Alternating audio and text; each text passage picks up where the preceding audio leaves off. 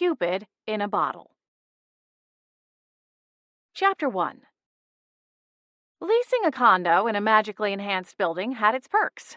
Charmed security systems, on-call fairy cleaners, and calorie-free cookies in the lobby. However, there were downfalls, too, like living next door to a chronically drunk wizard who mistook my doorbell for his own whenever he found himself locked out of his condo at 3 a.m. Bzzz, buzz, buzz. Groaning, I shoved the coverlet aside. Patrick, I told you to put an extra key under the mat so you don't have to remember your password. Blindly, I patted the foot of my bed until my fingertips found a pool of smooth satin. I pulled the robe on and then stalked into the living room, tugging the sash closed around my waist. This really is the last time, I called, reaching for the doorknob. A familiar voice replied, one that most definitely was not my oft-tipsy neighbor. Stace, is that you? I recoiled from the door. There was only one person who called me Stace, and I hadn't seen her in over a year. I only knew she was alive thanks to a series of desperate letters that arrived in my mailbox on a quarterly basis. The scenarios differed, but the purpose was always the same. She needed money. She'd never shown up in person before. With a flick of my fingertips, the built-in security wards protecting my condo released, and I pulled the door open, coming face to face with my younger sister. Harmony? What are you doing here? Hey, Stace. She gave a sheepish smile. Can I come in? I arched an eyebrow. You do know what time it is, right? Stace, she whined. I really need to talk to you. There was no denying that she was my sister, tempted though I might have been. Harmony was 8 years younger than me, barely into her 20s, but there had been more than a few occasions when we'd been mistaken for twins. No one would make that mistake now. My long chestnut waves were in stark contrast to her latest do. She'd chopped her hair into a chin-length bob that was a champagne blonde with shocking streaks of pink and purple. Her normally peaches and cream complexion had deepened into a solid tan, making it clear that whatever she'd been up to over the past few months had provided plenty of sunbathing. Her bare arms and legs were toned and barely covered by a black and white mini dress that clashed something awful with her cotton candy hair. I crossed my arms and gave her a pointed look, indicating that I was still waiting on her no doubt fanciful explanation. Harmony, it's 3 a.m. I have to work in the morning. This isn't a good time to catch up, so can we skip ahead to the part where you tell me what you want? Harmony narrowed her blue eyes, the only feature we had left in common. I was in the neighborhood, all right? Now, can I come in or what? Tamping down a long-suffering sigh, I waved my arm and pulled the door open wider. Fine. She strode into the room as though she owned the place and looked around. Her sharp eyes wouldn't miss a detail. I shut the door a little harder than intended, and Harmony spun on her heels to face me. Where's Peaches? My nostrils flared. She's sleeping. You know, the thing cats and people tend to do around this time of night. Right. Harmony tittered a nervous laugh. Time got away from me, I guess. But like I said, I was in town and didn't want to leave without saying hello. Harmony, you know that I'm always a phone call away. We can go to lunch, see a movie, whatever you want. But we both know that's not why you're really here. You weren't in the neighborhood, and this isn't a social call. I'm exhausted, so let's just get this over with. How much do you need, and do I want to bother asking why? Stace, I swear, it's not about money. She hitched her purse strap up a little higher on her shoulder and dropped her gaze to the wide wooden planks under her scuffed-up shoes. I've missed you. Ignoring her, I crossed the room and snatched my checkbook from a kitchen drawer. My tiny but chic condo didn't have a spare room to use for an office, so the kitchen pulled double duty. It worked well since I wasn't much of a cook. As long as I had a place to warm up takeout leftovers, I was all set. I flipped open the folio and scrawled my signature across the bottom of the first check. Glancing up, I pursed my lips. Last chance, Harmony. Her confident smile wavered, and then fell entirely. My heart stilled for a moment at the flash of despair reflected in her eyes before they flitted back to the floor. I set aside the checkbook. What's going on, Harmony? Jess and I broke up. Who's Jess? Last thing I knew, she'd been seeing some punk rock shifter named Orson, who made me feel old anytime I spent more than 5 minutes in his self-entitled orbit. My boyfriend? Harmony scoffed, before quietly adding, well, my ex-boyfriend now. I kind of figured that part out, I replied. I meant what happened to Orson. I thought you were on tour with him or something. I was, she frowned, until I caught him cheating with a backup dancer. I cringed. They're engaged now, Harmony added, her voice small. That's when I met Jess. She plunked down on the sofa as though the mere thought of telling the tale sapped all her energy. I didn't know the particulars, but considering this relationship had to have lasted less than 3 months, I couldn't fully understand what was so devastating about its demise. Then again, I hadn't been on a date in over a year, so what did I know? After leaving the tour, I took a job working as a cashier in an apothecary, she started, drawing me away from the edge of my own murky pool of dating memories. Jess worked there too, doing his apprenticeship. It wasn't the best job. The owner always smelled like cabbage. I glanced at the silver clock hanging above the stove. It was creeping up to 3:30. I had to be awake in less than 4 hours to get ready for work. Harmony cut to the chase. What does any of this have to do with you coming back to Seattle? Right. Well, about a week ago, Jess and I were putting in some overtime, doing inventory and stuff like that. We started goofing around and, well, we kind of had this competition. See who could make the craziest potion. He made one that he swore would make whoever drank it start quacking like a duck. I made one that would make the person smell like gummy bears for a week. I blinked. You were getting paid for this? Well, that's kind of the problem. She drew in a quick breath. Mrs. Maddie, our boss, the one that smelled like cabbage, came back to get something and found us messing around with all the supplies. We'd made a bit of a mess. We were going to clean it up, of course. She frowned at me and continued. She started railing on Jess for being a bad influence and fired him on the spot. Imagine that, I muttered. I snapped at her, telling her we'd come up with the idea together and that if she wanted to fire Jess, she'd have to fire me too. She paused for a moment and then shrugged half-heartedly. So she did. It was a familiar story. Harmony had burned through more jobs during her 4 years in the workforce than most people did by retirement. For one reason or another, things always went up in flames. And usually the one holding the match was, in fact, Harmony. She was an unnatural disaster, and I'd learned a long time ago that I couldn't do much to help, beyond periodically bailing her out. Though that plan was running thin, too. Harmony drew in a steadying breath and raked her fingers through her hair. I thought Jess would be happy that I stood up for him, but instead he kind of turned on me. Started yelling about how he didn't need me fighting his battles and all this other stuff. I tried to apologize, but he took off and left me standing on the front steps of the shop with nothing but my final paycheck and the messed up potions. She absently patted at her purse. So I hopped a shimmer bus yesterday afternoon and rode around for a while before deciding to come here. I didn't know where else to go. I dropped my folded arms to my sides. I'm sorry you're having a rough time, Harmony. Where have you been living? Portland, she said. That's where the tour was stopped when I found Orson with Audrina. She wrinkled her nose. But I didn't have my own place or anything. I was staying in an SPA hostel. A hostel? I repeated. She shrugged. Yeah, the Supernatural Protection Agency has a bunch of them. If you're in trouble, you can call and they'll put you up for a while. I guess they'd rather have all the wayward supernaturals out of the human world as much as possible. I nodded. It almost sounded like the situation my dearest friend, Holly Bolt, had found herself in when she got on the wrong side of the Haven Law some time back. Surely, if Harmony had landed in one of those hostels for supernaturals, she must be all right. At least someone was looking out for her, and I didn't have to worry about her sleeping on the street. Listen, it's too late to go back out tonight, I told Harmony. So why don't you stay for the night, and then tomorrow I can give you some money and get you on a bus back to Portland. She nodded, but kept her eyes downcast. Taking a step toward the hallway, I waved a hand at my tufted sectional. This place doesn't have a spare room, so you'll have to make do with the couch. I'll get some linens. Harmony didn't reply, so I ducked into the hall. A faint blue light illuminated my way, all of the lights set to motion-sensing mode. I opened the narrow closet off the bathroom and carefully rummaged through the stacks of neatly folded sheets and blankets to find a warm blanket and a set of flannel sheets. These should work, I said, returning to the living room. But if you need more, there's a... I stopped and lifted my brows. Harmony was still sitting in the corner of the couch, but had folded in on herself, concave, in a way that made her look like a broken-down dress mannequin. "Harmony?" I said, my voice whisper soft.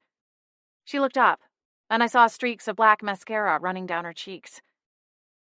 I took a deep breath and deposited the sheets on the back of the couch before rounding it to take a seat beside her. "Stace, I can't do this anymore." Her shoulders shook as a fresh wave of tears fell. "I need help." My heart clenched into a tight ball and pounded in my chest. It went without saying that a generous check wasn't going to fix the situation. I'd never seen her this way before. She'd always been the brave one, ever since we were kids. She was the one who jumped off the roof to see if the charmed fairy wings she'd talked our father into buying her actually worked. The one who soaked up the spotlight in dance recitals and school plays. Whereas I'd always been the cautious, i.e., responsible one. Everyone chalked it up to me being so much older than Harmony, but I'd always known it wasn't just my age. We were different from our very foundations. Reaching for her hand, I offered her the ghost of a smile. "I'm here for you, Harmony. I always am. You know that, right?" She nodded and sniffled loudly. "I'm so tired of being the screw-up, the mess. I only have a week left at the hostel before they'll start suggesting I move on. But I don't have anywhere to go. I want a place of my own. No more sleepy boyfriends or cobbled-together part-time jobs. I just want to be normal." She dissolved into sniffles and began sobbing again. I patted her back and shushed her soothingly. "Tell you what," I started, a new idea coming to me. "Tomorrow," I paused, remembering the time. "Make that today. I have a rehearsal dinner at Luna. It's an upscale restaurant downtown. The manager owes me a favor. I'll cash it in and get you a job. You can stay with me until you get your feet back underneath you. Apartments here in the Seattle Haven aren't cheap, but you'll have some time to look and maybe get a roommate or two lined up." "Are you sure?" she asked, a hopeful lilt to her voice. "I won't be in the way?" "Considering this place only has one bathroom, I'm sure we'll get in each other's way sometimes. But we'll make it work." I smiled.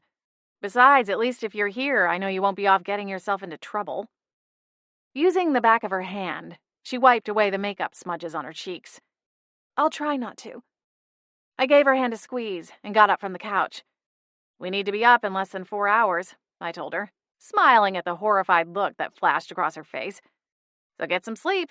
The rehearsal tomorrow is for one of my biggest accounts. I can't have anything going wrong, okay?" "Got it," she replied, mocking a salute. "The bathroom is down the hall. Take whatever you need. We can go shopping tomorrow after the rehearsal."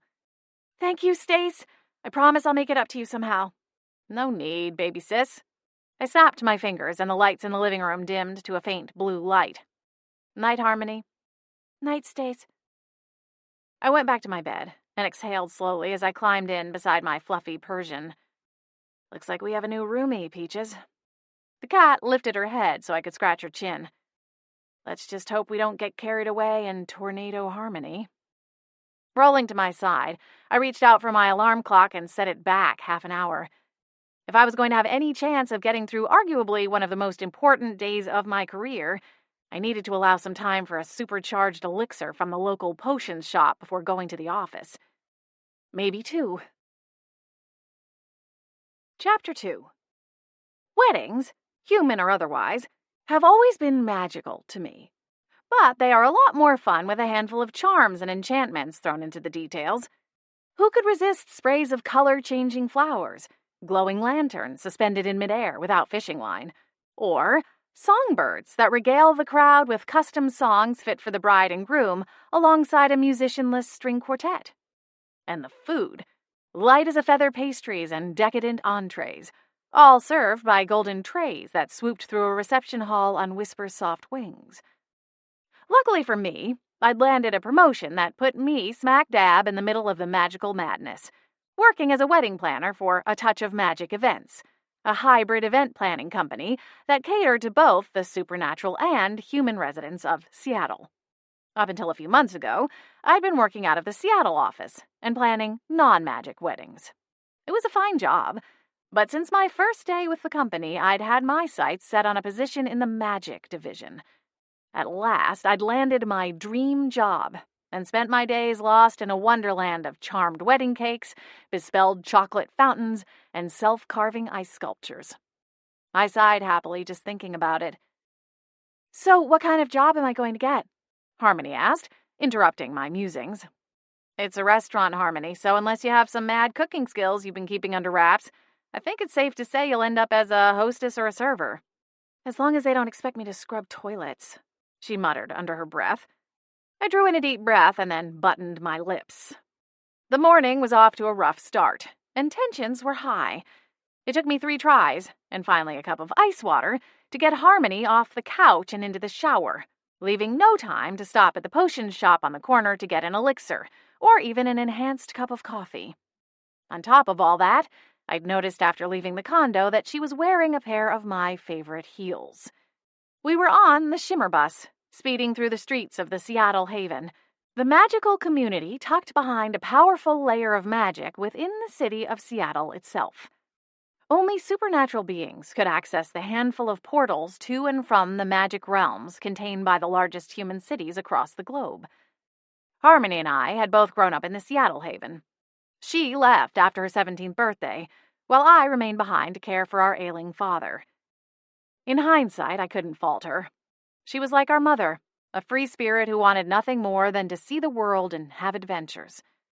I looked after our father until he was too sick to be on his own, and then moved him into a healing center where he got daily treatments and had a horde of healing witches looking after him.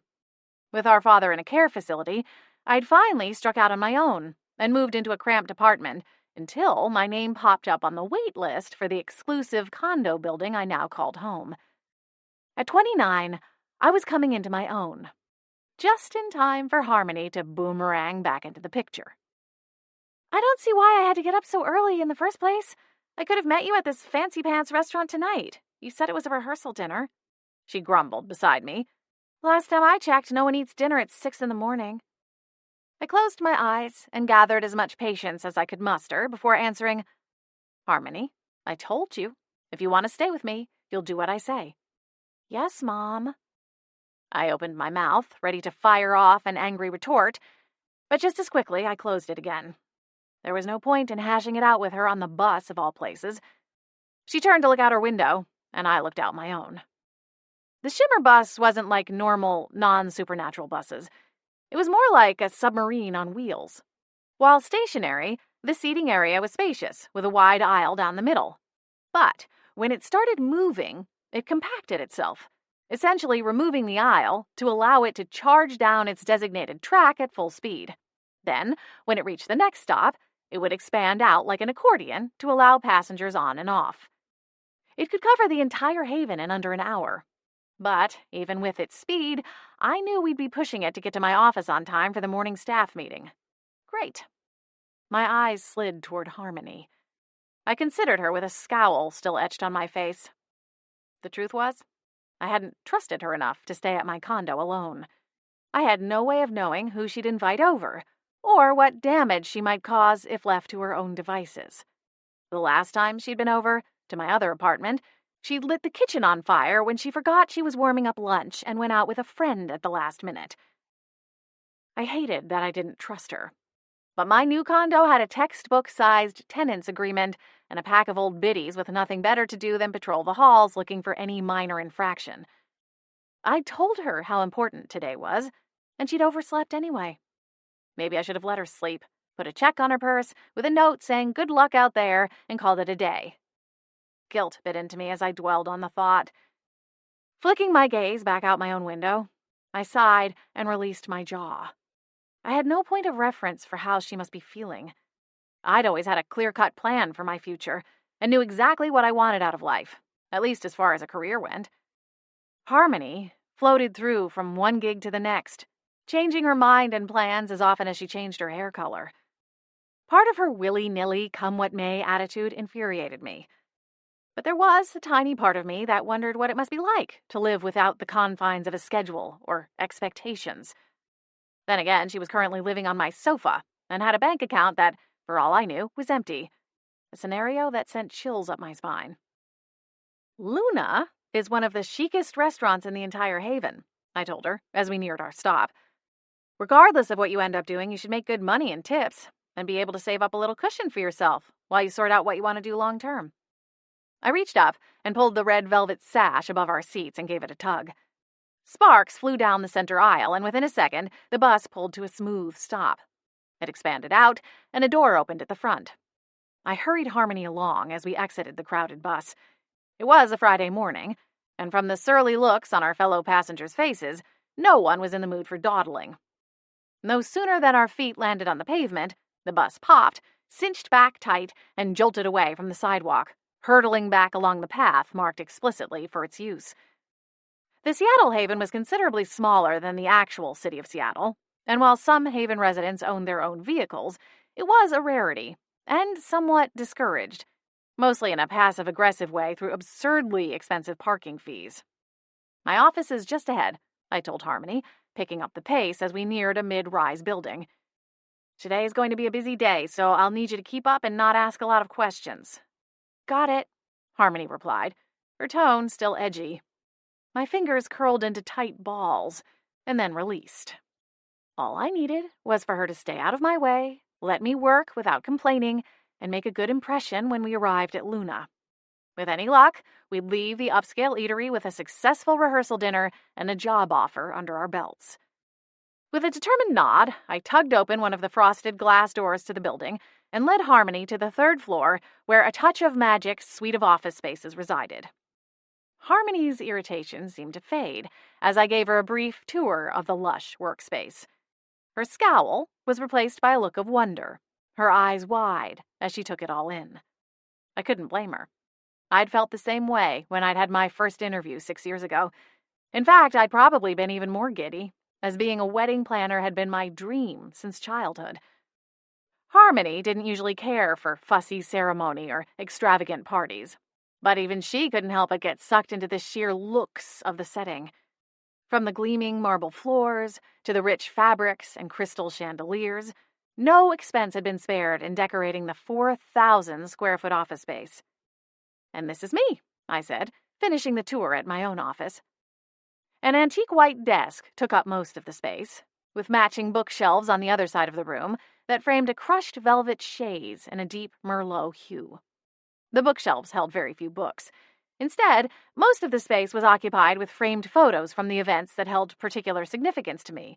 The charity carnival I'd organized last fall for the Society of Lost Familiars, the fabulous baby shower I'd done for one of the Los Angeles Haven's most famous actors and his wife, and of course, the first wedding I'd ever planned on my own. "This place is something else," Harmony said, sidling up to the shelves to study the photographs. "It suits you, Stace." "Thank you," I replied, sitting down at my desk. I stowed my purse in one of the drawers and then smiled at her. It's taken a lot of work to get to having my own office, but it's been well worth it. She set aside the framed photograph in her hands and stuffed them into the pockets of her black bomber jacket. "So what am I supposed to do while you're busy?" Before I could answer, a barrage of twinkling sounds filled the space. The basket on the edge of my desk started to fill with paperwork, each one deposited by a tiny fairy. They worked in the mailroom, a system that was woefully understaffed, considering the average fairy could barely manage a single envelope at a time. "Morning, ladies," I said, as they flittered to and from my office. Harmony smiled at the stack of paperwork piling up on my desk, a virtual blizzard of work to do. "Looks like you'll be busy. I could go get us some breakfast." The last fairy blitzed from the office, and I sighed. I could use a little pick-me-up. "Okay, tell me where and I'll go." I was midway through rattling off my order when there was a sharp knock on the open door. "New coffee, girl?" I glanced up and frowned at the blonde woman standing in my doorway. "No, actually, this is my sister. Harmony, this is Kate Garrett. Kate is an associate here." "Charmed, I'm sure," Kate sneered. "I didn't realize it was bring your kid sister to work day." I clenched my teeth, but managed to keep my smile in place. "She's helping me with the Swan rehearsal dinner tonight at Luna." Kate's expression tensed, as if she'd swallowed a whole lemon, and I smiled. The barb landed on exactly the right target. We'd fought for the Swan account since the initial consultation nearly 9 months ago. It was a brutal battle, in the most passive-aggressive and petty way imaginable, But in the end, I wound up on top and won the account. I didn't realize tonight was the rehearsal, Kate replied, her jaw tight. I do hope it all works out. It would be a shame if something were to go wrong so close to the big day. With that, she turned and sashayed away, no doubt off to gossip about me with the clique of girls she reigned over. Most days, she made the ringleader from Mean Girls look like Mary Poppins. What was that all about? Harmony whispered, closing the door softly. Nothing, I scoffed, and went back to writing my coffee order on a small pink note card. At least nothing important. Kate started working for the firm around the same time as me, and we've been in something of a rivalry since the beginning. She got passed over for this last promotion and is a little upset that it went to me. A little upset? Harmony repeated, lifting her brows. She looked about ready to breathe fire at you. It's really not that bad. She's more bark than bite. I flapped a hand and then passed over the note card with my coffee order scrawled across it. She took the card and waited while I dug some money from my purse. Here you go. Now I have some phone calls to make. Gotta make sure the dragon lady doesn't get a leg up on me. Luck! Harmony grinned and slipped from the office. The rest of the morning went without a hitch, and at 2 o'clock, we headed across the haven to the Juniper Gardens, a coveted wedding venue, 2 hours ahead of the happy couple's arrival. I put Harmony to work with the small army of florists who were covering every available space with a literal truckload of flowers. To my surprise, she didn't complain. And whenever my gaze circled back to her, she was busy placing flowers with knitted concentration. My clients, Belle and Edouard, arrived right on schedule, and all of my energy went toward finalizing the details of their ceremony. Overall, they'd been easygoing clients. Belle had her moments of panic and tended to run a little on the high-strung side of things, but that was better than 90% of my often snooty clientele. The plump witch, who would be serving as the official master of the ceremony, took over the rehearsal, and I made the rounds, checking the work of the florists before sliding into the back row to sit beside Harmony. I don't know how you keep it all straight, she whispered as I took my seat. At the front, the bride and groom were laughing together, and an unexpected, sharp pang echoed through my stomach. My eyes darted away, and I concentrated on my younger sister as she watched it all unfold, evidently through a completely different filter. How do you remember all the details? Where to stand, what to say, when the music starts? Seems like a headache to me. Practice, I suppose, I replied with a shrug. Now listen, we'll be leaving in a few minutes to go to Luna. I need to get things underway, and then I'll find the right time to introduce you to Margot. All you have to do is smile, nod, and agree to whatever he says. He's a very nice wizard, but also has high standards. I glanced down at her outfit and chewed on the corner of my lip, wishing I'd asked her what else she had packed in her bag before we left the house. Her skirt was a little too short, and the tights she wore had a small run in the knee. Harmony was frowning when I met her eyes again. They snagged on a rose thorn. I started to protest that I wasn't actually worried about the state of her tights, but it was no use. She raised a hand and stopped me short. If I'm not good enough for this snobby restaurant guy, then I'll find something else on my own. I don't need your charity, Stace. I cocked my head, my temper flaring back to life. You came to me and asked for help, and that's what I'm trying to do. She sighed and stared up at the sky. I just mean with the job. I can find a job. Done it half a dozen times. I pursed my lips. We've played this game before, Harmony. I'm not going to foot your bills for 3 months while you haphazardly pick up waitressing and bartending gigs to cobble together a paycheck. Marco is particular, but he pays well, and you'll have an opportunity to move up in the world. He can introduce you to powerful people. Her voice rose. Did it ever occur to you that I'm not trying to move up in the world? Whatever that means. Shh, I hissed, my eyes darting back to the arbor at the end of the aisle. Luckily, Belle and Edouard were too lost in their own world to pay attention to the argument simmering 10 yards away. We aren't going through this again. If you want to stay with me, you have to have a job. You either take me up on my offer, or you can go back to couch surfing your way across the country or whatever it was that you were doing. I pushed up from my seat. You think it over. I have work to do. I stalked off, not daring to turn and look at the icy daggers she was likely throwing at my back. Chapter 3. Harmony refused to speak to me the rest of the afternoon. We left Juniper Gardens right on schedule and took a pair of luxury SUVs to Luna, the high-end restaurant halfway across the haven, where the rehearsal dinner was to be held. Harmony kept her stone wall firmly in place during the ride. But as soon as we stepped inside the restaurant, the facade slipped, and for the second time that day, she stared with wide-eyed wonder at her surroundings. Not that I could blame her. Luna had knocked me speechless the night of its grand opening. I'd managed to snag a spot on the coveted guest list and remembered the hushed silence that fell over the entire crowd when we were finally allowed inside after the ribbon-cutting ceremony. The entire restaurant was wrapped in a blanket of stars. Midnight blue velvet covered every wall and set a dark and mysterious mood across the expansive dining room. The only lights came from the thousands of candles that hung suspended in mid-air along the walls and dotted across the inky ceiling. The soft candlelight bounced off crystal goblets and champagne flutes, sending sparkles across the gold linens that draped the walnut furnishings. Pearlescent bone china and glittering silver flatware adorned the tabletops, ensuring that every table in the house was suited for royalty. Might not be such a bad place to work after all, huh?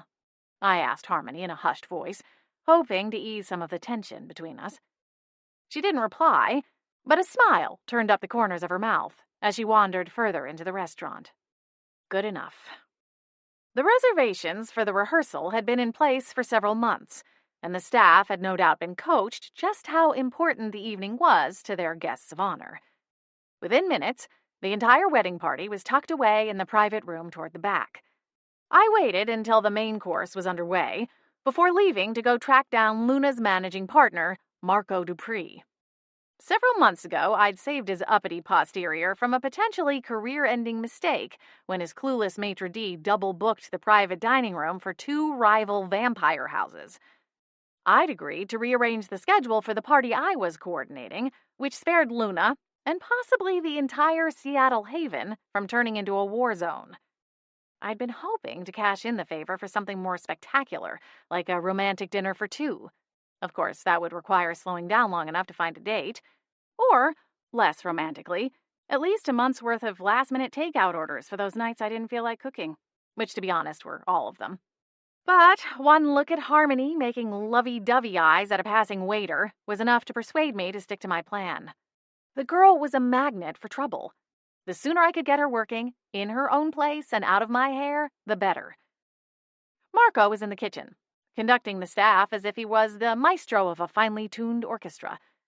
The wizard was persnickety to a fault, which served him well in the high-end restaurant business. He caught sight of me and threw his arms up even higher as a broad smile burst across his thin face. "Anastasia!" "Hello, Marco," I replied, returning his smile. We embraced and exchanged a pair of air kisses. "How is the rehearsal dinner going? I made sure I brought in the best staff for tonight just for you." "You're the best." I flashed a winning smile. "There is one thing I wanted to ask you." "Anything for you, Cariña." "I need you to give my little sister a job." "A job?" "She's new in town and needs something full-time. I know she would fit in here, and, well, you do owe me a favor, remember?" I smiled sweetly and batted my lashes. Just a little. Marco frowned, but I could already feel him caving. "What kind of job does she want?" "Oh, she'll do whatever. Hostess, dishwashing. It really doesn't matter." I waved a hand at the kitchen doors. "She's actually here with me tonight. I was hoping you might have a moment to meet with her. See what you think." The door flung open before he could respond, and a waiter scuttled through, his face white. Anastasia? Miss Winters? You might want to get out here." I furrowed my brow and exchanged a look with Marco. He placed a hand on the small of my back and ushered me toward the door. The waiter held it open, and we hurried through. The sound of a glass shattering echoed down the small hallway, and a roar of voices followed, clearly coming from the private room where my happy couple was supposed to be wining and dining. "You have to be crazy to think I would still marry you after that." I froze in place. The hysterical voice belonged to Belle, my bride. Another glass shattered, and I jolted back into action, lunging ahead of Marco, who let out a string of curses in Spanish as he hurried to follow me. I burst into the room and took in the scene with one sweeping glance. Belle and Edouard were squared off on opposite ends of the table. The rest of the diners stared at them, not noticing my arrival, their faces all frozen in shock by whatever had occurred. "I'm so sorry," Edouard started, reaching out to his fiancée. "I don't know what I'm saying. Please, can you—" She surged forward, snatched another glass, and threw the pricey champagne in his face. "Ah! I can't even look at you right now!"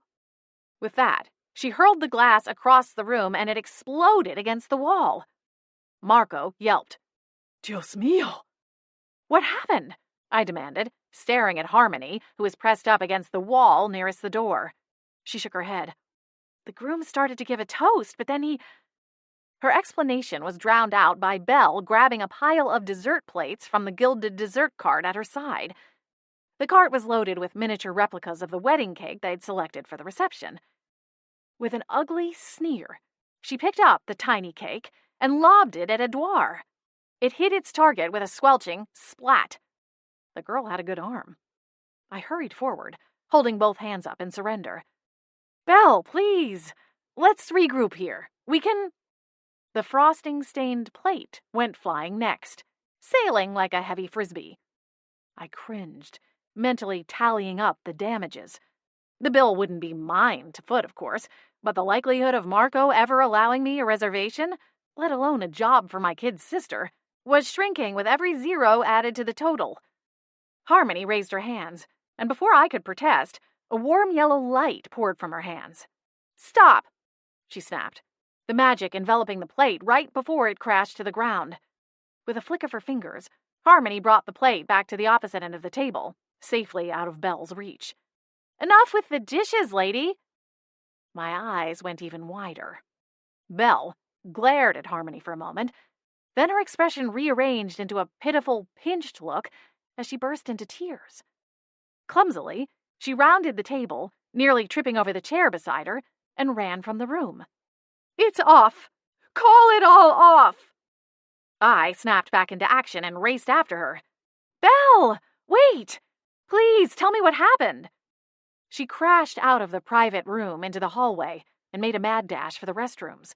I lunged, reaching for her arm, only to be left with a sleeve of her buttery satin dress as it slid to the floor. From the folds of the luxe fabric, a small bird rose and zipped back down the hall in the opposite direction. I blinked, not sure what I was seeing, and when I opened my eyes again, the bird was gone. An outburst from the kitchen sent me racing forward again. "Get that thing out of here!" one of the chefs yelled. "Who let a bird in here?" another staffer screeched in a panic. My heart slammed against my chest as I barreled toward the kitchen doors. "Stop!" I screamed. "Don't hurt it! That's the bride!"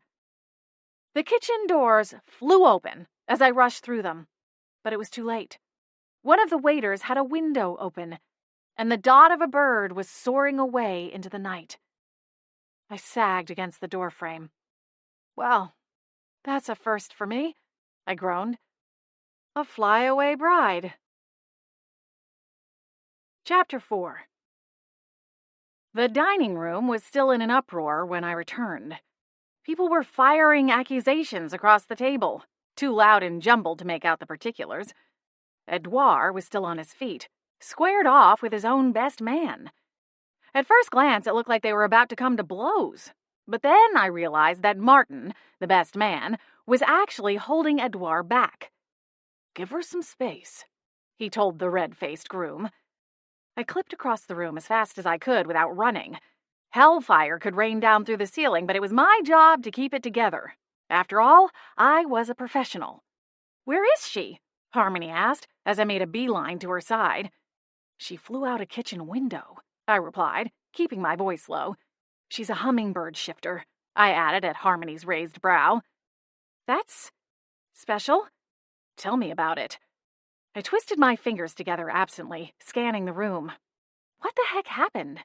I was talking to Marco and missed the whole thing. Harmony cringed. "Well, the groom was giving a toast, telling everyone thank you for coming, the usual. Everyone had a drink and he sat down, but then he popped right back up like a champagne cork. All of a sudden, he starts going on and on about that girl." A curse slipped from my lips. She was pointing directly at Bridget, the maid of honor, who was rushing away from the table. Dread filled my stomach.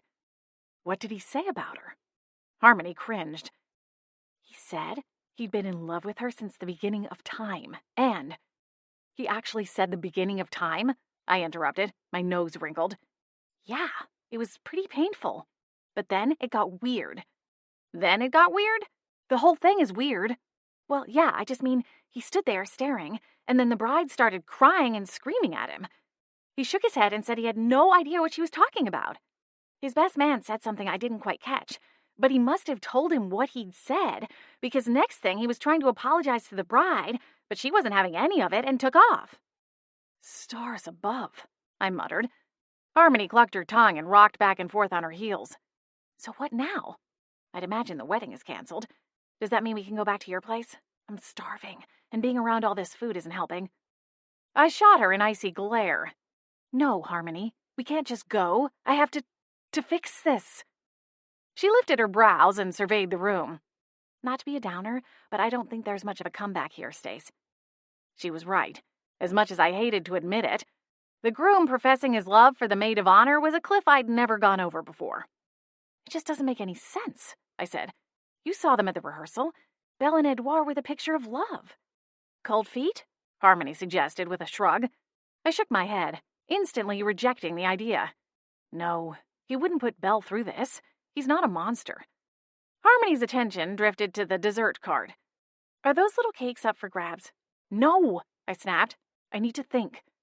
Harmony started rummaging through her purse. What are you doing? I hissed. She shrugged. I think I have a chocolate bar in here somewhere. I groaned and threw my hands up into the air. Oh, my stars, Harmony gasped. My eyes slid to her, narrowed. What? I growled. I think... She remained frozen, half of her arm buried in her too large purse. Oh, this is so not good. But I think I know what made Groomy go all cheater pumpkin eater on us. Her blue eyes fluttered to mine, and she held out her purse. My potions are gone. And? Remember how I told you that I got fired from my potions job? When I left, I took my messed up potions with me. One of them was a love potion, a sort of experimental love potion. I groaned and pinched the bridge of my nose. You have got to be kidding me. I think someone must have... I snagged her by the wrist and hauled her from the banquet room, cutting off her floundering explanation. What do you mean, experimental love potion? I demanded, boxing her into the nearest corner. Of all the ridiculous, irresponsible things. She took a step back and bumped into a narrow table, unsettling a potted orchid. Hey, watch it! A squeaky voice cried out from somewhere above our heads. Harmony and I both snapped to attention, looking around. Up here, the voice called. A small face protruded from the wall and glowered down at us, its wrinkled expression illuminated by a floating candle a few inches to its right. Yikes! Harmony yelped, backing away. What is that thing? Security troll, I replied out of the corner of my mouth. All the high-end establishments use them. Harmony muttered something indiscernible under her breath. You'll have to excuse us, I said politely to the troll. We were just... This is a fine establishment, ladies, he chided us. We prefer to keep bickering in the hallways to a minimum. Right. Sorry. Won't happen again. I reached for Harmony's wrist, but she snapped it away from me and huffed off toward the restrooms. With a sigh, I followed her out of the troll's earshot, assuming it had ears somewhere in the plastered wall. Once I was sure we were alone in the ladies' room, I continued in a low voice. Tell me about this potion. What would it do? We, Jess and me, wanted to make something we could actually sell. Something no one had ever heard of before. Everyone knows about love potions, but this was something special. Her eyes trailed over my shoulder and her brows furrowed together. It all fits, you know? No, I growled. I don't. Enlighten me. She drew in a quick breath and met my gaze. We thought about actors, you know? Always having to pretend they're in love for a movie or TV show. We thought, wouldn't it be cool if there was a potion that made them have perfect chemistry? No one would be able to tell they weren't really in love. So we came up with a temporary version of Cupid's arrow. That's a banned potion, Harmony chewed on the corner of her lip. Technically, yes, but you can still get it. I groaned. Whatever was coming next, it wasn't going to be good. After drinking the potion, the partaker would fall for the first attractive person they set eyes on. But it's different in the way that it works afterward. Instead of needing an antidote, Jess added a time limit instead, sort of an expiration date. Within minutes of drinking the potion, the person would return to normal. That's probably why Edouard is back to normal and trying to apologize. He doesn't remember or have any residual feelings for the temporary object of his affection. We thought that was important. Well, at least that explains his burst of amnesia. I pushed the door open and peeked out into the hall. Servers passed by to and fro from the kitchen, and I knew I couldn't hide in the bathroom all night, tempting as it was. Okay, so who knew about this potion? Apparently someone thought this would be a funny prank to pull. She trailed off, and I glanced over my shoulder. A dreamy smile melted across her face as she followed a passing waiter, the one she'd been making eyes at all night. Harmony, focus! The light bulb flashed over my head half a heartbeat later, and I groaned. You told him, didn't you? Her eyes dropped to the tops of my shoes. I told him we were going to be working together, and he asked if I'd worked in a lot of restaurants. I told him that my last job was in a potion shop, and he was really interested. I held up my finger, cutting her off. I didn't need to hear any more. Come on, we're going straight to Marco. He needs to know that one of his employees thought it was a good idea to dose an important patron with a mystery potion. I threw the door open and dragged Harmony back into the hallway. You don't think he did it, do you? She protested. You got any other suspects? Harmony tugged on my arm, pulling me to a stop. Why would he do that? It doesn't make any sense. How should I know why? I ripped my arm back from her and narrowed my eyes. But besides you, he's the only one who knew about the potions, right? Maybe he just wanted a laugh. Dose a groom with a love potion in the middle of his rehearsal dinner? I threw my hands up, flicking Harmony off like a pesky mosquito as she reached for me again. What could be more hilarious? Ladies! I winced. We'd accidentally wandered back into the cranky hall monitor's path. Sorry, I mumbled. We're going. I started back toward the banquet room, but stopped short and rounded on my matchstick heels to look up at the troll's face as he melted back into the wall. Wait, do you see everything that happens in this restaurant?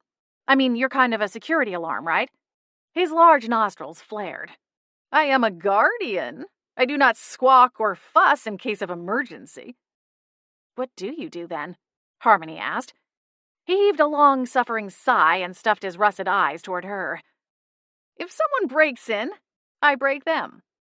Suddenly, the inky walls shimmered, and two beefy fists appeared below the face. Harmony gasped, and I tottered back a step. I wasn't sure about his range of motion, but given his surly mood, I wasn't going to risk it. With his revulsion for noise-making and untidiness, I decided he had to be the love child of a loan shark flunky and a crabby librarian. You know, in troll form. Listen, we need your help, I dared, edging closer again. Harmony looked around the hall, her eyes lifted as though waiting for more strange faces to pop out at us. About 15 minutes ago, there was a waiter bringing in glasses of champagne for the toast in the banquet room. Did you see anything strange? Maybe he slipped something into one of the flutes? The troll frowned, his lips curved in a severe arch as he thought. Something from a small pink vial? Harmony added, her voice hopeful. The troll pondered this for a moment. I think you mean Carter. 6'2", sandy brown hair, blue eyes. Harmony gave a miserable nod. You saw him slip something in a drink? I asked, unsure why that wouldn't warrant some kind of alarm. No, but the woman with him had a vial like you've described, the troll replied. A woman? I repeated. What did she look like? Is she an employee? I've never seen her before, the troll said, a bemused smile spreading across his wrinkled face. I doubt I'll be forgetting her any time soon, though. I frowned at Harmony. She shrugged.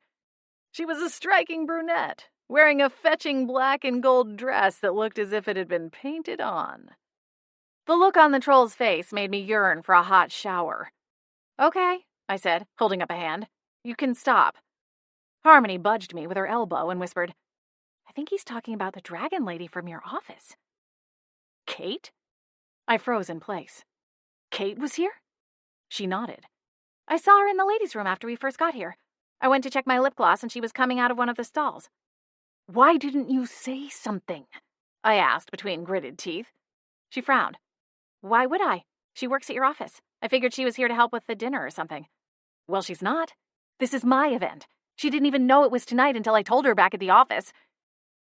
A horrifying thought struck me, and I took off without thanking the troll. Of course it was Kate, I muttered, stepping back inside the banquet room. My gaze swept the room, searching every face. The occupants had thinned out significantly.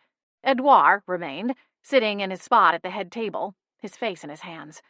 His best man stood off to the side, talking on the phone, one shoulder turned away from his friend. Harmony caught up with me. I get that she has it out for you, but how would she have even gotten the potion bottle? She's a witch, I replied, twisting my lips. In more ways than one. Chapter 5. Ms. Winters, Edouard called when he spotted me in the doorway. He jumped up from his seat at the table. Please, you have to help me. Belle won't answer any of my calls. Do you know where she went? I have to make this right. I'm so sorry, Edouard. I placed a reassuring hand on his forearm. She's not here anymore, but I'm sure we can sort this out. He dragged his hands through his thick, jet-black hair, a pained look on his face. I just wish I knew what came over me. I don't even hardly remember what happened. Martin says that I confessed my love for Bridget, which is ridiculous. His frantic eyes snapped to mine. You have to believe me, I don't love Bridget. I don't even like her. He stopped, his eyes going wide. Don't tell Belle that part. I won't, I replied softly. Listen, there's a reason you said all those things, and I... What is going on, Anastasia? Marco interrupted, appearing at my side. His dark features were tense. Smiling sweetly, I turned to him. I've got it handled, Marco. Right now, we need to send everyone home. Could you please have the cars brought around for the remaining guests? He considered the distraught groom for a long moment, and then gave a terse nod. Of course. When the sound of Marco's purposeful steps faded, I turned my attention back to Edouard. You know what happened? He asked, a desperate look in his eyes.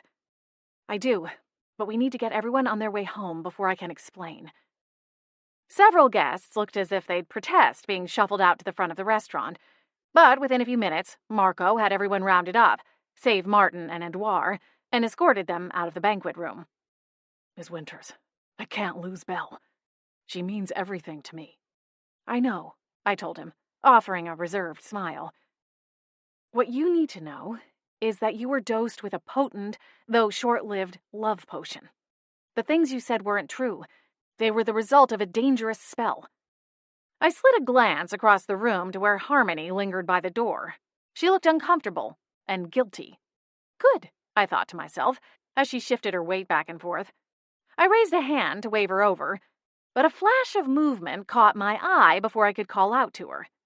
Kate was snaking down the hall, blending in with the last of the rehearsal dinner guests. Lunging toward the door, I pointed at Kate. Someone grab her!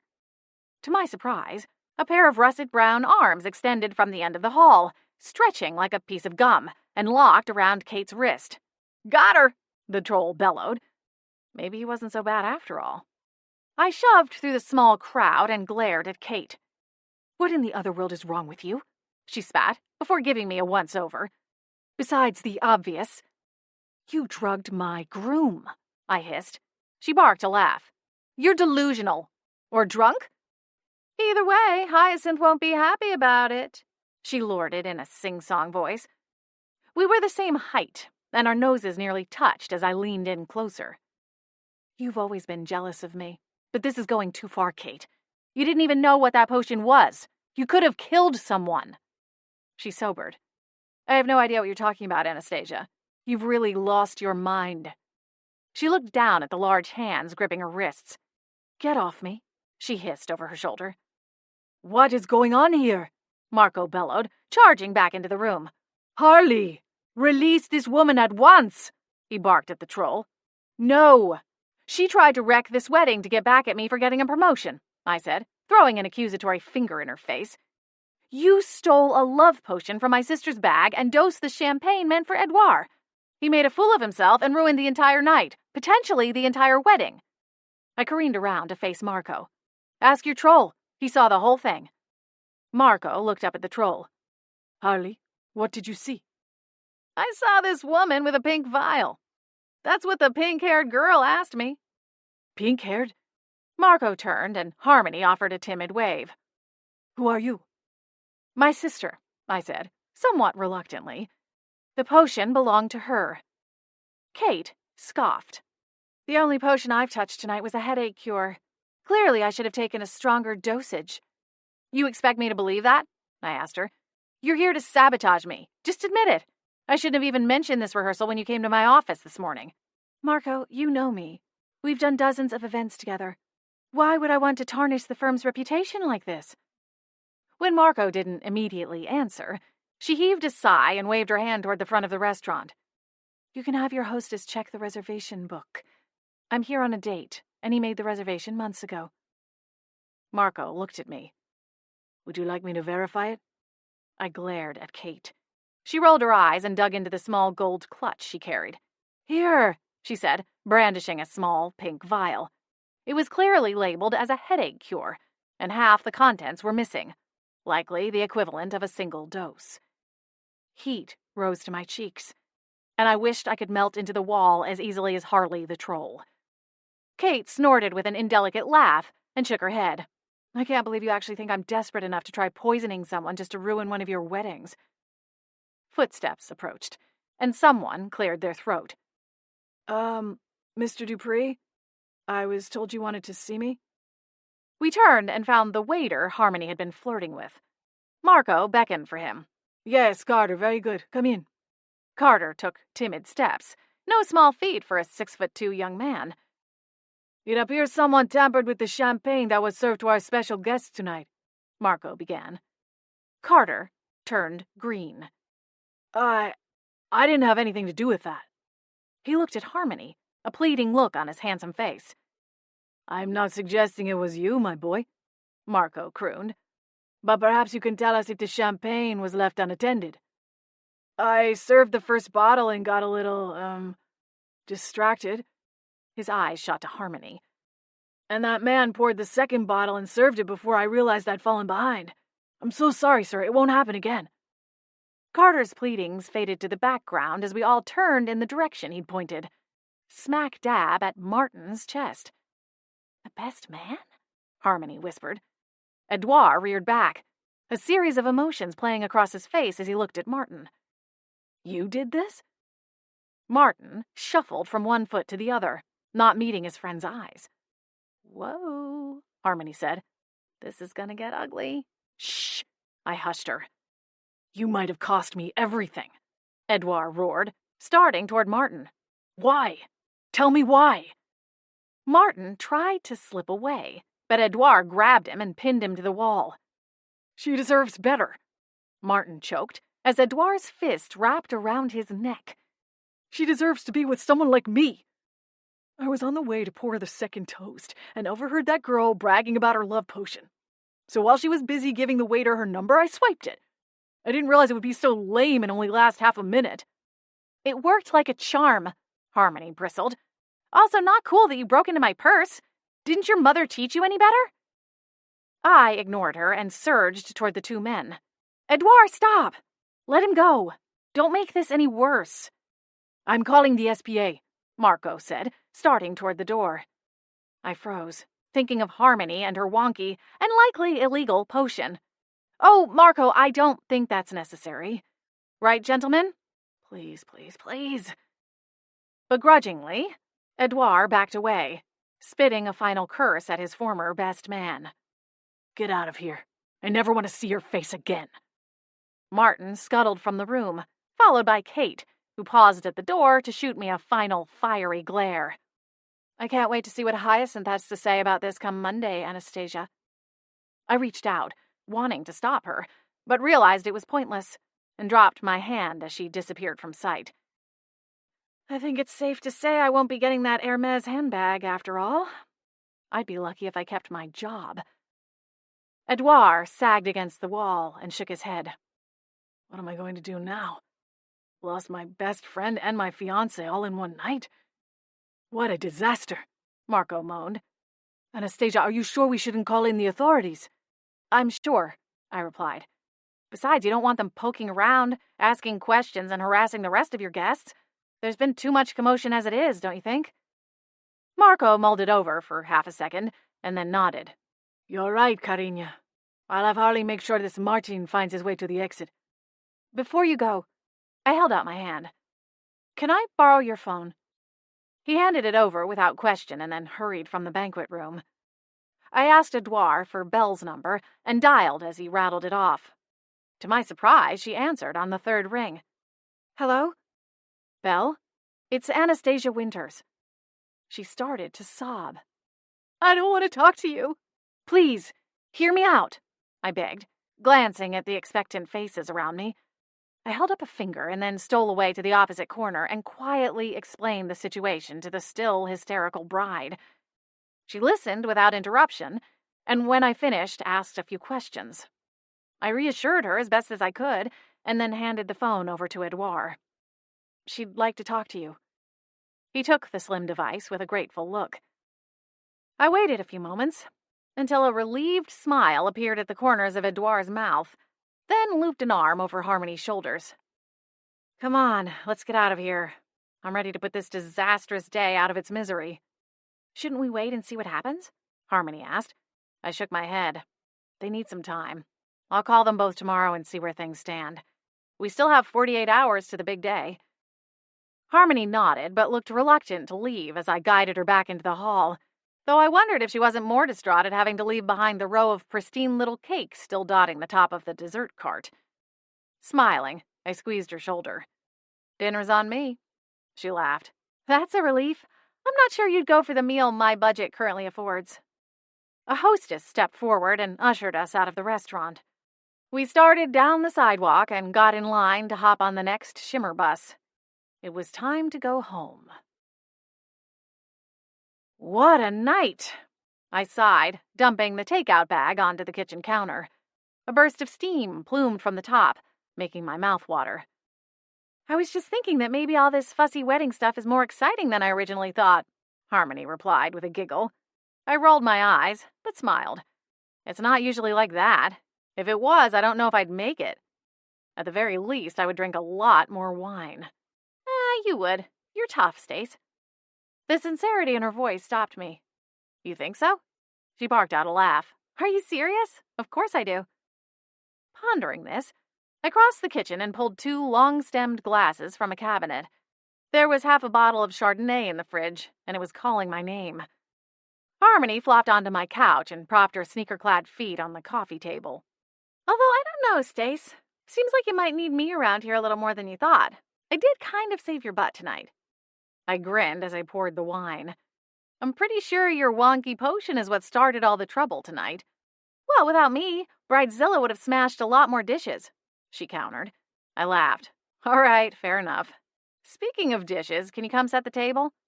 The table? She repeated, as though it was a foreign concept. Yes. Where else would we eat dinner? Harmony pushed off the couch and sauntered to the kitchen. The couch? I raised my brows. That's an authentic Froggio. Froggy what? I scoffed. Sorry, sis, she said, unpacking the boxes of noodles. They didn't exactly cover hoity-toity furniture brands in Academy. I laughed and turned away to get some plates and glasses. I guess not. I passed the dishes to Harmony, and she took them to the small dining table, another piece of furniture that cost me roughly a month's wages, and set 2 places. There is something I wanted to ask you about, I hedged, shuffling the takeout boxes back and forth. Harmony stopped on the other side of the island. Sure. I tapped my nails against the polished quartz, and then scoffed at my own reticence. Forcing myself to meet her eyes, I swallowed. When did you learn to do that kind of magic? If my question surprised her, she didn't show it. With a shrug, she replied, Practice, I guess. At your academy? I asked. You were always good at school, despite your... She grinned up at me. Adventurous spirit? I snorted a laugh and handed her a pair of forks. I was going to say troublemaking. Maybe a little, she agreed, taking the forks with a grin. It's a simple spell. I'm sure you must know oodles of magic from all the weddings and stuff. I mean, just watching how those florists worked spells to enchant the flowers into perfect arrangements, it was stunning. Really. I mean it. I smiled at her appreciation. Maybe we weren't all that different after all. I remember when I was little. It was your report cards Dad put up on the fridge, Harmony said. I'm sure you could out-magic me any day. I dropped my eyes to the white box on the counter before me. Actually, no. I can't. What? My lips quirked to one side. I know all about magic. How it should work, at least. It just never does. I dared a glance up and found Harmony's brow furrowed as she stared back at me. So, you don't do any of the magic yourself? She asked. I shook my head. No, not really. Her brows shot up. Whoa! I'm good at outsourcing, I guess, I hurried to say, picking up my box of noodles and taking it to the table. I know who to hire to get the job done. In a way, it's like I'm good at picking out the best quality magic, but when it comes to doing any for myself, I'm afraid it's a little bit of a lost cause. Harmony followed after me, carrying her own dinner. She sat down and immediately bypassed the plate in front of her, opting to dig her fork directly into the box of noodles. After she took her first bite, she pulled her feet up underneath her and settled into the seat. I opened my mouth to object, but realized I was too tired. I portioned out half the box onto my plate and laid the linen napkin onto my lap. I could help you, Harmony said around the mouthful of noodles. What? With magic, she said, twirling her fork to gather her next bite. If you wanted to learn something sometime. I didn't know what to say, so I busied myself with my own dinner for a moment.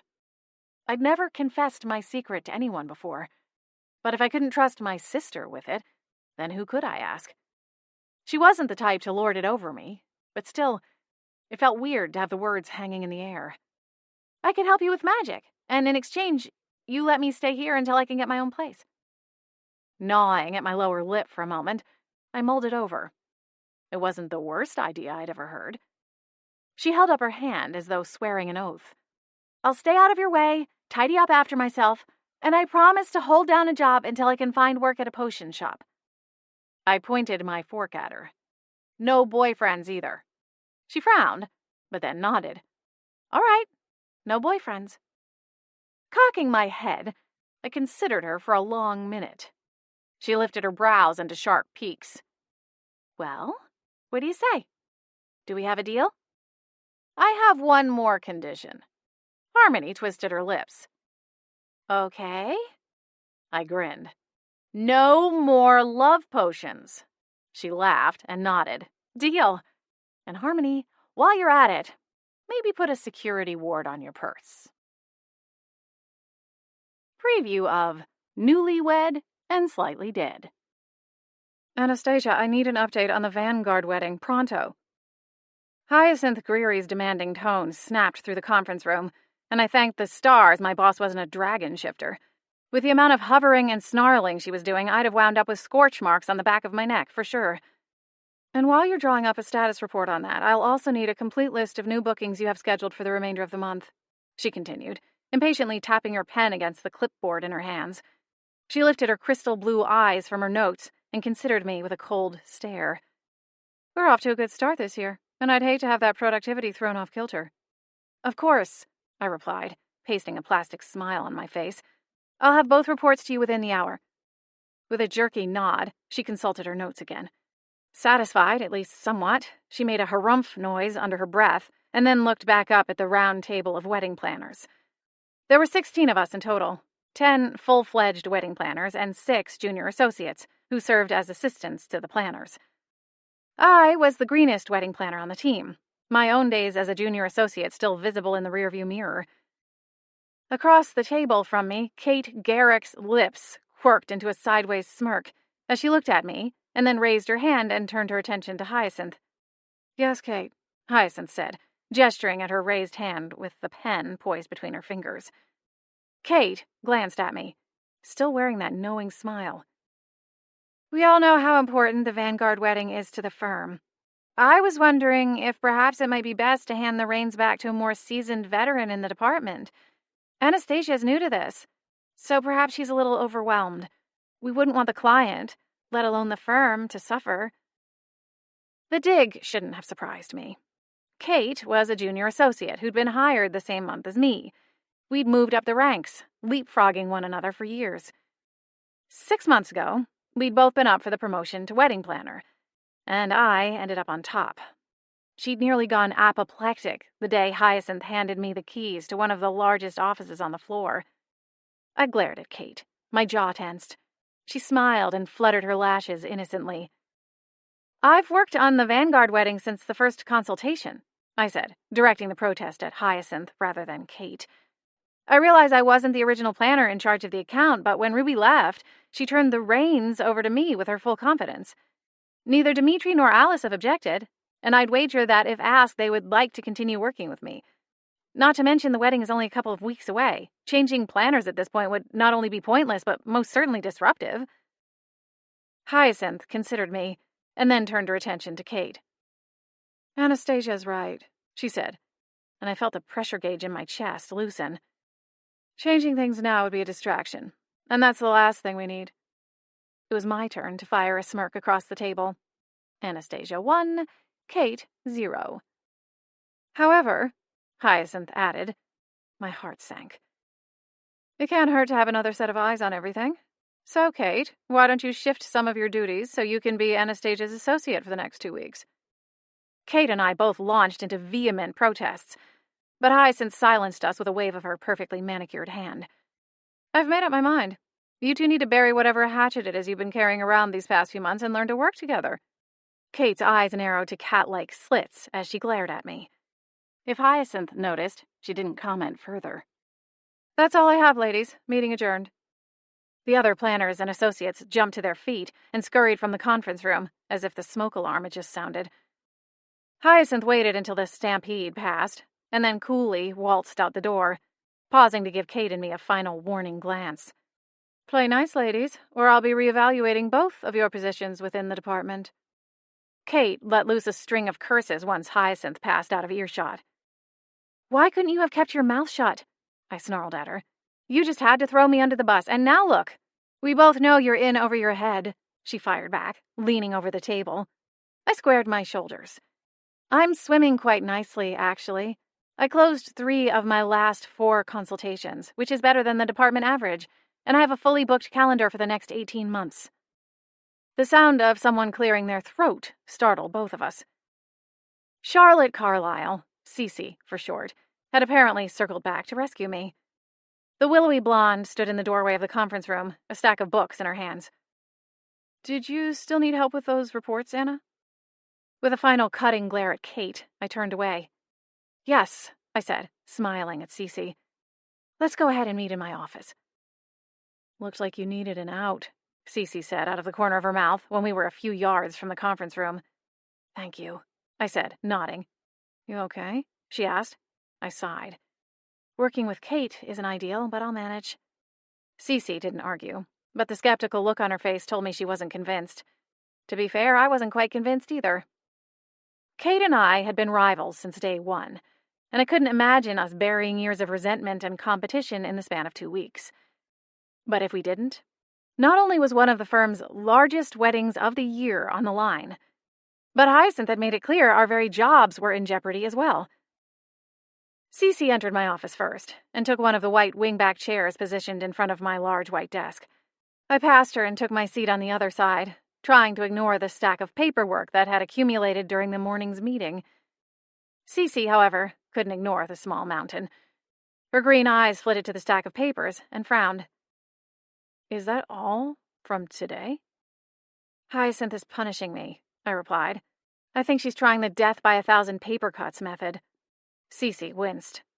"Because of the Swan wedding?" "That's my best guess," I scoffed.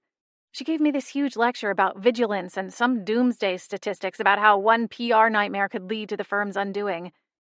"But the wedding went off without a hitch," Cece pointed out, her brows furrowed. I laughed, the sound dry. "I guess she doesn't think her message has been fully received." Sending hordes of busy work is her metaphorical way of putting my head on a stake outside my office, something of a warning to keep the rest of the department in line. Stars, Cece breathed. It's been a month. When is she going to let it go? Not any time soon, judging by the meeting this morning, I grumbled. Now I'm stuck with Kate. Talk about constant vigilance. I'm going to need to grow another set of eyes to make sure she doesn't try to sabotage me. How can I help? Cece asked, pulling a stack of sticky notes from the pocket of her polka-dotted A-line dress. She grabbed a pen from the hammered silver cup at the edge of my desk and clicked it once. The exterior of the metal pen changed from white with gold lettering, spelling out the company name, to a gold pen with white lettering. A simple charm, though some might call it excessive. But when you name your company A Touch of Magic Events, even the company pens need to have a little extra razzle-dazzle. Who spells these pens? I asked, somewhat absently. Cece looked up from the note she'd started. What? I gestured at the pen in her hand. Do you think Hyacinth has a closet full of fairies who have to sit there and put charms on all our company pens? Cece frowned. I really don't know, actually. I snorted. If I screw up one more wedding, Hyacinth will probably fill my office with boxes of pens and give me a first-hand taste of the mind-numbing experience. Cece laughed. I doubt it will come to that.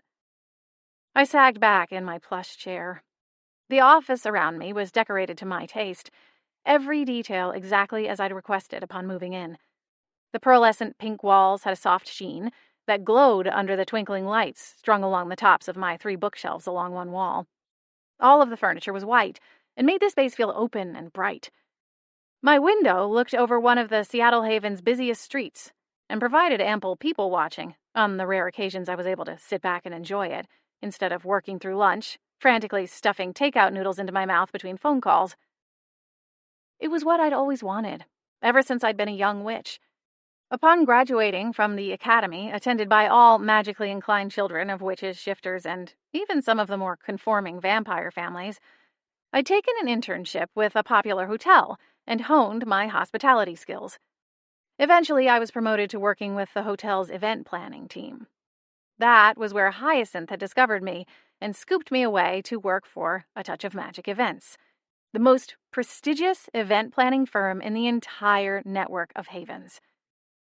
I'd started working on small events, birthday parties, family reunion weekends, baby showers, anniversary soirees.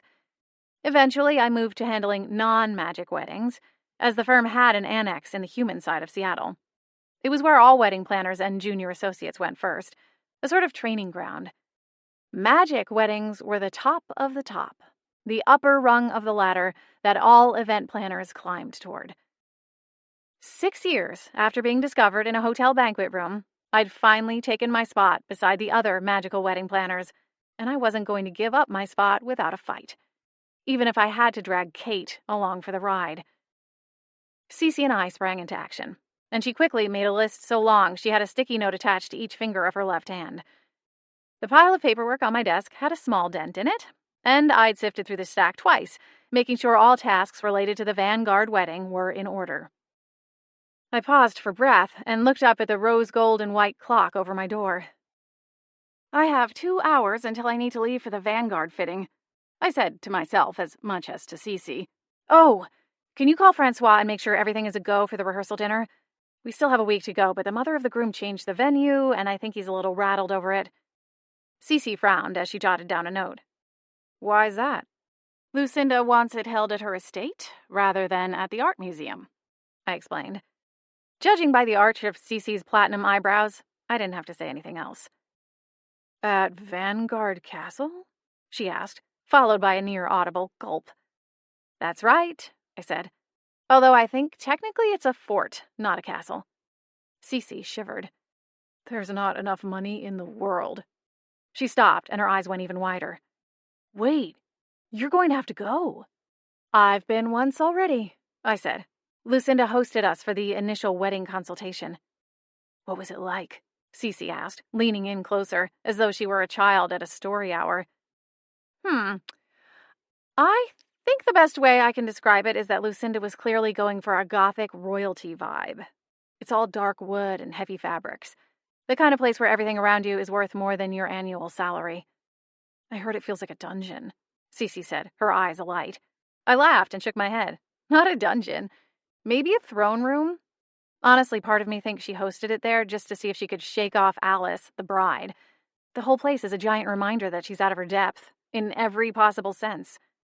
Cece sat back again, still marveling. It's kind of wild, right? A human marrying a vampire and actually being allowed to see behind the curtain, so to speak. I nodded, much to Lucinda's chagrin. Cece chuckled and shook her head.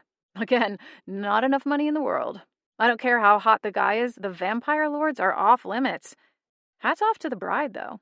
She must be a real spitfire to put up with all this. She's been a good sport so far, I agreed. Lots of grinning and bearing it, I have to assume. I do my best to act as a buffer. This is the last dress fitting, and I can't wait for it to be over. Well, consider Francois handled, Cece said. I'll give him a call and make sure he's all right with everything. Thank you, I said, sincerely grateful she was there to help, since I had to assume Kate was going to be worthless to me.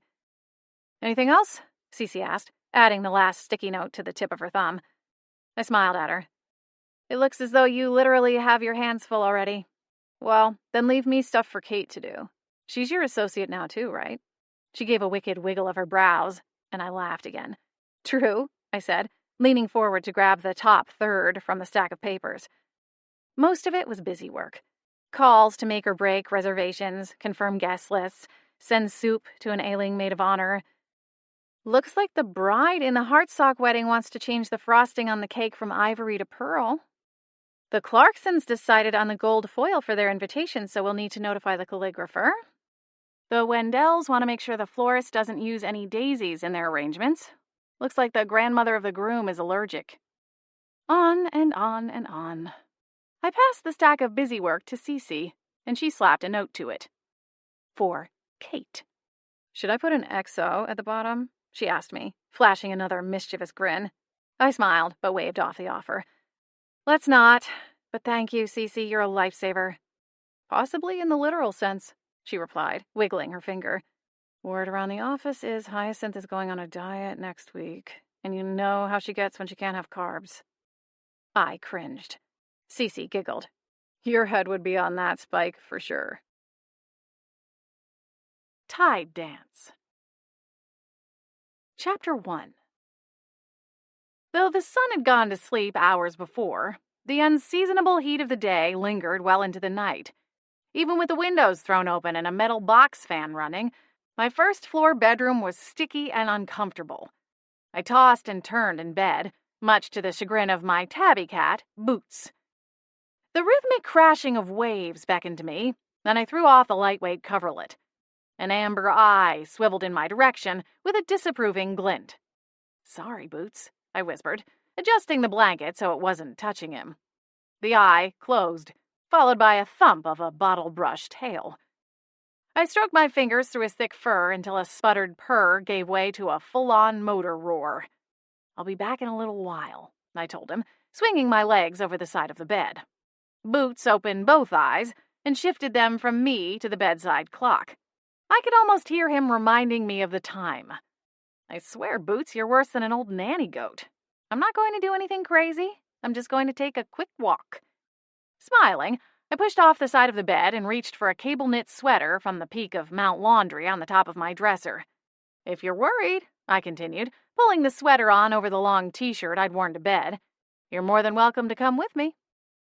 As my familiar, he was half pet, half guardian, and while Boots took his job very seriously, he was still a cat, and therefore liked all things soft and cozy.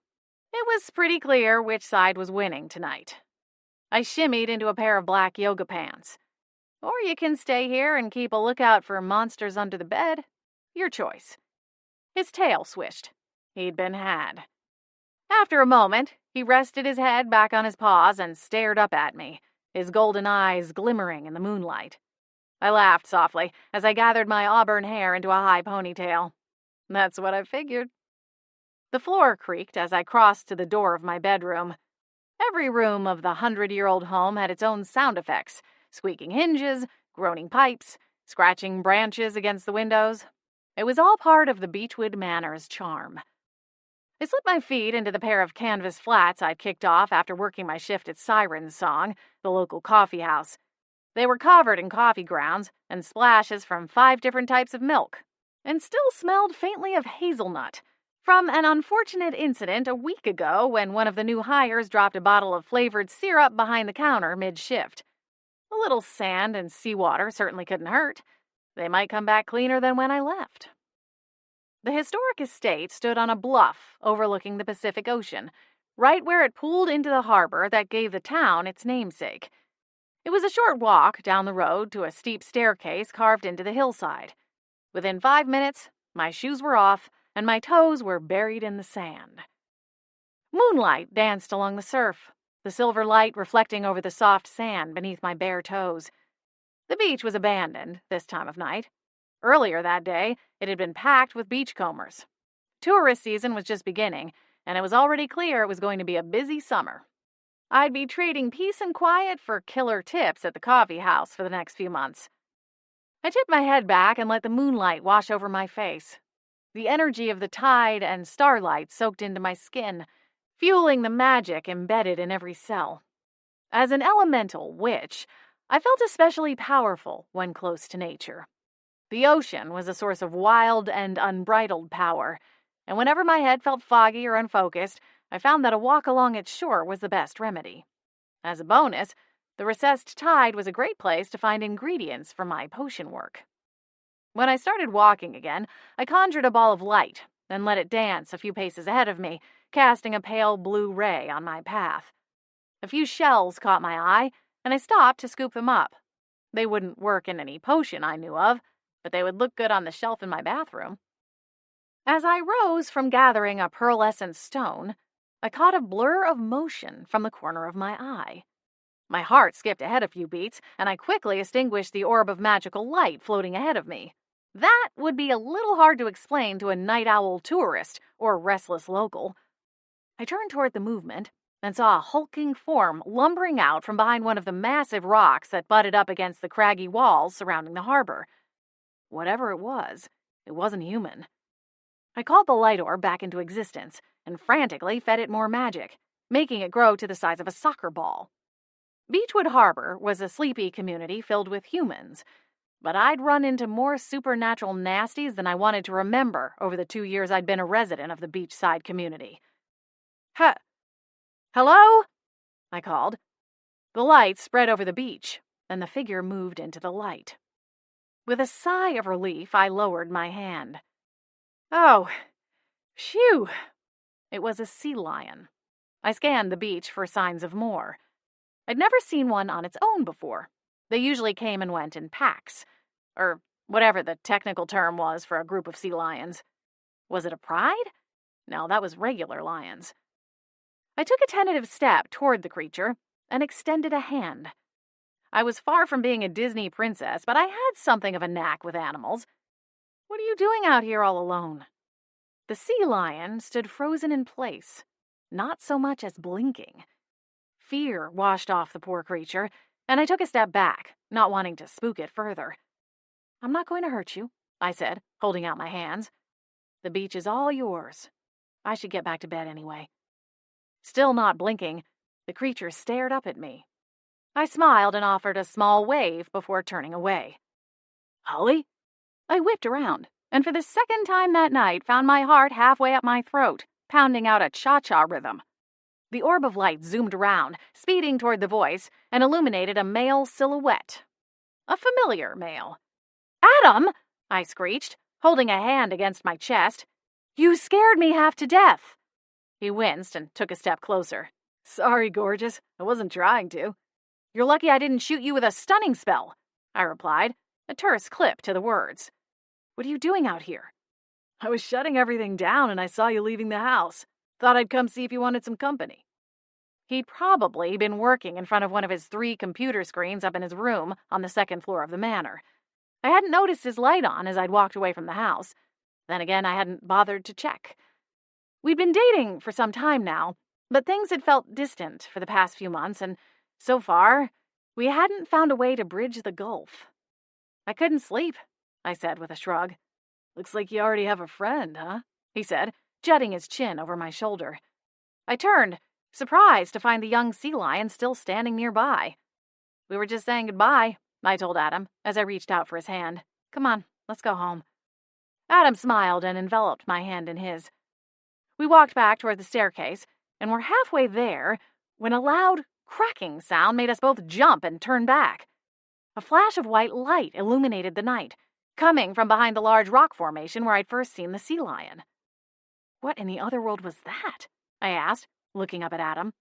He held my hand tighter. Bonfire popping? Maybe a little farther down the beach? I scoffed and glanced back over my shoulder. Yeah, maybe if someone dropped a firework into it. Whatever it was, it's gone now. Come on, Holly, let's get out of here. Begrudgingly, I gave in to his gentle tug on my arm and followed him up a sand dune.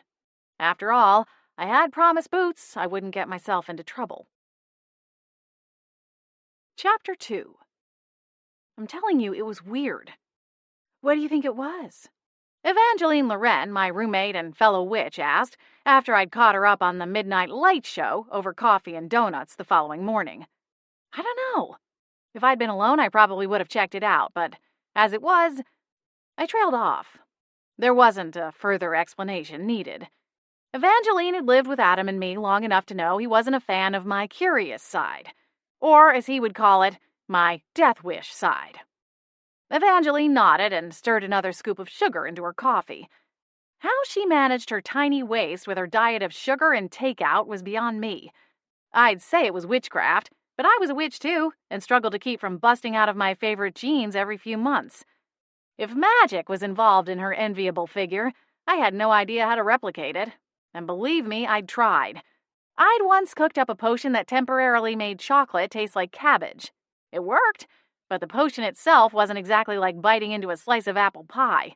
And eventually I tired of the bitter-tasting concoction. That was my story anyway. In reality, I didn't think I had the willpower to outsmart my own willpower. At least, not when it came to chocolate cravings. The kitchen door swung open and Adam appeared. "Morning, ladies," he said, smiling. If his eyes lit up when he saw us, they hosted a fireworks display when they snagged on the grease-splotched paper bag between us. I thought I smelled donuts.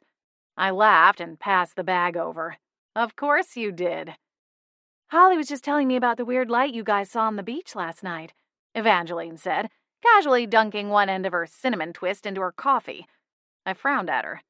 You know that's not a biscotti, right? Close enough, she replied with a shrug. Adam fished out a cake donut and practically managed the whole thing in one bite. As a dog shifter, he mostly kept his doggy counterpart under wraps, but there were moments when it shone through anyway. It had to be kids with a couple of flashlights or something, he said, shrugging one shoulder before reaching for a second donut. Evangeline and I exchanged a look. She opened her mouth, but I gave a slight shake of my head and she dropped whatever it was she'd been about to say. You busy with work today? I asked him. Yeah. He licked the powdered sugar from his thumb and forefinger. If the guy had just hired me the first time around, this would have been a lot easier. Instead, he went with that hack Diego, and now the whole server is a mess. Evangeline and I nodded, though neither of us understood the high-tech world that Adam lived in. As witches, we'd grown up without technology, and even now, living in the human world, neither of us saw much point in keeping up with the digital Joneses. I had a smartphone, but beyond phone calls, text messages, and occasional Candy Crush binges, it was a fancy paperweight. Evangeline was a little more tech-savvy than me, but not by much. She had a shiny top-of-the-line laptop at her day spa, but it was mostly for keeping track of appointments and billing. As far as I knew, it never came home with her, and if she could get her staff on board, she'd probably be happy enough doing everything on paper. I won't be home anyway. I'm putting in another shift at Siren Song, I said, smoothing a hand on the front of my work t-shirt that was silk-screened with the company name and logo. It was slightly wrinkled from hanging out in the dryer for more than 48 hours, but it was the only clean one I had. Stars, I really needed to do laundry. You've been working a lot over there this week, Evangeline noted. 'Tis the season, I mumbled. On the plus side, I'm cleaning up in the tip money department. Oh, good, Evangeline waggled her eyebrows. So pizza's on you tonight? I laughed and got up from the table. I'll call Ziggy's before I clock out. Evangeline clapped her hands together. Perfect! Now, speaking of work, I need to get to the salon and start whip cracking. Adam chuckled. Somehow I find that hard to picture. When I was in last week, that new girl spilled a thing of red hair dye all over the floor, and yet you were the one scrubbing the floors like you were on crime scene cleanup duty. I winced. Yikes. Evangeline crossed her arms. You're too nice, Evie, Adam said with a good-natured smile. It has nothing to do with being nice, she replied, leaning forward with a smile. That tile is imported straight from Italy. I couldn't have some newbie coming in and ruining it with bleach and steel wool. She has a point, I interjected. Wrecking those floors would be a crime against humanity. Adam rolled his eyes. It's tile.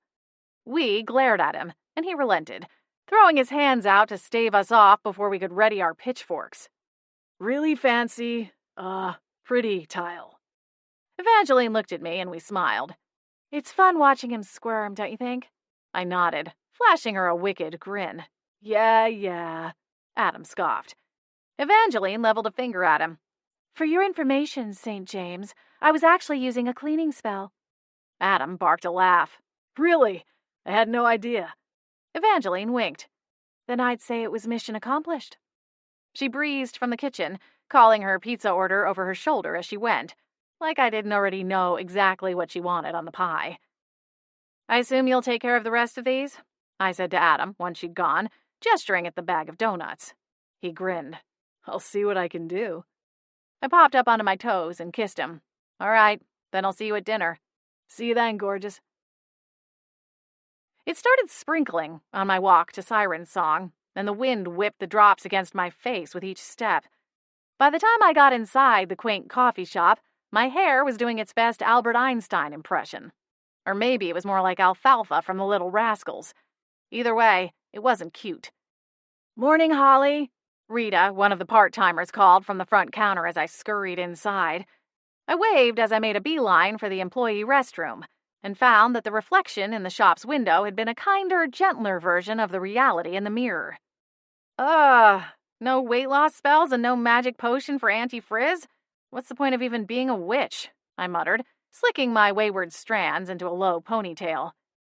It's kind of nasty out there this morning, huh? Rita said when I joined her at the counter. No kidding.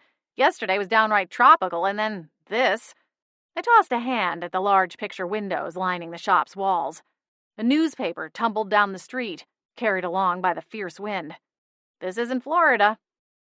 Despite the less-than-ideal weather, the morning rush was in full swing. Rita and I didn't have much time to chit-chat as we manned our battle stations, a.k.a. the cash register and the espresso machine, respectively. When the morning rush finally died down, I made myself a large latte and snagged a chocolate muffin from the front case. I'm going to take a quick break, I told Rita. She nodded, and I went out to the cozy dining room and cleared off a table.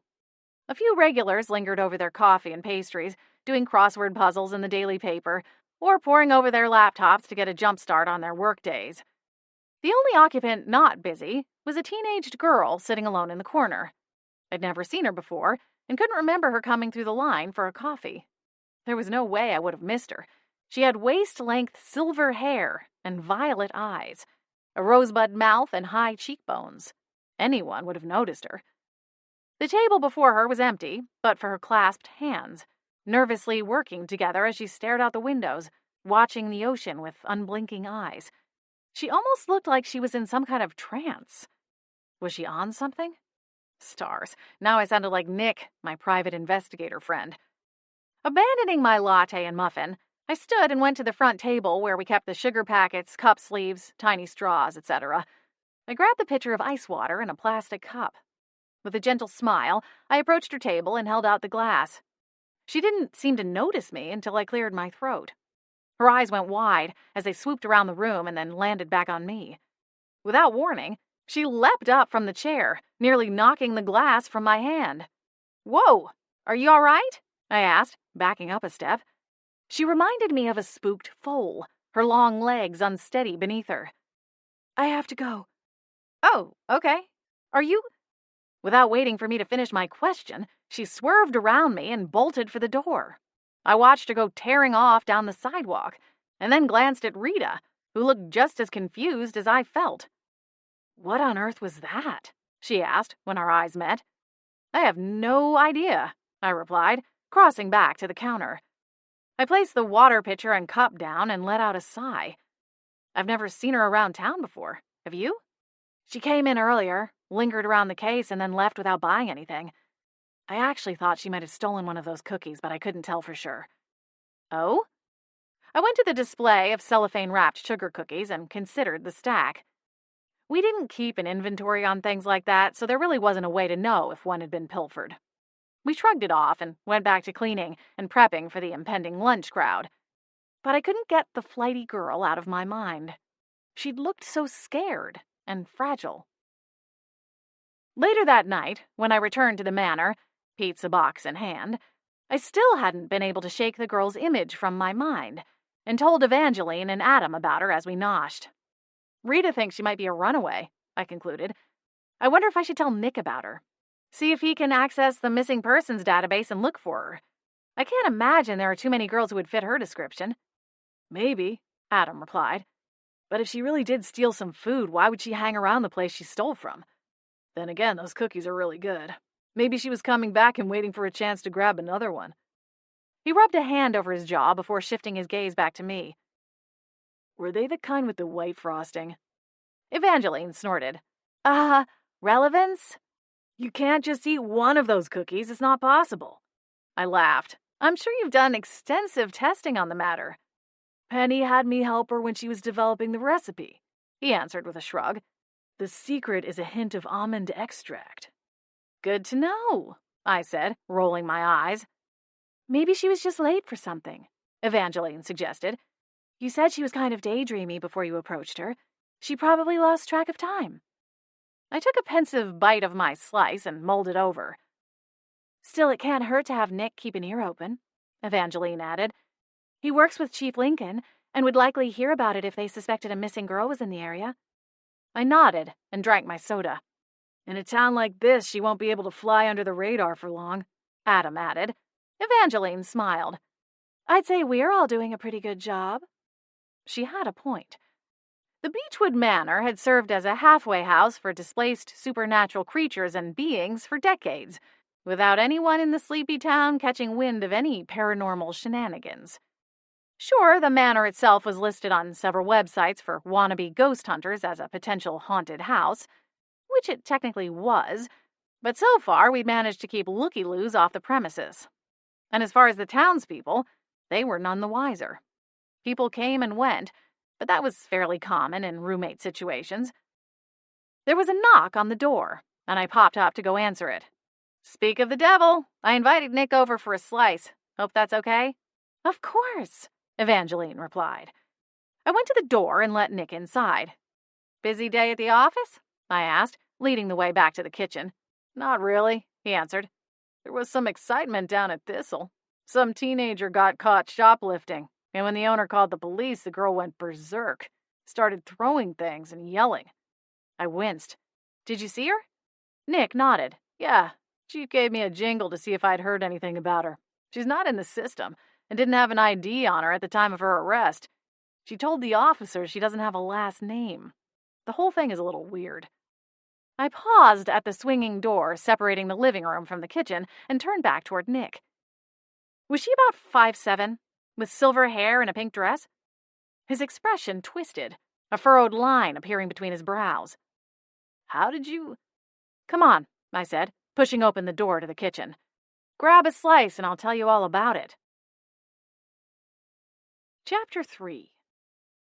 Sounds like she's in some kind of trouble, Nick agreed, once I'd filled him in on the strange encounter with the girl at the coffee house that morning. After Chief called me about her, I did a quick search, just based on the physical description, but I couldn't find anything in the missing persons database. I'm sure the Chief's deputies would have found something like that if it were in any kind of record. It's tough without a full name. What will happen to her? I asked, fidgeting with the remaining crust of my pizza. I wasn't hungry anymore. I'd spent a good portion of my adult life living under the radar, and as a result had found myself in some pretty desperate circumstances. While I didn't know a thing about the silver-haired girl, I did know something of her terror. I could easily imagine the frantic thoughts racing through her mind as she sat in a holding cell, feeling the walls close in around her. Been there, done that, didn't want the t-shirt. She's sitting at the station, cooling her heels. Chief said he'd cut her loose once she agreed to pay back the damage done to Thistle in her little tirade. But if she doesn't have any money, I argued, cutting myself off. I want to help her. Holly, Adam said, touching my elbow. It sounds like the chief has it under control. Can I at least go and talk to her? There's something about her that I can't get out of my head. I turned back to Nick. You're sure she's still at the station? He consulted the large clock on the wall. As of about 2 hours ago, she was. I got up from my place at the table and carried my plate to the trash. I scraped off the remnants of cheese and tossed the crust before putting my plate in the sink. Posey would kill me for leaving a dirty dish, but I'd deal with her later. Our ghostly landlady took persnickety to whole new heights, but as a card-carrying member of the spirit world, her bark was far worse than her bite. When I returned from getting my shoes and informing Boots that his own dinner would be delayed, my second cardinal sin of the night, I found Adam, Evangeline, and Nick standing by the front door. Guess I'd have an entourage to the police station. It turned out to be a good thing. When I checked in with Chief Lincoln, he informed me that the girl had promised to pay her debt and been released a few minutes before our arrival. The rain and wind from the morning had burned off and led to a warm evening. I persuaded, bribed with the promise of donuts, the others to search for half an hour, and we split up to look for the girl. The minutes ticked down, and my heart sank a little lower when I felt my phone vibrate in my pocket. I perked up when I realized it wasn't the timer going off. Instead, it was a text message from Adam. Found her. Hurry. Below the alarming words was a map. I popped it open and found they were less than 5 blocks from where I stood. A perk of small-town living, nothing is ever far away. I took brisk steps to the spot indicated and spotted Evangeline standing watch at the corner of the brick building that housed a popular pub. She jolted forward when she saw me. This way, she called, scurrying down the alleyway. Adam had the girl cornered, his face tensed with worry. I took 2 steps and then stopped short. The girl was glowing. Actually glowing. Her skin was alight from the inside out, her skin luminescent and shining in the shaded alley. She was curled into a tight ball, clutching her stomach and rocking back and forth. What happened? I asked, my eyes flying to Adam's. He shook his head. I don't know. She was running this way and I called out to her. She spooked and came down here. When I caught up, he trailed off and gestured at the girl. She won't say anything. I don't even know if she can. With a stunning spell ready on the tips of my fingers, I knelt down beside the girl and reached out to touch her bare arm. I halfway expected her skin to radiate heat along with the light, but a sheen of sweat and goosebumps met my fingertips. She's freezing cold, I said. We have to get her back to the manor. Nick arrived at the mouth of the alley, breathing hard. What happened to her? We don't know. Adam found her like this. I pushed up to my feet. Can you help Adam get her back to the manor? I can go get my car, Evangeline offered. It'll take me less than 10 minutes. That's too long. Here, I said, reaching down the front of my shirt. I pulled out a vintage medallion and clasped it in one hand, taking Evangeline's with the other. I squeezed my eyes closed and whispered, the manor. When I reopened my eyes, we were standing on the back porch. Holly! Evangeline squealed. What? I said, slipping the larkspur medallion back down my shirt. Next time a little heads up would be great, she said, her tone frosty. I'd like to give consent before being teleported or whatever the heck you call what we just did. She shook her shoulders and I gave an apologetic nod. Got it. Still scowling, she yanked the back door open and went to find her car keys. 20 minutes later, we were all gathered around the wayward teen in the manor's formal sitting room. She was bundled in a thick blanket, and her teeth had finally stopped chattering. The strange light that had appeared to come from under her skin had also disappeared. Okay, so not to be rude, but, what are you? I asked her, after assuring her she was safe. She flicked a nervous glance at all of us before answering, I'm a selkie. I didn't mean to, but I gawked. Full-on double take. Whoa, cool. A seal person. Adam, I growled. My eyelids pinched closed for a moment before opening into thin slits to shoot a dark look at my other, and far less eloquent, half. What? It's been a minute since my academy days, but that's what we're talking about here, right? He shifted his attention to the silver-haired girl. You turn into a seal. If the girl was ruffled, she didn't show it. Technically, I'm a sea lion that turns into a human. Her matter-of-fact manner startled me, and I dropped the evil eye. It was you! Excuse me? Last night on the beach, I saw a sea lion. It was you, wasn't it? I waited, leaning forward slightly. She held my gaze for a long moment and then dipped her chin. Yes, she said. My, friend was having a party and wanted me to come and meet his friends. Friend, huh? Adam flashed a knowing grin at me. I elbowed him in the ribs. Stars help him if he ever had teenage daughters in the future. On the outside, he looked somewhere between a GQ model and a motorcycle enthusiast. His dark brown hair was freshly cut, but still long enough to run my fingers through, and he had a tousled bedhead look that most women, myself included, found irresistible. He wore well-worn jeans low on his hips, paired with a black tee and his signature leather jacket that he found in a vintage shop in downtown Seattle years before. His smile is always touched with a whisper of mischief and trouble, another trait I like to call lady catnip.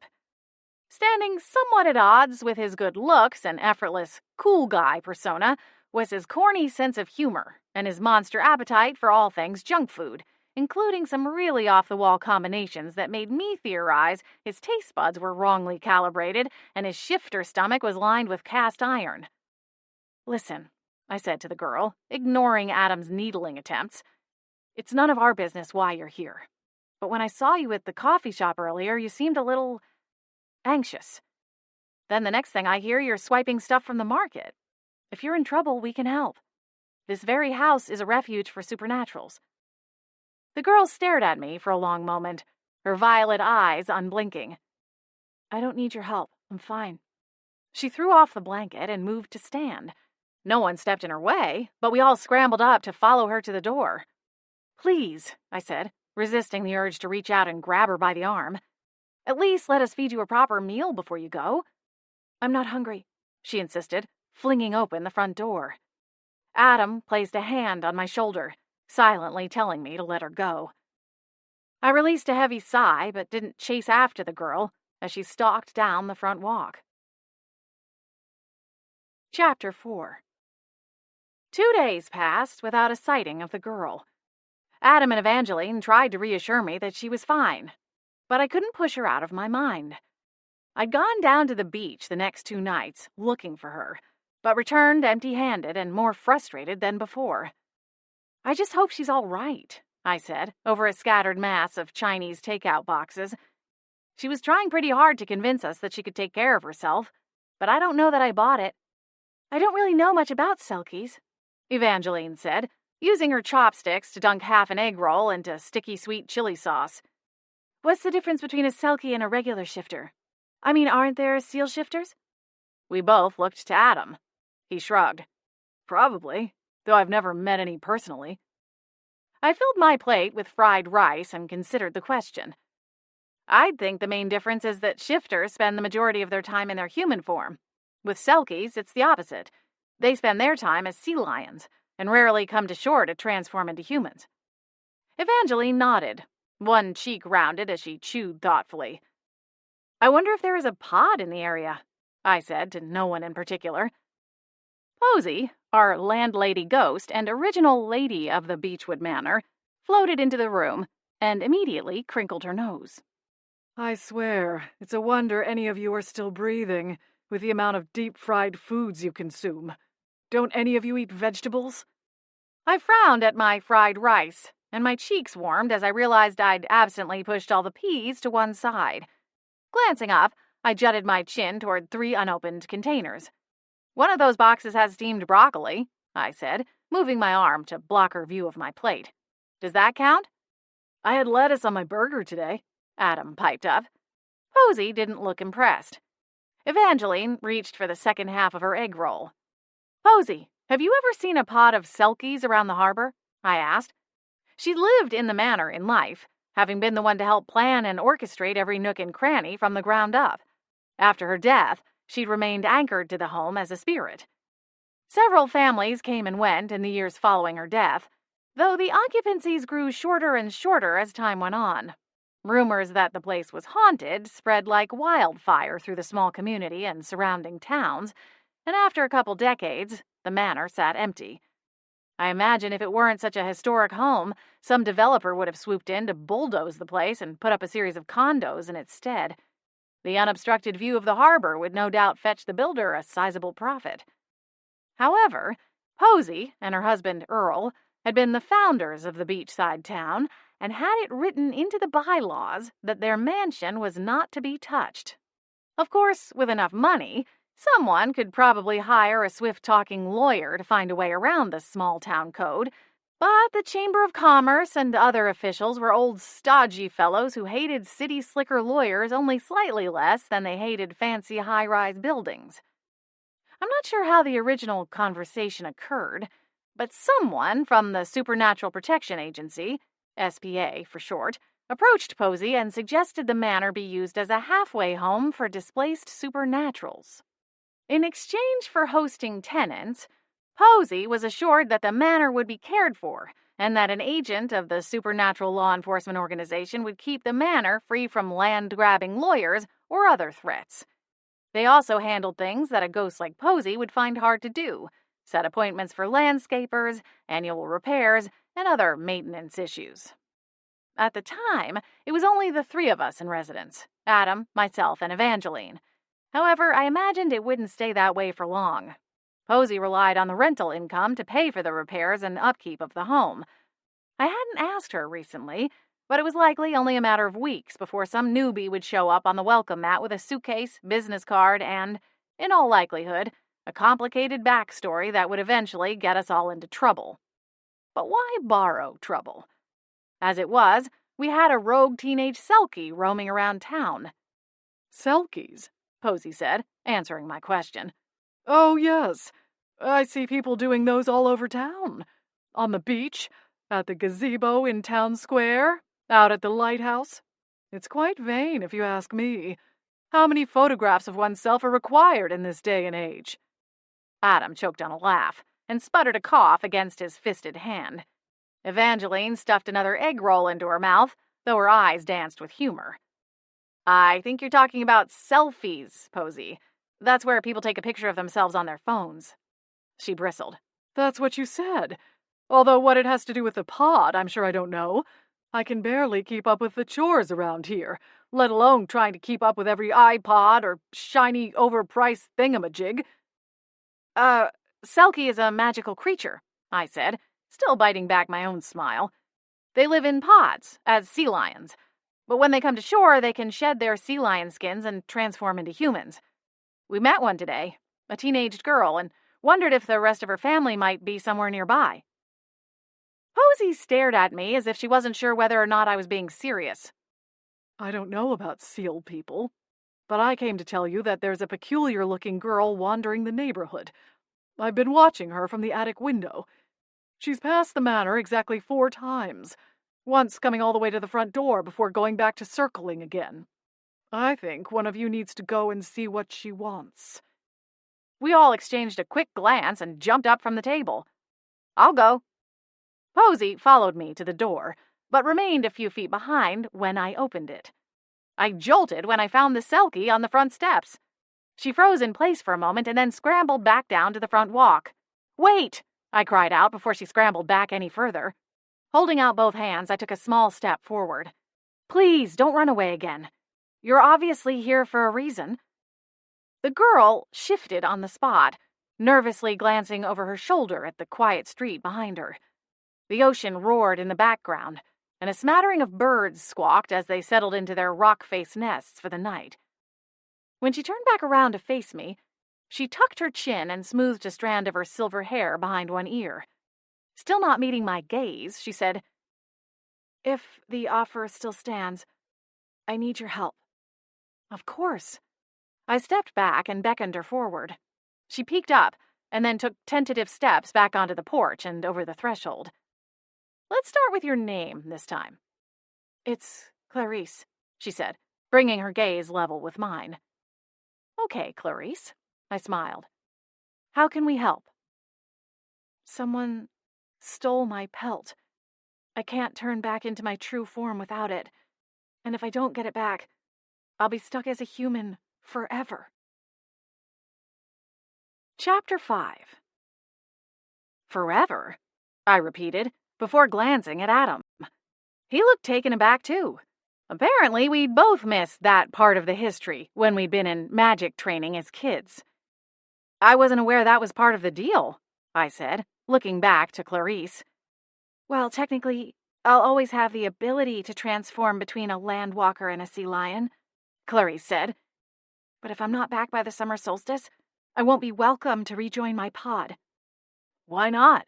Adam asked. They will say that I made my choice to remain on land. In their eyes, anyone who would rather stay a human than return to the sea is not a true selkie. I sucked in a sharp breath. Wow. Adam studied the girl for a moment before asking, How old are you? Seems like a pretty big decision for someone so young. I just turned 16, Clarice replied. Between the spring equinox and the summer solstice of our 16th year, the selkies in our pod are free to live on the land, with humans. It's called a tide dance. The elders say that the tide dance is supposed to satiate the curiosity of the young, so they can fully commit themselves to the pod. They think that anyone who spends a significant portion of time among humans, in their world, will all but race back to the sea and stay there. Adam snorted. Can't say I blame them. I quirked my lips to one side and lifted my brows. No arguments here. Life as a sea lion had to be infinitely more pleasant than dealing with the complications of the humans. The selkies had their own harbors and secret retreats, where they enjoyed simple lives. As far as I knew, they communicated mainly through an almost telepathic medium that allowed for volumes of information to be passed back and forth without speaking with their human tongues. Their knowledge and experiences went back for centuries.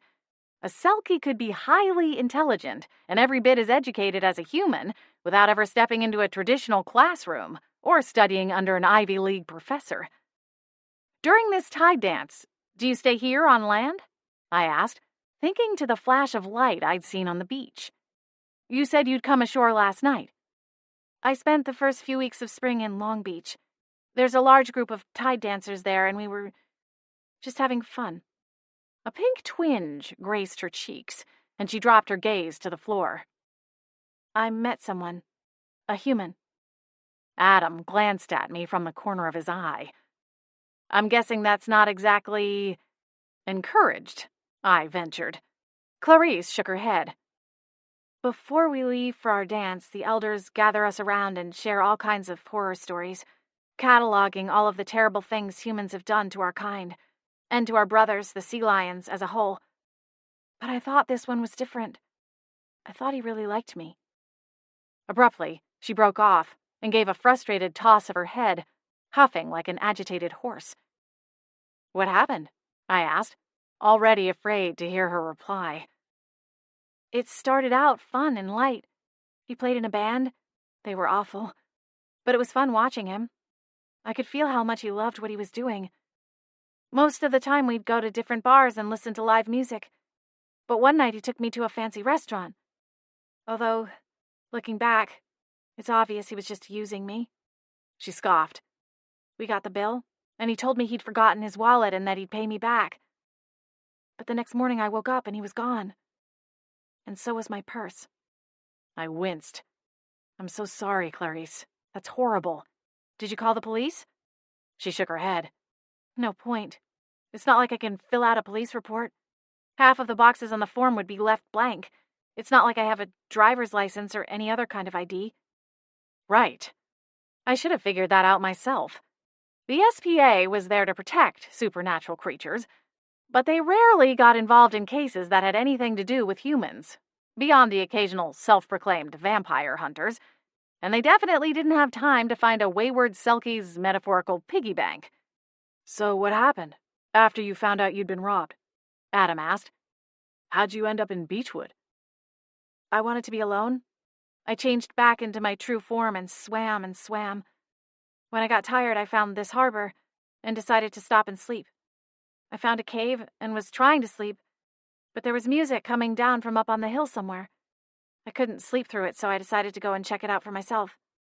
I found a couple other tide dancers, and we had a good time together. After everything that happened with that jerk, Alan, I just wanted to be with my own kind.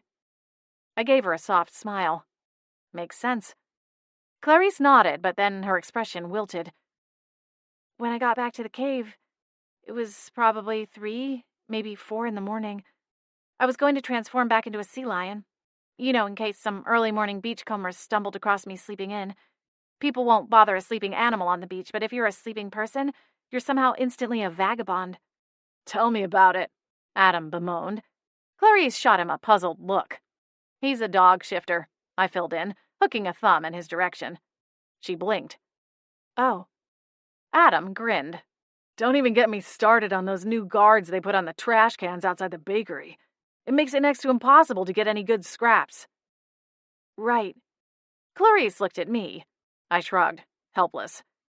Anyway, when I got back to the cave, I couldn't find my pelt. I know right where I left it. It was just gone. Someone obviously took it, and now I'm stuck on land. If I can't find it before the solstice, I'll be shunned and never get back to my pod. For the first time, emotion broke through her voice as it pitched up an octave. Her violet eyes shimmered with a layer of unshed tears. It's okay, Clarice, I said, reaching for her arm. There's still a few weeks before the solstice. We'll find that pelt and get you back to your pod. How? She choked out.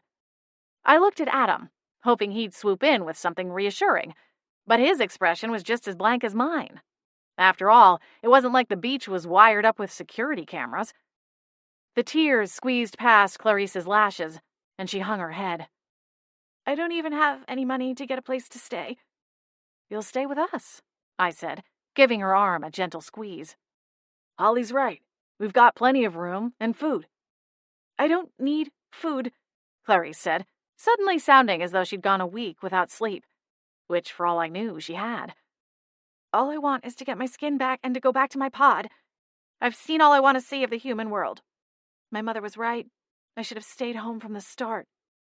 We're going to help you get home again, I promise, I told her, keeping my voice soft. Now let's start at the beginning. Take us to that cave. Chapter 6. I told you, Clarice said. It's not here. Adam and I exchanged a look. She was right. We'd searched every nook, cranny, and crack of the cave Clarice led us to. The pelt wasn't there. You're sure this is the right cave? Adam asked, a slight cringe on his face. Clarice leveled him with a glare. His hands went out, palms facing her.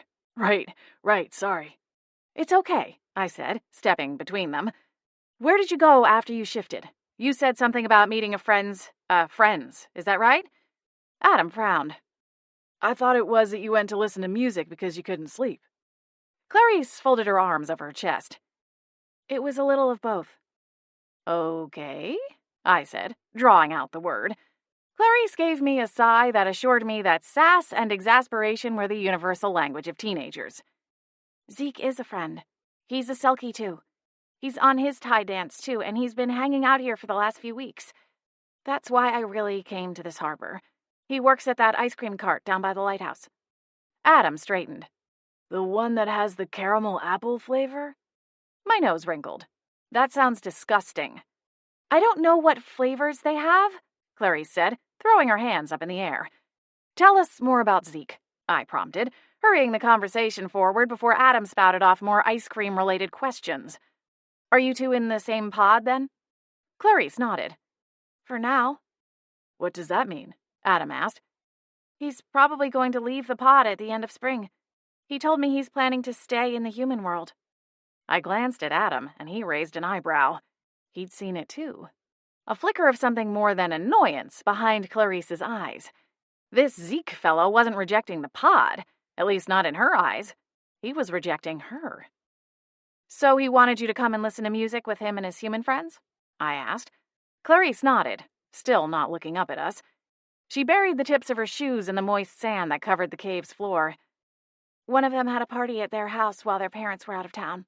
I wasn't going to go, but after the whole wallet stealing thing, I figured I could at least get a free meal, and I hoped that Zeke would have some money to lend me, or a place I could stay until I could get back to the pod. So you told him you were going back to the pod? Clarice glanced up and nodded. He wasn't very happy about it. We argued, actually. Adam shoved his hands into his pockets and rocked back on his heels. You think maybe this Zeke might have had something to do with the missing pelt? Horror crossed Clarice's face. He would never do that. The elders would skin him alive for pulling that kind of stunt. I held up a hand to stifle Adam's counterpoint, though the sinking pit in my stomach told me he was on the right track, and reasoned with Clarice. Let's go and ask Zeke about the pelt. Have you told him it's missing yet? No. She hung her head again. It's a disgrace to lose your pelt. If Zeke ever told anyone... Did he know where you were staying? I asked gently. Whoever took the pelt had to know it was here. I can't imagine that some random stranger stumbled upon it in a cave like this. It's possible, but not really likely. Clarice chewed on the corner of her lip. I told him where I was staying so he knew where to find me in case he wanted to apologize. Okay. I winced and looked at Adam. Where did you go after that? He asked. I went for a long walk to clear my head. I was still screwed up about my money getting stolen. And then Zeke yelling at me for wanting to go home. It was too much. I needed some air. And when you got back to the cave, that's when you noticed the pelt was gone. She gave a miserable bob of her head. Adam frowned. Hate to break it to you, kid, but there's really only one possibility here. I glanced at my watch and sighed. Guess it's time to go see a man about a caramel apple sundae. We followed the signs for ice cream and wound up at a bright yellow food cart that was plastered in signs for about 100 different ice cream varieties. A long line stretched down the beach. Apparently, everyone had collectively decided that weird-tasting ice cream combos were the best way to beat the heat. I see him, Clarice said, turning her face away when the boy with the platinum blonde hair at the window looked our way. That's... Before I could finish my sentence, Adam plowed through the line of people, stalking to the cart. Oh, batwings, I muttered, and he calls me impatient. What's he doing? Clarice demanded. I grabbed her arm and pulled her along in Adam's wake. Let's just say diplomacy isn't really one of Adam's strong suits, I told her. Can't just cut through the line. Zeke was protesting when we got within earshot. Listen, punk, you can take a 10-minute break and come chat with us, or we can have it out right here, in front of all these fine people. The boy paled and looked to Clarice, clearly hoping for a bailout. She crossed her arms and stared down her pert nose at him. Well? Zeke cursed under his breath, then pulled his apron off over his head and tossed it aside. He said something to the other teen working beside him and then stepped out the door at the rear of the food cart. Fine, you win, Clarice. What do you want? You stormed off last night and embarrassed me in front of all my friends. Now this? Adam inserted himself between the teens, his broad shoulder a barricade in case Clarice decided to follow through on whatever plan was brewing behind the murderous look in her eye. We know you took her pelt, Adam said. Just tell us where it is and we'll leave you alone. This thing doesn't have to go sideways. I wasn't sure what Zeke thought we were confronting him about, but his face registered surprise and confusion as he gave Adam and me a second look. Who are these people? He asked Clarice. My friends, she replied, her tone cool. Zeke held up his hands. I don't have your pelt. Didn't even know it was missing. You're lying, Clarice snapped. Where is it? He held her gaze for a long moment. She bared her teeth. Tell me now, Zeke, or I'll get word back to the elders. That did it. He crumbled. You wouldn't. My mother is coming to visit me on Sunday. We've had the visit in the works since I left. You know that. If I tell her what you've done, she'll bring every last elder right to this ice cream shack if that's what it takes, Clarice replied, jutting her chin out as she set her jaw. Zeke's eyes went wide, and he held out his hands. Please don't. I'll get it for you. Without warning, he ducked to one side and all but dove back into the ice cream cart. He came back half a second later with a blue JanSport backpack. With shaking fingers, he unzipped the front compartment and produced what looked like a fur-lined vest. Here it is. Clarice pounced on it like a hungry tiger. She clutched the pelt to her chest and closed her eyes, overwhelmed with relief. Why did you steal it? Adam demanded of the teen. Zeke consulted his toes. "Zeke!" Clarice snapped, still hugging the pelt. "Tell me now, or I'll have this witch turn you into a toad." Zeke's brown eyes bulged, filled with panic as he shrank away from me. I sighed. "Relax, kid. I can't actually do that. Although, it's tempting. What were you thinking?"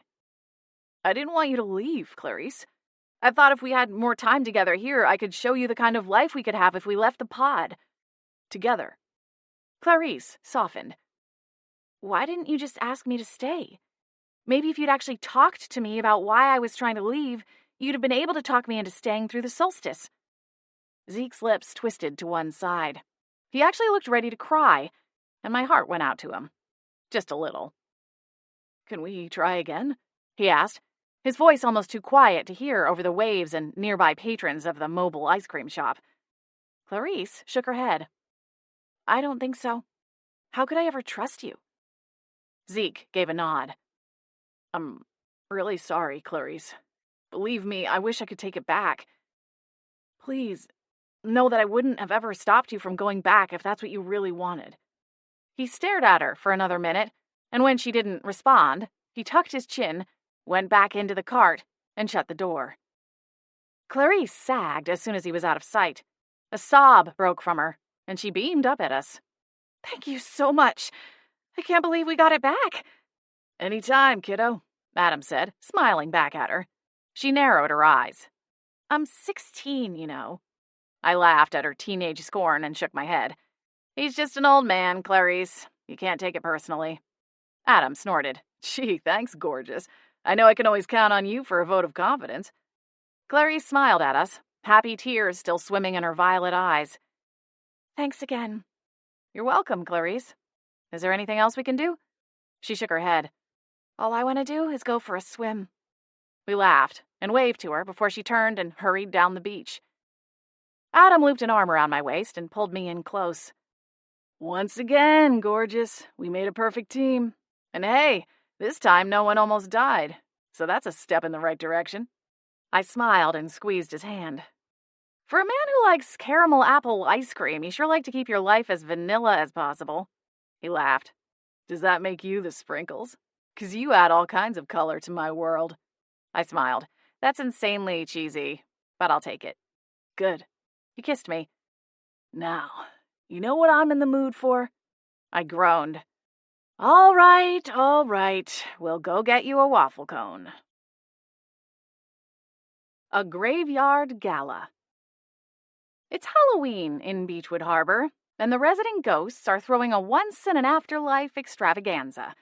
Spunky witch Holly Bolt and a few of her supernatural roommates score invites to the living impaired soiree, and it's a good thing they do, because a dangerous curse threatens the entire community of spirits on the most magical night of the year. Holly has to act fast, or risk losing her spectral friends forever. A note from Danielle. I wrote a graveyard gala for the Curses and Cauldrons Halloween anthology. I love teaming up with some of my favorite witchy writers to do these themed anthologies, and this was no exception. This story is all about the ghosts. I felt like they all deserved a night to really shine. And what better night than All Hallows Eve? A Graveyard Gala. Chapter 1.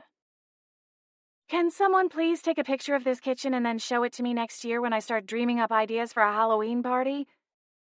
I smiled at Evangeline's request, even as I added a hearty nod of agreement. The party was a blast, but the kitchen was ravaged in the aftermath. It was hard to remember all the fun we'd had while staring at stacks upon stacks of dishes and trash. Empty punch bowls and party serving trays lay abandoned on the table behind us, looking as if a flock of vultures had buzzed through the party at some point, leaving nothing but crumbs and unwanted garnishes behind. I didn't even want to know how many empty candy wrappers we'd have to sweep up. The festive-themed wrappers dotted the floors like peanut shells after a baseball game.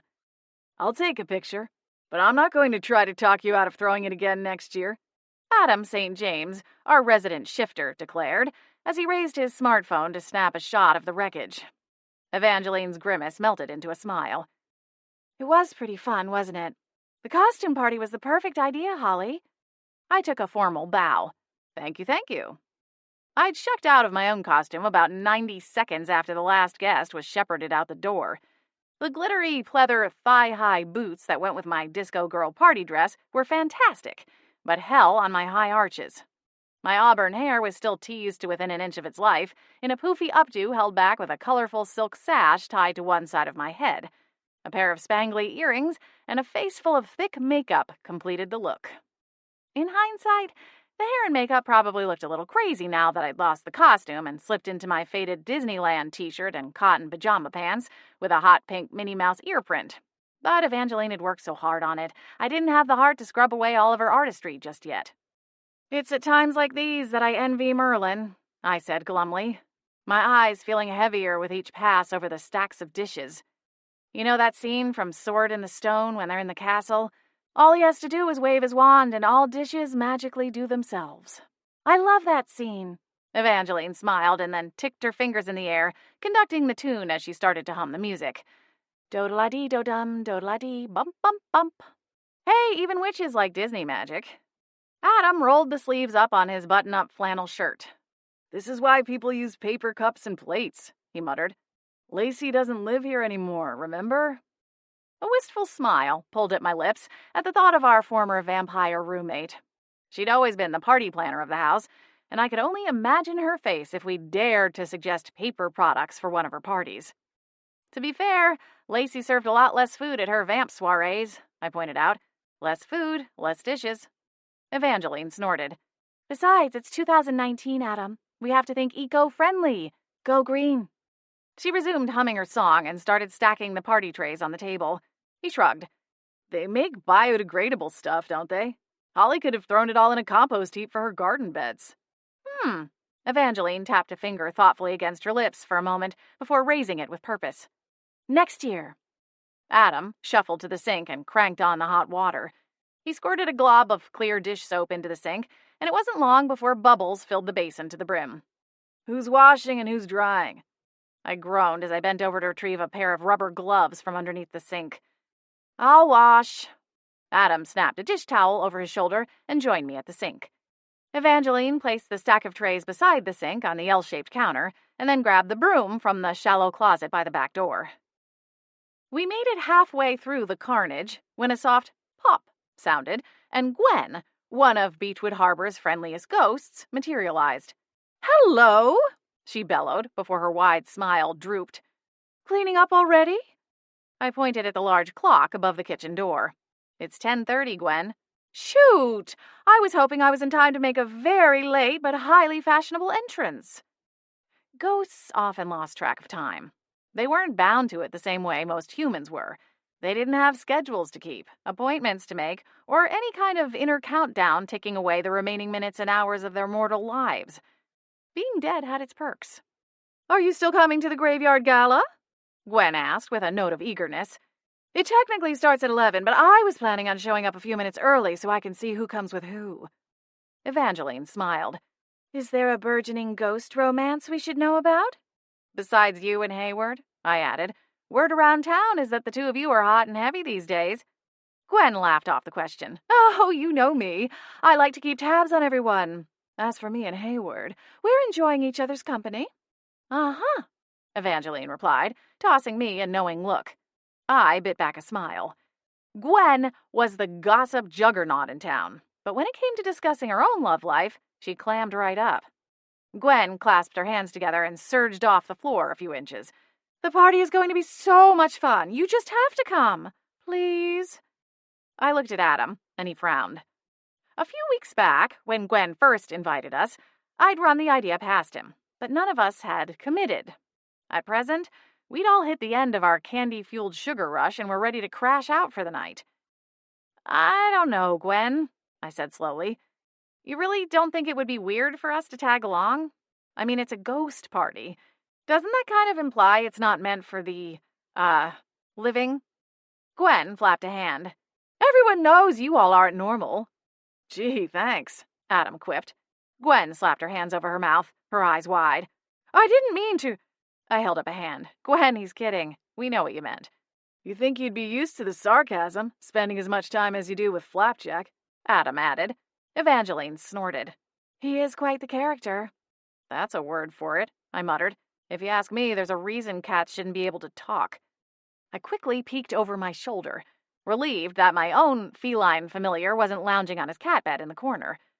Boots was an orange tabby that had more or less adopted me back when I was still in academy. I loved him more than life itself. But if I ever got 3 wishes, giving him the ability to speak English wouldn't be among them. Flapjack, on the other hand, was a ghost cat. He belonged to Scarlett Sanderson, Beechwood Harbor's resident ghost whisperer, and he never shut up. Never. Ever. Not too long after Scarlett moved to town, Flapjack realized that I could see and hear him, and made it a habit of popping into Siren Song, the local coffee shop, whenever I was working a shift. One minute I'd be frothing some coconut milk, counting down the espresso pour, and the next, bam, a floating cat right above the bean hopper. He'd hang around for an hour or so, regaling me with commentary about customers' fashion sense, sharing long-winded movie reviews, or, if he was really bored, he'd rattle off obscene knock-knock jokes he'd picked up in his 2+ decades-long afterlife.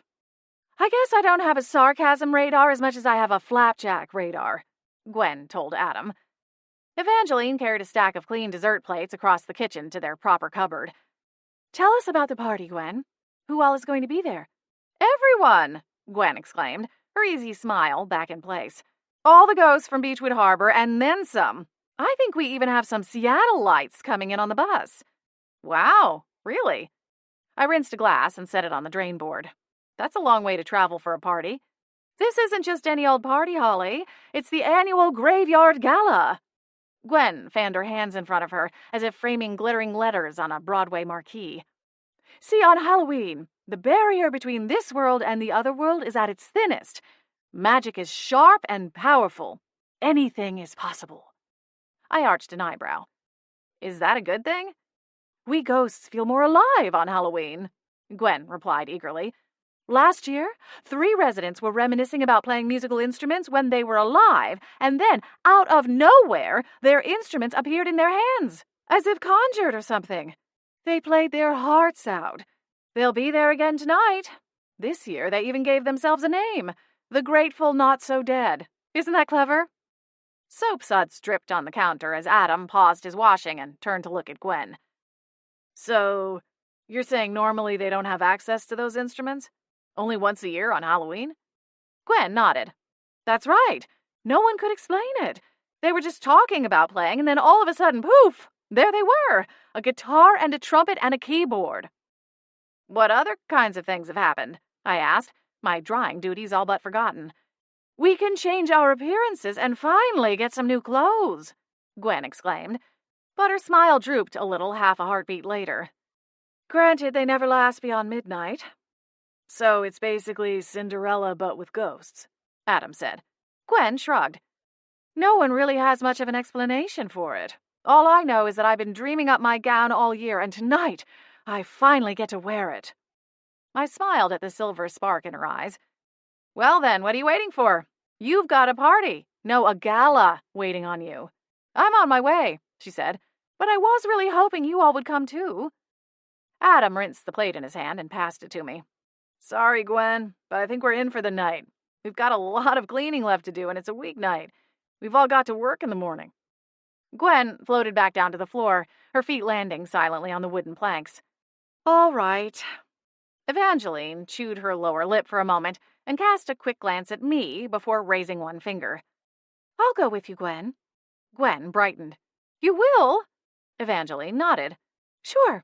I've never been to a ghost party before. It sounds fun. Adam shifted his gaze to mine, and my expression pinched as a niggling sense of guilt crept up on me. I'll go too, I said, turning away from Adam and back toward Gwen. Adam sighed and plunged his hands back into the soapy water. I winced. Are you sure you don't want to go? I asked him tentatively. Yeah, it's fine. You two go on ahead. I'll finish up these last few dishes, come make an appearance, and walk you back home. A smile tugged at my lips. Adam was a shifter with the ability to transform into a powerful bull-mastiff-sized beast. But we both knew that if push came to shove in a fight, my magic could trounce him. I didn't need a magical bodyguard, but still, it was the thought that counted. Evangeline linked her arm through mine and then frowned down at my thin pajama bottoms. Maybe we should change first, she suggested lightly. You know, since everyone else will be fancy. I am not wearing go-go boots to a graveyard, I told her. Adam snorted. Well, there's a hot fashion rule you won't read about in Cosmo. Chapter 2. The ghostly graveyard gala was hosted at Beechwood Harbor's only public cemetery.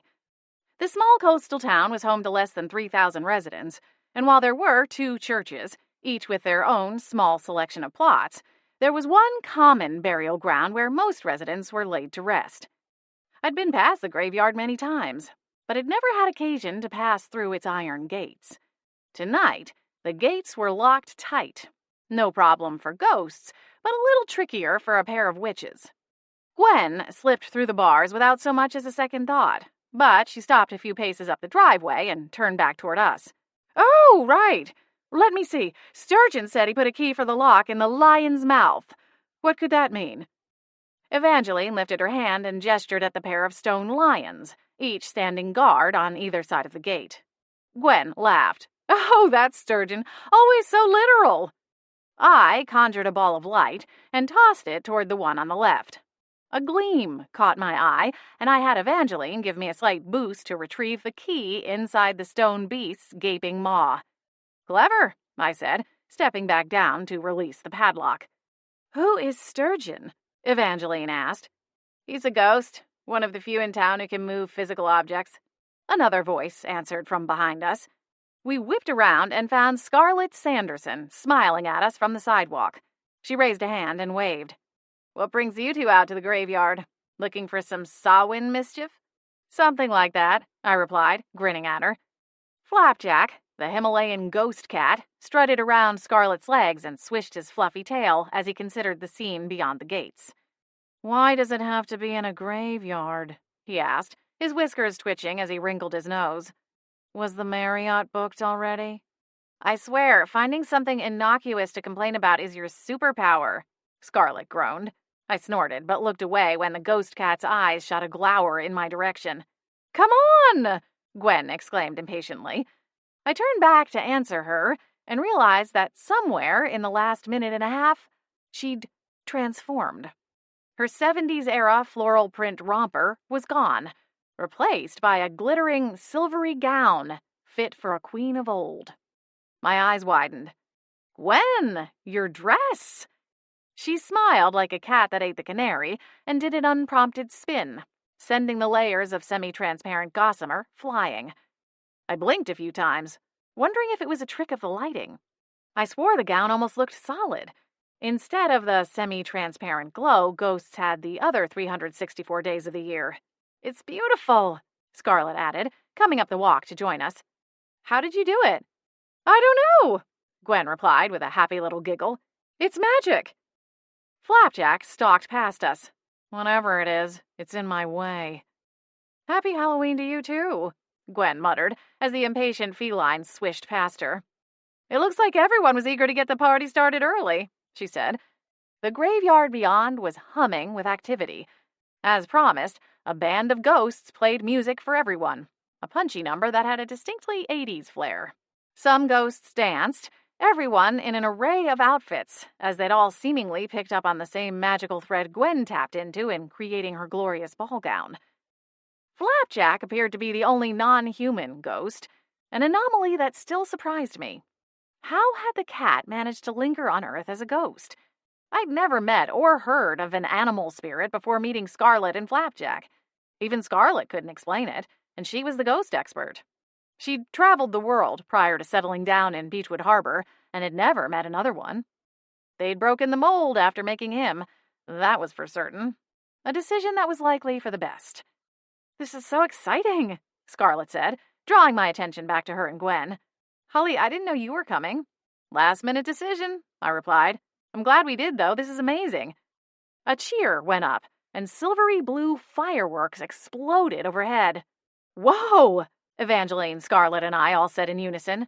Ooh, he did it, Gwen said, bouncing in place. Sturgeon said he was working on some pyrotechnics. And before you worry, she said, quickly turning back toward us, the humans can't see or hear any of this, just like any other time. How do you know? I asked. Earlier today, I cruised through Lucky Lady, and no one heard or saw me, so I guess the magic isn't strong enough to fully place us back on the plane you occupy. I bobbed my head, though I still wasn't sure I understood how any of it actually worked. Do you need me to make any introductions? Gwen asked, without looking at us. Her gaze was focused intently on her beau, Hayward Kensington III, who stood gallantly waiting for her across the graveyard. Hayward was an old-timer who'd expired in old-timey England. He'd fallen from a balcony at the Vienna Opera House and remained permanently encased in his formal white tie garb, complete with a top hat and gloves. Normally, the pair were yin and yang, an Oxford gentleman and a 70s flower child.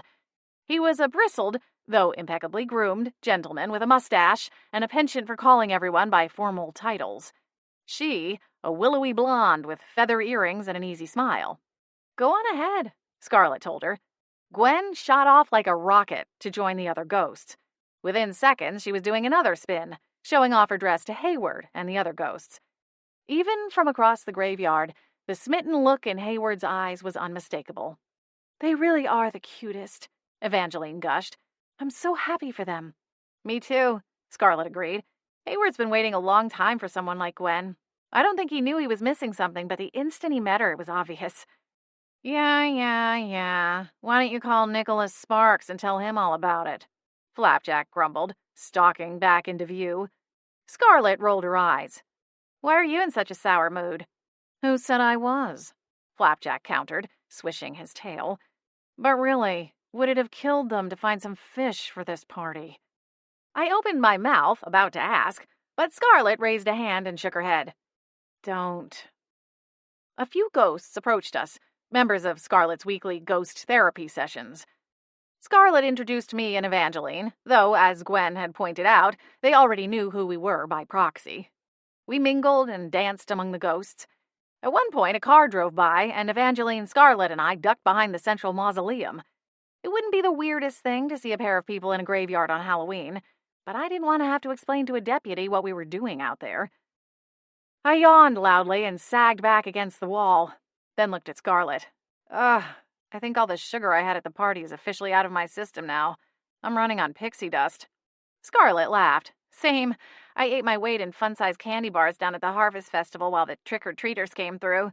Then I had a red velvet cupcake and a pumpkin tart, too. She grimaced and held a hand to her stomach. I'm going to regret all of that in the morning. I see a lot of salads in my immediate future, I agreed. Vegetable penance. Scarlet tapped at her watch, and a soft light illuminated the screen. It's almost 11 o'clock. Well, it's not like ghosts have a curfew. I'm pretty sure this thing goes until dawn, I said. Although maybe with a little less magic once midnight strikes. Why? Scarlet asked.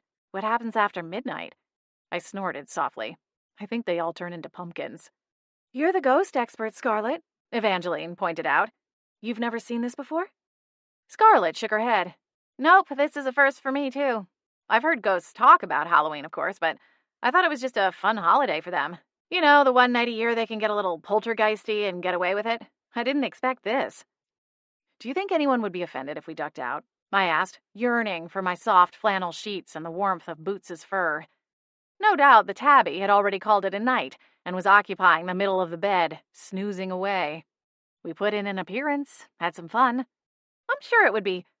Another round of ghost fireworks streaked into the sky, the explosion interrupting Scarlet. I peeked around the mausoleum's wall to see the ghost's reaction, and another set of fireworks launched. Looks like Sturgeon is having the time of his life. Death? Scarlet and Evangeline giggled. He sure is. The ex-army sergeant stooped over to light the next set of fuses, the fireworks materializing out of thin air as soon as he launched off the previous set. He paused midway, bent over, a smile on his face. Guys? Evangeline said. I glanced at her, and she raised a finger, gesturing at another cluster of ghosts, all of whom were frozen in place. I looked back at Sturgeon. He was stuck, still in that half-bent posture, his fingers reaching for the fuse. What's happening? I asked, looking to Scarlet.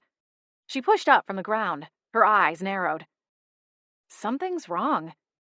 I followed her gaze and saw Flapjack, frozen in midair, his legs stretched out as if he'd leapt off one headstone to jump to the next highest one. Something is very, very wrong. Chapter 3. All across the graveyard, every ghost was frozen. Most of the spirits wore happy expressions, caught in a merry conversation or mid-dance move. The band members had stilled, clasping their instruments, waiting to play a note that wasn't coming. I don't understand, Evangeline said, snapping her fingers in front of Gwen and Hayward's smiling faces. What happened? I don't know, I stammered, as I slowly spun in a circle to take in the full weight of the situation.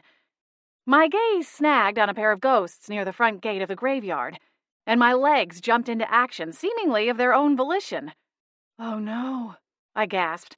It's Posy.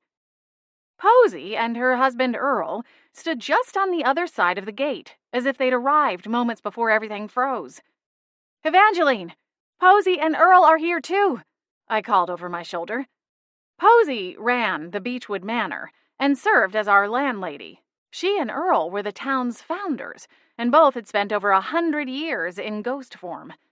Evangeline raced over, one hand over her mouth. I'm calling Adam, I said, digging into the back pocket of the jeans I'd put on before leaving the house. I grabbed my cell phone, and with 3 taps had Adam on the other end of the line. Hey, gorgeous, having fun at the Boneyard Bash? Something's happened, I replied, my throat tight. Get here, fast. On my way. Adam disconnected without another word. Scarlet crossed the graveyard and stopped beside her airborne cat companion. Flapjack? Can you hear us? She leaned close as if waiting for a whispered reply to come. Nothing but silence echoed through the graveyard. The merriment was gone, leaving a haunted shadow in its wake. Scarlet reached out and stroked Flapjack's silvery fur. Normally, when a human, or any kind of supernatural, touched a ghost, they would pass right through. A cold sensation usually followed. It was uncomfortable, but not painful, and always fleeting. Scarlet's fingers didn't pass through Flapjack's semi-transparent form, though. Instead, they rested in the thick fur, as if he were any other cat living on this side of the divide between the living and the dead. My eyes widened. Scarlet, how are you doing that? Evangeline reached out to touch the hand of the young man frozen to her left. She immediately shuddered and took a step back. It's a long story, Scarlet said. She closed her eyes before I could press further, and I sucked in a breath and held it tight, waiting. A long moment passed, and I twitched my fingers just to reassure myself that we hadn't been frozen too. Suddenly, Scarlet's eyes popped open and went wide, her pupils huge and dark. She gasped for air as if she'd been sucked underwater by a riptide and had to fight to get back to the surface again. Flapjack's form flickered, fading almost to nothing at first, and then flashed back, more brightly than before. His previous momentum carried through, and he sprang forward, completing the jump to the adjacent tombstone. He landed and shook his entire body. His fur stood on end, and his silvery eyes were as wide as Scarlet's. I whipped around, scanning the graveyard. Scarlet's magic had only worked on Flapjack. All the others were still frozen. What happened to you? I asked, not sure if the question was for Scarlet or Flapjack. Scarlet sagged backwards, still breathing heavily. She clutched one hand to her chest and wheezed. Evangeline placed a hand on her shoulder. Are you all right? Do we need to call for a paramedic? Scarlet shook her head but seemed unable to speak. Evangeline looked at me. Holly, she said, her voice trembling. Flapjack rallied and looked at his guardian. Scar? What did you do? Scarlet swallowed hard and braced herself against a 3-foot statue of an angel that stood sentinel at the head of a grave. There was a magic web. Evangeline squeezed Scarlet's shoulder. Slow down. Take your time. I don't know what happened, Flapjack interjected as Scarlet collected herself. 1 minute I was here, thinking about how lame this party is, And then the next, I was gone. It was dark. I couldn't see anyone else. He paused and looked around at all of his fellow spirits. Then, there was a voice. It was male, deep, gravelly, like that movie trailer guy, but if he smoked 3 packs a day. What did he say? I asked him. He said we'd reached the end of our time terrorizing those on this plane. He was a little dramatic. And that when the clock strikes midnight, we'll all be saying goodbye and going back where we belong. The cat sat down on his haunches and started smoothing out his ruffled fur, as if he hadn't just delivered some kind of ghostified doomsday prophecy. I caught your soul thread and pulled you back, Scarlet finally mustered, her breath still shallow. But it was like reeling in 100-pound tuna. Flapjack cocked his head. When have you ever reeled in 100-pound tuna? Also, it's cruel to bring up tuna when you have none on hand to comfort me in my time of crisis. I looked around at all of the ghosts gathered. There had to be close to 100. There was no way Scarlet would have enough mojo to reel them all back to the land of the living, even if we had all night. As it was, midnight was creeping up fast, and if the words Flapjack heard were a real threat, we were already running out of time. Scarlet stabilized herself and went to the man beside Evangeline. She reached out, but I stopped her, pushing her arm away before she made contact. Scarlet, wait. Her eyes snapped to mine. We don't have much time, Holly. They're all in danger. Your powers aren't limitless, Scarlet, and you've never hit rock bottom before, have you? She hesitated just long enough that I knew the answer was no. Well, speaking as someone who has, I can assure you it's highly not recommended, I continued. Scarlet jerked her arms away from me and reached for the ghost again. I can't let them all die, if that's what's happening here. Someone clearly has a hold over them. We don't know who or what has them in its grip, I said, trying to keep my voice calm and level. You won't be able to save them all in time. We need to get to the root of this problem. If we take it out, this spell or enchantment or curse will break. How do you know that? Scarlet asked, desperation straining her voice. It's just how these things work, I replied, hating how shallow it sounded as soon as the promise left my lips. For every potion there is an antidote, and for every curse there is a way to break it. This isn't Snow White or Sleeping Beauty, Holly. Flapjack jerked his fuzzy chin toward the young man standing beside Evangeline. That guy probably wouldn't mind if you tried to kiss him back to life, the cat drawled. He checks out your rear every time he sees you. Not helping, Scarlet bit out between clenched teeth. These are your friends, Flapjack. Aren't you at least a little concerned? I asked. Flapjack swished his tail through the air. What's the worst that could happen? They all get sent to the other world? That's where we're all supposed to be anyway, isn't it? He looked at Scarlet and then shrugged. You ask me, whoever this guy is, he's saving you a lot of time and trouble. Murder flashed in Scarlet's eyes. You don't mean that. What about Hayward? He's your friend. He's with Gwen. He'll be happy wherever she is. You said you couldn't see anyone else, I countered. How can you be sure they're together? Flapjack frowned, his silver whiskers twitching. Can you send me back through? He asked, after a long pause. Maybe I missed something. A door, or that tunnel of light everyone fusses over. I don't think there is a way to send you back, Scarlet said, and I wouldn't even if I could. Flapjack looked across the graveyard, his gaze snagging on Hayward's and Gwen's silhouettes. What do we do then? Scarlet didn't answer him. She walked through the graveyard, weaving between headstones and statues and the larger family tombs. She looked at every face, even as her own grew more desperate. Should we call the SPA? Evangeline asked me. The Supernatural Protection Agency technically included ghosts in their jurisdiction, but as most ghosts were benign, I imagined most agents wouldn't have a ton of experience working with them. Still, the more brains, the better, especially as the ticking time clock was counting down all too quickly in the back of my head. Across the graveyard, Scarlet circled back to Gwen and Hayward. They were her other full-time companions, her friends. She reached for Gwen's hand, frozen in midair. From the look on Gwen's face, she'd been telling a story. She always talked with her hands, and at a mile-a-minute pace. Scarlet touched Gwen's fingers. My muscles went tight. Evangeline pulled her phone from her purse. "I'm calling the agency," she called loud enough that Scarlet could hear. "Scarlet," I said, starting toward her. "Let's wait until the SPA gets here. They'll be able to help." She shook her head and closed her eyes. "I'm not waiting."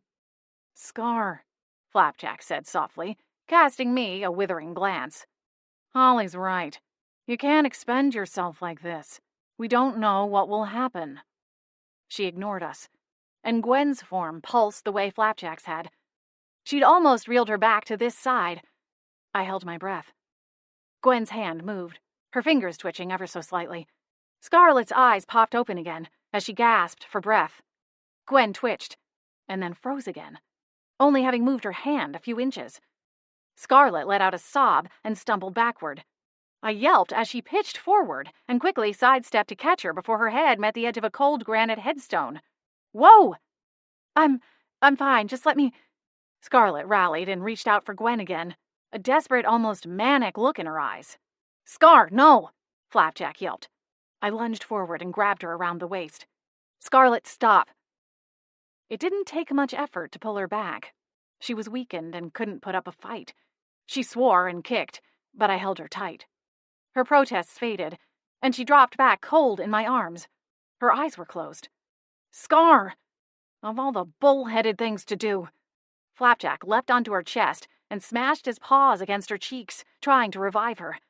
Evangeline rushed in to help, and we lowered Scarlet carefully to the ground.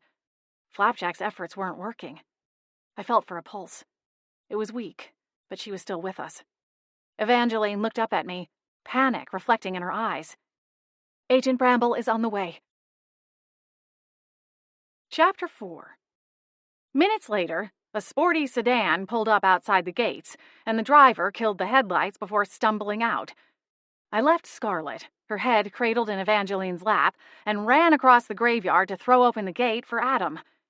He stuffed the keys to Evangeline's car into the pocket of his jeans, and stopped short when he caught sight of Posey and Earl in his peripheral. "What happened?" he asked, staring at the frozen pair. "We don't know," I replied. "Everything was fine, and then all of a sudden everything just froze. All of the ghosts." I cast a hand around, and Adam took a few steps forward, taking in the entire scene. Scarlet did some kind of soul magic and managed to drag Flapjack back to this side. He heard a voice on the other side. It told him that at midnight, all of the spirits would be pushed to the other world. "Midnight?"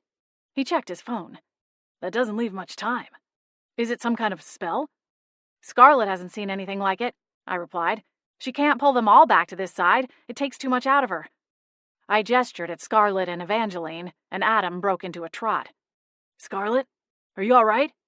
Did you call for an ambulance?" Scarlet shook her head. "What about Lucas? Is he in town?" he asked. A bolt of guilt ran through my chest. Lucas? Of course, I should have called Lucas. "Agent Bramble is sending agents," Evangeline told him. Scarlet moaned something, and Flapjack jumped into midair, his back arching. "Scar, can you hear me?" "Don't call Lucas," she said, each word labored. I looked at Adam. His jaw was set firmly in place. I'd had more than my fair share of close calls with danger, to the point where my recklessness had almost cost me Adam. Naturally, it followed that he would want to call Lucas, Scarlet's boyfriend, and tell him what was going on. If the roles were reversed and I was the one barely conscious on the ground, he would be furious if no one called him. "He can't help us," I said quietly to Adam. "He doesn't have any magic. If he came here, all he would see is an empty graveyard." Lucas was ex-military, and good at just about everything. But when it came to ghosts and magic, he was limited by his humanity. "Are you sure, Scarlet?" Adam asked. She nodded and opened her eyes. "He's in Seattle. There's nothing he can do. By the time he got here, it'd be too late." Adam pushed to his feet and looked around the graveyard. What kind of magic would do this? He wondered out loud. I shook my head. And why? I mean, none of these ghosts are problematic or neighborhood menaces. Right, Scarlet? Flapjack, still sitting on Scarlet's chest, twisted around to look at me. "These stiffs are all boring as tilapia," he said. This lame excuse for a party is the most exciting thing any of them do in a year. Total waste of the afterlife, if you ask me. Of all the ghosts, she had to bring Flapjack back? Adam muttered out of one corner of his mouth. I suppressed a smile. He's her kitty cat. She had to save him first. I am not a kitty cat, Flapjack groused. I'm going to shift, Adam said. Maybe I'll be able to pick up a scent trail. Magic like this seems a little specific. Someone or something else was here recently. Or maybe still is. Icy fingers raked at my back, and I whipped around, wondering if he was right, and there were little eyes watching us somewhere among the graves. The ball of light I'd conjured after arriving was still floating near the gate. I crooked my finger and called it forth before feeding it a little more magic. The orb grew, casting a larger swath of faint blue light over the graveyard.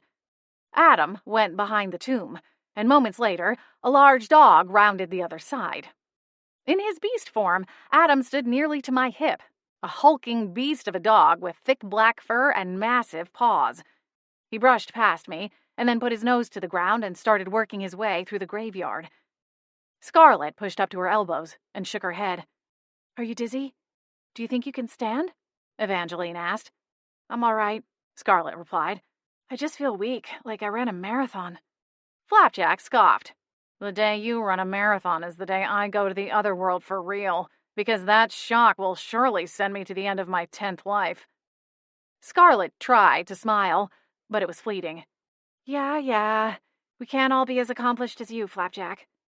The SPA is sending an agent to help, I told her softly, keeping my doubts about their potential helpfulness to myself.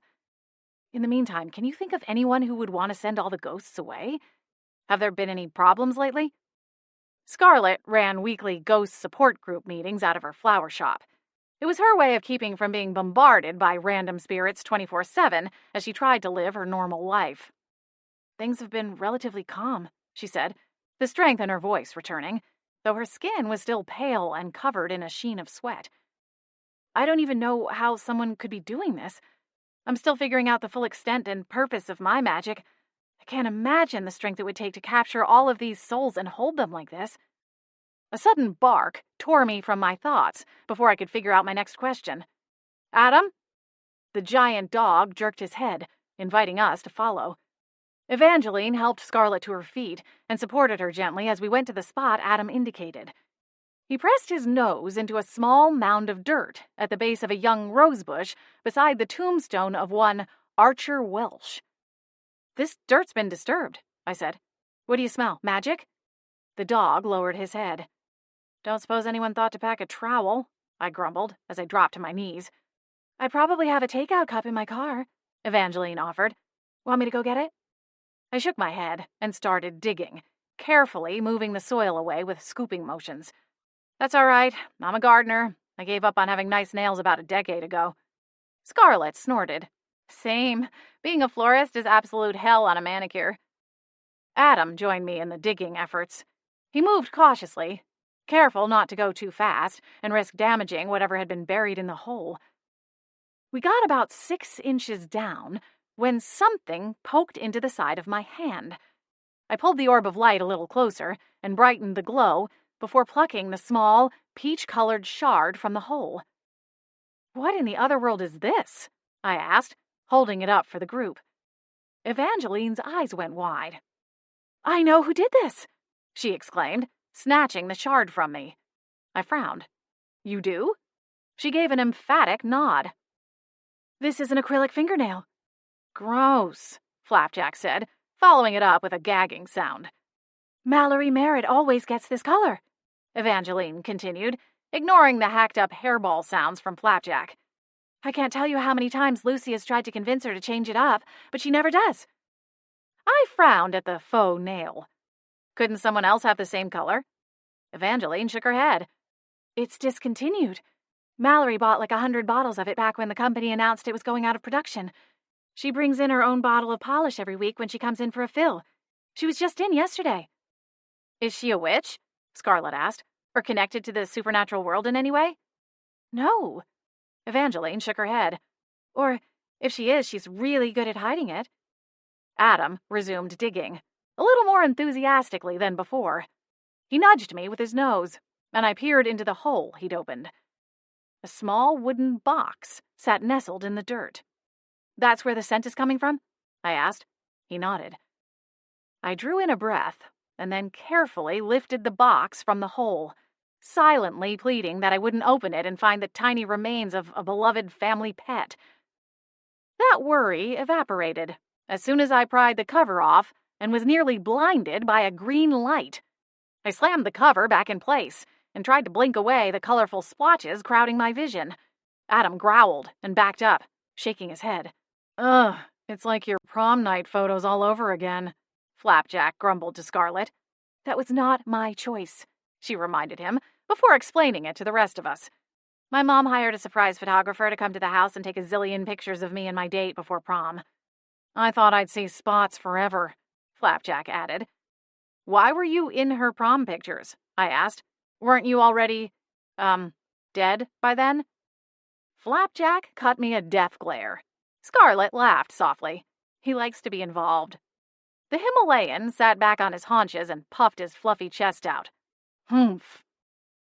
I gathered a pool of magic in my palm and then cast it out in front of me like a web. The spell was technically a shielding spell, one I used all too often, though less now that our vampire roommate wasn't around to get under Adam's skin, or fur. I added color to the shield, forming a thin blue shield between us and the contents of the box before opening the lid again. The shield worked as a giant pair of sunglasses and blocked the harsh light from blinding us. "What is it?" Evangeline asked, leaning over my shoulder to get a closer look as I lifted a small glass sphere. Streaks of green swirled through a silver liquid, swimming like thin eels in a sea of mercury. The bright green light faded as I held the ornament, and after a minute I dropped my shield spell. I don't know," I replied, slowly rotating the sphere in my hand. "I've never seen anything like this before." Adam whined, and I twisted around to look at him. He jutted his long snout toward Flapjack. The cat stood transfixed on the shining orb, his haunted pupils as big as his eyes. "Scarlet," I said, pointing toward the cat at her feet. Her brows knitted together, and she nudged at the cat with the toe of her boot.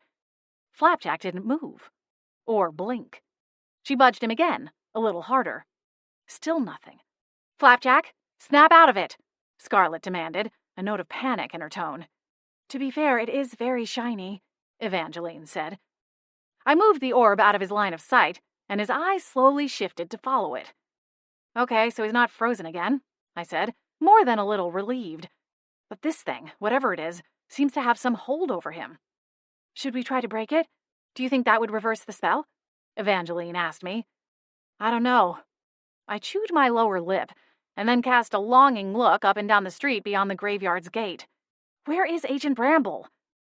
The main SPA headquarters were in the Seattle Haven, a 3+ hour drive from Beechwood Harbor. But there was a portal that worked something like a ley line, connecting the Haven to the harbor and allowing travel between the two within minutes. "She said it might take a little longer than usual," Evangeline replied. "It's Halloween. There's more mischief than usual, and most agents are out on patrol or responding to calls. Agent Bramble is working with a skeleton crew at headquarters." "Great," I groaned. "We're going to end up with some junior agent who doesn't know a sphinx from a house cat." Evangeline held up the fake nail. "We need to go see Melody Merritt. For some reason, she put this box here. We have to find out why." Chapter 5. I called Agent Bramble's direct line as soon as I slid into Evangeline's tiny back seat and buckled up. Evangeline tended to drive her own car like she stole it, especially in a crisis. "Bat wings," I grumbled as the call kicked to voicemail. "She's got to be close, out of the office at least." "I can stay here and explain everything," Scarlet offered. "What about Flapjack?" Adam, once again in human form, asked. "He could stay and keep watch over things." Scarlet hesitated, one hand still gripping the frame of the passenger side door. She looked down at Flapjack, who sat dutifully at her heels. He'd snapped out of his trance as soon as we put the mysterious ornament back in its box, but couldn't explain what had come over him. "If he stays, so do I," Scarlet said. "Aw, who's the codependent one now?" The cat chided her playfully. We'll tell Agent Bramble what happened and where you three went. I have your cell number, Holly. I'll call as soon as she gets here. Are you sure? I asked, looking out my window at the graveyard. The ghosts were fading from sight, their silhouettes fainter than before. Or maybe it was my eyes playing a trick on me. Holly, Adam said, we have to go. We'll be fine, Scarlett assured me, as she stepped back and closed the passenger door. She rounded the front bumper and slipped back into the graveyard. As soon as the gate clanged shut, Evangeline gunned it, and we tore off into the night. Luckily, Beechwood Harbor was small enough that a crosstown trek took a handful of minutes, especially when it was nearing midnight and everyone else was at home, sleeping off their sugar comas. We stopped at the Emerald, the swanky day spa Evangeline owned. She left the engine running and hurried inside. I dialed Agent Bramble's cell phone number. Son of a witch, I growled when her voicemail picked up. She's not at the office and she's not answering her cell phone. This isn't like her. Take a breath, gorgeous. Adam placed a reassuring hand on my leg. Let's brainstorm. What kind of magic has power over ghosts? I stared blankly at the back of the headrest in front of me. I don't know, I replied, shaking my head. It's not really my area of expertise. If this was a potion or some kind of charm, I'd feel a lot better. Well, you know what I mean. I'd know where to start. But this is way out of my league. Evangeline appeared in the headlights as she locked the glass door of the spa and hustled back to the car, a shiny folio tucked under one arm. As she climbed behind the wheel, she tossed the book over her shoulder into Adam's lap. Second to the last page. It has all my client info. Melody's address will be in there. Can you plug it into that googly thingy you have? Adam chuckled. Google Maps? Evangeline kicked into reverse and we peeled out of the small strip mall lot. I remember she mentioned living in the Oyster Heights neighborhood, but I don't know which house. I'll start heading that way while you look up the street and number. Adam looked up the info and plugged it into his phone. Magic and technology were two warring worlds, only recently starting to merge together. Most supernaturals didn't bother with much tech. I had a smartphone, but rarely used it for anything more sophisticated than texting my friends. Granted, I was an emoji addict, something Adam teased me about endlessly. According to him, the rest of the world had moved on to something called a Jiggy? Griffin? Jiffy? No, that was peanut butter. Anyway, I, like most witches, ran behind the times and left my tech-savvy needs to Adam when the occasion arose. Adam's phone started talking, and he put it on the vacant passenger seat so Evangeline could better hear the directions as the robotic voice rattled them off. The Oyster Heights neighborhood was a relatively new housing development, with homes built in the upper-middle-class price range. Most of the homes were two-story, in order to get the best shot at an ocean or harbor view. What if she doesn't answer the door? Evangeline asked, as she pulled into Melody's driveway. I mean, it's practically the middle of the night. If I were her, I certainly wouldn't. The glowing clock on the dash showed 11:22, and the seconds were starting to tick off in my mind like a bomb countdown timer in an action flick. She has to, I said, shoving out of the car. I marched up to the front door and rang the bell. A small dog started barking its head off on the other side of the door. I punched the doorbell again. Adam and Evangeline joined me on the front porch. Oh, that's right, she has a Shih Tzu. Tulip, I think, Evangeline said. Adam's lip curled back. Delightful. He didn't care for small dogs. We should have brought Flapjack, I said. To scare the dog? No, but he could have gone inside without waiting for permission. There might be some clue in her house. Good point. I hit the doorbell again. She gets another minute, then I say we break in and look around. Evangeline shifted nervously. Holly, she's a client. Gorgeous, I'm with Evie on this one, Adam said. I don't want to explain to Chief Lincoln what we were doing breaking into someone's house in the middle of the night on Halloween. I don't think even I could BS my way out of that one. They were right, of course, but the clock in my head ticked all the louder. A light flashed on in the living room, and we all took a collective gulp of breath. The door opened, a tiny crack, just wide enough for one eyeball to peer out at us. It took a second, but then the woman on the other side pulled the door open the rest of the way. Evangeline? She said. What are you doing here? Melody looked to be in her early 40s, with sandy brown hair, an oval face, and wide brown eyes. She wore a silky robe that hung nearly to the floor. Adam directed a meaningful glance at Melody's hand as she clung to the sash. Her right index finger was missing a nail. Evangeline clasped her own hands together in front of her and put on a sympathetic expression. "I'm really sorry, Melody, and this is going to sound completely bizarre, but were you at the graveyard earlier tonight?" Melody blinked. I'm sorry." Evangeline cut a sidelong glance at Adam and me. "There were a few tricksters out there tonight and we're trying to locate witnesses," Adam said without missing a beat. "We just spoke with a neighbor across the street from the cemetery who thinks they saw you out walking your dog. Is that true?" Evangeline and I exchanged a frown. Where was he going with this? No," Melody replied, tugging her robe sash even tighter. I was actually at a Halloween party all night." "Anywhere near the graveyard?" Adam asked.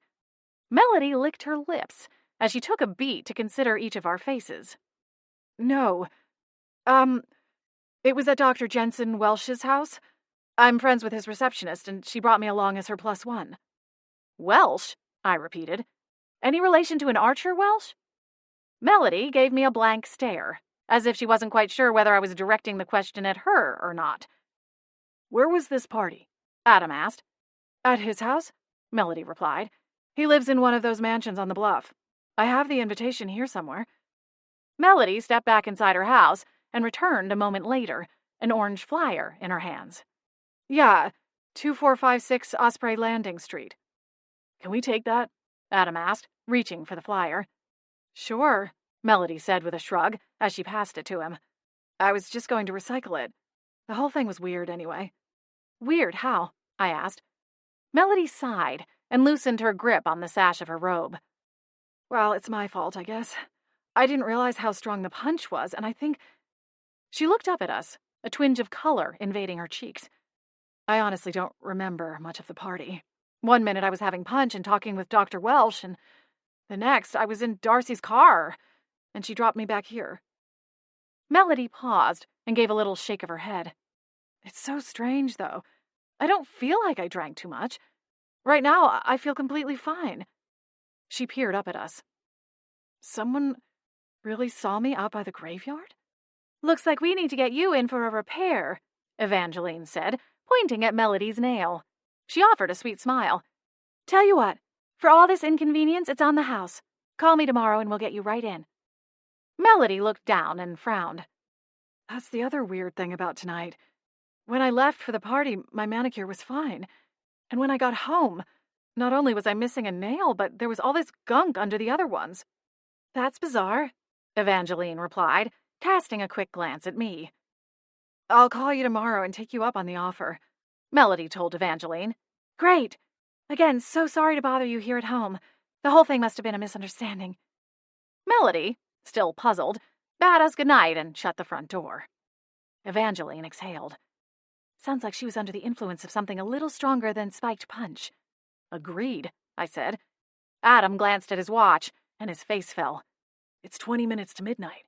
By the time we get to Dr. Welsh's house and wake him up, it'll be too late." I swallowed hard, as a pit formed in the bottom of my stomach. "We have to try. What else can we do?" "Who is Archer Welsh?" Evangeline asked as we hurried back to her car. It was the name on the gravestone beside the hole where we found that orb. Maybe the placement was random, but my gut says it was buried there for a reason. My phone rang and I nearly jumped out of my skin. "It's Scarlett," I said, looking at the screen. I tapped the accept button. "Is Agent Bramble there yet?" "No," she whispered, "but someone else is." Chapter 6. The graveyard gates were wide open when we pulled up alongside them. I snapped my buckle off before Evangeline put the car in park and burst out the door half a heartbeat later. Across the graveyard, a cat yowled and hissed. My pulse quickened. Flapjack! Behind me, the gravel sprayed, and when I blinked, Adam flew by, back in his dog form. He tore past me, and I threw an orb of light into the sky. A man stood over Scarlett, wand raised. but Flapjack's silvery form whipped around his head so fast he looked like a miniature cyclone. Relief flooded Scarlet's eyes as Adam joined the battle. The large dog rammed his shoulder into the back of the man's knees and took him down to the ground with one swift motion. Flapjack clawed and scratched, but it didn't look as though his ghost claws and teeth were inflicting any actual damage. Still, the cat was one hell of a good distraction. Adam's teeth, on the other hand, had no problem digging into the man's flesh. He bit at the man's wrist and hung on. "Drop the wand!" I yelled. The man looked up at me, defiance blazing in his dark eyes as he grimaced in pain. Adam growled and tugged at the wrist. "If you want to keep your arm, I'd suggest listening to me," I said, planting my hands on my hips. Evangeline raised her own wand, and with a few flicks, had the man's ankles bound together with a strong tether of magic. "That should hold him for now." Adam didn't back down. The man grunted as he resisted the bite. I threw my hands up and scoffed. "Oh, for Merlin's sake!" With a word and a flick of my own magic, I grabbed the wand and sent it flying across the graveyard. Adam released the man's wrist, but kept his huge paws anchored on his chest, pinning him to the ground. "The SPA is already on their way," I told the man. "Whatever it is you think you've accomplished, it's over." The man laughed. "Is that so?" He looked past me to a cluster of still frozen ghosts. "It looks like it's all going according to plan. This is just a hiccup." "Think again, Dr. Welsh. We have a human who is willing to testify that you slipped her a memory-altering potion in order to use her to do your bidding. As I'm sure you're aware, mind magic is forbidden, one of the most heinous crimes in all of the Haven law. You'll be spending the rest of your life in a jail cell on that charge alone. Add to it the murder of 100 ghosts." "You can't murder someone who's already dead," the man countered. "I'm sending them where they belong. It's hardly the same as murder." "Why are you doing this? What have ghosts ever done to you?" Scarlet demanded. "Ghosts are a menace. Unwanted phantoms lurking through the city, wreaking havoc on those of us trying to live our lives," he spat, glowering up at us. "My only regret is getting greedy and wanting to come down here and see their destruction firsthand." A hawk screeched overhead, and the large bird dropped to the ground before shifting into Agent Agatha Bramble, a high-ranking SPA official. "Sorry for the delay," she said, her trained eyes quickly assessing the situation. She paused when she looked at the pinned man under Adam's paws. "Jensen Welsh?" My brows lifted. "You know him?" Agent Bramble's thin lips nearly disappeared as they formed a tight, horizontal line. "Oh, yes. He's an SPA fugitive." She paused to dig into the bag fastened at her hip. When she retrieved a small red capsule, she waved her hand at Adam. "Mr. St. James, if you'd allow me." Adam stepped off the doctor's chest, and in the blink of an eye, Agent Bramble crushed the capsule, releasing the magic spell contained inside.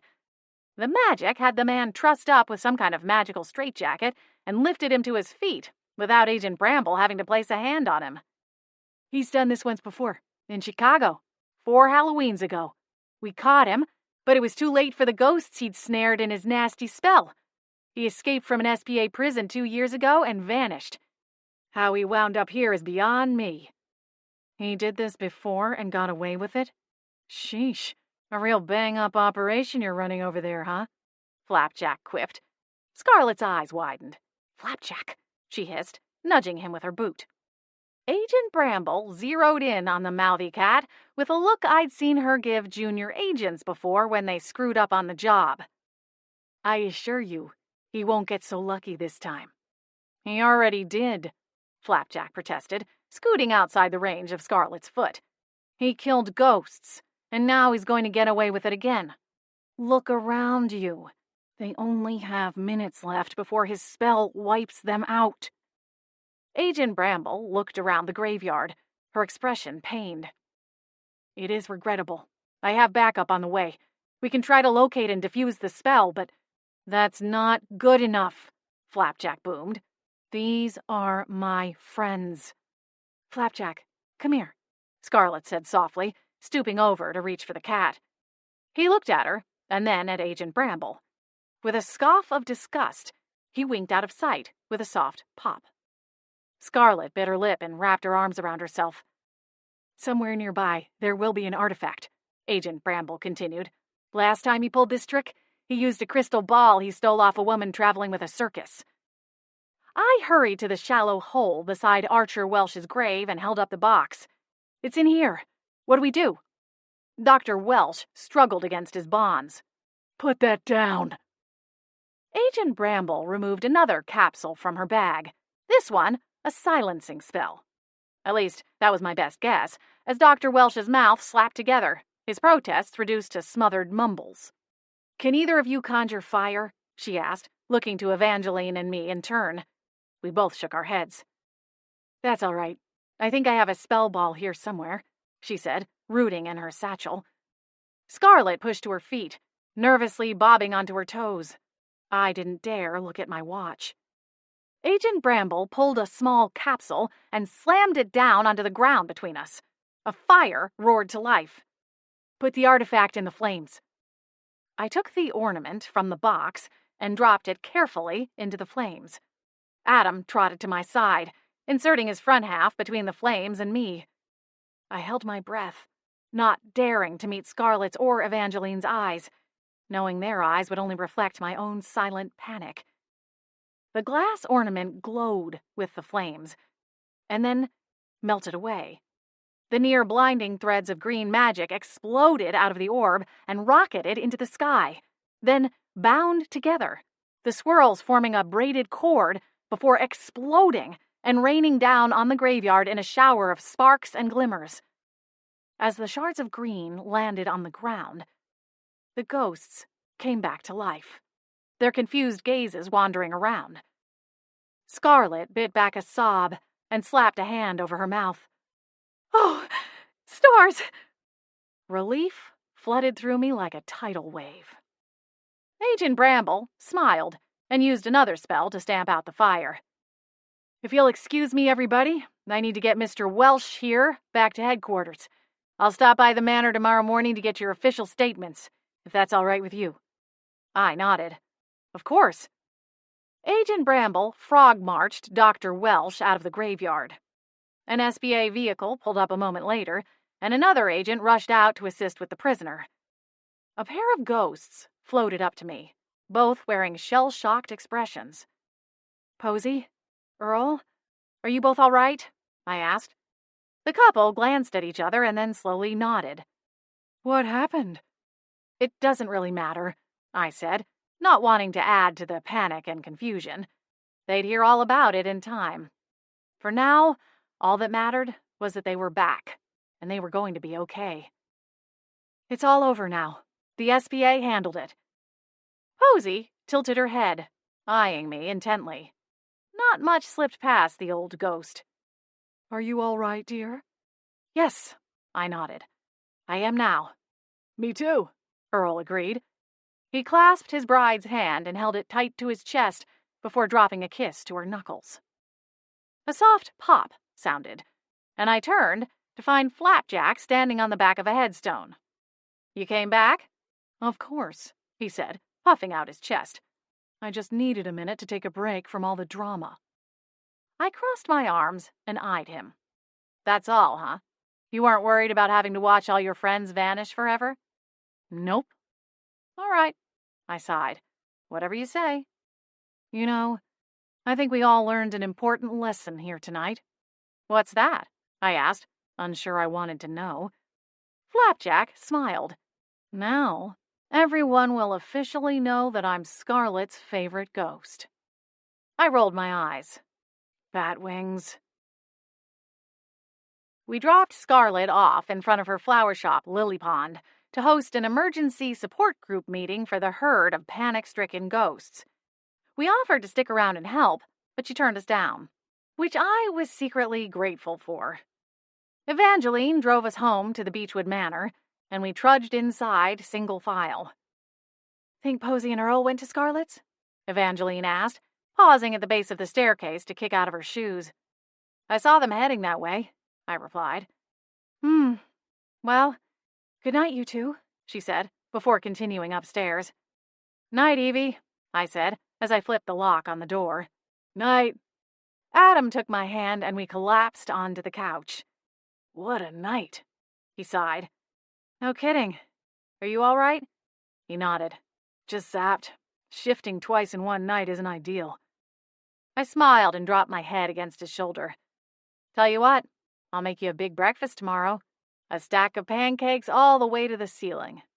Adam chuckled. Deal. He shifted on the couch to dig between the cushions before producing 2 fun-sized Snicker bars. He grinned at me. Nightcap? I plucked one of the candies from his hand. I'd say we both earned one. He tore the corner of the wrapper with his teeth. Agreed. We popped the bite-sized chocolate bars from their respective wrappers and tapped them together in a candy version of a champagne toast. Happy Halloween, Holly. Happy Halloween, Adam. Dead men tell no tales, but dead women do. Chapter 1.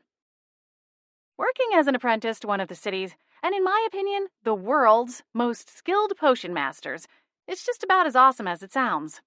I had an all-access pass to my boss, Holly Bolt, and spent my days crafting and creating, brewing and stewing. Her potion shop, Starfire Apothecary, was coming up on its 9-month anniversary since the grand opening, and things were busier than ever. The shop's success didn't surprise me. I'd known it would be a smashing success long before its doors officially opened. The Seattle Haven was a big place, with lots of options for those in the market for top-notch potions. But even in a crowded marketplace, Holly's potions stood out from the rest. We restocked throughout the week, cooking up big batches of the shop's most popular brews. But even with the round-the-clock schedule, we still wound up with empty shelves and wait lists for our top sellers. It was great from a business standpoint, but sometimes my more creative side longed for the days prior to opening the shop when Holly and I spent our days brainstorming and working to perfect new recipes. Back then, we had time to savor each new discovery and celebrate the little milestones as we worked to get the shop open. Now, we were lucky if we got enough time to sit down and eat lunch together more than once a week. Along with the hustle and bustle of the shop, Holly's star power was also on the rise, and it seemed with every interview and business meeting, she drifted a little further away. I didn't begrudge her the success she was finding. Quite the opposite. I loved cheering her on. But I couldn't help missing her, and sometimes, selfishly, wish that we could go back to the way things were before. I wanted to be back in the studio, trying new potion ideas and coming up with elusive recipes. Instead, I spent most of my days alone in the back room of the shop, churning out our famous potions. Of course, brewing, even alone, was still infinitely better than fielding customer questions. I dreaded covering breaks for the 2 shop witches who ran the front counter. Let's just say certain customers tend to give a little TMI while inquiring about medicinal potions. I'd need to start brewing some brain bleach if I got sidelined by another wart picture, or had to deduce what tincture would work best for a rash. Seriously, it's like these people had never heard of a healer's office before. I mean, sure, we sell those kinds of potions, but we followed protocols and recipes handed down from actual doctor types. Then there were the more comical customer dilemmas, like the Saturday evening I spent talking to a suit and tie guy who downed an entire bottle of charisma booster before going on a date. The dosage, which was printed neatly on the side of the vial, mind you, called for somewhere between 2 and 5 drops, depending on body weight. Well, Mr. Rolex decided he was special, threw the whole thing back like some kind of tequila shooter, and wound up bolting for the restaurant's men's room before the appetizers could even be served. When he called the shop to ask for help, I was tempted to leave him to the natural consequences. After all, it was already on its way out of his system. But he sounded so pitiful that I punched out early, grabbed an antidote, and hopped a shimmer bus across town to deliver it to him. When he was able to leave the men's room, I'd expected a nice tip. But instead, he'd slipped me his business card and told me to call him if I ever needed investment advice. Today, there would be none of that to worry about. No phone calls, no answering the sing-song little bell at the front counter, no restocking shelves. It was Friday, and on Fridays, I got to work with Holly, just like in the old days. And on this particular Friday, I had a new idea to try. TGIF indeed. So, when Holly came sweeping into the studio at 10:30, I pounced on her, showing her all the scribbles I'd done in my potions book, and explained exactly how I thought we might solve the viscosity issue with our latest creation. Of course, some of my overzealousness might have been fueled by the extra espresso shot I'd added to my supersized caramel latte. "Whoa!" Holly said, smiling as she held up her hands to stop me mid-explanation. "Tell me, did you drink your coffee this morning, or did you have the barista inject it directly into your veins?" "I plead the fifth," I replied, sliding my empty iced latte cup into the trash. Holly laughed, the sound warm as her green eyes sparkled. "Listen, this all sounds promising, but we're going to have to wait to dive in until after lunch." She paused to check the wristwatch on her right arm. "I have a lunch thing at Luna. I was just stopping by here to grab some paperwork before I go." "Oh?" I asked, raising an eyebrow. "What kind of meeting?" Luna was one of the fanciest restaurants in the Seattle Haven, which meant either she had a personal lunch or it was a hoity-toity client. And last time I checked, she didn't need paperwork to get lunch with her man-muffin, Adam. Holly smiled and gave me a knowing look. I didn't want to say anything just in case it doesn't go through, but you know I can't keep a secret for long. "What is it?" I asked, my own excitement rising. "I'm meeting Phoebe McLean. She wants to talk about getting the shop a feature in Potions Today magazine." My mouth dropped open. Like a full spread? Holly nodded, a little squeal escaping her lips. "Holly, that's amazing!" Phoebe McLean was the leader of the Haven Potion Alliance and had a lot of pull at the periodical. A feature in Potions Today would be a massive deal for the shop. We'd met Phoebe a few months earlier as participants in the Bubble Bubble potion brewing competition reality show. It's a long story, but in the end, the show never made it to air, even though the potion Holly and I made was dubbed the winner, unofficially. All the other competitors were featured in the months leading up to the filming, but since we were last-minute replacements, we never got the chance. So she wants to do it now, or sometime soon at least. Holly shook her head, smiling in disbelief. Sometimes I feel like I should pinch myself. But then if this is all a dream, I don't know if I want to know. Why risk waking up? I laughed. It's definitely not a dream. I held up one leg and pointed at the 4-inch run in the black tights I wore under a pleated leatherette miniskirt. The damaged tights were my favorite pair, of course. This kind of thing doesn't happen in dreams. Ergo, this is all reality. Good point. Holly giggled. Sorry about the tights, though. Meh, I'll just add a few more tears and pretend they came this way. Holly smiled. That works. So, would you mind doing that delivery? Celine can watch the shop while we're gone. Sure. Where am I going? Please tell me it's close to Sumo Sammy's. I've been craving one of their tuna melts for like a week now. Now you sound like Flapjack, Holly teased, the heels of her black boots clacking on the wood floors as she crossed back through the workspace.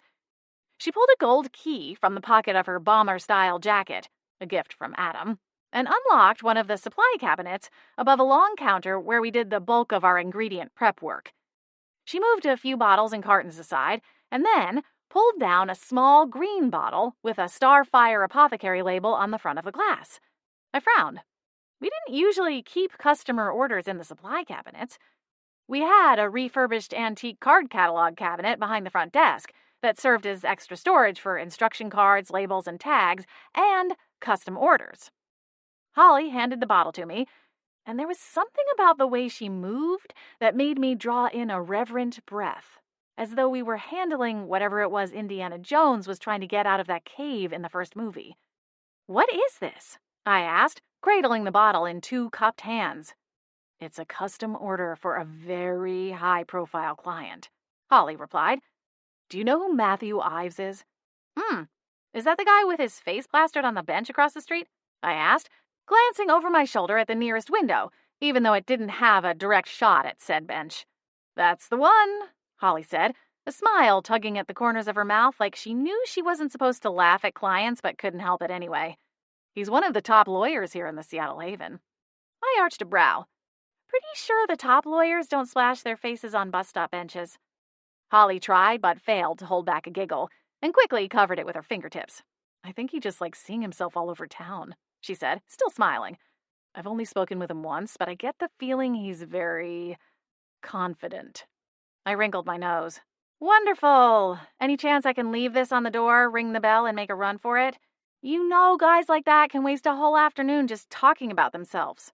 Oh, don't worry. He's not likely to answer the door himself, Holly replied, crossing back through the workspace. She kept her desk neat and tidy, and within a few seconds of looking, she located the paperwork she needed for the luncheon with Phoebe. Just make sure you get the delivery slip signed this time, Holly said, handing me the top page from the stack. It was a blank delivery sheet, used as proof of purchase. The Haven world wasn't steeped in technology the way the human world, just on the other side of the veiling enchantments, was. Everything was documented on paper and stored in filing cabinets, Rolodexes, and binders, like we'd all been time-warped to the 80s. I offered Holly a salute. You got it, boss lady. I guess I'll head out. Good luck with Phoebe. The Ives estate looked like the rest of the homes on the street. I'd had to provide my name and business with a goblin-type fellow at the security shack in front of a gated entry, and as I slowly cruised down the street, I gawked at the sprawling mansions on either side. For all the money they must have cost, I was surprised to find they were basically beefed-up versions of the cookie-cutter homes found in the subdivisions of Beechwood Harbor, just on a much grander scale. All of the houses looked roughly the same. Identical landscaping patterns dotted each front yard, though the flower colors varied some. A few of the homes had water features.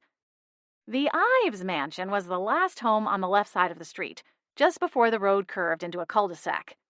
No cars were parked in the driveway, but a 3-car garage could have been hiding them out of sight. In fact, glancing around, I only saw a few houses with vehicles parked out front. I said to myself, turning into the drive. Well, I guess when you have a 5,000-square-foot house, you don't have to fill the garage with junk like the rest of us plebs.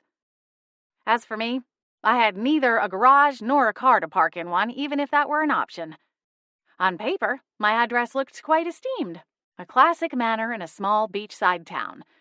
But in reality, I only occupied a small 12 by 12 slice of the large home.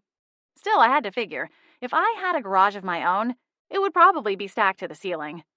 I was a little bit like a goldfish. My material possessions tended to expand to fill whatever living space I was allowed.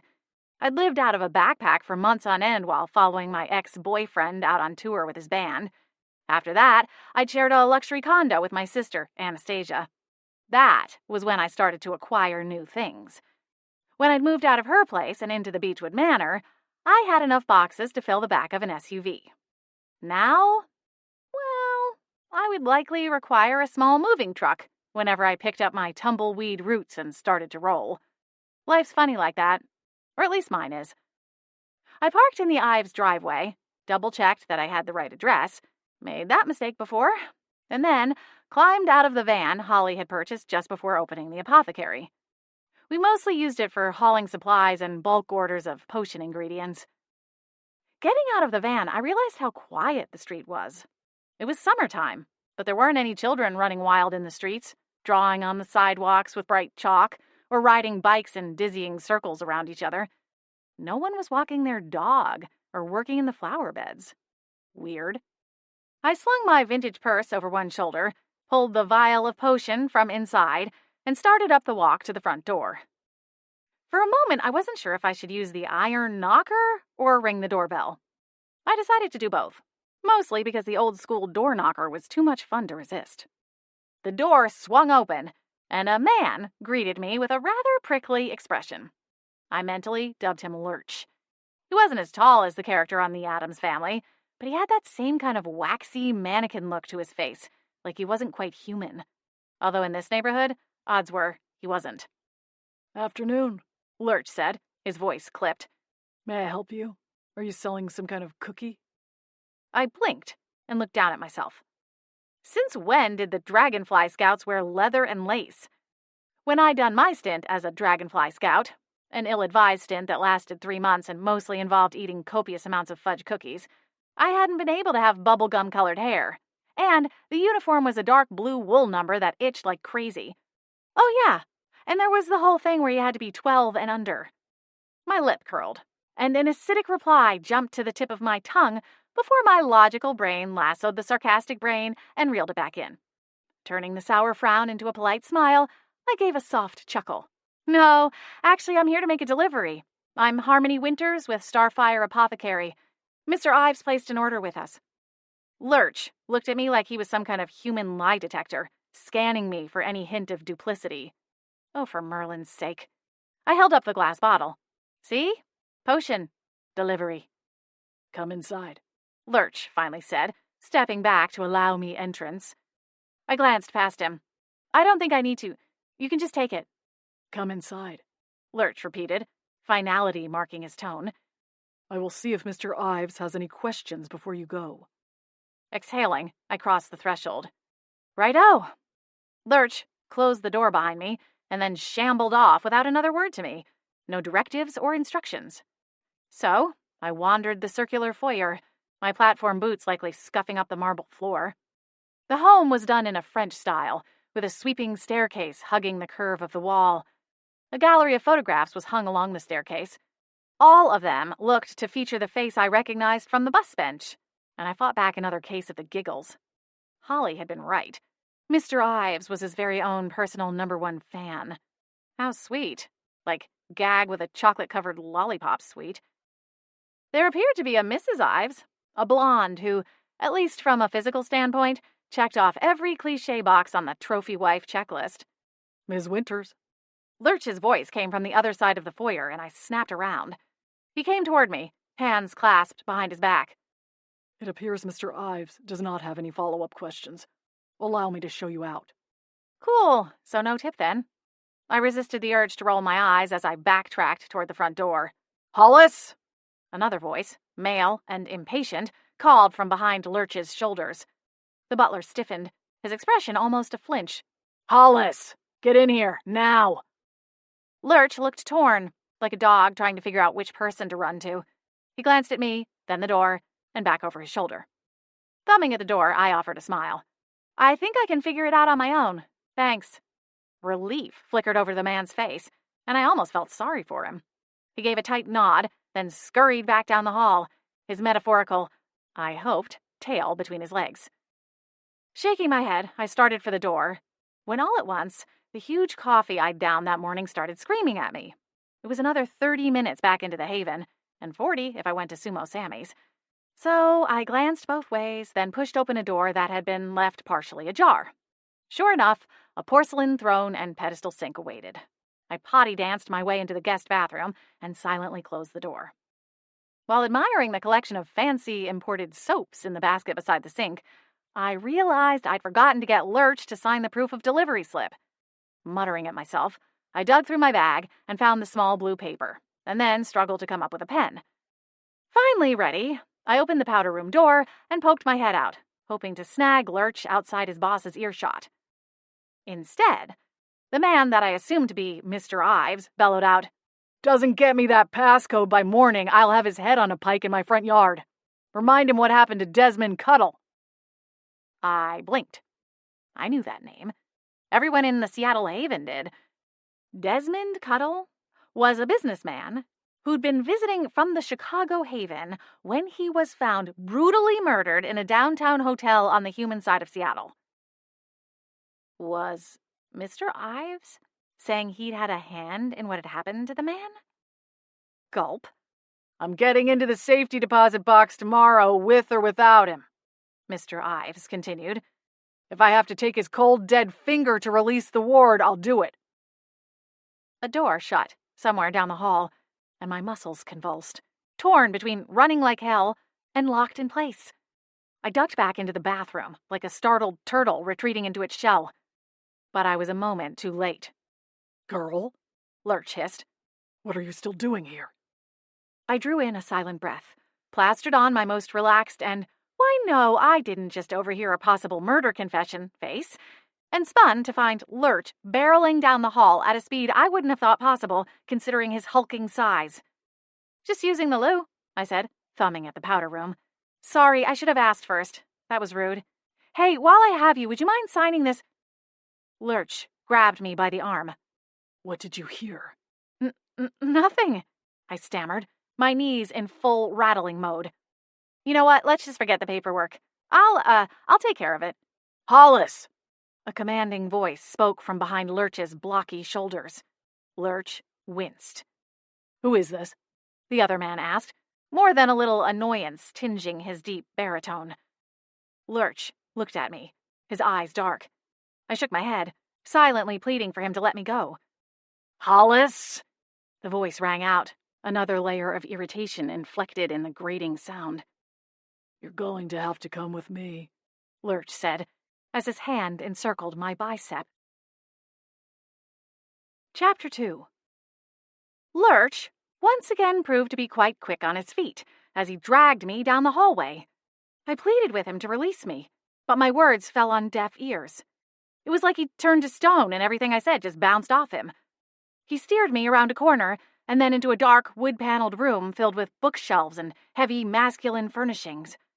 Cigar smoke clung to the air, mixing with some kind of musky cologne that the wearer had obviously applied with a little too much gusto. My eyes watered at the combination. When they focused, I saw bus bench man, Matthew Ives, standing behind a large desk, his face red, dark eyes bulging. He wasn't as tall as I'd imagined him being, but he had broad shoulders and wore an impeccably fitted navy suit that oozed money and power. His hair was so dark it looked black, and he had a tight, shining face. I couldn't guess his age, but I got the impression he was older than he appeared, and took great care to keep it that way. "It's the delivery girl," Lurch told his boss. "She dropped off your—" Mr. Ives silenced Lurch with a cold glare. "What is she doing here?" he asked. I lifted a finger. "I'm just here for a quick signature, and then I'll be on my way. No problems." "Was she listening to us?" Mr. Ives asked, never even bothering to look at me. Lurch's face didn't show sign of strain, but I noted his hold on my bicep loosened a tiny bit before he clamped down again, sealing my fate. "We can't trust her not to say something, sir." Only then did Matthew Ives' cold, dead eyes meet mine. He held my gaze for a heartbeat. Apparently that was all it took. Then he gave a curt nod. "Then be quick about it, and make sure you don't leave a mess this time. We can only mind warp so many maids, Hollis. As you well know, good help is hard to find." I thought I felt a slight shudder reverberate through Hollis as he ducked his head. "Yes, sir." Problem, aka me, sorted, Matthew Ives stalked from the room, never giving me or his manservant another glance. The heavy wooden door shut with an ominous thump. You don't have to do this," I stammered, tugging wildly at Hollis's grip around my upper arm. I won't say a word, I swear. Who would believe me anyway? I mean, I'm just an apprentice. I don't have money or power or influence. A man like your boss, he could dismiss me as some lunatic, and who would question him?" I wasn't sure Hollis heard a word of my protest. He stared past me, thoughts mulling in his mind. I'd have given anything to know what they were. Was there some invisible angel dancing on his shoulder, pleading with him to let me slip out some back door or secret entrance? I mean, come on. A place like this had to have at least one. Suddenly, Hollis's eyes snapped back to me, and he looked more statue-like than before. Mechanical, almost, as he moved toward the door. "I have to prepare. Stay here. Don't make a sound. Not that anyone would hear you anyway." With that, he left, locking the door of the study behind him. My heart climbed into my throat, beating 1,000 times a minute. My breaths came in shallow pants as I swirled, looking for any escape. The room was windowless, and the only door was locked tight. Before I could start tearing my bubblegum pink hair out, an irritated scoff sounded somewhere over my left shoulder. Technically, that's not true, although Hollis never was a fan of mine. I jerked at the soft, feminine voice and whipped around, trying to identify the source of it. Who's there? Two purple flames ignited in the skull sitting on the bookshelf, wedged between a stack of old books and a framed photograph of a dark-haired woman in a red dress. "Oh, it's just little old me," the voice, or skull, said playfully, as if this were all some kind of game. "What kind of haunted house of horrors is this?" I asked, backing up until I hit a bookcase. The skull laughed, which was just weird. I mean, she didn't have a face, lungs, a tongue. The skull's mandible clacked, a sound almost like dice rolling around in a cup. I don't think it qualifies as a haunted house. As far as I've seen, there aren't any ghosts floating about. Lord knows I could use the company." She sighed. "It's a shame you won't be sticking around. It's been ages since I had some good old-fashioned girl talk, and you look like you have some stories to tell." I frowned, unsure how to take the remark. "Who are you?" I asked, leaning forward. "My name is Poppy Sinclair Ives," the skull replied. "I am, or rather was, Matthew's third ex-wife." I blinked. The skull laughed again. "See her?" The purple flames moved to the left side, indicating the smiling woman in red in the photograph. "That's me, taken just a year before my death. Well, murder, to be more accurate." "You were killed?" I gulped. "Well, as you've witnessed, my Matthew has a bit of a temper," Poppy replied thoughtfully. "He didn't do the deed himself, of course not. He has people for that kind of work, just as he does for everything else. I was on a trip to visit some friends, and on my way home I was deliberately pushed off the road by a man driving a truck. I crashed through a guardrail and down a steep ravine into the sea. That was it. Roll the credits. Curtains. Show's over." If she'd had access to a set of shoulders, I had no doubt she'd shrug them. "So, how is it that you're here?" I asked, my tone cautious. It didn't seem like it was a sore topic for her, but still it felt somehow rude to pry. "Matthew brought my spirit back using some kind of spell work and trapped me here, in my own skull. He confessed the whole thing when he first woke me up. He was practically giddy." "Wow," I breathed. "He's convinced to this day that I was having an affair. Keeping me prisoner is his way of punishing me." That's awful," I said. The words didn't feel strong enough. Poppy sighed, which again was weird, her being a skull and all. "I find that I don't mind being dead so much as I mind being dead and having nothing to look at beyond his balding melon of a head." She let loose a wicked peal of laughter. "Though it is fun to tease him about his little bald patch. He's very sensitive about it." I gave a wry smile. I figured, what with the hair tonic and all, I guess he didn't want to come into the shop and risk someone seeing him buy it in person. Poppy cackled all the more. "Oh, yes, can't risk anyone finding his pitiful Achilles heel. Though why he didn't just send one of his minions to pick it up is beyond me. So spoiled. Why pay someone to do a task when you can have someone else put it on their dime? Let me guess. He didn't even tip you?" I shook my head. "Cheaper than a clearance rack in a dollar store," Poppy muttered. Then the purple lights flickered toward me, sharpening into narrowed points. "You're not married, are you, dear?" I shook my head. "No?" "Good," she replied approvingly. "It's not too late for you, then. Marrying for money may seem like a good idea, but let me assure you it's not worth the trade-offs. For starters, most of them are painfully cheap unless it's something others will see. Cars, houses, jewels. Everything else? Forget it. Charity donations are only given when they can be admired by the masses. Same thing with gifts, meals, etc." I frowned. I didn't want to argue with this woman, but I didn't think it quite fair to paint all rich men with the same callous brush. I'd met all kinds of people, from those with seemingly everything to those with virtually nothing. There were good and bad people in both camps. Footsteps sounded out in the hall, and my thoughts ricocheted back to the present danger at hand. I swallowed hard and peeked up at the skull. "Are they going to kill me?" "Probably," the skull replied, not seeming to be bothered by the prospect. "They've killed a lot of people, some of them right here in this very room." The purple lights cast about, as if recalling memories of those executions. "It's usually over quickly," she continued, "if that's any consolation." "It's not," I grumbled. The door to the study opened, and the purple lights winked out. That puzzled me. Was Poppy not supposed to talk to guests? And if not, what was she afraid of? What consequences could there be for her? She was already dead. Hollis shambled into the room, a silver tray in his now gloved hands. A glass of water sat beside an unmarked bottle of pills. Between them, a shiny silver revolver. I gulped. Hollis placed the tray on the desk and glanced at me. "We can do this the easy way or the hard way. It's up to you." "My boss knows I'm here," I burst out, my mouth racing ahead of my mind. She'll come looking for me if I go missing. And believe me, you do not want Holly Bolt on your tail. She's one bad witch." Hollis plucked a wand off the tray. I hadn't noticed it at first glance. "The easy way, or the hard way, Miss Winters?" Purple lights flashed over his shoulder. Poppy was watching. Not that she could help. "Please, Before the protest could fully form, Hollis swung the wand, and my arms snapped together behind my back.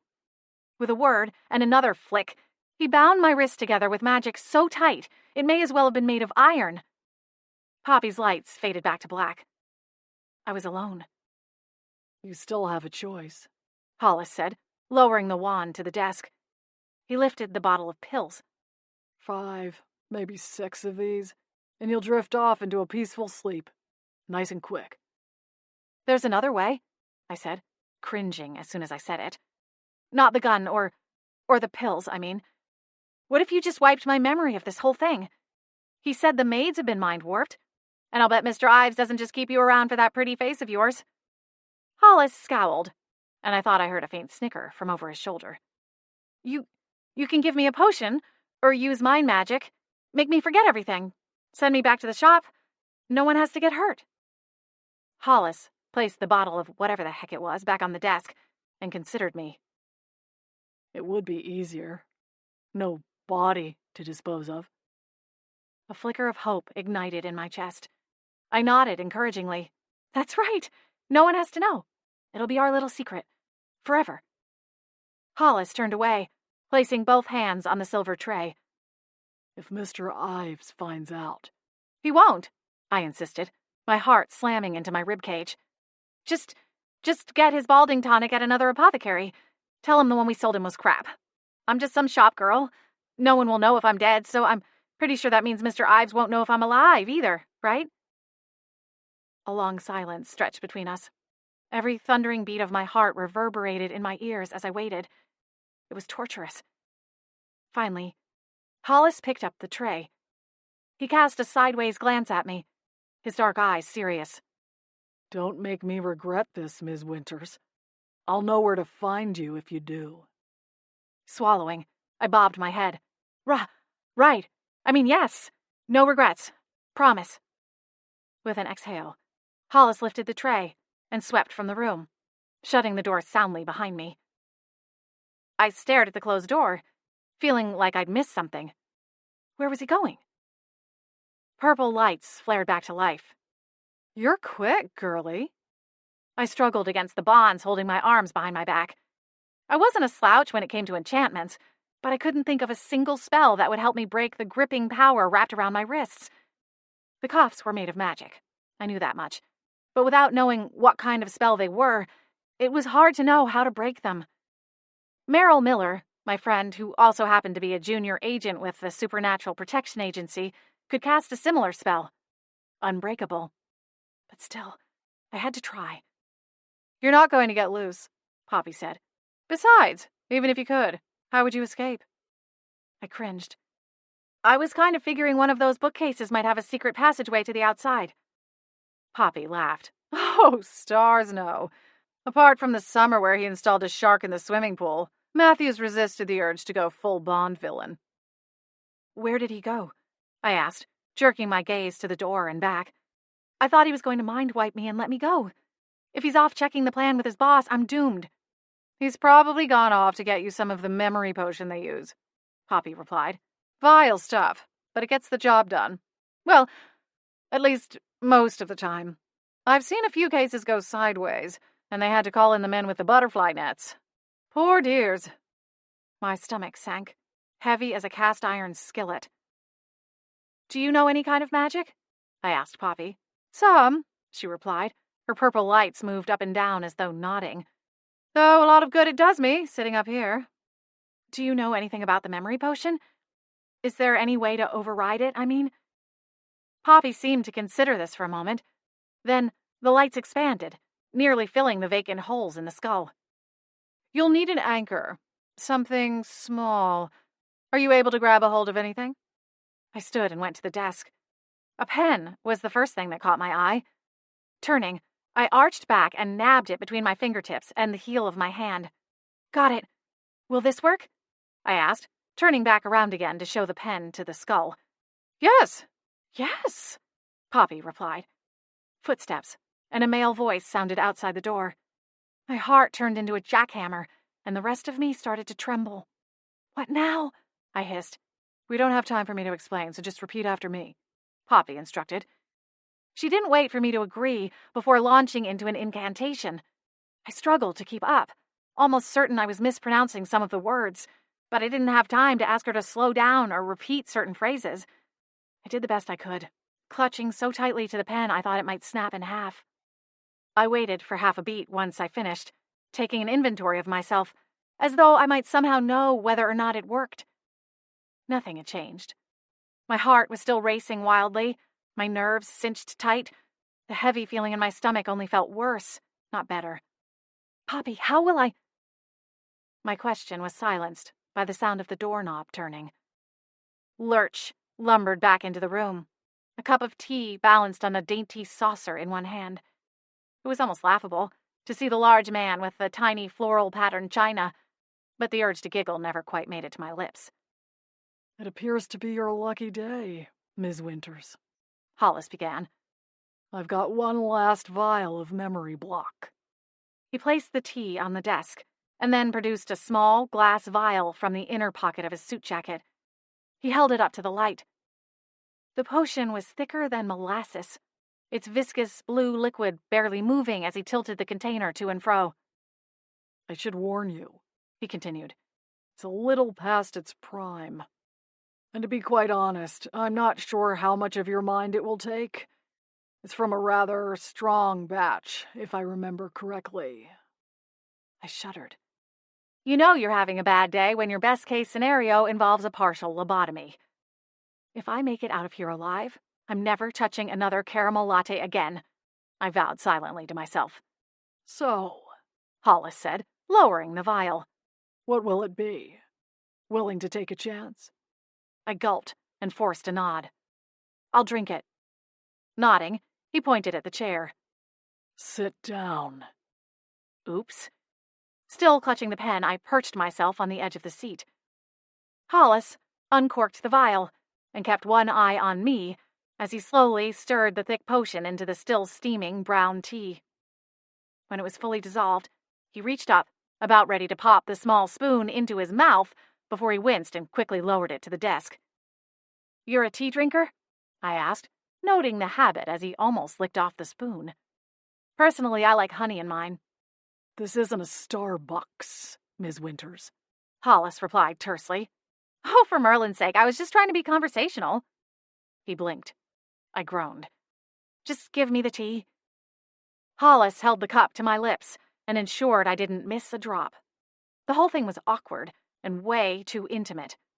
I gulped down the scalding liquid as fast as I could, not caring how many taste buds I singed off in the process. All I wanted was his giant catcher's mitts away from me and to breathe air that didn't smell like old musty books, cigar butts, and wood polish. When the tea was gone, Hollis lumbered from the room without further instructions. Hey, I called after him. I think you're forgetting something. I shook my arms, my wrists cinching tighter as the magic held me. Poppy's voice interjected my struggle. Girl, quick, put the pen in your pocket. You'll need the anchor later to recover the memory. With my arms pinned behind me, I couldn't slip the pen in my pocket. I got up from the chair and went to the place where I dropped my purse. The zipper had broken some time ago, so I was able to drop the pen right into its mouth. I gave the bag a soft kick, jostling the contents to ensure the pen wouldn't bounce out somewhere along the way. The room spun as I placed my foot back on the floor, and I stumbled to one side, crashing into the wall. Poppy? I think... A wave of exhaustion rolled over me, and I suddenly felt as though I hadn't slept in a month. I think it's working, I finished, my voice weak. My shoulders sagged, and my knees buckled. The last thing I saw was a pair of gleaming purple lights. Chapter 3. Harmony? Harmony! I stirred at the sound of tapping on glass. Holly stood on the other side of a window, her expression pinched with concern. Harmony? Are you all right? Blinking fully awake, my eyes focused on my surroundings. I was behind the wheel of the apothecary's delivery van, parked in its normal place behind the shop. The key was in the ignition, but the engine was silent. The clock on the dash said it was nearing 3 o'clock. Holly tried the door handle and then tapped on the driver's window again. Harmony! I grabbed for the keys with one hand while signaling for a moment with the other. My head pulsed out a throbbing beat right between my eyes. Probably dehydrated. I hoped I wasn't coming down with something. I drew in a breath and opened the door and hopped out of the van. Are you all right? Holly asked, backing up a few steps to give me some space. It looked like you fell asleep at the wheel. Thankfully well parked, but still. Nodding, I passed her the key ring. I've got a headache, that's all. Guess I closed my eyes for a few minutes. Holly gave me a suspicious look, but didn't question me further. Instead, she dug into her purse and came up with a small pink vial with a Starfire label affixed to the front. Take this. Gratefully, I took the vial and threw it back, swallowing the blackberry-flavored syrup in one gulp. Holly's headache remedies were legendary throughout the Seattle Haven. Not only did hers work faster than the others on the market, but she thought to add delicious local flavors to the entire line of household essential potions. Thanks, I said, wiping the corner of my mouth. I pocketed the empty vial until I could get to one of the recycling bins we used to collect empties from vendors and customers to be sanitized and reused. Wow, I guess I really must have needed that nap. I blinked a few times. My eyes felt scratchy, as though the inside of my lids were coated with sand. Holly frowned, the line between her brows deepening. She didn't look angry, concerned. Do you need to go home? My lunch ran late, but I was still planning on spending the afternoon here working if you're up for it. I reached up and prodded at my ears. They felt like they'd been stuffed with cotton balls. It's probably just allergies, I replied. The potion will help. I'll get some lunch. That should help, although I'm not super hungry. Holly smiled and pointed back into the van. Maybe that pile of Sumo Sammy's wrappers can explain that? Her smile faded, immediately replaced by the concerned look again. Wait, you don't remember eating the sandwiches? I've heard of sleepwalking, but not sleep drive-thruing. Harmony, are you sure you're all right? I pressed the heels of my hands against my forehead. The pounding inside my skull beat against them with reignited fury. The headache cure usually took a few minutes to kick in. I just needed some water in a cool, dark room. Come on, Holly said, placing one hand on my arm. I'll go with you back to the manor. Celine can close up tonight. She reached past me and shut the driver's door, ignoring the mess of fast food wrappers strewn on the passenger seat. My cheeks warmed, and I wasn't sure if it was due to embarrassment or whatever was going on with the rest of my body. Maybe a little bit of both. Oh, before I forget, do you happen to have that delivery receipt handy? I'll run it inside so Celine can add it to the rest of the day's receipts. Absently, I reached into my purse. Sure, it's here somewhere. I started to root through the contents of the bag.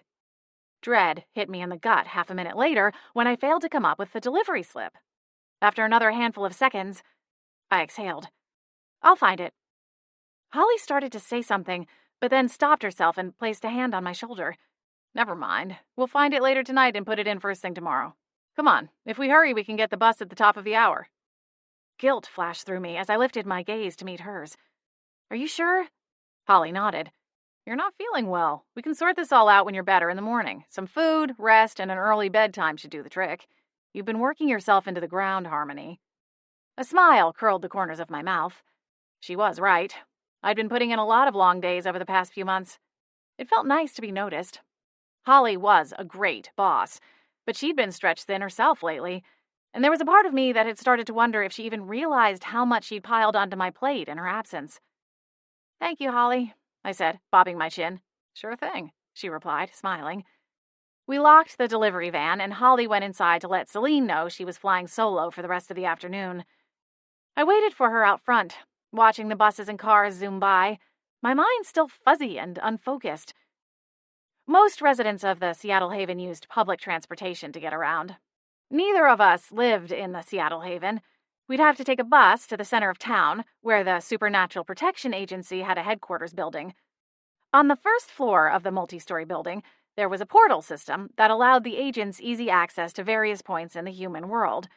Using the portals came at a price. There was a special pass that had to be issued, And in order to get one of those passes, you basically had to give the agency free rein to dig into every nitty-gritty detail of your personal and professional life, all in the name of security. It was worth the trade-off, though. From the Seattle Haven, or Seattle proper, for that matter, it was a 3.5-hour drive to the small coastal town of Beechwood Harbor. If Holly and I had to commute without magic, we'd have likely given up on the shop within the first week. With access to the SPA's portal system, the journey took less than 10 minutes, from the time you crossed over to the time it took to walk up the hill to the Beechwood Manor, where we both lived. In 15 minutes, I'd be home, in bed, sleeping off the tension between my eyes. The shop door swung open, and Holly stepped back out onto the sidewalk. "All set. You starting to feel better?" she asked. I nodded, even though it was a lie. Holly hated when she couldn't help someone, and I didn't want her to feel bad. I just need a nap, I think. Preferably one where I don't wake up with a Ford emblem stamped on my forehead. Holly giggled, and we set off for the bus stop just a few yards from the shop's front door. I can't quite believe you haven't asked me how the lunch went," she said, smiling at me out of the corner of her eye. "I mean, you must be sick if you're not jumping all over me to spill the details on the magazine spread." I blinked. Magazine spread? Holly's smile faltered, and her green eyes narrowed. "With Phoebe McLean? Potions today? None of this is ringing a bell?" I took a beat, willing the information to come to me, but drew a blank. Without warning, Holly pressed a palm to my forehead. "You don't feel feverish," she declared after a moment of consideration. She dropped her hand and looked me over. "Maybe we should take you to the healers." "I'm fine, I promise. I'm just groggy. You know that brain fog people are always talking about? Too many carbs, not enough exercise, or whatever?" I tried to smile. It didn't feel natural. "Tell me about the magazine spread." Holly's brow furrowed a little more as she inspected me. Before she could press further, the shimmer bus rounded the corner. I pushed to my feet. "That's us." Holly started to say something, but it got swallowed up by the whoosh sound the bus made as it pulled to the sidewalk and expanded. It looked like an accordion and sounded like the relieved exhale of someone loosening their belt after Thanksgiving dinner. We boarded the bus, rode it to the SBA headquarters building, and passed through the portal into Beechwood Harbor. By the time we arrived back to the manor, I was starting to come around. Holly's headache cure was doing its job, at least for the most part, and the foggy feeling was starting to lift.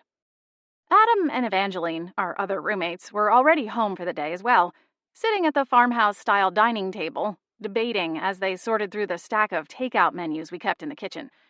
They'd both worked through lunch and were ravenous. Then again, Adam, a shifter, was always ravenous. As far as takeout went, Beechwood Harbor was a small town and didn't have a lot of options. But if one was willing to make a little bit of a drive, a whole new world of possibilities opened up. Granted, being beachside towns, most of those possibilities revolved around seafood. We did have access to excellent pizza, though, and it seemed that was the way the debate was headed. "How are things going at the shop?" Evangeline asked once Adam wandered off, phone in hand, to place the order. I opened my mouth to respond, when suddenly Evangeline gasped and slapped a hand over her mouth. "Wait, it was today, wasn't it?" she asked, still not blinking. Holly grinned and sat down in the chair beside mine. "Mm-hmm. And?" Evangeline prompted. Holly's grin blossomed into a full-on megawatt smile. "They're coming next month to take the photos." Evangeline jumped out of her chair, throwing her arms into the air as she did a happy dance. I smiled along, but couldn't find the energy to join in. "Next month?" I said. "Wow, that's huge. Congratulations, Holly." "What do you mean?" Holly said, placing a hand on my shoulder. "Congratulations to both of us.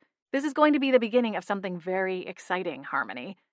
"Oh, maybe you'll have time to get that quick-set spray potion done before the shoot," Evangeline exclaimed, plopping back into her chair. You could casually feature it in one of the photos. I'm telling you, I've been getting a ton of requests for it." I glanced at Holly. "Quick-set spray?" A blowout in a bottle kind of idea," Evangeline replied. "I mean, how cool would that be?" She paused and pantomimed spritzing her long raven tresses with an invisible bottle of hairspray. "Poof! Done." "It's just something I've been noodling over," Holly told me. "I haven't seriously done much work on it yet. I was planning on doing some testing today, but that's all right. Next Friday for sure." "What happened today?" Evangeline asked. "Crazy busy?" Harmony ran a delivery to a new client, Holly replied. A potential big fish, well-connected and loaded. Evangeline giggled. That's my favorite kind of client. What was he like? Holly asked. As arrogant as we expected? I started to smile, but it froze on my lips. I don't know. Oh, come on, it's just us chickens here, Evangeline said, leaning in conspiratorially. Holly cackled. Chickens? That's a new one. My heart started to race. Why couldn't I remember making the delivery? I didn't have the slip to show that I'd even done it. Was it possible I'd fallen asleep at the van's wheel before I even left the parking lot? No, that didn't make sense. It didn't explain where the sandwich wrappers came from. Harmony? Holly's voice cut through my mental panic, long enough for me to realize I was trembling. Harmony, are you... I shoved to my feet and stumbled away from the table. Without a word, I pushed open the swinging door between the kitchen and living room and went to the coffee table. My knees shook as I dug with both hands into the depths of my purse. If the potion vial was still in my purse, I'd know that I'd skipped the delivery altogether. Granted, that would create more questions than it would answer, but I had to know. Harmony, what in the other world is going on? Holly asked, her voice at my back. I'm looking for that delivery slip. I drew in a sharp inhale and yanked a ballpoint pen from my purse. The name of a bank was printed on the side. It wasn't anything, and yet it was everything. A flood of memories roared back into my mind, taking up the space where the dull, pounding headache had been. Stars above, I gasped, whipping around to face Holly.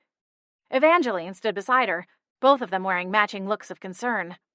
I just remembered something. Well, everything. My boss frowned at me. What are you talking about? The delivery to the Ives estate, the hair loss potion, I said. My words picked up speed as I hurried to explain. I handed off the vial to this butler guy. He started to walk me out.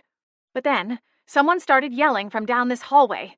He rabbited off, and I was about to leave, but I had to make a little pit stop. I hesitated, knowing that Holly wouldn't approve of me using the restroom in a client's home. I know it's against policy. I started again, my tone defensive. But I had 32 ounces of caramel latte looking for the nearest exit, so I didn't have much of a choice. I was fast. No one would have even noticed, except... Well, I forgot to get the delivery slip signed, and I knew that was important. Holly buried her face in her hands. Harmony, she whined. I know, I said, heat spreading over my cheeks. I just forgot, and the guy ran off before I had a chance to remember. Anyway, I stopped to get a pen out of my bag, and that's when I overheard them talking. And Ives told the butler guy that he was going to put some guy's head on a spike. And then he said to tell him he'd do what he did to Desmond Cuddle. Holly spread her fingers, creating peepholes for her emerald green eyes. Desmond Cuddle? That wizard that was murdered? He did it, I burst out, nodding. That Ives creep. I practically heard his full confession. Holly's mouth dropped open. I know, I said, holding up a hand. Scared the bejeebies out of me, too. I mean, I used a murderer's bathroom. How's that for a bucket list item? Holly groaned. Evangeline blinked.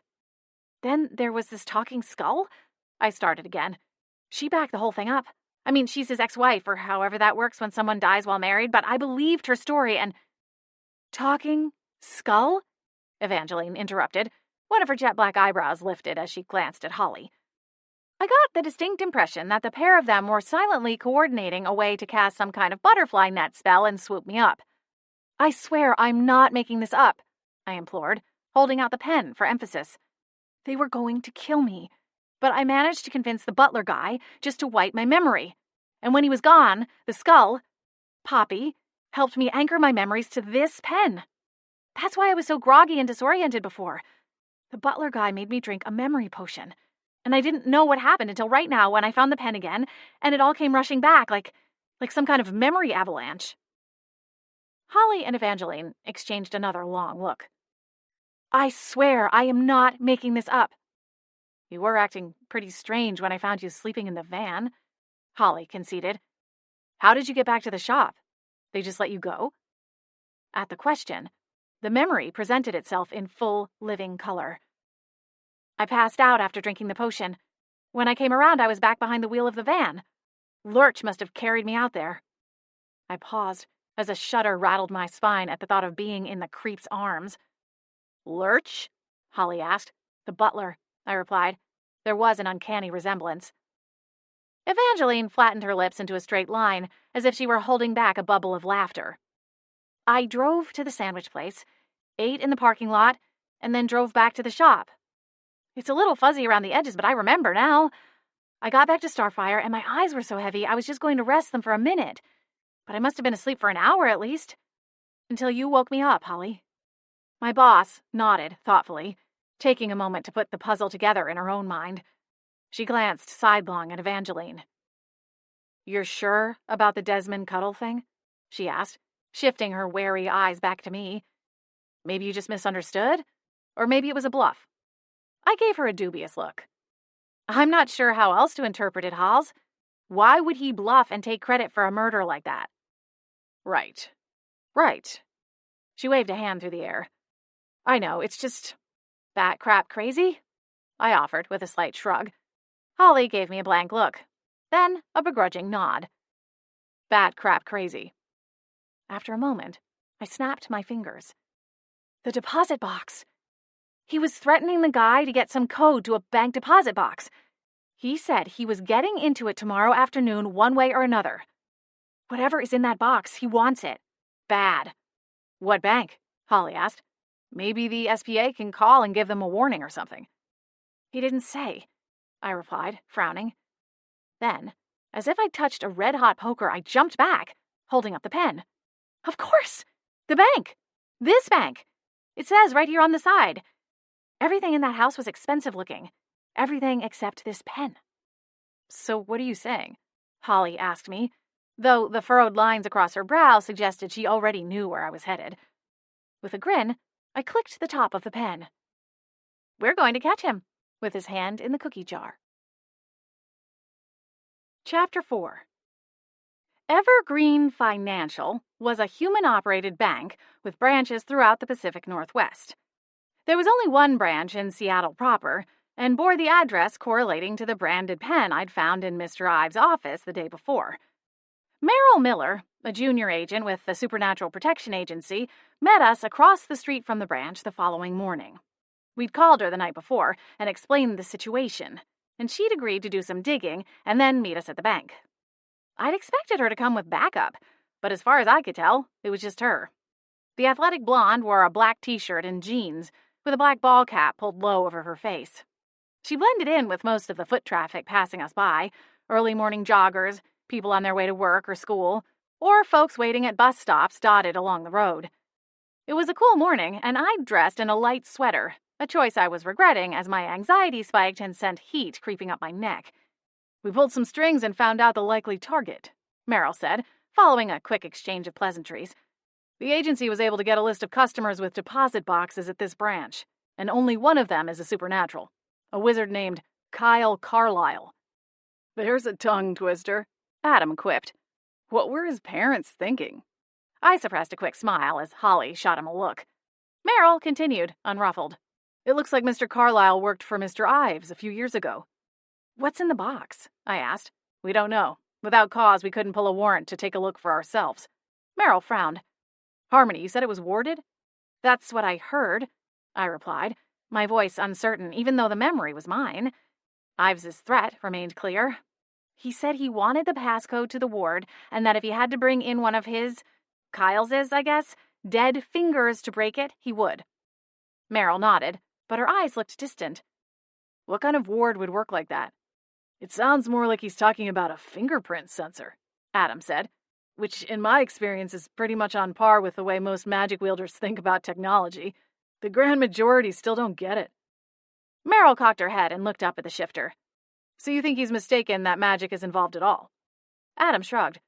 I don't know for sure, but if he thinks he needs the guy's thumb to get past it, it doesn't necessarily mean it's magic.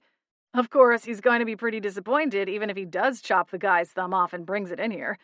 Decomposition sets in pretty fast on something like that, and high-tech fingerprint scanners can be pretty savvy to any little discrepancy.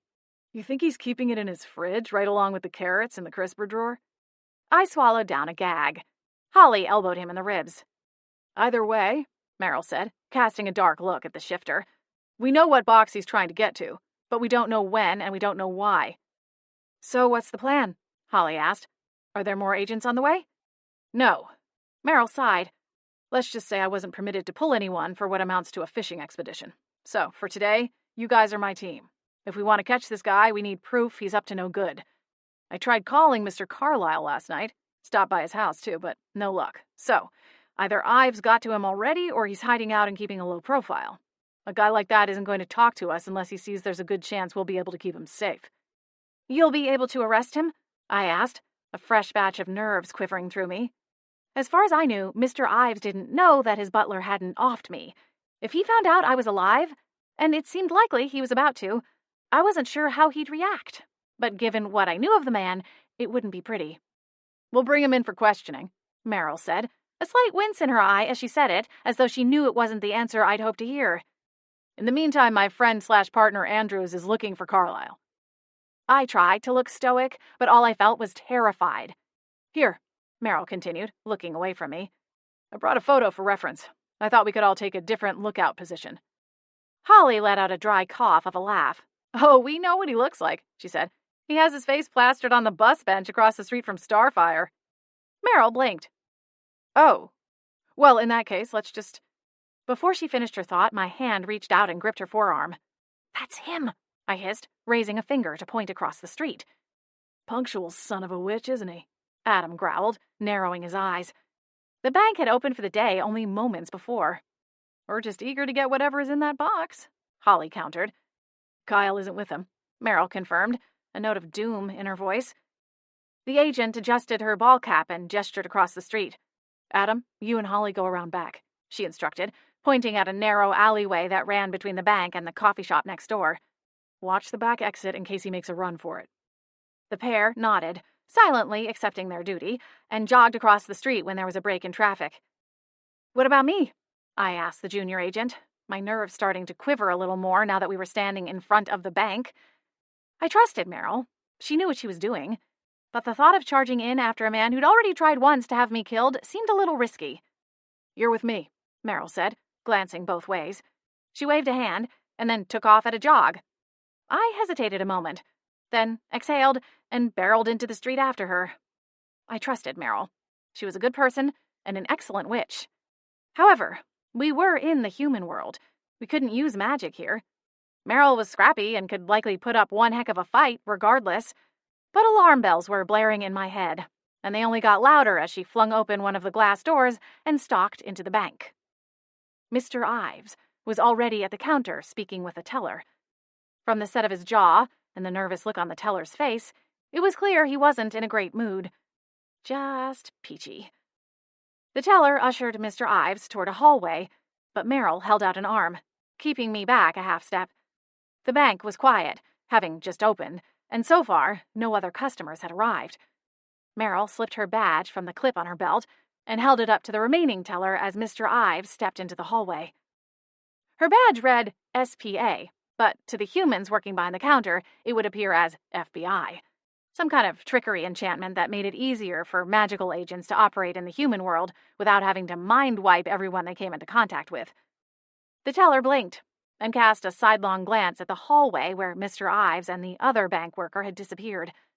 Merrill replaced her badge and started forward. Without a word, the teller at the counter seemed to understand our mission and retreated a few steps. We went into the hall and followed the voices to a small room, where a lead security door stood ajar. Sir, if you don't have the passcode, I'm afraid there's no way to open the box. We don't keep the codes on file as a matter of security. The sound of a gun cocking made every hair on the back of my neck stand on end. Merrill surged forward, her steps quick but silent. She swooped into the room half a moment before I did. "Freeze!" she demanded, once again brandishing her badge. The moment of surprise was just long enough for the bank worker to flee. He pushed past me, apologizing softly when he bumped my arm, then ran back into the main part of the bank. Merrill took the opportunity to send a whip of red magic out toward Mr. Ives, effortlessly knocking the gun from his meaty hand. When it hit the floor, I stepped into full view. Mr. Ives's jaw dropped open, and a rush of satisfaction shimmered through me. "You," he gasped. "Hi," I said, waggling my fingers. Matthew Ives's face turned stony. "That worthless son of a—" He bit off the rest. "What's in the box?" Meryl asked, authority rolling from her in waves. Matthew's lip curled up in a scowl, and he grabbed the silver case lying on a large wooden table in the center of the small room. He clutched it to his chest. "None of your business." Meryl ignited another strand of magic and let it float, suspended in the air. "That's fine. We can go to my office and have a chat there instead." Footsteps sounded over my shoulder, and a woman shouted, "Gun! He has a gun!" Meryl turned her body so she could keep an eye on Ives, while also seeing who the newcomer was at the entry to the short hallway. She blinked. "Kyle?"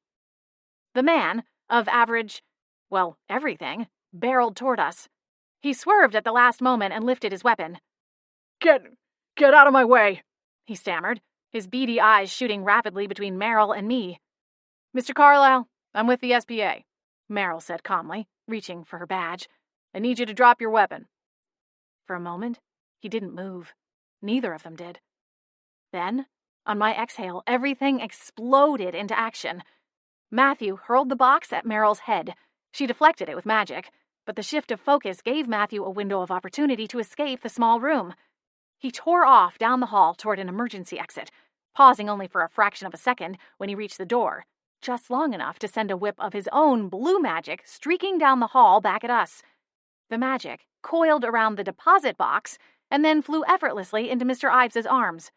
Meryl snarled and tore off after him. That's when the gun fired. Meryl yelped. I slammed my hands over my ears, shielding them from the blast, and watched, in horrible slow motion, as the agent stumbled and fell to the polished tile floor. "Meryl!" I screamed. My feet started moving on their own volition, and I careened sideways into the gun-brandishing Kyle before he could shoot again. Matthew glanced over his shoulder and flashed a horrible grin at the chaotic scene. Then he slammed into the emergency exit and fled the bank. As it turned out, I hadn't needed to crush the paunchy Kyle to the floor. He'd slipped into some state of shock and was staring, lips moving wordlessly, at the gun in his hand. I snapped around, and Meryl pushed up from the floor.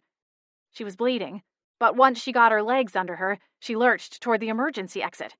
"Stay here, Harmony." "Meryl!" The door opened, and she pushed into the alley. Glaring, I balled up my fists and whirled to face Kyle. "What were you thinking, you idiot? You could have killed her!" I don't. Ugh. I jabbed 2 fingers against his chest and loosed a bolt of magic. Kyle's watery eyes widened in surprise before they rolled into the back of his head and he crumpled to the floor. Sirens sounded outside. Though my heart was beating so loudly in my ears, their wailing screams sounded somewhat muffled. The bank employees had already alerted the human authorities. Things were about to get even messier. I scooped the gun off the floor and ran for the emergency door. Adam had Ives in some kind of chokehold, while Meryl inspected the safety deposit box. "You were right," she said, glancing up at Adam. "It's a thumbprint sensor." "Harmony," Holly said as I flung open the door. "Meryl, are you okay?" I panted. The junior agent shot to her feet, then winced and cast a glance down at her left leg. "Just a graze." Her eyes widened as she looked back up at me. "Where is—" "I knocked him out with a stunning spell," I replied. "I don't think anyone noticed. The magic, at least. I did it defibrillator style. Just tell them he passed out from the shock. He honestly looked like he was about to cry." Meryl blinked. "And what about the—" I slapped the gun into her hand before she could ask. Meryl jerked in surprise and then checked the chamber. "He only had 1 bullet loaded?" She rolled her eyes. "Stars above. Idiot," Ives grumbled. "The police are on their way," I warned, though it was a redundant statement. The others could hear the sirens screaming even nearer. "I'll handle it," Meryl said, pulling her phone from the front pocket of her jeans. She called for backup, then got Mr. Ives properly restrained. Agent Agatha Bramble and 3 other SPA agents arrived just in time to scare off the human police and take over the scene. Mr. Ives was hauled away to headquarters. And after giving our statements, the three of us were released and told to return immediately to Beechwood Harbor. We said goodbye to Meryl as an SPA healer attended to her. The wound was little more than a nasty cut, and the healer assured her she wouldn't so much as have a scar left behind to brag about in the SPA locker rooms. Meryl came by the manor later that night, carrying what looked like a bowling bag. She filled us in on the events following the sting operation. Matthew Ives was still in SPA custody, along with his trusty butler, Hollis Gentry, and neither one of them was getting out anytime soon. Over the course of the day, the full picture had come together, and it wasn't a pretty one. Kyle Carlisle had indeed worked for Mr. Ives as an accountant, and had been the one to introduce him to the deceased Desmond Cuddle. Not only that, he'd witnessed the murder. The three men had been having a private working dinner at Matthew's office when things took a dark turn. Matthew had been working on arranging a deal to leverage some of his real estate holdings and buy part of Desmond's company. Kyle was there to handle the contracts. At the last minute, Desmond balked and tried to get out of the deal.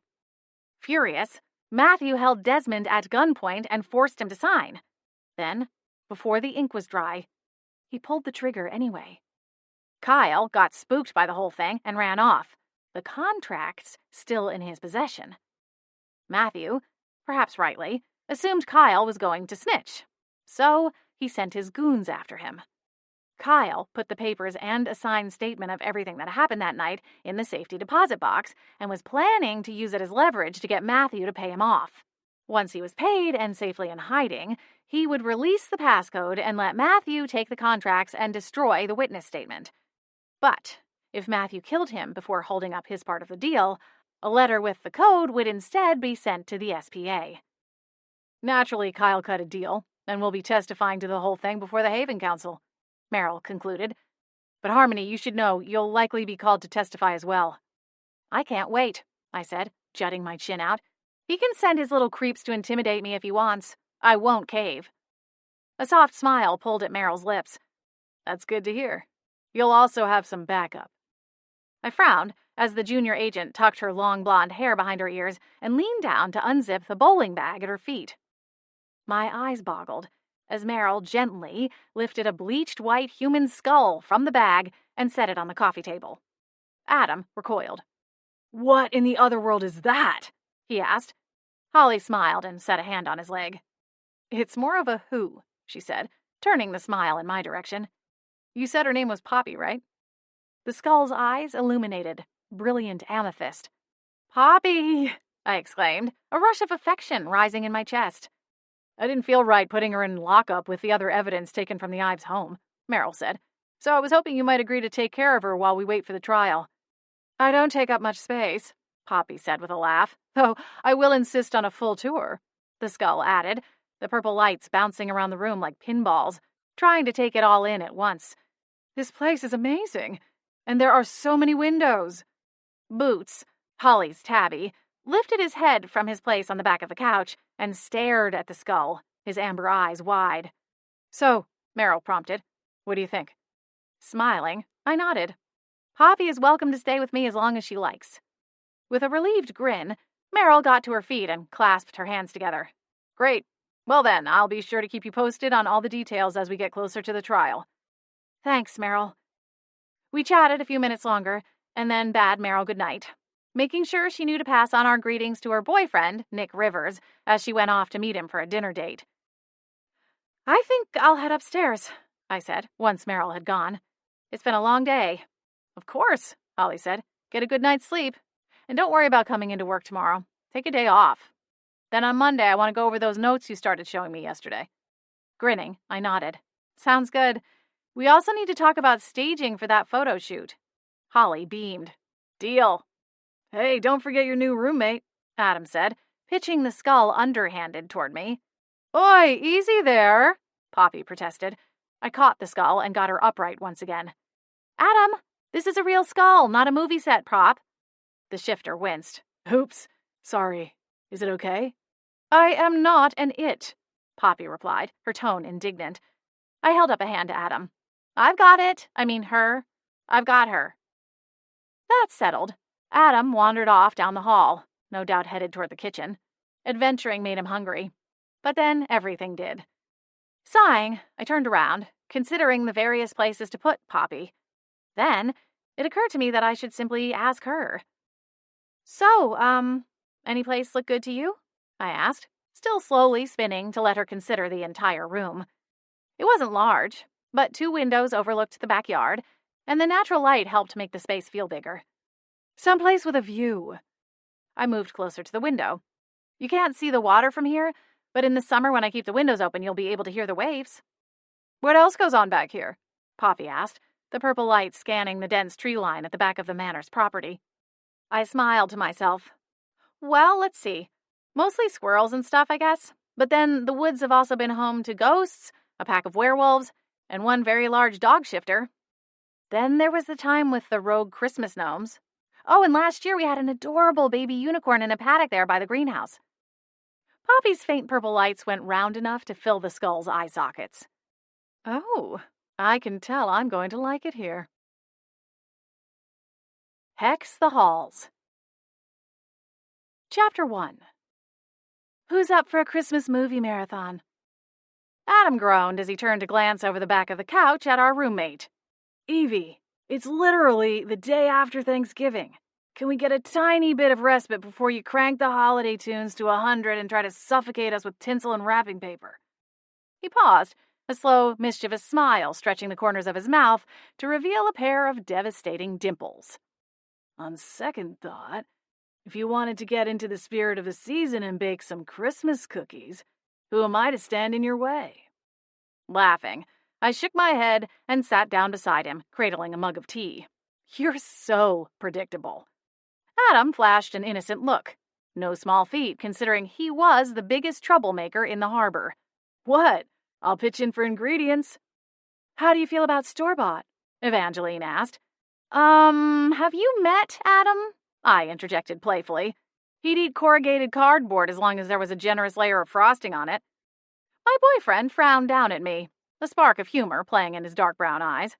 That's flattering. Love you too, sweet cakes. Or should I say sweet paper pulp, since apparently the two things are interchangeable in my mind. I wasn't backing down from this fight. With a syrup-sweet smile, I bat my eyes up at him. True or false, Pumpkin? You went dumpster diving outside McNally's last time you shifted. That's not fair, and you know it, Adam protested. I can't resist the seasonal rosemary shoestring fries when in human form. You certainly can't expect my dog to resist that. I rest my case, I said triumphantly. Evangeline, store-bought is more than fine. With a squeal, Evangeline popped up from the oversized armchair adjacent to the couch and hurried, in socked feet, toward the kitchen. Good, 'cause I already bought some. I have cocoa, too, she added, shoving through the swinging door. Adam tickled my side, and I lifted the mug of tea up. Hey, watch it or we'll both get scalded. Oops, sorry. But seriously, corrugated cardboard? He said with an eye roll. How you can even think about food right now is beyond me, I replied, snuggling into his side once the tea stopped sloshing back and forth. I'm still stuffed from yesterday. That's probably for the best, because I may have plowed through the majority of the leftovers earlier today. He placed a hand on his stomach, and it grumbled. Shifters were many things. Generally speaking, satiable wasn't one of them. Luckily, their metabolisms were set to grind through calories as easy as a garbage disposal could cut through Jell-O. Adam's beast form was a large, shaggy dog that tended to gravitate toward the dumpsters outside the neighborhood's restaurant as soon as he finished a run through the woods behind the Beechwood Manor. I had a firm policy on no post-shift kissing until he brushed his teeth a solid 5 minutes and gargled half a bottle of Listerine, the full-strength kind. I need my energy up for tomorrow, Adam continued. I'll be hauling Christmas trees all over town. Oh, that's right. I nodded and then sipped at my peppermint tea. The leaves were freshly cut from my greenhouse out in the backyard and blended with black tea and a pinch of crushed chocolate mint leaves. Evangeline Harmony and I signed up to decorate the gazebo and hang all that garland we made. If there's time, we'll probably get roped into hanging the lights for the outdoor market, too. You might get off easy this year, Adam said, stretching one arm along the back of the couch. Beechwood High has a volunteer program. They get extra credit for working a shift at the setup or teardown. Every year, Beechwood Harbor threw a 3-day holiday festival the week after Thanksgiving. The entire community came together to celebrate and mingle. Booths of vendors selling handmade items and seasonal treats would take over the parking lot outside the Baptist church, and a temporary outdoor skating rink was set up in the large field across the street. The gazebo in the center of town was transformed into Santa's workshop, and St. Nick would be there all weekend with Mrs. Claus and a horde of elves to hand out candy canes and small trinkets to the town's children as they came to turn in their wish lists and plead with Santa to give them the presents they'd been dreaming of all year. Beechwood Harbor was a charming little town along the Washington state coastline, and while it could easily be described as a magical place, there was more truth to that than any human would know.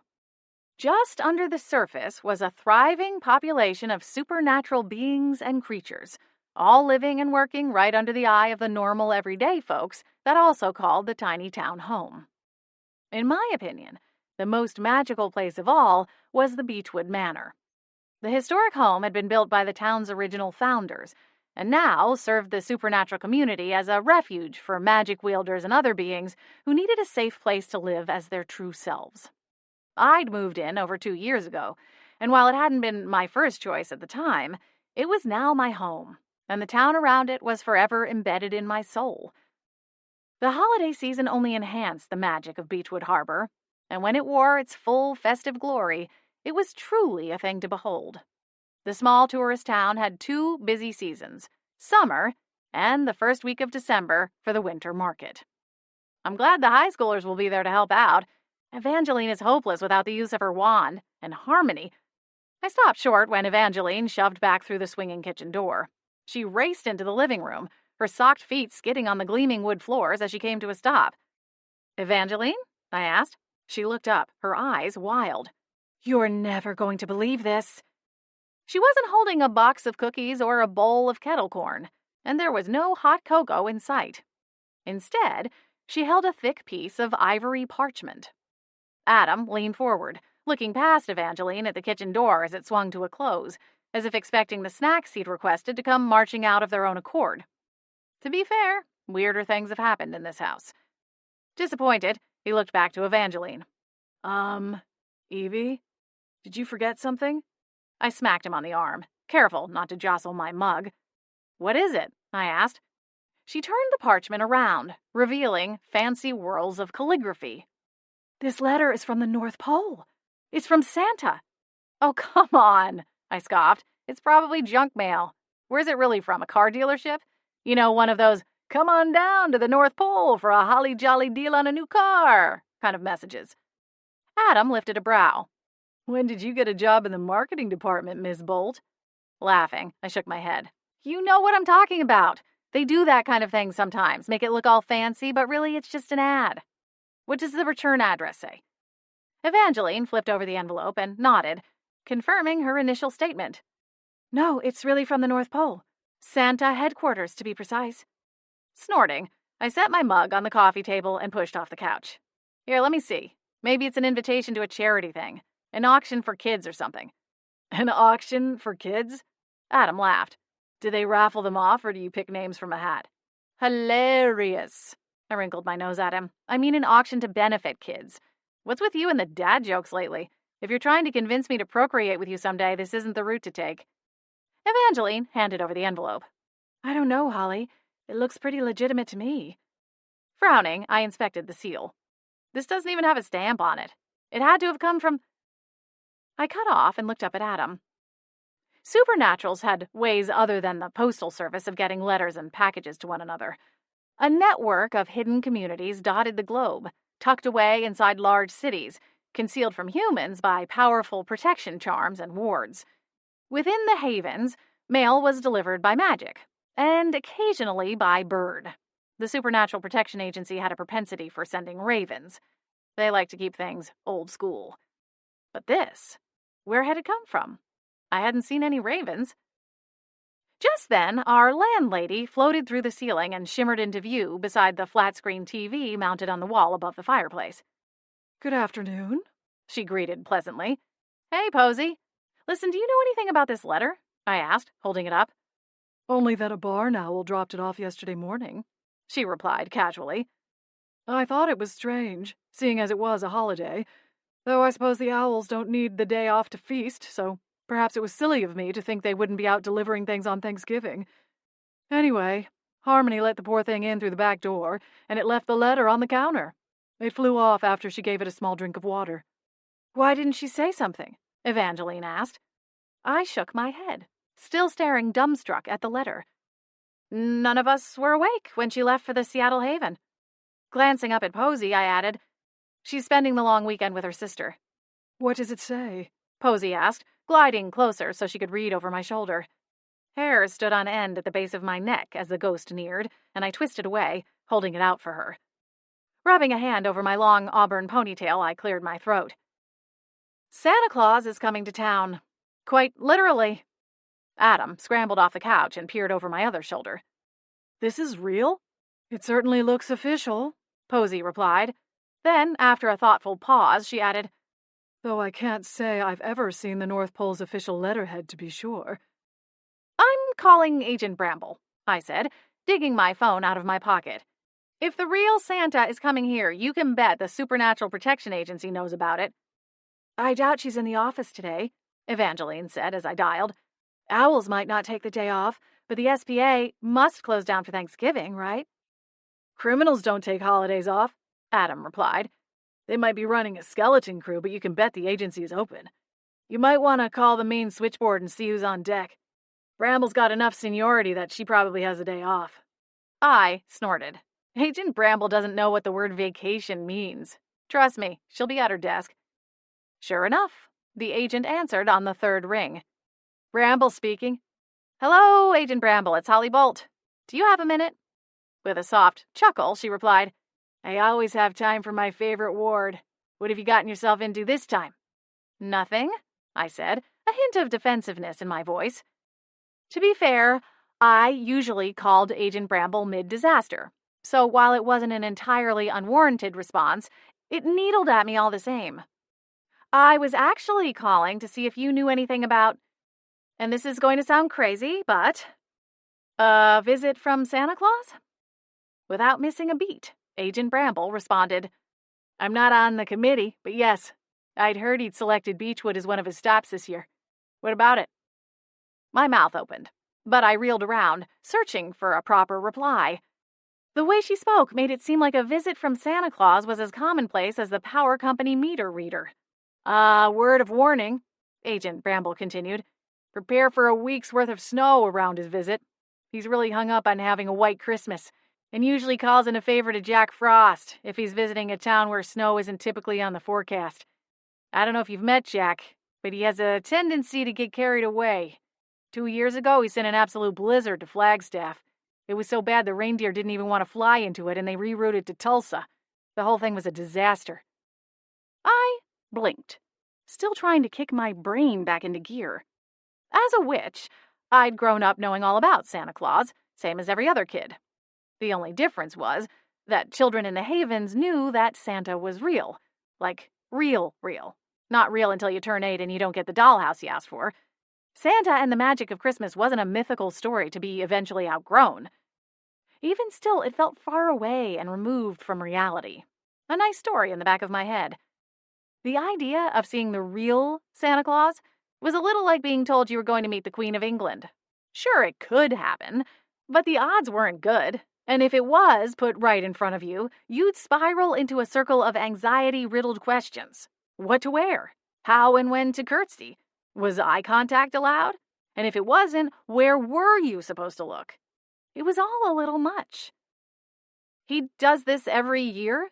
I asked, managing to focus on one question and hold the other 24 at bay for a moment.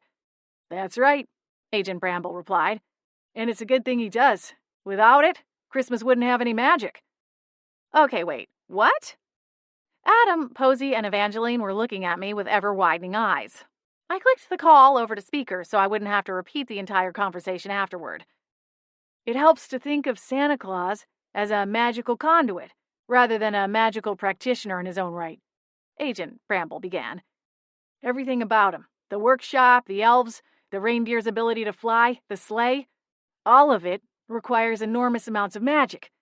Santa gathers the magic of Christmas spirit and uses it to power everything. The four of us exchanged a look.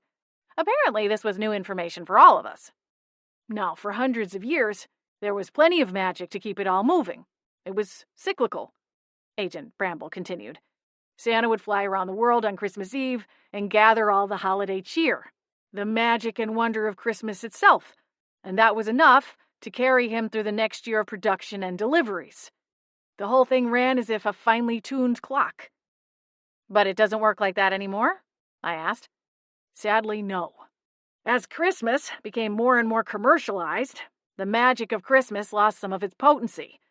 Santa required more and more magic, and it became a strain to gather enough for the next year.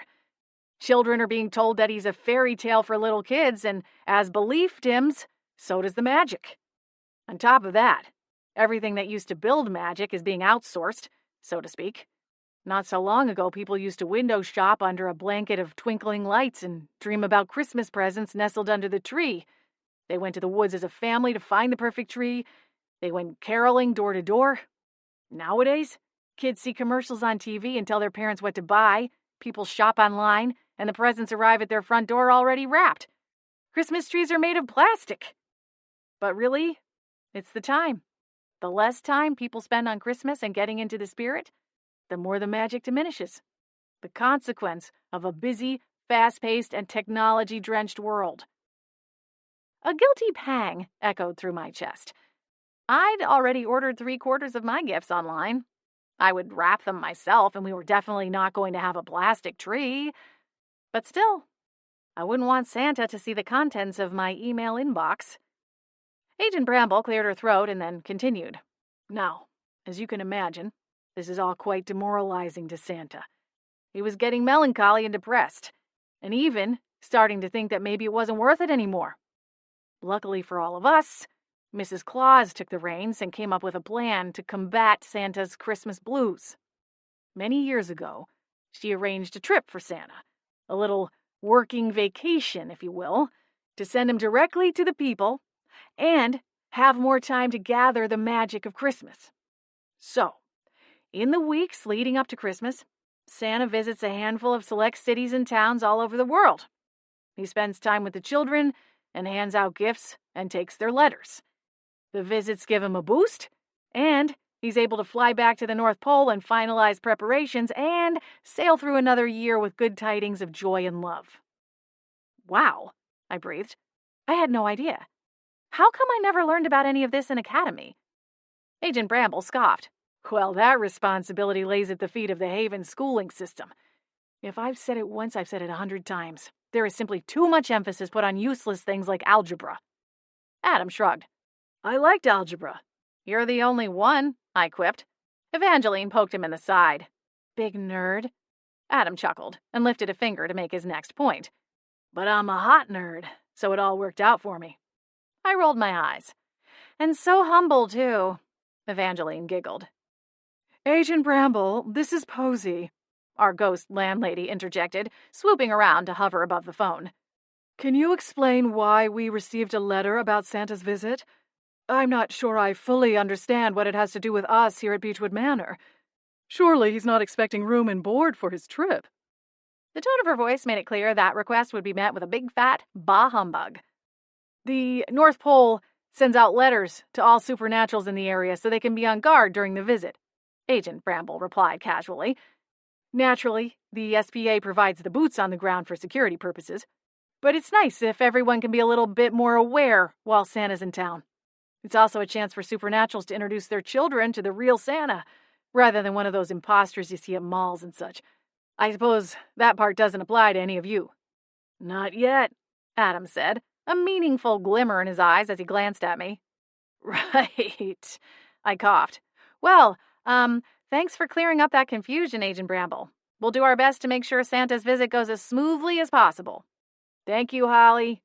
I hope you all have a magical and Merry Christmas. Chapter 2. A little higher on the left. A little more. There. I took a step back, making a final assessment of the string of lights and garland. Smiling, I nodded at Evangeline. That's perfect. Was that the last of it? Evangeline asked, climbing down from the short stepladder. Aaron Wilkins, one of the high school football players, raced over to lend a hand. She smiled at him, and he looked ready to melt into a puddle right there at her stiletto-clad feet. Yes, she'd insisted on wearing her Louboutins, even in near-freezing temperatures, and while climbing a ladder. Apparently, you can take the fashionista witch off the soap opera set, but you can't make her wear sensible shoes. Brushing off my hands, I glanced over my shoulder at the trailer bed. A rush of relief spread through me when I realized that the length of garland we'd just hung was indeed the last of it. Yep, that was it, I called. Evangeline wiped her brow, smoothing a few loose strands of her raven hair back into place. Phew! She considered the garland strung between the lampposts. How many feet do you think we hung today? The football player jumped into action. Well, the street lamps are 95 feet apart, and we've hung swags between 18 posts, so that would mean 856 feet. That's not even counting the ones we hung up on the pavilion or the outsides of the Old Town Harbor shops. Evangeline smiled politely at the young man. Right. Thank you, Aaron. Can you round up everyone for me? I asked. Glancing at me, her sculpted brows lifted, Evangeline muttered, Sounds like he could join Adam's I Love Math Club. Suppressing a giggle, I raised my gloved hands and beckoned toward the other volunteers as they circled back toward the trailer. That's a wrap, everyone. It looks amazing. Thank you so much for all of your help. A whoop of excitement rang out, and the volunteers took a moment to survey their handiwork. It was impressive what we'd accomplished in the past few hours. Swags of fresh-cut garland hung in sashes from each street lamp, breaking only for the main four-way intersection in the center of town. Evangeline and I had volunteered to make the swag, using clippings from the woods behind the Beechwood Manor. The project had taken days, even with the help of magic, to string the branches together, but the effect was well worth the effort. Tearing my eyes off our handiwork, I pointed the crowd of volunteers over to the gazebo. Two blue-haired ladies on the city council stood, each holding a clipboard, as they surveyed the two teenagers working to frame the opening with colorful lights, while another helper followed behind, hanging plastic candy canes from the eaves once they were lighted. If you see Mrs. Miller and Ms. Voss, they'll have your next assignments. Looks like the gazebo still needs some work. Or if you're ready for a break, Cassie has free cookies and cocoa for you at Siren Song. Thanks, Holly, a few called as they dispersed. Days like this make me wish we could just fess up and tell the humans we have magic, Evangeline said, coming to stand beside me. Honestly, we could have had all this garland up like that. She snapped her fingers for emphasis. Smiling, I nodded. Logically, we knew that revealing magic to the greater human population would end in disaster. But there were moments it was nearly impossible to resist busting it out. Think Santa Claus would approve? I asked, changing the subject. Evangeline grinned. Absolutely. If he's looking for the magic of Christmas, he'll find it here. I think so, too. I linked my arm through hers, and we strolled down the street, taking it all in. And imagine it all with a dusting of snow. It's going to be postcard-worthy for sure. I think I'll call my photographer and have her reschedule my shoot. I want to wait for the snow now that I know it's guaranteed to come. I didn't know you were having a photo shoot, I said, my brow furrowed as I glanced at her. Oh, I do it every year. I have Christmas cards made up to send to any fans that mail me a letter throughout the year. Once upon a time, Evangeline had starred in a paranormal soap opera and was a bona fide TV star in the Haven world. When she'd left the Los Angeles Haven and come to live in Beechwood Harbor, she'd left her acting days behind. Well, aside from an impromptu part in the community center's production of Our Town last summer. But a segment of her fan base remained devoted and often sent gifts and letters and requested signed photos. I just think it will look better in the snow, she continued. Don't you? My royal blue coat will really pop with the white background. I wonder if Adam and I should do something like that, I mused to myself. Christmas cards weren't something I was in the habit of doing as a single person, but now that I was in a serious relationship, maybe it was time to change that.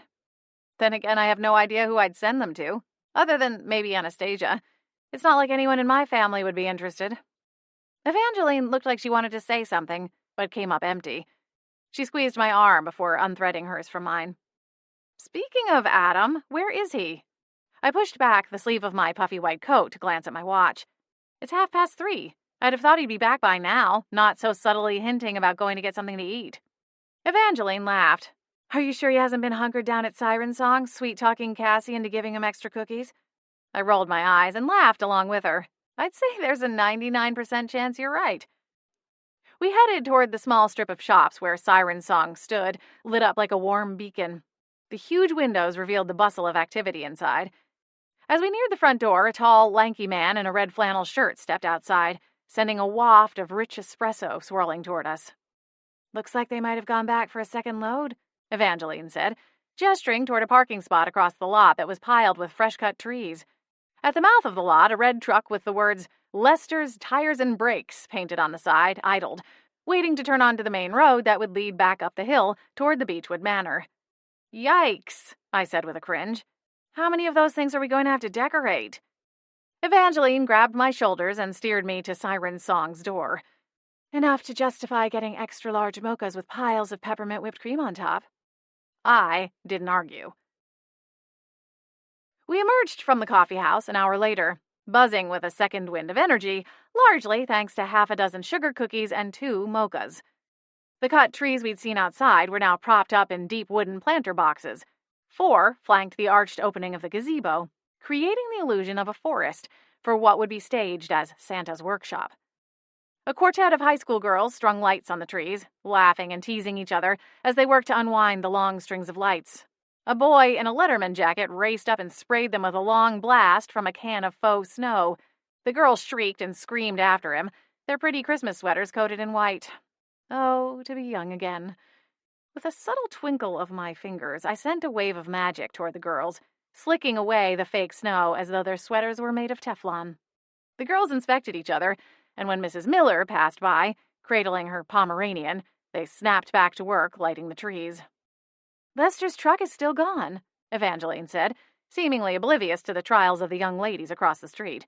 "Why aren't they back yet? It's going to start getting dark soon." I glanced up at the sky. We'd lucked out with a sunny, though cold, afternoon, but it appeared our luck was rapidly changing as gray clouds rolled into view.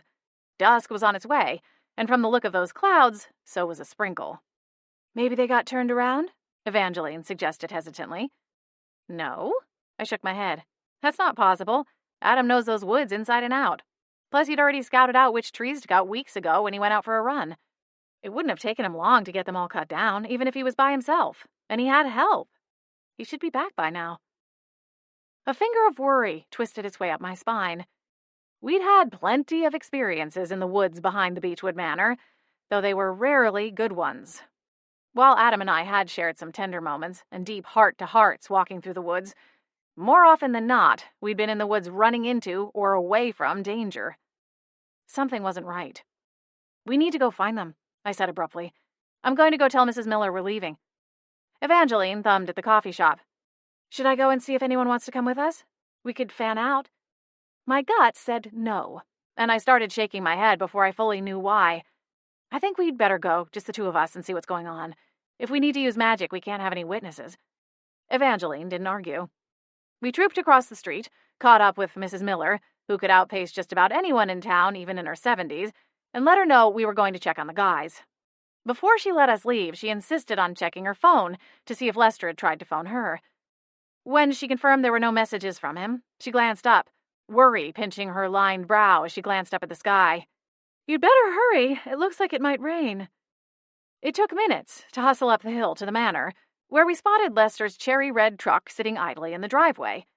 4 6-foot trees sat in the bed, and the tailgate was still dropped open, as if they planned to load up a few more. We looked around and called out for Adam and Lester, but no one replied. I dialed Adam's cell phone number, but the call went straight to voicemail. With a disappointed sigh, I clicked off the call without leaving a message and shoved the phone back into my pocket. "Voicemail," I said to Evangeline. "If they're deep in there, he probably doesn't have reception." "Probably not." Evangeline removed a glove and placed her bare hand on the hood of the truck. "It's still warm. They couldn't have gone too far." Nodding, I rounded the truck and went to the edge of the woods. The Beechwood Manor sat atop a bluff overlooking the harbor, and the sound of the ocean carried up to the historic home, along with the oceanic chill. Shivering, I rubbed my hands together, realizing I'd left my gloves on the counter at the coffee shop when we'd been chatting with Cassie. "Let's see if we can find some footprints," I said, considering the mucky ground. It had rained the night before, and the earth hadn't completely dried out, making it perfect to spot boot prints. especially with the help of a little magic. Following our last adventure/nightmare in the woods, I'd spent hours honing my tracking spell skills. Normally, a tracking spell required a sample from the person you were tracking. A hair was usually the easiest thing to obtain, but there were other types of tracking. For thousands of years, witches and wizards had used spells to aid in hunting for food or looking for other lost items. Murmuring a spell, I cast out a pulse of magic. The silvery and purple sparks twirled together in an enthralling swirl as they sped ahead.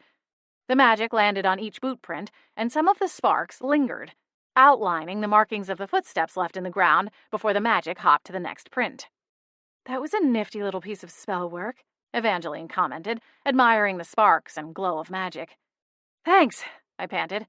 "I figured it would come in handy." "Knowing us," she replied with a laugh. "Exactly." She left me just long enough to go swap the stilettos for a pair of rubber boots she kept near the back door of the house, and then we chased the spell into the woods. Each print was aglow, giving us a clear path to follow, even among the pine needles and other debris that covered the forest floor. There were 2 sets of them, going into the forest, and then 2 leading out. "Stars! How far out did they go?" I huffed when we came to a stop in a small clearing. The deeper we went, the darker it got, the overcast sky crowded out by the ancient pines. "These aren't even the right kind of trees for Christmas." "Seriously? What did Adam do, start his own Christmas tree farm out here or something?" Evangeline tossed a bit of her own magic into the sky, and an orb of light appeared. "I don't know." I stopped running and looked around. My stomach gave a sick lurch, as a realization hit me like a punch in the gut. "Wait, Evangeline, stop." She stopped and pivoted back to look at me. "What's wrong?" Gesturing at the magically lit tracks, I frowned. There should be 3 sets.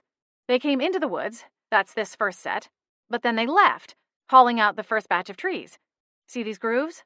That has to be from wagon wheels, one of those hand-pulled trailer things. There should be a 3rd set of prints if they wound up coming back this way to get the rest. Evangeline exhaled, her breath a frosty puff of white. "Rats! You're right." We looked around the woods. It was getting darker and colder. A lot colder. "Let me call for Flurry. Maybe he saw something." I paused on the trail, catching my breath, as Evangeline closed her eyes and tipped her head back. A hawk screeched in the near distance, and Evangeline opened her eyes, smiling.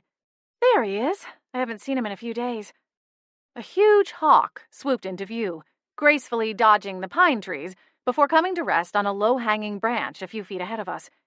He cocked his head and stared at Evangeline with curiosity.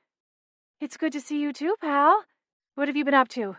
Ruining Thanksgiving for a family of field mice, I suppose?" Flurry screeched and flapped his wings as if to say, "Hey, birds gotta eat." The hawk was Evangeline's unconventional familiar. I wasn't quite sure how the pair first met, but they shared a strong bond and could communicate the same way I could with Boots. Possibly even more so, as Flurry acted on Evangeline's instructions instantly. Or perhaps it was just that Flurry was more compliant than my chunky orange tabby cat. That sounded about right. "We're looking for Adam. Have you seen him?" Evangeline asked the majestic bird. He screeched in reply, followed by a series of chirp-like noises. I looked at Evangeline, waiting for the translation. She nodded, but her lips quirked to one side and a stress line appeared between her brows. "Thanks anyway, Flurry." "No such luck?" I said. She shook her head. "He saw them earlier, but then he got hungry and flew off to find a snack." Bat wings! We'd been following the trail for 20 minutes. It wouldn't take long to get back to the manor. We could gear up and call Nick and Meryl for help searching. Scarlett Sanderson and her ghost pals were likely available too. Let's go back to the manor and try calling again. Maybe he's back to a place with reception. That's a good... A blood-curdling scream broke through the twilight. Then, a wolf howled. Chapter 3. Flurry swooped into view before Evangeline and I even set off running toward the sound of the scream and menacing howl. The dark hawk screeched, glanced back to make sure we knew to follow, and then shot through the trees, expertly weaving through the branches. We ran after Flurry as fast as we could. Without a dedicated trail, it was tricky, especially in the still squishy mud. Finally, We broke through a thick cluster of evergreens and saw Adam. He'd shifted into his beast form, a 160-pound dog with a thick black coat, and stood at the base of a pine tree, two massive paws planted on the trunk as he stared up at one of the higher branches.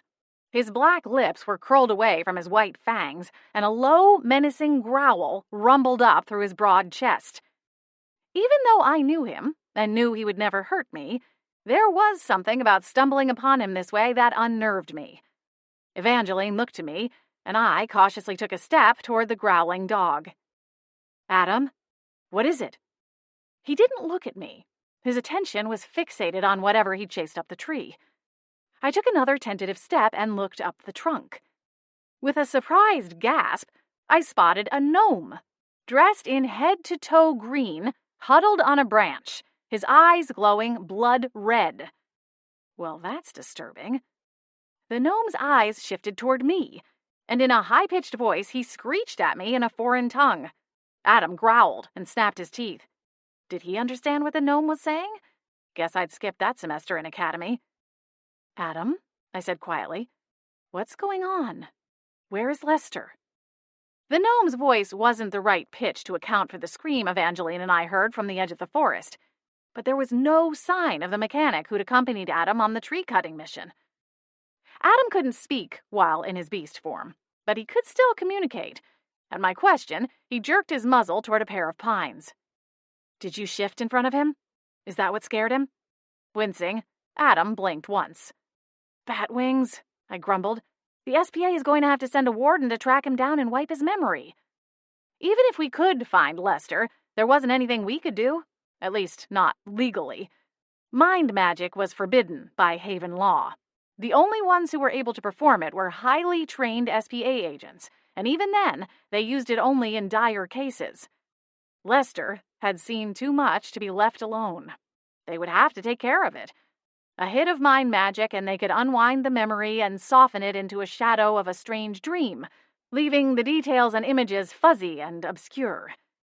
Evangeline came closer and moved her orb of magic light to put the gnome in a spotlight. The small creature screeched at us, shaking his tiny fist and baring small but surprisingly sharp-looking teeth. Adam growled another warning. "I've never seen a gnome with red eyes," Evangeline said, concern etched into her face.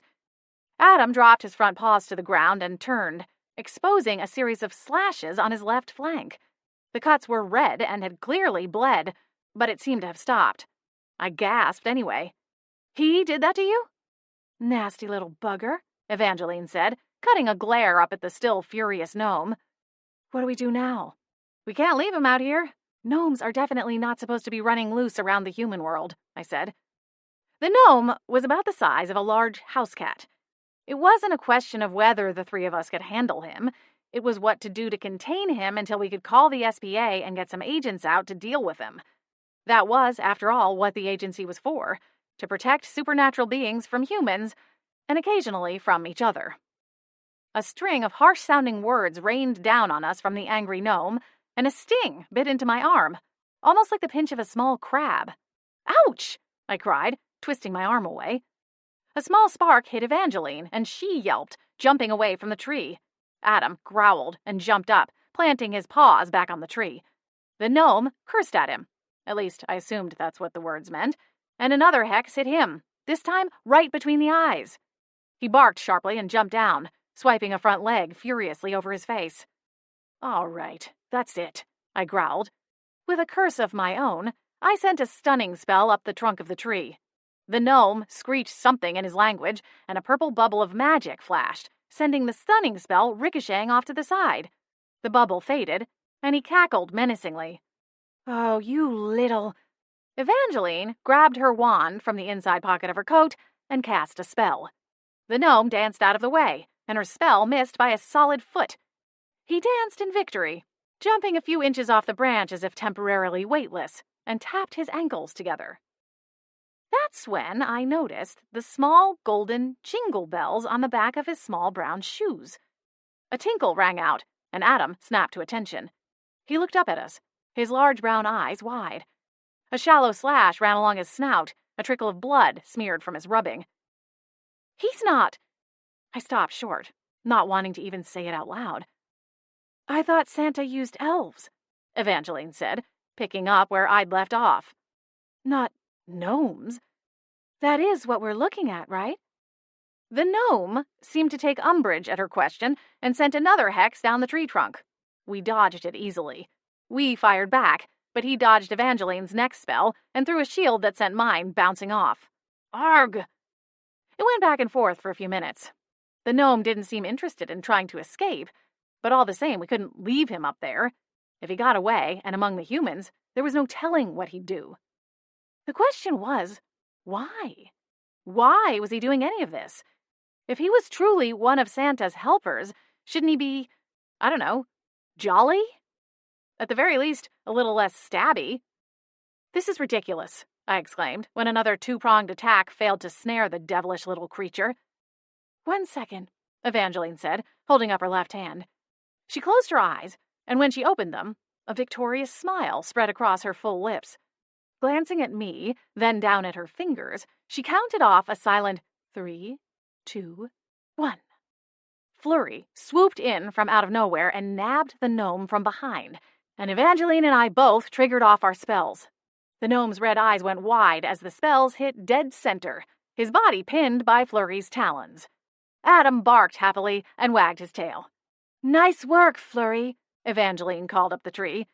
The hawk gave a self-satisfied screech and then lifted the gnome from the branch and brought him down to the ground.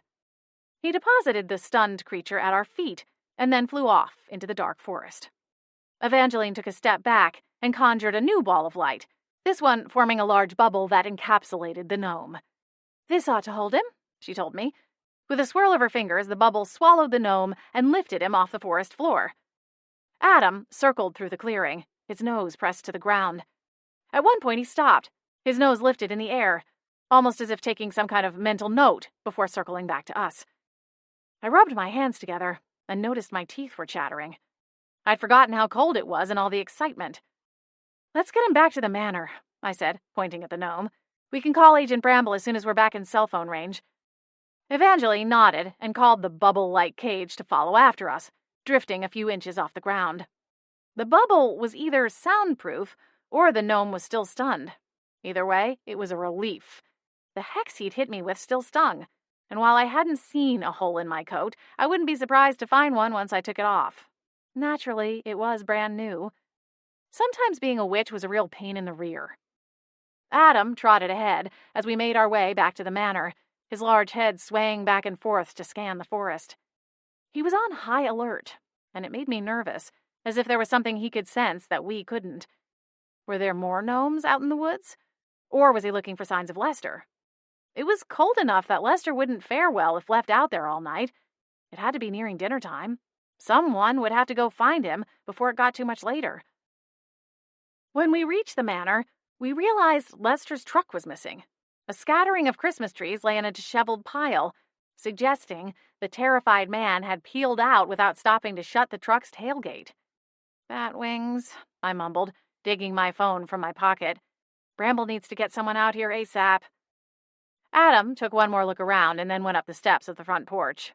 Evangeline looked at me. Where should I put him? She asked, pointing her wand at the gnome. I looked around.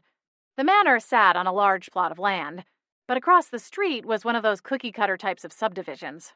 It was cold enough that I couldn't imagine anyone being out and about, but it was better safe than sorry. Let's get him inside. We can lock him in a bathroom or something. Suddenly, the gnome sprang to life. He shook his fists and started spouting off more curses and hexes. The bubble contained him, but it was apparently permeable to magic because as he shrieked, the 2 potted poinsettias on the porch beside the front door shriveled, turned black, and drooped over. Dead. Then, moments later, a string of colorful lights hanging from the eaves of the manor exploded in a loud pop. What in the other world? I shouted. Another stunning spell stopped the Christmas carnage, but the shock took a second to wear off. Squinting at the small creature, a bubble of panic welled up from the pit of my stomach. Just what exactly were we dealing with? And how were we going to stop it? Chapter 4. We wrestled the gnome into the manor and shut the door. We'd have to worry about replacing the poinsettias and Christmas lights later. Evangeline released the gnome from the bubble, and we immediately jumped on him and fit him with a pair of magical cuffs around his hands and ankles. Evangeline went into the kitchen and came back with a roll of duct tape, and we slapped a swatch of it across his mouth to prevent him from flinging any more hexes at us. He sat at the corner of the couch, red-faced and squirming. I cast a nervous glance up the stairs. Adam had trotted up them a few minutes before. He'd go to his room on the second floor to shift back, as that entailed a little too much nudity to be fit for public consumption. "Stars!" Evangeline exclaimed, wiping her brow. It had taken a bit of effort to get the tape fixed to the gnome's face. Her gaze caught on something, and she bent from the waist, inspecting the bottom of the gnome's shoe. Holly, you know that theory about him being involved with Santa?" I cringed, not sure I wanted to know where she was going with the question. "Look," she said, pointing at the soles of the shoes. "NP. North Pole?" Sure enough, embossed in the leather sole were the initials. "Maybe it's not North Pole?" I said, ignoring the churning in my gut. "But what if it is?" Evangeline asked, straightening. She took a step back, worrying at the ends of her long braid. "A rogue Christmas gnome? Days before Santa is set to visit? And the way he destroyed those poinsettias with just a word? I mean, imagine the damage he could have inflicted if Adam hadn't found him." The shifter in question came padding down the stairs, his face coated in a sheen, his dark brown hair tousled. With a wary eye, he glanced at Evangeline and me as he came into the living room before his gaze found the gnome. "Why'd you take him out of the bubble?" he asked. "The spell doesn't hold that long," Evangeline answered. "We had a few more minutes at best." He bobbed his head, still staring at the gnome. "What happened out there?" I asked. Somewhat reluctantly, Adam tore his attention away from the gnome.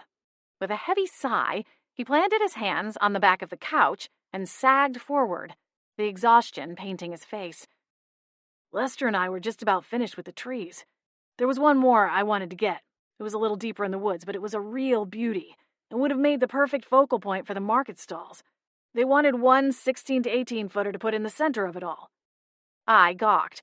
"The two of you were going to haul an 18-footer out of there by yourself? All that way?" Adam's lips twitched. "I could do it single-handedly if not for the length." Evangeline and I exchanged a quick, skeptical glance, but didn't question further. "Anyway," Adam said, with an edge of frustrated emphasis, "we just found it and Lester was having some trouble with the chainsaw. I was about to take over when I was attacked from behind. My instincts kicked in and took over before I could realize what I was doing. Lester turned around and saw the whole thing. He bolted off into the woods." "That was the scream," Evangeline said. Adam nodded. "I howled, hoping someone would be close enough to hear and come lend a hand." "That's us," I quipped. "Your friendly neighborhood gnome busters." That drew a brief smile from Adam. "Guess so." "Are you all right?" I asked. "Those cuts on your backside look kind of nasty." Adam shrugged, not usually one to complain. Unless hungry, or when he had a cold. Then it was the end of the world as we knew it. "I'll heal up. They're shallow cuts. More annoying than anything," he replied, cutting a nasty glare at the bound gnome. The gnome struggled to speak, his voice muffled by the tape across his mouth. Yeah, we get it. You're a real tough guy, ambushing people in the woods," Adam muttered. The gnome's nostrils flared, his cheeks going a deeper shade of red. "We think he's from the North Pole," I told Adam. "His shoes say NP, and he's got those jingle bells." "What does it mean?" Adam asked, studying the creature. "I have no idea, but Agent Bramble needs to get out here with a team. They'll have to find Lester and hope he hasn't told anyone else what happened out there." I dug my phone from the pocket of my coat and dialed her direct number. Evangeline disappeared into the kitchen again, and I heard the sound of coffee beans grinding as Agent Bramble's line rang. When she didn't answer, I left an SOS message and hung up, deciding to give her 5 minutes before I called the main SPA Seattle switchboard, asking for any contingency of agents. I always preferred to deal with Agent Bramble, but this wasn't a situation where I could be too choosy. "Are you all right?" Adam asked when I hung up the call. "You got stung with one of those hexes, too." "Just a little." I set my phone on the coffee table and shrugged out of my thick puffer coat. I sighed when I realized the hex had indeed torn a hole in the coat on its way to my skin. "Good thing I got this on sale, I guess." Adam frowned and took the coat from me. He inspected the tear. Might be able to patch it. He set aside the coat and turned his attention to the cut, a 2-inch slice just below my elbow. Doesn't look too bad. It'll mend. Evangeline came back into the living room. She'd slipped out of her coat and rubbed her hands over her arms. Should we start a fire? Turning, I sent a spark of fire magic to the stone fireplace, igniting the pile of kindling we kept there. The gnome's eyes glowed red, transfixed on the wavering flame as it caught and danced along the bits of branches.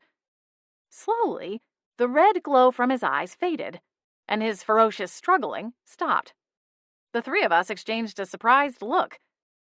Adam came around the couch and added a log to the fire.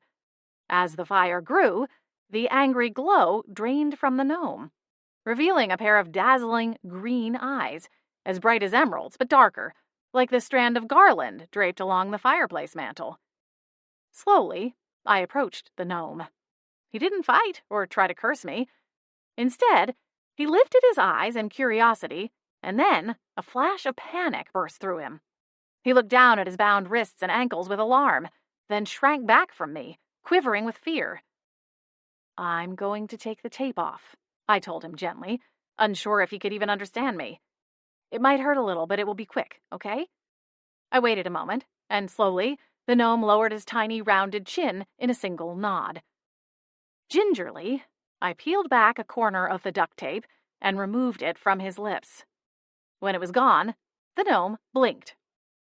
Where am I? I jumped back, startled by the perfect English. What had happened to the deranged-sounding curses and hexes? You're in a town called Beechwood Harbor, in Washington State. In the USA. America? With some difficulty, the gnome got to his feet, standing about 2 feet tall at his full height. He bounced nervously on the couch cushion, his eyes casting wildly around the room. "Oh, no, I can't be here. Now I've been seen. Oh, the big man will have my head for this." Fat tears welled in his eyes, and he began to sob. "Please, let me go. Please, I must get back home before he notices." "Hold on," I said, extending my hands toward him. "Slow down." What happened to you? Adam asked. This side of 10 minutes ago you were trying to hurt us. That's why you're all trussed up. "Do you have a name?" I interjected. Buzz Evergreen," the gnome stammered, tears still glistening in his eyes. I'm from the North Pole. I have to get back there." Okay. We'll do what we can to help you," I assured him. Evangeline looked at me, her brows lifted. "Holly, are you sure we should—" "I won't try to hurt you," Buzz interrupted, hopping up and down for emphasis. On the third hop, he lost his balance and toppled over to one side. With a flick of my wrist, I sent a burst of magic toward him, snapping the hand and ankle cuffs. Buzz looked at his wrists and ankles as if needing to confirm he was in fact free. "Do you know what happened to you? What made you go psycho?" Adam supplied. I shot him a dark look. Buzz slipped off the couch and toddled to the fireplace. We all drew in a collective breath, but released it a moment later when the gnome stretched his hands out toward the fire, warming them before turning to warm his backside. "I don't know what happened exactly," he said slowly. "The Supernatural Protection Agency opened the portal this afternoon. I was the one Santa chose to come and inspect the town, making sure everything was ready for his visit tomorrow." My eyes bulged. "Tomorrow?" Buzz looked at me incredulously. "Yes. Didn't you get the letter? There was an official announcement sent to all—" He stopped and considered us and then tilted his head to one side. "What is it that you are?" "Evangeline and I are witches. Adam is a shifter," I explained. "And yes, we got the letter, but it wasn't dated. I figured it would be closer to Christmas." "You must have missed the update," Buzz replied, turning back to face the fire. "There was a scheduling conflict. We had to bump Santa's visit up to accommodate another 3 towns that were added at the last minute. I'm afraid to say that the magic of Christmas is looking very dull this year. It's going to take more than the usual 3 stops if we have a hope of gathering enough magic to see us through." "That's terrible," I said softly. "Is there anything we can do to help?" "Where is the portal?" Evangeline asked. "Maybe we could escort you there and get you back to the North Pole." Buzz spun back around and smiled up at her. That would be very kind of you. Hold on, Adam exclaimed, holding his hands up. Are we just going to forget all about the hexing business? Buzz looked sheepishly down at his shoes. I don't know what came over me. All I can do is apologize.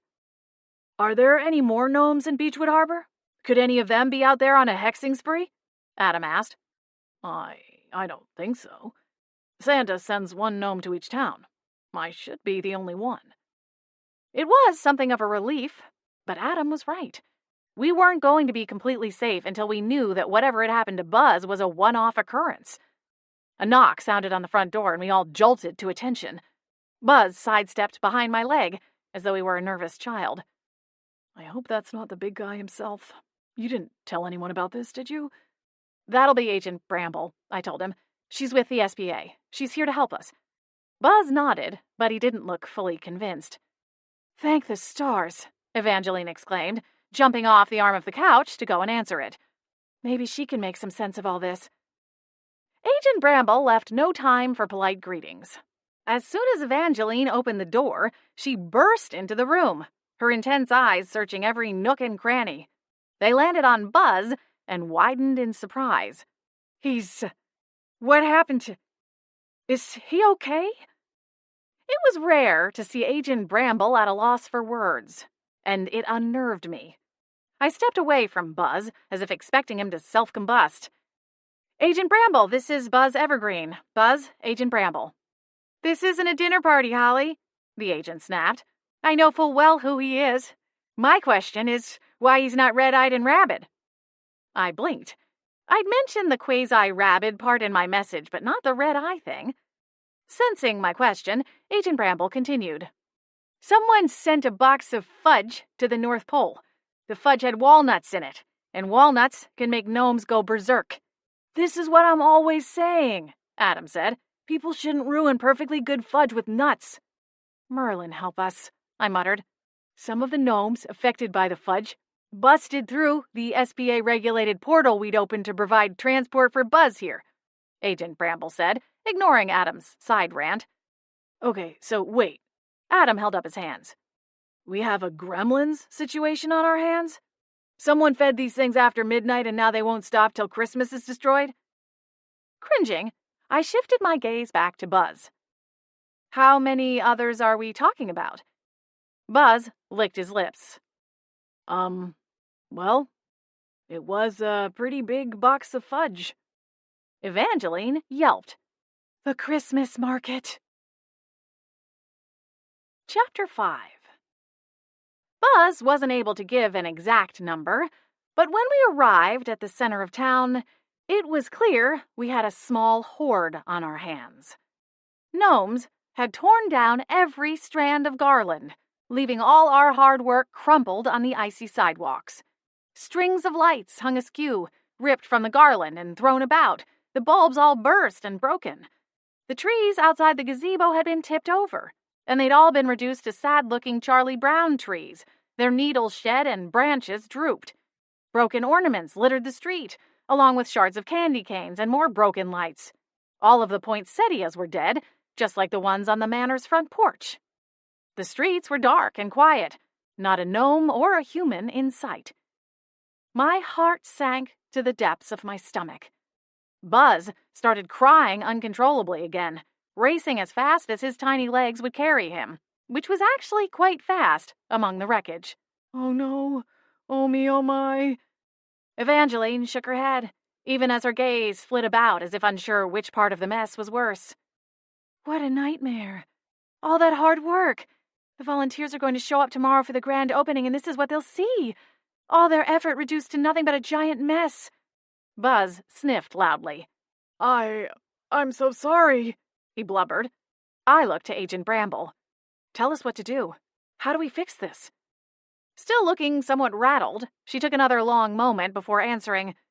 I brought a contingent of agents with me. 2 of them are paying Lester McNeil a visit. They'll wipe his memory of what you said happened in the woods. She cut a harsh look at Adam, and he ducked his chin. Once they're done, they will join the others in hunting down the other rogue gnomes, Agent Bramble continued. They will round them up and take them back to the North Pole. They might want to take blowtorches with them, I said offhandedly. Blowtorches? That's what seemed to snap Buzz out of it, I explained. We lit a fire, and it was like the reaction, or whatever you'd call it, just wore off. Agent Bramble nodded. I'll let them know. You're leaving? I asked. I don't have time to dawdle, Holly. I'm sorry about all of this. She waved a hand toward the disaster zone. But I'm afraid there's nothing I can do about it right now.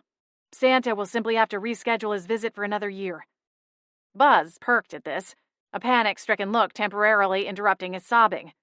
Another year? No. There isn't time to plan another visit now. We need the magic from Beechwood Harbor. We've been counting on it to bring the most magic. I slapped a hand over my face and dragged it down slowly. It was barely 6 o'clock, but I was beginning to feel like I'd been awake for a week straight. Agent Bramble gave another apologetic look and then shifted into a blur. One moment, a tall woman stood before us, and the next, a huge hawk. With a screech, she took to the skies and soared away. Great, Evangeline scoffed. Now what? It took us weeks to make all of this garland. There's no way we can expect to fix this all in time for tomorrow. This stuff's bound for one place, the compost heap, Adam added, stooping down beside a pile of the ruined garland. Okay, time to snap out of it, I said, shaking my shoulders loose. We don't have time to wallow. This all has to be perfect in time for Santa's visit tomorrow, or Christmas is going to be ruined for the entire world. No pressure, Adam muttered under his breath. Spinning to face him, I pointed back up the hill. We need that tree, the 18-footer. Call Nick, make it happen. With a half-cocked grin, he saluted me. Yes, ma'am. Just shoo, I exclaimed. He kissed me on the cheek and then sprinted off up the hill. Spinning around toward Evangeline, I smiled. You got your wand? She pulled it from the pocket on the inside of her coat and matched my grin. I'd say it's time for a little magic. Let's light it up. Evangeline and I worked together, using bonds of magic to attach the shreds of greenery back into long, full garland strands. The lights were broken beyond repair, even with magic, so we added twinkles of magic light and buried them deep in the greenery so no one would ever see that they weren't attached to an electric plug or battery pack. As it turned out, Buzz had magic of his own, and when not under the influence of walnuts, he was actually very productive. He reversed the damage done to the Christmas trees and poinsettias, returning them to their full and beautiful state. Another string of magical lights draped over the gazebo rooftop, a blanket of twinkling stars. When everything was back in order, we went to the grocery store and cleared out an entire shelf of candy canes, ornaments, and tinsel. Adam and Nick Rivers came down the hill a little before 9 o'clock, huffing and puffing with the effort of carrying the massive tree. We had to settle for a 12-footer, Adam panted after they dropped it onto the sidewalk by the gazebo. Evangeline and I grinned at each other, and with a whoosh of magic, we effortlessly lifted the tree and floated it to its place at the center of the Christmas market. When it stood erect in its stand, we gave it a little twinkle, setting it aglow with lights and bursts of color. When it was done, we brushed our hands off and turned to the still puffing Nick and Adam. That really wasn't so hard, I said. Evangeline snickered. No, not really. What are you two complaining about? Adam and Nick lunged for the cans of faux snow and blasted us with the powdery substance. Shrieking, we tore around the gazebo, ducking for cover. When Adam's canister sputtered, emptied of its contents, he went back to get a second, but stopped short when real snow began falling from the sky. Evangeline and I came up from our hiding spot, giggling and red-cheeked. Snow, I breathed, holding my hands out to capture a smattering of fat flakes. Jack Frost came through, Buzz exclaimed, clapping his hands as he bounced up and down. Evangeline lifted her wand and directed the snow to form icicles along the eaves of the gazebo. The effect of the soft, magic, twinkling lights bouncing off the shiny icicles was breathtaking. I linked my arm through Evangeline's and then looped the other through Adam's. Well, what do you think? Did we just save Christmas or what? Nick chuckled and rolled his shoulder back. Let's hope so. I'm pretty sure I dislocated something hauling that tree all the way down here. Before we could pat ourselves on the back too much more, loud voices cut through the cold night. Turning toward the sound, we spotted Agent Bramble, back in human form, and 3 SPA agents leading a troop of red-eyed gnomes in a chain gang, all tethered together with the SPA's signature magic cuffs, designed to prevent any shape-shifting or magic usage and thwart escape attempts of any kind. Agent Bramble stopped short, and the agent behind her nearly toppled over, trying to avoid colliding with her. Wow! She smiled in wonder, her tough old bird facade slipping for a moment as she stared wide-eyed at our efforts. It looks wonderful. Remind me to hire you to come and do my tree next month. I laughed and then gestured past her. Is this all of them? Agent Bramble glanced back at one of her subordinates, who consulted with a clipboard and then nodded. It would appear so, Agent Bramble told me, relaying the unspoken message. Someone back at headquarters was able to determine how many had used the portal. 16 in all. Buzz marched up to the group of his fellow Christmas gnomes and planted his little fists on his hips. Jingle Bell Noel, Mistletoe Spangle, Berry Tinsel. You are senior gnomes. I expected more out of all of you. I smothered a laugh with the back of my hand. Did gnomes have short-term memory issues?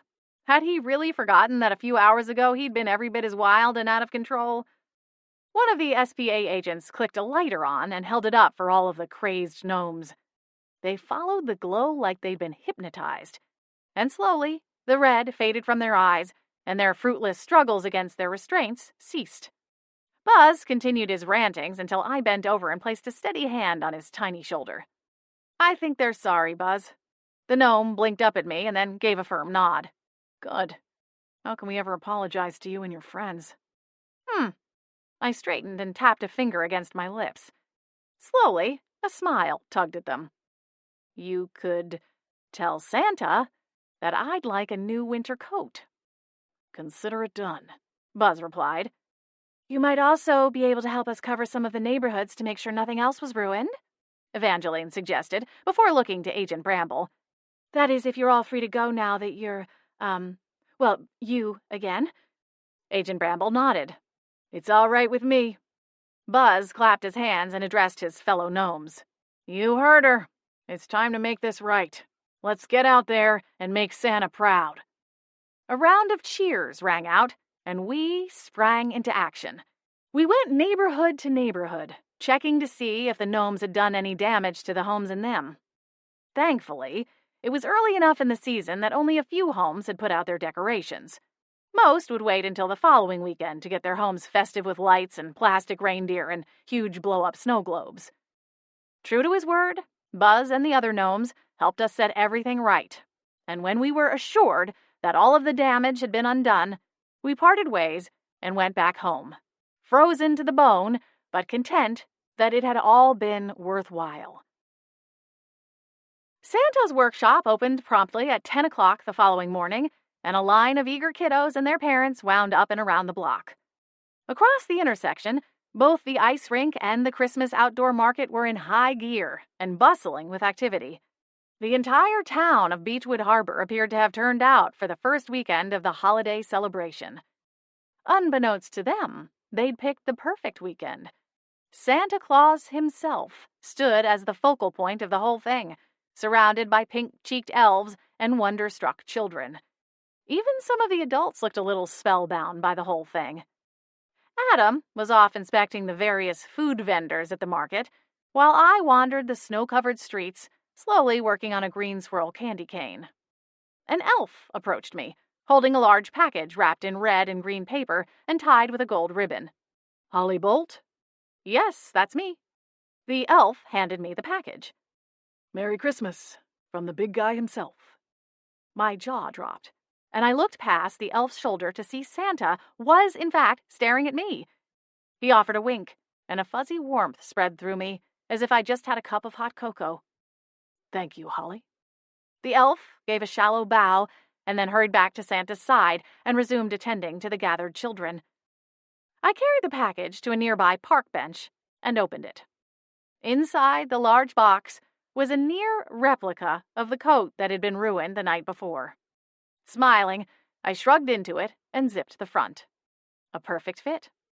But then, of course it was. He was Santa, after all. A very Beechwood Christmas. A Noel nightmare. Holly. My favorite day of the year had finally arrived. I was decked out in waterproof boots, thick gloves, and my warmest winter coat for the outing. A fuzzy pink knit hat struggled to contain my auburn waves as they whipped through the wind. Snow covered the forest floor, as though we'd stepped through the wardrobe and landed in Narnia. "How much farther to this magical tree of yours?" Evangeline asked, her question accompanied by a little frustrated huff as she slipped in a deep pocket of snow. Harmony abandoned the sled she was pulling and swooped in, just in time to grab Evangeline by the arm. When she was sure Evangeline had her legs back under her, she pushed her pink and blue streaked bangs out of her face. She'd recently cut her normally shoulder-length hair even shorter, a decision she was likely regretting as her tresses could no longer be tamed into a ponytail. "Adam, we've been walking forever." Up the trail, my boyfriend turned, flashing his signature dimpled smile. "You two need a Snickers or something?" I stifled a laugh with my thick winter gloves as my roommates fumed. Adam chuckled, unruffled by their complaints. "A few more yards, and trust me, it'll be worth it." Harmony and Evangeline looked at me, as if I could do something about it. I shrugged and kept walking. It was my third Christmas living in the quaint town on Washington State's rustic coastline, and the annual Christmas tree hunt through the woods behind our home was a tradition I looked forward to all year, even if it meant having cranky roomies. They'd be fine as soon as we got back to the manor and made a pot of hot chocolate. I'd found that peppermint-flavored marshmallows went a long way towards soothing problems this time of year. "It wouldn't be so miserable if it weren't 10 degrees out here," Harmony exclaimed. "Someone needs to hunt down this Jack Frost guy and tell him to knock it off," Evangeline agreed. "I don't know," I said, joining Adam at the head of the line. Looping my arm through his, I smiled up at him. "I think it's kind of magical." "Magical my frozen toes," Evangeline grumbled. "Cheer up, Evie," Adam said over his shoulder. "It's probably only going to last a few more days. As soon as the big guy goes back to the North Pole, Jack will be busy elsewhere." "I still can't believe the real Santa is here in Beechwood," I said, smiling to myself. "It is pretty nuts," Harmony agreed. "He's got to be the real deal, though. No rent-a-Santa would be that happy after spending 12 hours with a bunch of sugar-high kids and crying babies." I snorted. "I'm just saying," she continued. "I worked a shift at the Christmas tree stand yesterday and watched him all day. It's like he never gets tired or cranky. He's just, well, jolly." By some unknown process, the sleepy little town, Beechwood Harbor, was chosen by Santa Claus himself as a stop on his pre-Christmas world tour. According to the Supernatural Protection Agency, this was an annual tradition for the man in red. He chose a handful of cities and towns around the world to visit ahead of Christmas, as a way of gathering the magic of the spirit of Christmas. That magic would accompany him back to the North Pole and power the sleigh and elves and reindeer, everything Christmas, to get through the coming year. He'd arrived in Beechwood Harbor about a week ago and spent all of his time stationed at the gazebo in the center of town, adjacent to the outdoor ice rink and annual outdoor Christmas market. To the human residents of the town, he was just another mall Santa, some guy who fit the velour suit and looked semi-decent in a big white beard. But the supernatural residents, like myself and everyone at the Beechwood Manor, knew the truth. The SPA sent a letter ahead of time, alerting us to Santa's visit. Harmony, Evangeline, Adam, and myself had gotten a little more involved than we'd planned when the night before, a pack of drugged Christmas gnomes wreaked havoc on the town's decorations. We'd sorted it out in time for Santa's arrival and learned that gnomes were highly reactive to walnuts, and things had been calm since then. Santa would be in town for one more weekend before heading to his final stop on the tour. Then, the week before Christmas, he'd return to the North Pole to finish preparations for his Christmas Eve ride. We walked a little farther, and then came to a small clearing in the thick woods. Towering evergreens stood sentinel, as though guarding a perfectly shaped Christmas tree, its dark green needles dusted with snow. A ray of sunlight shone on it, making the whole thing feel like a scene from a Hallmark movie. "Oh, Adam! It's beautiful," I gasped. "How long have you been working on this one?" He smiled and slipped an arm around my waist, tucking me into his side. "Since your first Christmas here at the manor. You mentioned that it was your favorite part of the holiday, something you used to do with your parents. And I wanted to make sure that one day you'd have a perfect tree, not the Charlie Brown ones we usually find out here. This year it finally got tall enough, just about 10 feet. My nose burned, and it had nothing to do with the nip in the air. I wrapped my arms around him and squeezed gently. It's perfect. Thank you. He leaned over and briefly kissed me before taking a step away and lifting up the handsaw he'd brought along for the hunt. Harmony? Evie? What do you say? Well, after a story like that, how could we say no? Evangeline teased, giving me a watery smile. Looks good to me, Harmony agreed. Now let's get home so the real fun starts. A thrill of excitement rushed through me, and I got into position to hold the tree up as Adam dropped to the ground. You mean the cookie eating? Adam teased, before he army crawled under the tree, his torso swallowed up by the thick gathering of branches. Cookies and cocoa and Christmas music. Harmony sighed happily, moving into position beside me. The 3 C's of the holidays. Evangeline spotted us as Harmony and I pulled the tree away from Adam as he sawed through the trunk. Timber! He shouted. The tree gave way completely, and we caught it. Adam, a dog shifter, easily moved the tree into position and tied it down onto the metal sled we'd brought along with us. He was strong enough that he could have carried it all the way back to the manor, but Adam liked to work smarter, not harder, especially when it would mean getting back to the cookies faster. Harmony took the lead, and Evangeline and I fell into step behind her, while Adam brought up the rear, pulling the sled. So, speaking of cookies, he began. Evangeline swallowed. Well, about that. Evie, Adam groaned. Don't tell me you forgot. Evangeline cracked a smile and shoved his arm. I'm just messing with you. Of course I didn't forget. I got all your favorites. Double chocolate, those frosted sugar cookies, snickerdoodles, chocolate-dipped Oreos, and those butter ones that come in a tin. My blood sugar spiked just thinking about it. I got popcorn, cocoa, and those Christmas crackers, Harmony added proudly. What kind of crackers? Adam asked. Not the kind you eat, Harmony replied with a laugh. The present kind. Oh. Adam sounded disappointed. Have you guys already done your shopping? I asked. I'm almost done with mine, but stuck on what to get a few people. Who are you stuck on? Adam asked. I grinned at him. I already got your gift. And no, I'm not giving you any hints this year. I learned my lesson last year. I've done most of mine, Evangeline said. I'm telling you, that whole Cyber Monday thing is really handy. Adam, when you finally manage to drag the Havens into the 21st century, promise me you'll make them do Cyber Monday too. Ooh, good idea, I added. I'd love to stock up on potion supplies. Adam chuckled. I'll see what I can do. For now, the Wi-Fi still isn't playing nice with the concealment charms. The coverage is as spotty as ever, and I'm running into a lot of dead ends. And dead zones, he grumbled. Adam was a tech whiz, and had recently accepted a job working for the SBA to see if he could get the worlds of technology and magic to work together in the secret communities scattered across the globe. Havens were tucked inside major cities, hidden from the human world by a series of complicated spells, wards, and charms. It worked to protect supernatural beings from the prying eyes of humans, but the Havens were practically old world in their reliance on paper records and low-tech solutions to modern problems. Sure, they had electricity and phone lines, but that was about it. Anything technologically advanced, like most new appliances, vehicles, and medical equipment, were rendered useless once behind the veil of spells. Magic made up some of the difference, but the Haven residents lived in close proximity to the human world, some even commuting from the Haven into the adjoining human city for work, and the demand for internet access, smartphones, and other gadgets was exploding.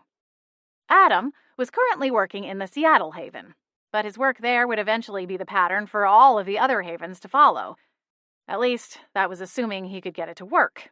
He'd been pretty frustrated, almost resigned the last few months.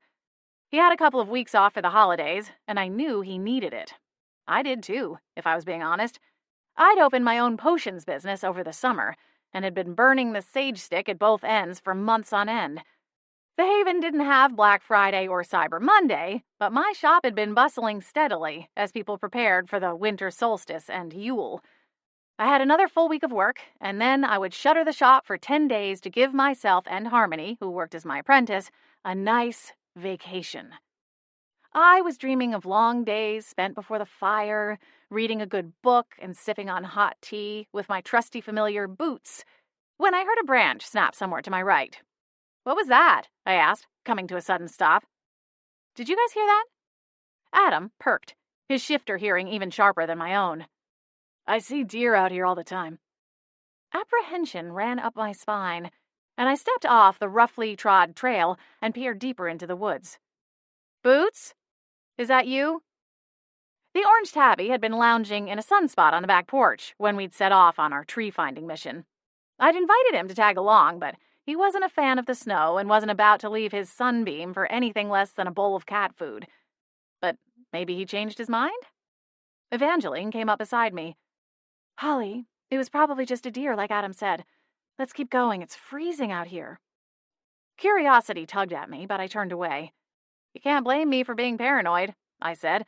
The last time we were out here, we were attacked by a rabid gnome hopped up on walnut fudge. Harmony burst out laughing. What? I asked, giving her a puzzled look. It really happened. I know, she said, still fighting her giggles. It sounds so ridiculous. Well, it was very not ridiculous at the time, Evangeline interjected, an annoyed look on her face. He was small, but his hexes really stung. I still have a little welt from the worst one. She rubbed her arm and glanced over her shoulder. Do you think there's really something out there? Tell you what, Adam said. We'll get this tree home and I'll come out and do a quick look around. It went unsaid that he meant he'd come back on 4 legs. In his beast form, he would be faster, and his already sharp senses would be even stronger. If there was something amiss in the woods, he'd sniff it out in no time. It would be a lot more effective than 4 of us stumbling around in the snow, especially without beaten-down trails to follow. Okay, thanks. I nodded, and we continued back the way we'd come, for another mile or so, until the backside of the Beechwood Manor came into view through the tree line. Boots lumbered down the stairs on the back porch and came to greet us, answering my question as to whether or not he'd been the one out in the woods. He took a few tentative steps in the snow, lifting and shaking his large paws each time, before he gave up and returned to the safety of the porch. He flicked his tail impatiently, as if the blanket of snow was a personal insult. Bootsy, it's just a little snow, I told him, suppressing a smile. It's not going to hurt you. He answered with an indignant meow and slipped through the small cat flap on the back door. Without even looking, I knew he'd be planted in front of the cupboard that held his canned cat food. It was nowhere near his dinner time, but there was no reasoning with him when he was hangry. Adam cut through the twine he'd used to tie the tree to the sled and then glanced up. You guys want to get the stand ready while I trim some of these low branches? I'll bring it inside in a few. Works for me, Harmony said. I'm ready to trade these boots for my slippers. Me too, Evangeline agreed. I followed them inside, and within a few minutes the 3 of us reconvened in the living room, decked out in fuzzy jammies and warm slippers. Harmony turned on some Christmas music, and Evangeline went to the kitchen to start working on the cocoa, leaving me to wrestle the tree stand and box of decorations from the cramped closet under the staircase. The Beechwood Manor had an attic, but it was considered off-limits, as our ghost landlady, Posy, preferred to keep it for her own use.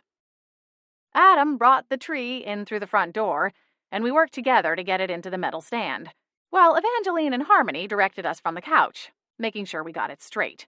No, too far, a little back this way, Harmony said. I tugged the tree toward my chest. There? Now it's a little too far the other way, Evangeline replied. Rolling my eyes, I moved the tree back and tried to arch back to see for myself. It looks good to me. You're too close to it, Harmony argued. From here, it looks crooked. Adam growled something under his breath. Gorgeous. Hold on, I said, moving the tree back toward me a tiny bit. There, Evangeline exclaimed. I glanced over at the couch, and Harmony made an okay with her fingers. Got it. Finally, Adam muttered, tightening the screws to cinch the trunk into place. It was the biggest tree we'd had so far, and I hoped the tree stand would be able to keep it in place. When it was secured, I took a step back and brushed my hands off, realizing I had pitch spots on my fingers. Boots sauntered into the room and eyed the tree. Scat Cat, this is not for you, I warned, picking at the sticky spots on my hands. If you want to climb a tree, there are about 1,000 of them just outside. Evangeline laughed, and Boots shot her a look. Sorry, buddy, she said, stifling her smile. 20-pound cats and Christmas trees don't mix, I added. That's a recipe for a broken window, and we all know how that would end. Adam wriggled out from under the tree and pushed up from the floor. Posey would make sure we all got coal in our stockings, that's for sure. He removed his gloves and hat. Now, where are the cookies?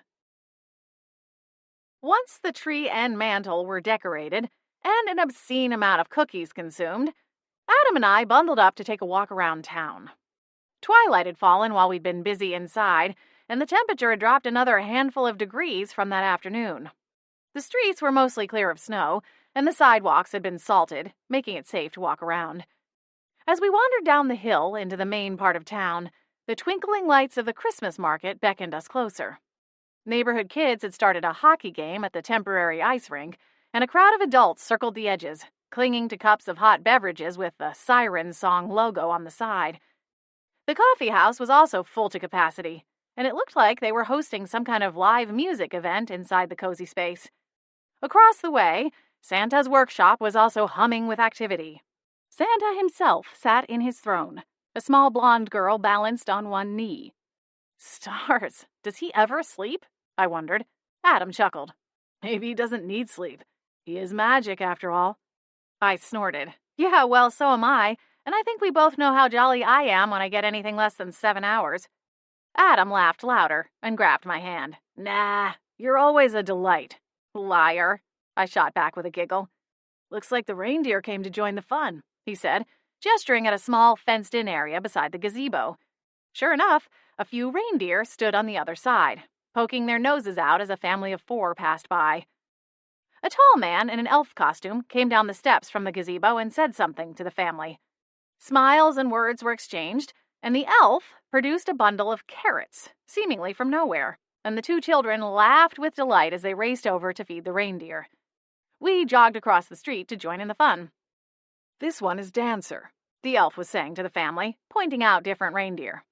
That's Dasher. The lighter one over in the corner, that's Vixen. Wow!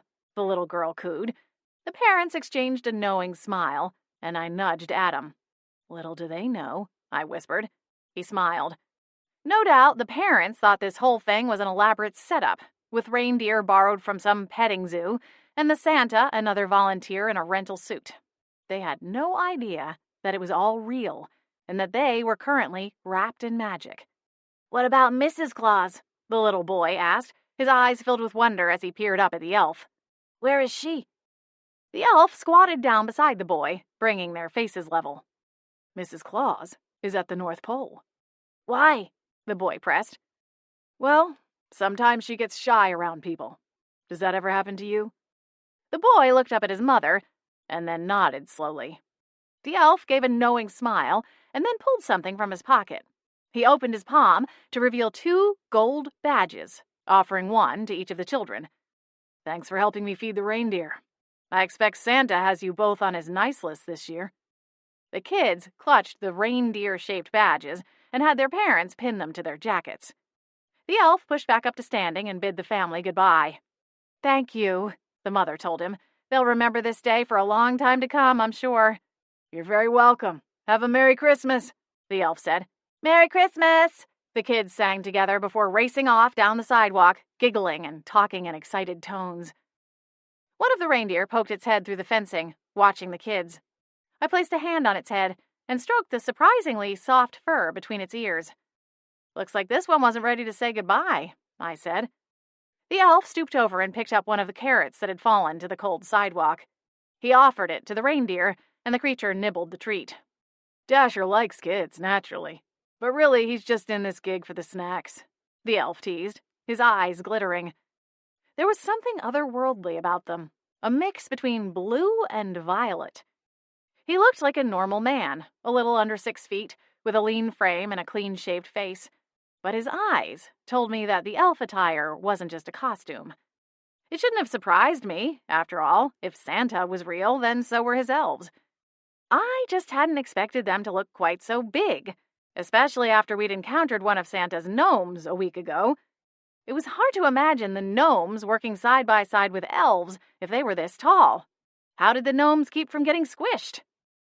I was about to ask when the elf spoke first. You're Holly Bolt. How did you know that? He smiled. I'm Santa's head elf. It's my job to know. A dozen new questions sprang to my mind, but I couldn't decide which to ask first. "Where are you headed next?" Adam asked the elf. "We have a quick stop in Vermont, and then we'll go back to the North Pole," he answered. "This was our main stop this year, and Santa is impressed with the amount of Christmas magic he's gathered. We won't need to collect much more this year." Adam furrowed his dark brows. "So, wait, it's like a physical source?" The elf beckoned us to follow him, and we rounded the gazebo, walking past the reindeer pen to a cherry-red sleigh. "This is our travel sleigh," he explained, running a hand over the glossy wood. "Not the one we use for the big day. But if you look closely, you can see the magic we've stored up for next year." I leaned in, straining my eyes, but didn't see anything. With a chuckle, the elf jiggled a strand of bells, and the sleigh lit up with gold runes. They covered nearly every surface of the sleigh, and as we watched, another one began to etch into the painted wood. I couldn't read any of the symbols. I imagined they were unlike anything I'd find in a book about runes. Did Santa have his own secret language? "When we go back to the workshop, the magic transfers from the sleigh to the elves, and that goes into the gifts they make, and the gifts go into Santa's real sleigh, which travels to the reindeer. It's all a cycle." My mouth hung open as the runes faded from sight. "That's incredible." "I'll say," Adam agreed. "You know, before we got the letter in the mail, none of us realized any of this even happened. I mean, we knew Santa was real and all that, but seeing it up close like this, well, it's something special." The elf bowed his head. "It's an honor. Now, if you'll excuse me, I need to get Santa to wrap things up for the evening. If left to his own devices, he'd be out here until midnight." We laughed and said goodbye. The elf went back to the gazebo, and we lingered, staring at the sleigh. "Kind of makes me wish I was a kid again," I said, with a contented sigh. Adam chuckled and looped an arm around my waist. "I know what you mean. I was just thinking about all the nights I used to try and stay awake, waiting to catch a glimpse of him. It never worked, of course, but I really wished I'd been able to see all of this when I was young. It's even better than I imagined it would be." I nodded in agreement, and we walked back to the sidewalk, saying goodbye to the reindeer as we went. They were happily noshing on a fresh pile of hay, and Adam grinned at me. "Speaking of dinner..." I rolled my eyes and laughed. "How could you possibly have room? You inhaled at least a dozen cookies all by yourself." He flashed a half-cocked grin. "Oh, gorgeous. We both know that was barely an appetizer." Adam talked me into a quick bite at McNally's. It was technically a pub, but they served a full dinner menu and functioned more as a traditional restaurant. By the time we left, the Christmas market was dark, the vendors having all gone home for the night. The lights around the skating rink were off too. Santa's workshop was still alight, but there was no sign of Santa. Apparently, the head elf had been successful in his attempt to get Santa to take the rest of the night off. We crossed the street, ready to head back home before it got any colder, when one of the reindeer let out a loud grunting sound that intensified as we stopped to look. "Maybe he wants more snacks?" I said, looking up at Adam.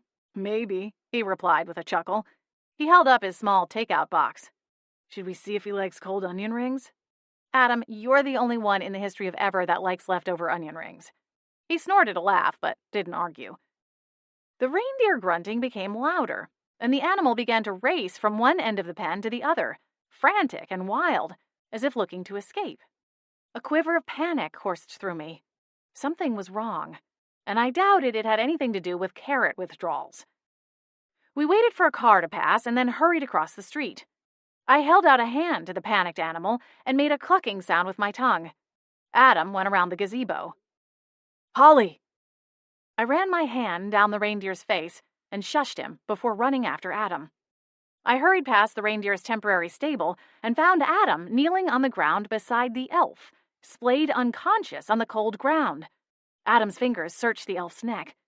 Gasping, I slapped a hand across my mouth. "He's alive," Adam said, relief in his voice. "But he's out cold. I can't get him to wake up." "What happened to him?" I asked, knowing Adam didn't have the answer.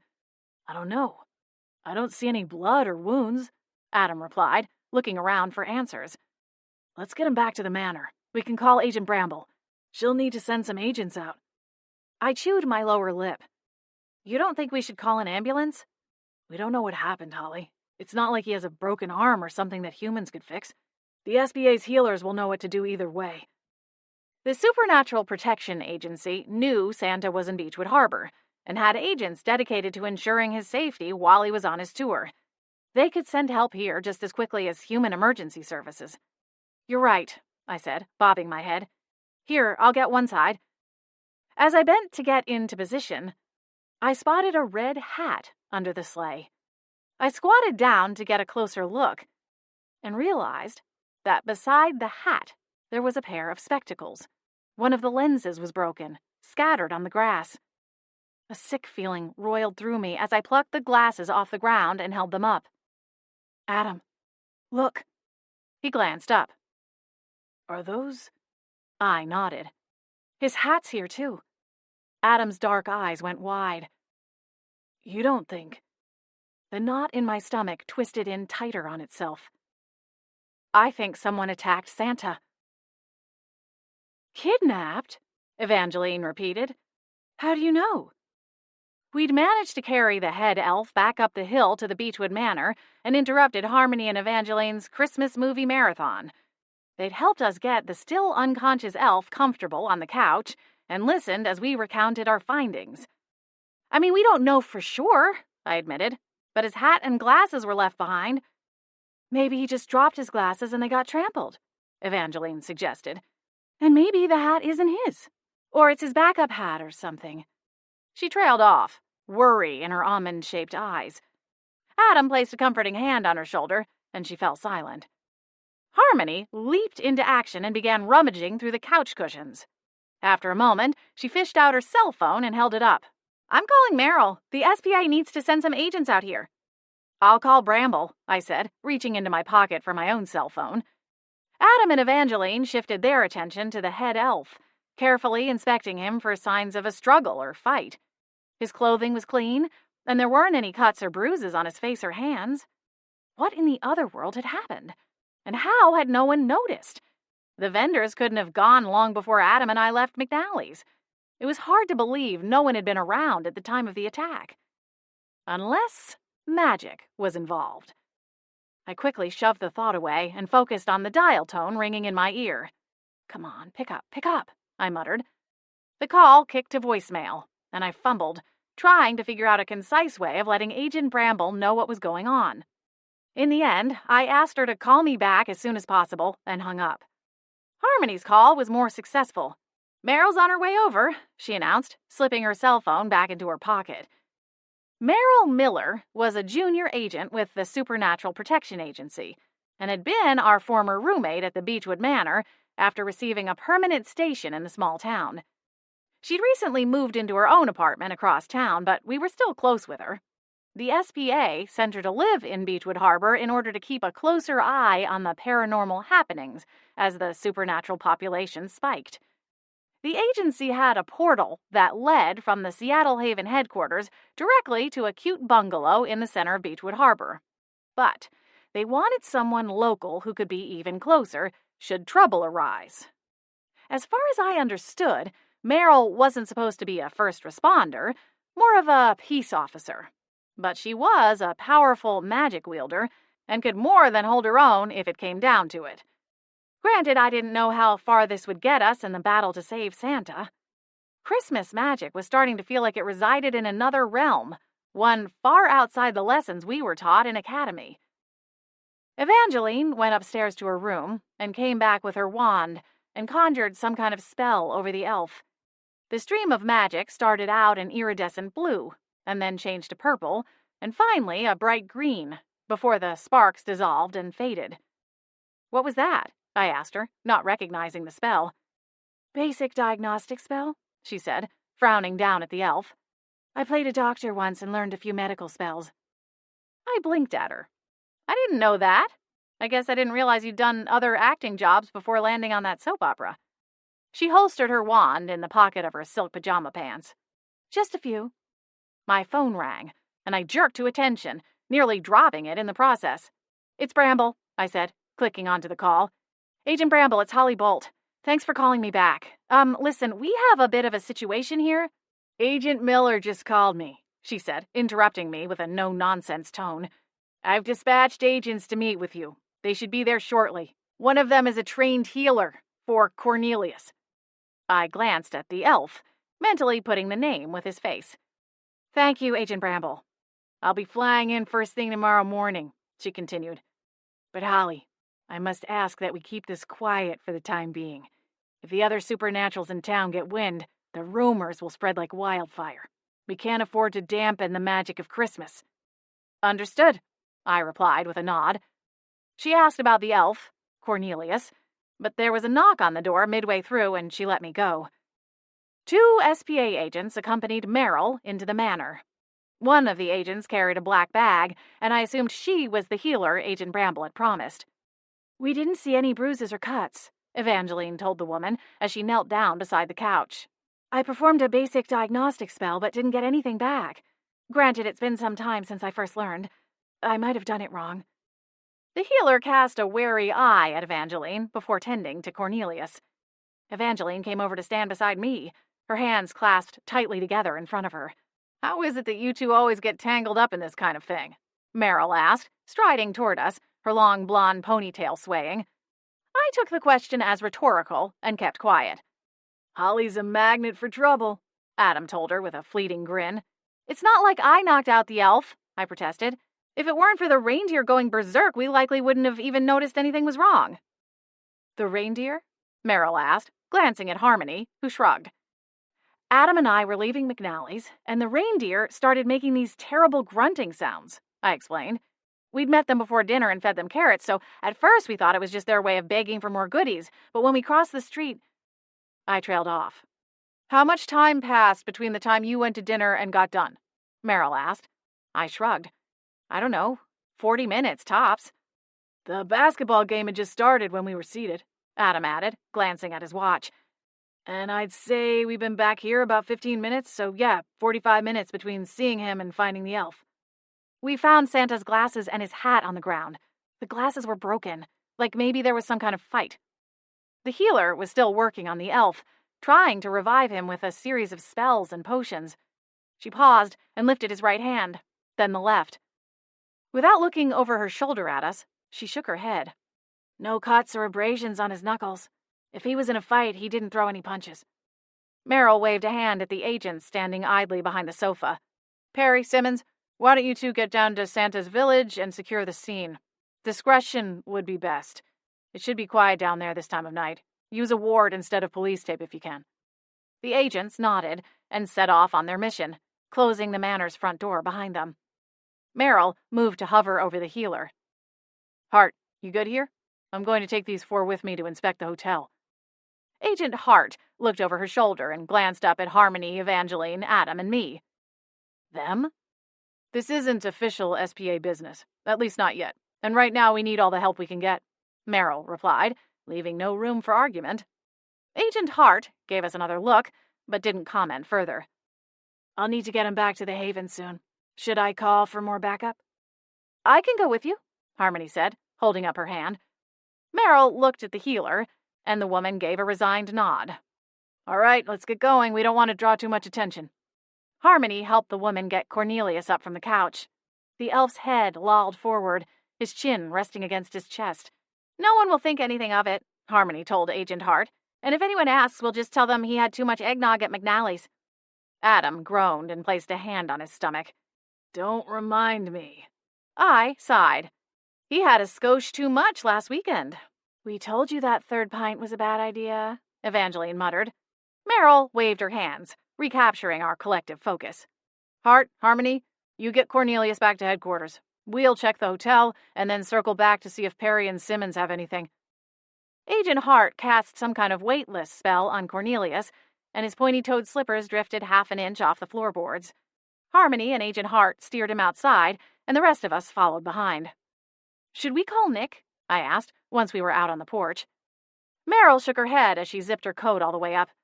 He's out on a surveillance mission tonight. It's a pretty big case for him, so I don't want to drag him away, she explained, nestling her chin into the collar of her black jacket.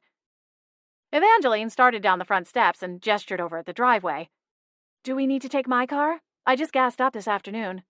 No need, Meryl replied. They're staying at the Fireside Inn just off Zinnia. We can hoof it. So, hoof it we did. The Fireside Inn was a weather-battered motel that was popular with tourists in the summertime. It didn't look like much on the outside, and the cedar shakes were in desperate need of replacement, but it had clean rooms, good service, and a continental breakfast. Meryl didn't bother getting a key from the front desk. She led the way to the second floor via an exposed stairwell and marched down the breezeway to room 22. She knocked on the door and waited a full 15 seconds before she whipped her fingers in a quick spell and unlocked the deadbolt. I glanced over my shoulder at Adam, and he shrugged. "Come on," Meryl said, taking the first step inside. "Let's see if we can find some clue as to where he might be. I don't really know what we're looking for, so if anything jumps out, say something." Evangeline and I followed her inside, with Adam right at my back. Meryl hit the lights, and my eyes widened at the sight. "Yikes," I said, casting a glance around the hotel room. Pizza boxes were stacked 3 deep on the table. Coffee cups littered the counter beside the sink in the small kitchenette area. Discarded t-shirts, long johns, and socks lay scattered across one of the 2 queen-sized beds, in stark contrast to the one beside it, which was fully made up. Plus, an assortment of magazines and cookie packages on the nightstands. The minibar had been raided, its doors hanging open to reveal nothing but empty snack packages and mini bottles of alcohol inside.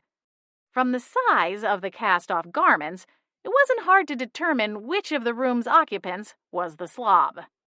"Poor Mrs. Claus," I murmured, taking in the mess. Evangeline clucked her tongue. "This is why they tell you not to meet your heroes." Adam laughed. "Oh, come on, it's not that bad. He's a busy guy." I lifted an eyebrow at him.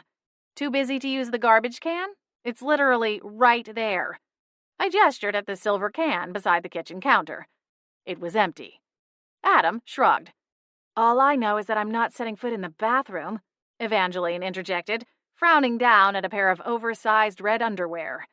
"I don't think we're going to find any clues in here," I said with a sigh. "Does he have a cell phone?" Adam asked, as he carefully picked his way through the room. "Seems like there must be some way to reach him." "I kind of doubt the North Pole has many cell towers," I replied. "Fair enough, but maybe some kind of burner he uses when he's traveling," Adam countered, as he stuck his head into the bathroom. He flicked on the lights and glanced around.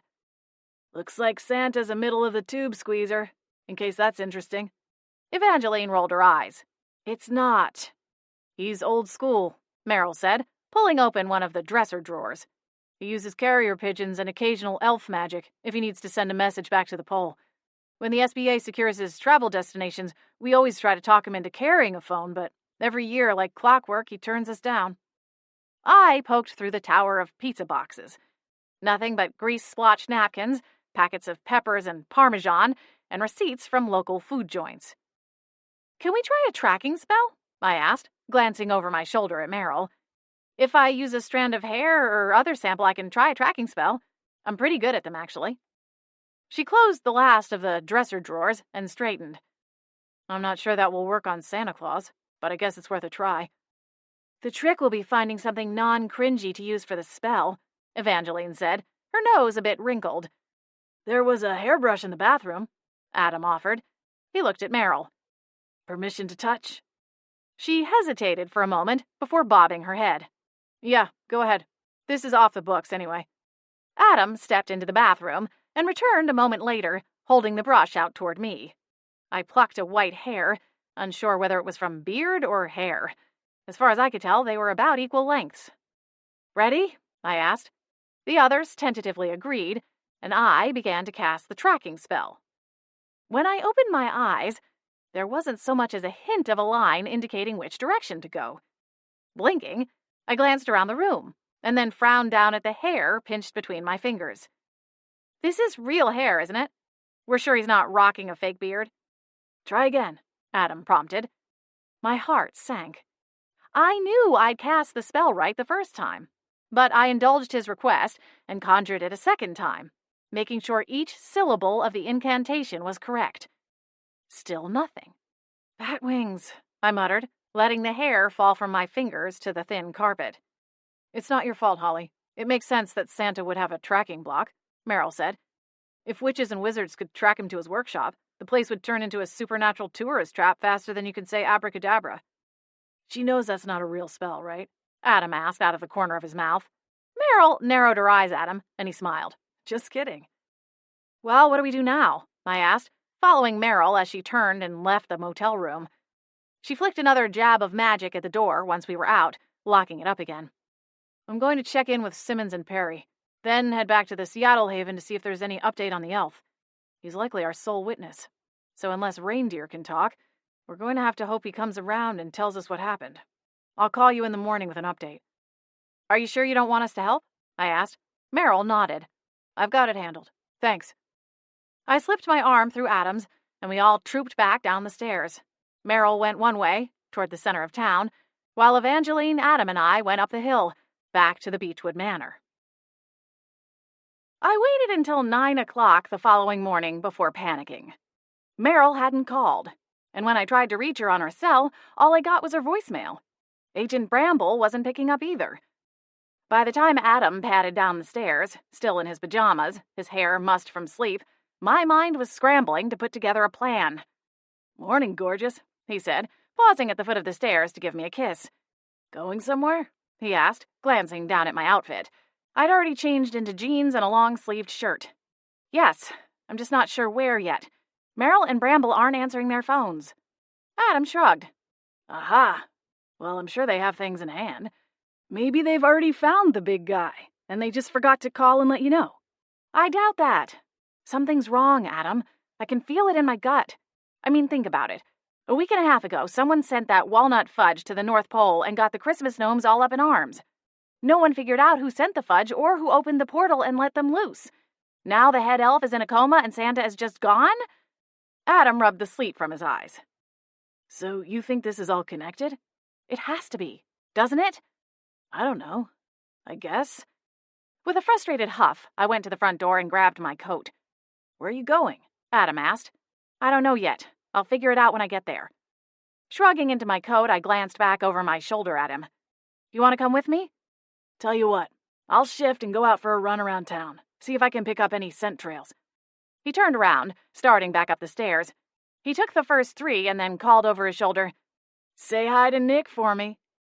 I stilled, realizing that some part of my subconscious had intended on stopping by his office first. How had Adam known that? Was I really getting that predictable? See you back here for a late breakfast? I asked. Depends. What are you making? I rolled my eyes and tossed my hair free of my coat's collar. Whatever it is, I guarantee it will be better than something your beast finds in the McNally's dumpsters. Adam laughed. You sure about that? I loosed a thread of magic, sending a soft flick at his rear end. He jolted and whipped around to stare down at me. I smiled and shrugged. The throw pillows were too far away. You're gonna pay for that later, he said, a spark of mischief in his eyes. Yeah. I swung the front door open and blew him a kiss goodbye. Nick's not-so-silent night. Nick. How are you supposed to break the news to someone that their spouse is cheating on them 2 weeks before Christmas? The question had been churning in my mind for 4 days. I knew I couldn't sit on the evidence much longer. It wasn't ethical. But in this case, doing my job and doing the right thing felt like they sat at polar opposites. The photos didn't lie. I'd followed Mr. Drake the night before, and finally got photos of him kissing his mistress. He'd been meeting her every Thursday for the past month, but I hadn't been able to get a clear shot until last night. The photo of the kiss, combined with him presenting her with a bag from a lingerie shop, erased all lingering doubt. I had the proof I needed, and was ready to present the findings to my client, Mrs. Drake. But I'd spent all morning coming up with excuses to avoid picking up the phone and calling her down to my office. Sometimes being a PI really sucked. Why couldn't I have gotten a case to locate long-lost family members, just in time to reunite them for the holidays?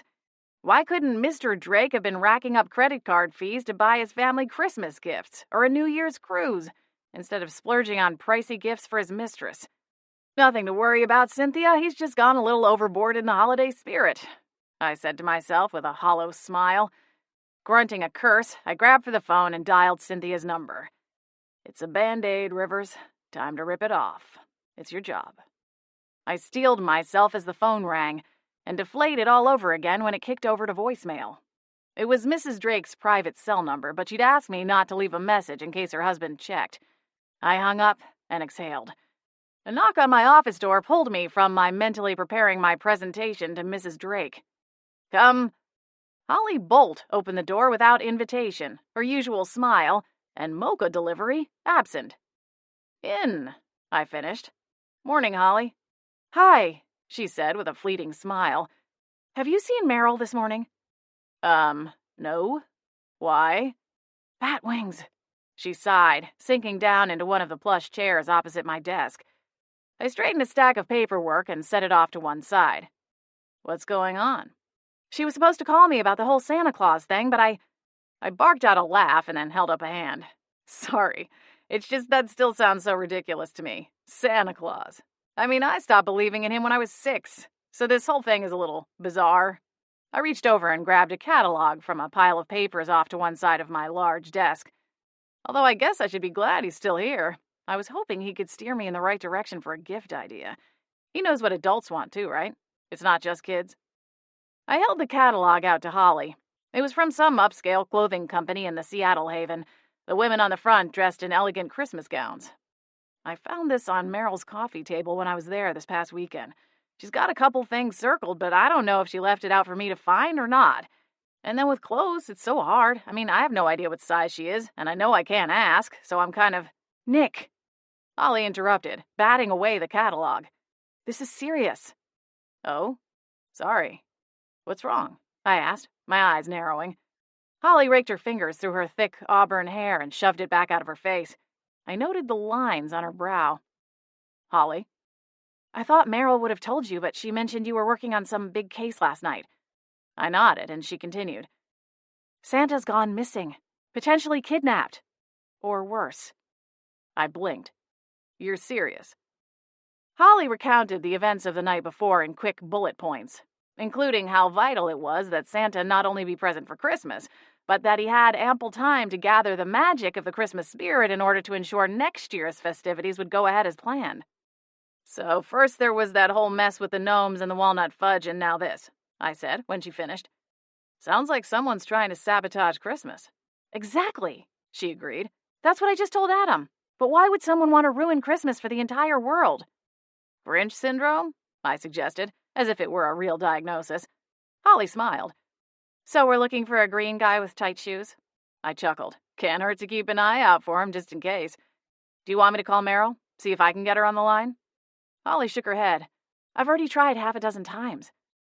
The file for the Drake infidelity case sat off to one side. But aside from that, my schedule was light. "We can go out and look for him. We can take my car." Holly leaped out of her chair, her smile widening. "Thank you, Nick." We left my office and walked to the small parking lot on the side of the converted log cabin. I fumbled through my coat pockets for my car keys and stared longingly at Siren Song across the street. A morning spent with a huge mug of hot coffee and an apple Danish the size of my face sounded like a much better way to spend the day. Some part of me started arguing that the SPA was on the case, assuring me that they'd find Santa and set everything right. Then, a black monster of a dog darted out from the small alleyway behind the row of shops. Is that Adam?" I asked. Holly turned to glance over her shoulder. "Oh, for Merlin's sake."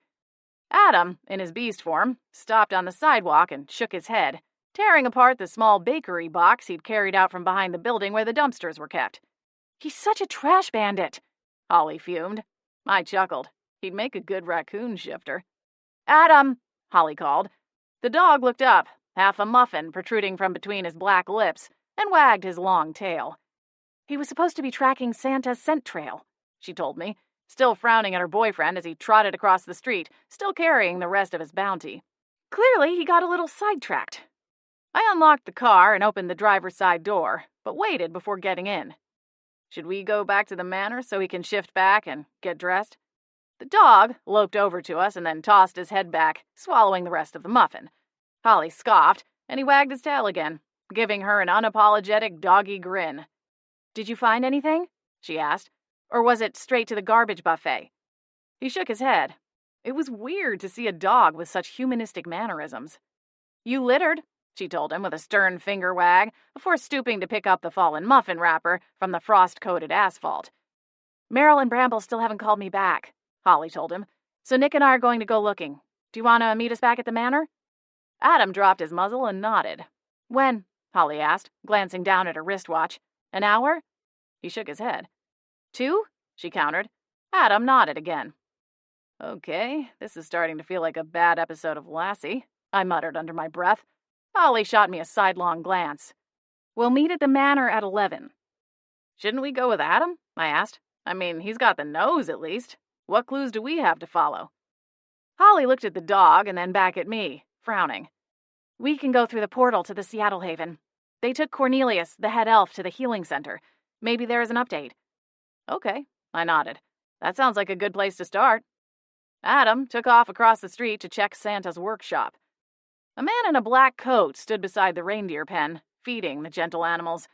The man noted Adam, but then turned his attention back to reindeer. "Why didn't they fence that area off?" I asked Holly. "Wasn't that where this happened?" "The SBA didn't want to draw attention to Santa's absence. No one wants a crime scene at Christmas. 2 of Merrill's agents were there last night, checking for any evidence or clues. Although I thought they were going to ward it to keep people away." "Doesn't seem to be bothering that guy," I noted, pointing at the man with the reindeer. "Maybe they took the ward down already," Holly said. "Let's go to the Haven." We didn't need my car to get to the Haven portal. It was concealed in the root cellar of a bungalow in an older neighborhood, not too far from the center of town. Holly used the portal on a near-daily basis now that she had a potion shop in the Seattle Haven. She pulled open the door to the cellar and gasped. "What? What is it?" I asked. "It's what it isn't," she said after a moment. "The portal is gone." "What? Is that even possible?" Holly closed the door and reopened it to the same result. Nothing but an actual root cellar. "Apparently so." Okay. I rocked back onto the heels of my loafers and pocketed my hands. It wasn't snowing, but it was supposed to kick up again before the night was over. "So what now? You've already searched his hotel room. The tracking spell didn't work. As far as we know, the head elf guy hasn't said anything. No other witnesses." Holly closed the door to the root cellar and chewed at her lower lip, her eyes unfixed as she stared out into space. "When Buzz and the other gnomes came through, they used this portal. Beechwood Harbor doesn't have another portal. Tell you what, let's go back to my car. We can warm up and think of our next move." Somewhat reluctantly, Holly agreed, and we went back to the lot outside my office. We climbed into my sedan, and I turned over the engine and cranked the heat. While Holly tried to defrost her fingers against the vents, I dug my phone out of my pocket and dialed Meryl's number. It went to voicemail, and I disconnected before her greeting message finished playing. "Nothing," I said, pushing the phone back into my pocket. "Arg!" Holly growled. "This is so frustrating. We could be helping them if they just give us something to go on. They always do this, you know?" I smiled gently. "We're not actual SBA agents, Halls. It's not our job to get involved in this stuff. We just always seem to land in it anyway." In reality, it was Holly who usually got us into these messes, but I wasn't going to point that out. It was Christmas time, after all. "Let's just start driving," I suggested. "Maybe we'll see something on the way." I started to shift into reverse, but Holly held up her hand. "Wait." "What?" She pointed out her window. "We should check out the gazebo." "I thought you said the agents already searched it." She scoffed. "Well, if they were sloppy enough to forget to ward off the area, who knows what else they missed." Before I could agree or disagree, she was already out of the car and marching across the street. The man we'd seen before was still standing at the reindeer enclosure, though the animals were absent.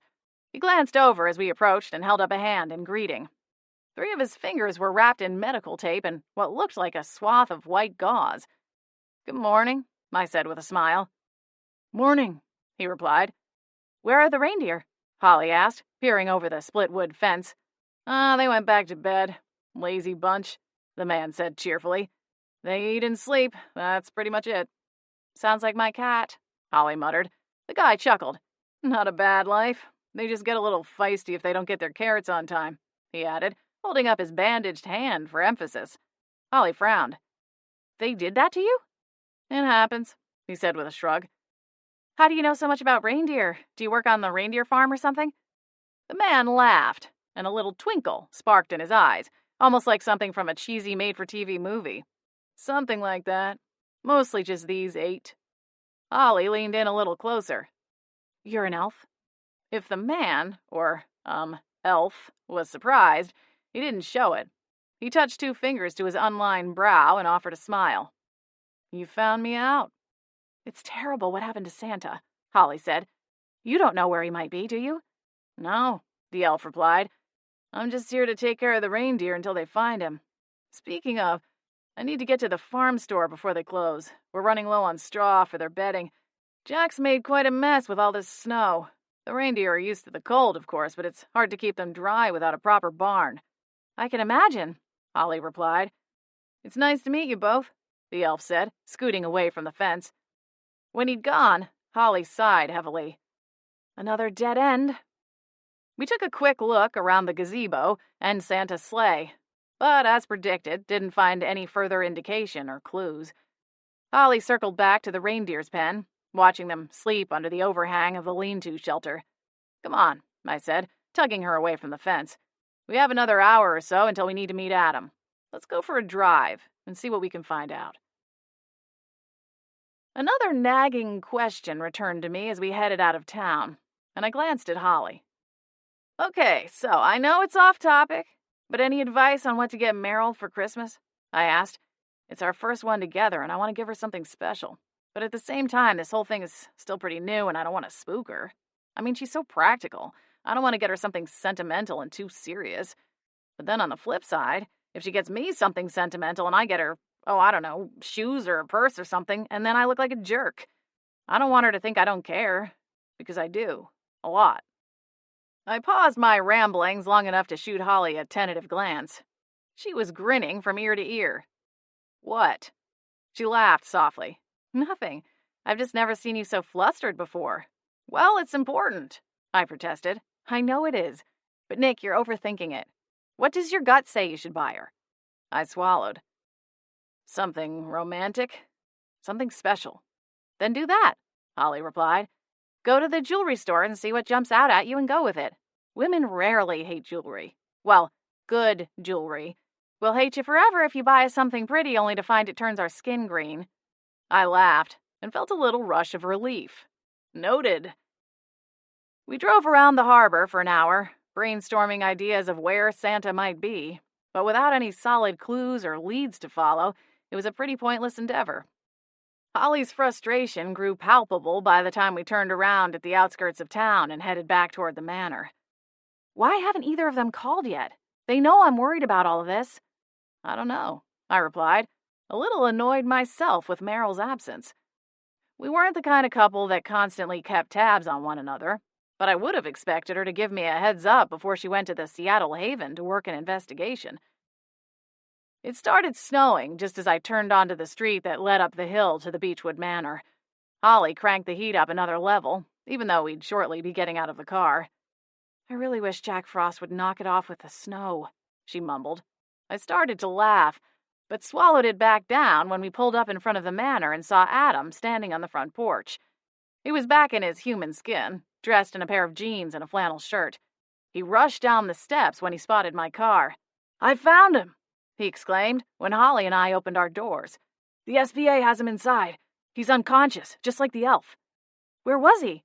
Holly asked, hurrying to catch up to Adam as he led the way into the manor. In the woods, Adam said.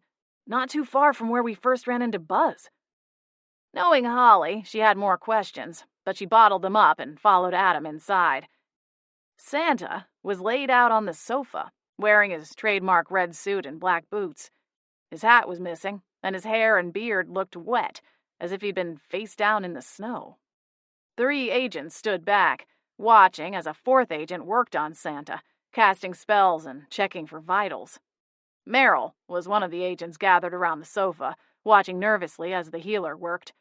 She looked up at the sound of our voices, and her eyes went wide as they landed on mine. Nick, what are you doing here? Holly came to me for help, I explained. You weren't answering your phone, and we thought we might see if we could find some clues. Meryl looked at Holly, an unreadable look on her delicate face. I couldn't tell if she was angry that Holly had involved me or not. "What happened to him?" I asked, gesturing at the unconscious Santa. "It looks like he's been poisoned," the agent to Meryl's right answered, gesturing at Santa's mouth. Foam had collected at one corner. The healer opened Santa's eyes and nodded in agreement upon seeing the tiny black pupils. "Definitely poison. The trouble is knowing what kind. We need to get him to the healing center." "I'll call Bramble and get her to open the portal again," Meryl said, already reaching for her phone. "Has Cornelius woken up yet?" Holly asked. Meryl shook her head, worry clouding her blue eyes. She glanced up from the phone's screen and thrust her shoulders back. "If you guys want to help, why don't you go down and check on the reindeer? With Cornelius and Santa out of commission, they need someone to look after them. We've placed a call to the North Pole. Replacement elves will be here first thing tomorrow morning via portal to take them home. So just put out fresh water and food, make sure their bedding is still dry. That's about all we can do for now." A wave of panic surged in my stomach, and Holly's eyes went wide. "There was already an elf at the reindeer enclosure," she said. "We just talked to him, maybe 40 minutes ago. He said he was responsible for them, although I've never seen him before today." Meryl and the agents flanking her went stiff. "What?" she exclaimed. "Why didn't you say anything sooner?" "We didn't realize it was important," Holly replied, her voice tense.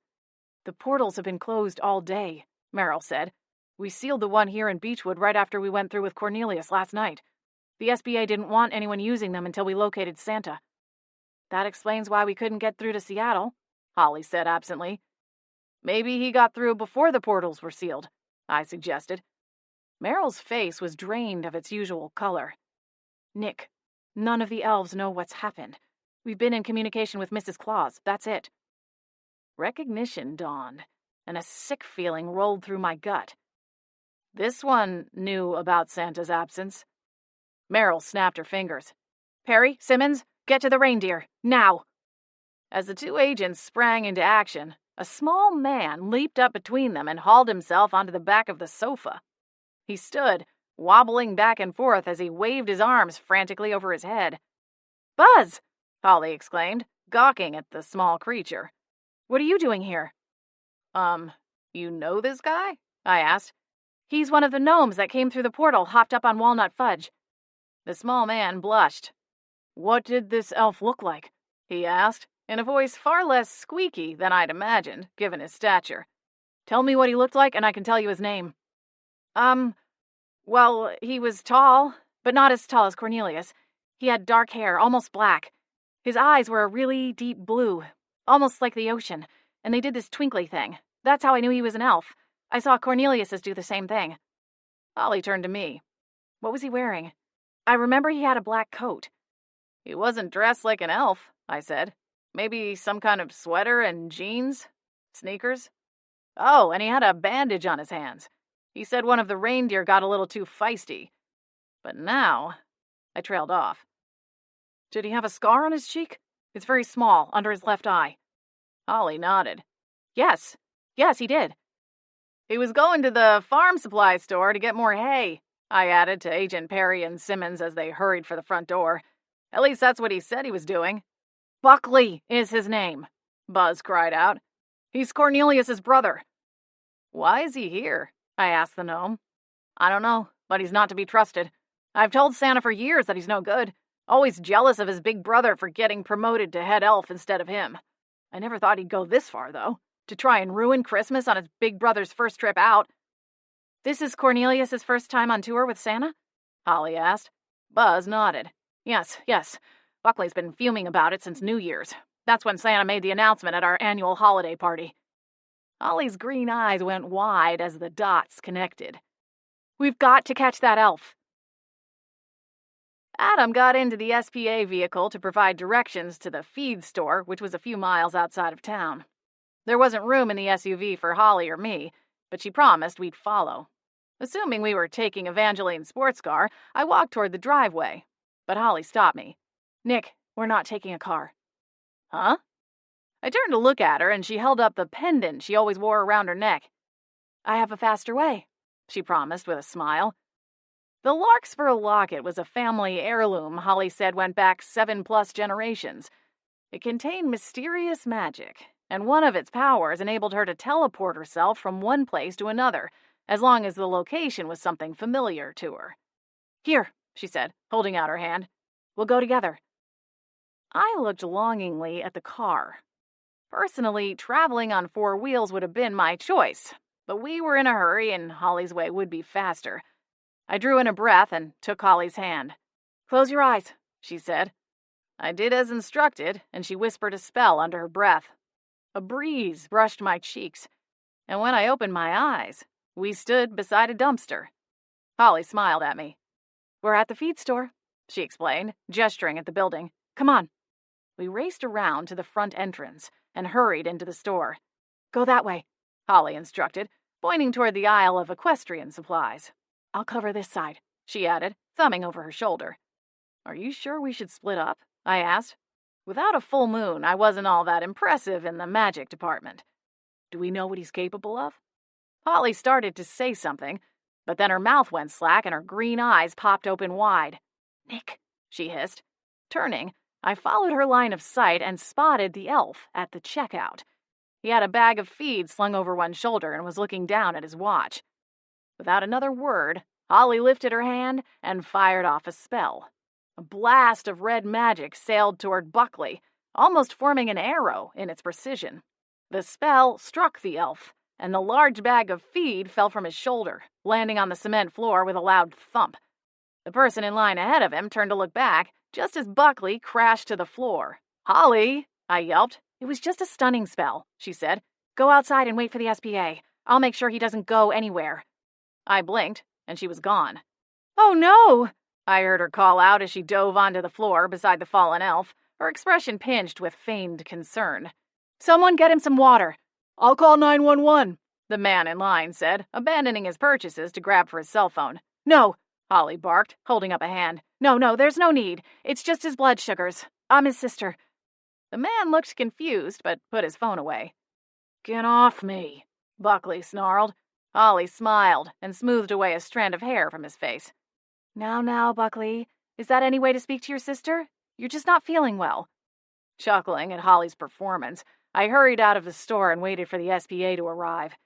Just as their SUV pulled into the lot, the automatic doors behind me whooshed open. "Holly!" Adam called, exploding out of the SUV's back seat. Turning, I realized she was leading Buckley out of the store, seemingly of his own volition.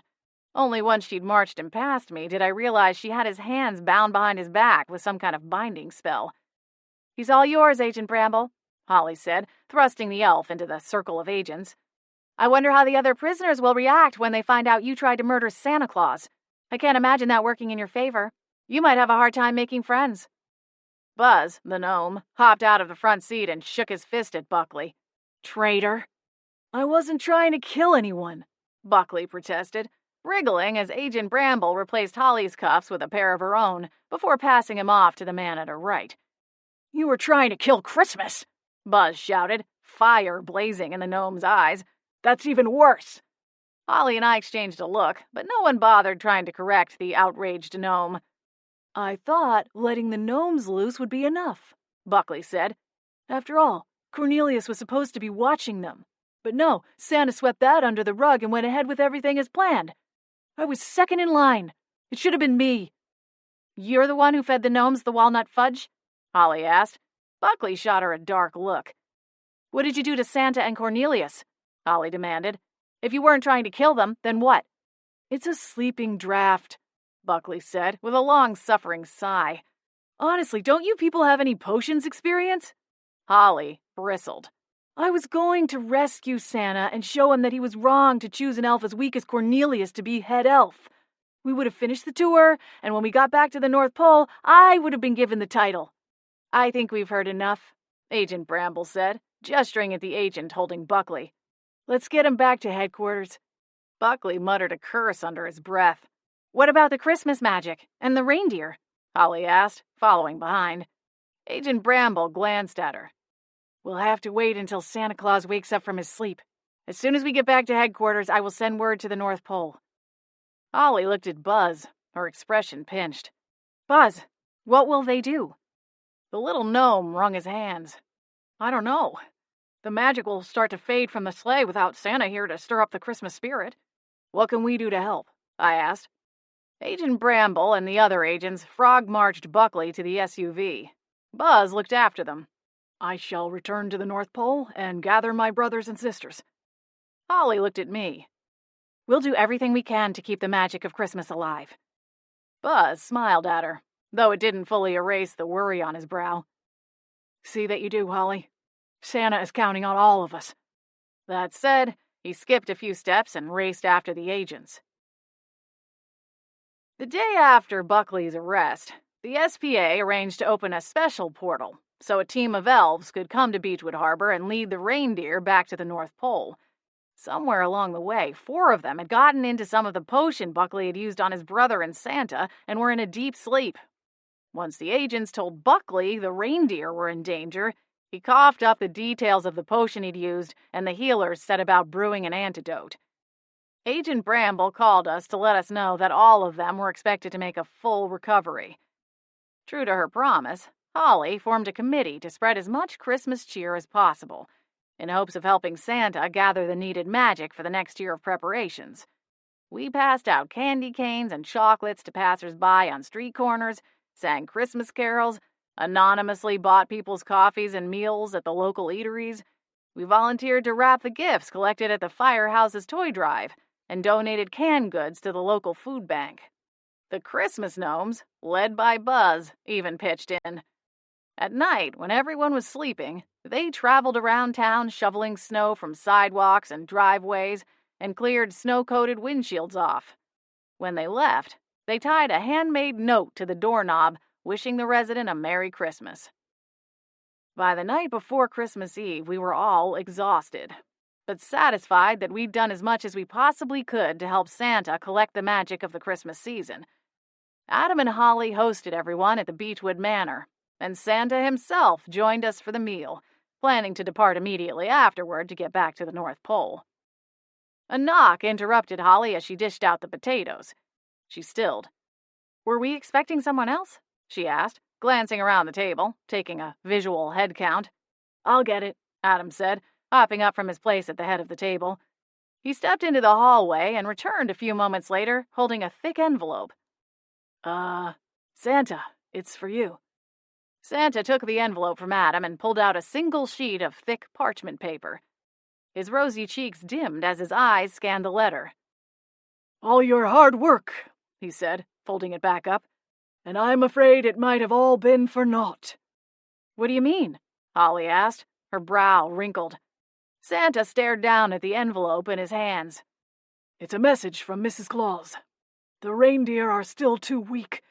They're not going to be able to fly my sleigh tomorrow night. Oh, this is a disaster. The table fell silent.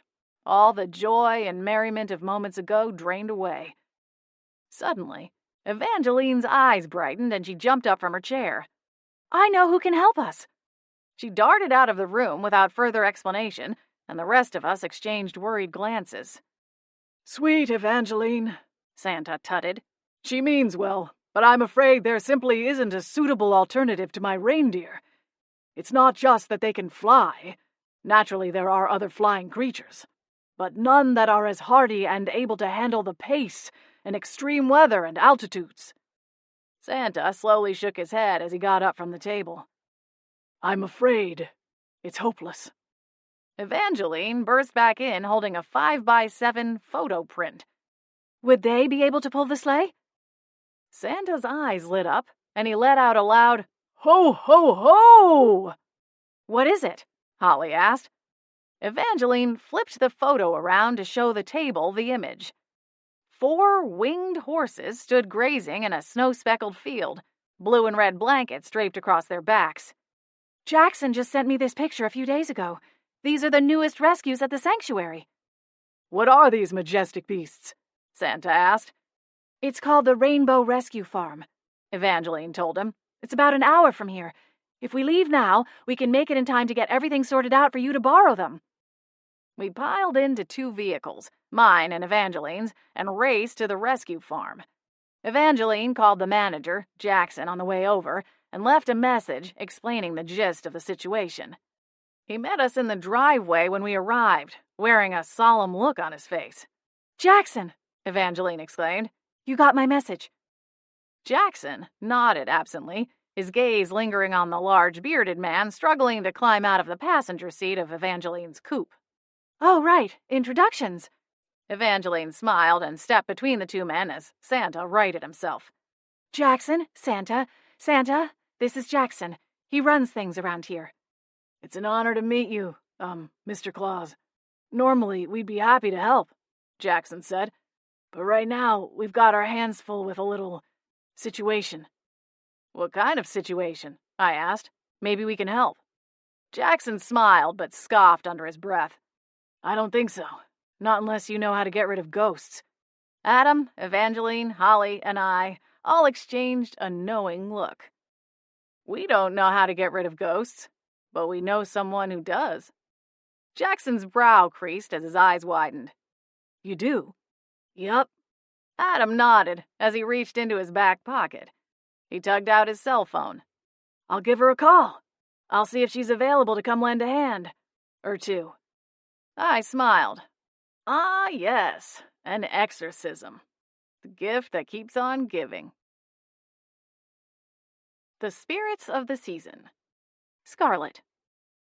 "Look, it's snowing again," I exclaimed, pointing out the fresh flurry of snowflakes swirling through the pools of light from the street lamps just outside my flower shop.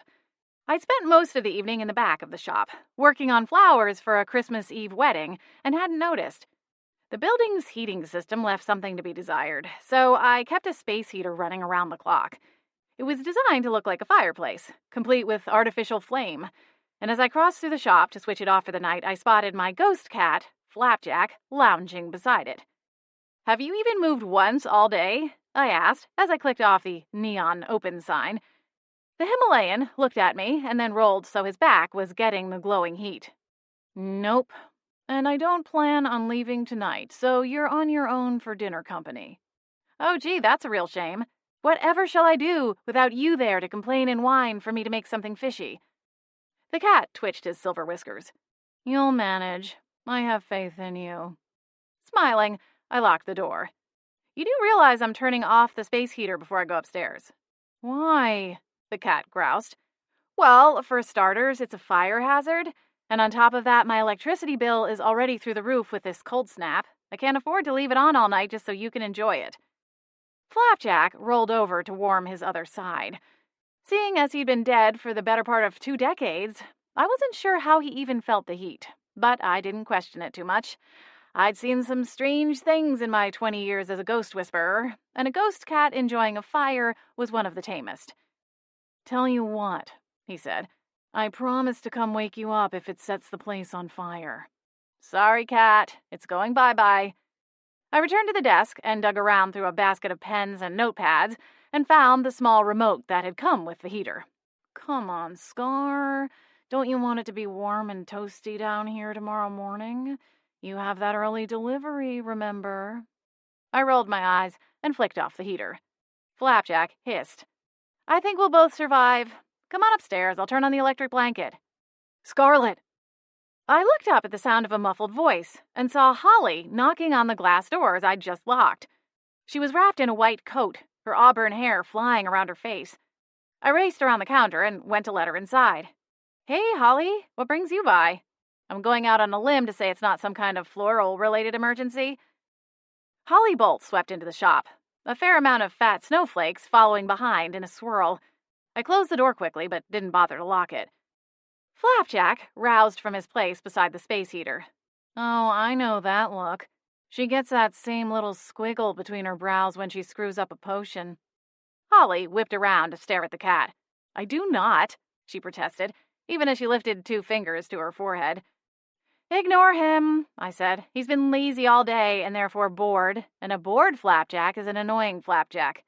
"I wasn't aware he had other modes," Holly muttered. Flapjack huffed in offense, and I stifled a grin. "Anyway," she said, turning away from the irritated cat, "I need your help. Adam called, but no one answered." "Oh, sorry. I've been in the back working on some wedding arrangements. I had my headphones in. What's up?" Holly drew in a deep breath, and I steeled myself. I recognized the look on her face, too. It was the one she got when things were about to go off the rails. Or maybe they already had. "This is going to sound crazy," she began. Flapjack laughed. The sound a wheezing mix between a purr and a human laugh. "What'd you blow up now, witchy poo?" Holly shot him a glare, but ignored his baiting. "You know how Santa is in town? I mean the real Santa." "I'm still wrapping my head around it, but yes." "A couple weeks ago, I bumped into Holly and Adam at the Christmas market in town. I made some off-the-cuff remark about wishing Santa was real so he could bring me a new computer after mine went on the fritz. Holly and Adam had gotten these strange looks on their faces, and then proceeded to tell me that Santa was, in fact, real, and that he was standing 20 yards away, holding court in the center of town. Beechwood Harbor went all out on decorating for the holiday, and the gazebo turned into Santa's workshop for a solid month leading up to Christmas Day. I, along with every other human in town, thought the bearded man in red was a kindly volunteer, paid to be Santa by town council. Holly was a witch, and therefore had the benefit of growing up knowing Santa Claus was more than just a myth parents spread around so their kids would behave during winter break from school. It was taking me a little time to reconcile my own beliefs with the newly revealed truth about Santa and the North Pole, and I couldn't help but feel it all sounded a little ridiculous. Apparently ghosts and vampires and magic were all well and good, but Santa was a bridge too far. "I don't know if that guy's the real deal, Holly," Flapjack interjected. "I mean, sure, the suit is elaborate and the reindeer are a nice touch, but how do you know he's the real Santa? I saw him the other day eating a turkey sandwich with some kettle chips just like anyone else." I glanced at the cat. "What is he supposed to eat? Magic Santa food?" Flapjack stood, arched his back, and then sat on his haunches. "Cookies and milk, obviously." "Around the clock?" I asked, one brow lifted. "Why not? He's magic, isn't he?" Holly frowned. "Trust me, being magic doesn't come with a turbocharged metabolism. Well, unless you're Adam." I smiled at the hint of bitterness in her voice. Her boyfriend was infamous for eating like a linebacker without an inch of fat to show for it. "Yeah, pretty sure it doesn't protect you from diabetes either. Honestly, Flapjack, where do you come up with this stuff?" "He just seems a little too normal. That's all I'm saying." The cat huffed, with a twitch of his fluffy tail. Holly held up her hands. "He's the real Santa. And he's in trouble." "What kind of trouble?" "It's a long story, but in a nutshell, Santa's reindeer are too weak to fly the sleigh tomorrow night. We might be able to borrow a quartet of winged horses from the Unicorn Rescue Sanctuary, but they're having a bit of a ghost problem and needed that sorted out before they can help us with the horses." Holly stopped and shifted her eyes back to mine. "That's where you come in. I need you to do your exorcism thing so Santa can borrow the horses and get back to the North Pole." I opened my mouth, but nothing came out. Holly gave a sheepish smile. "Listen, I know it sounds completely insane, but I'm telling you the truth." "Right." I nodded slowly. "Sorry. If sparks start shooting out of my ears, just assume my brain has short-circuited." Holly laughed. "Can you come to the sanctuary and deal with the ghost?" Still blinking stars out of my eyes, I removed the apron from around my neck, balled it up, and set it on the counter. "I'm pretty sure I can't say no. At least not without fear of the ghosts of Christmas past, present, and future coming to visit me tonight. And let's face it, I have more than enough ghosts in my life as it is." Holly snorted back a laugh and followed me into the back room of my floral studio. Most of it was occupied by the walk-in cooler and a large shelving unit covered in baskets and drawers filled with all the supplies I needed to run my flower shop.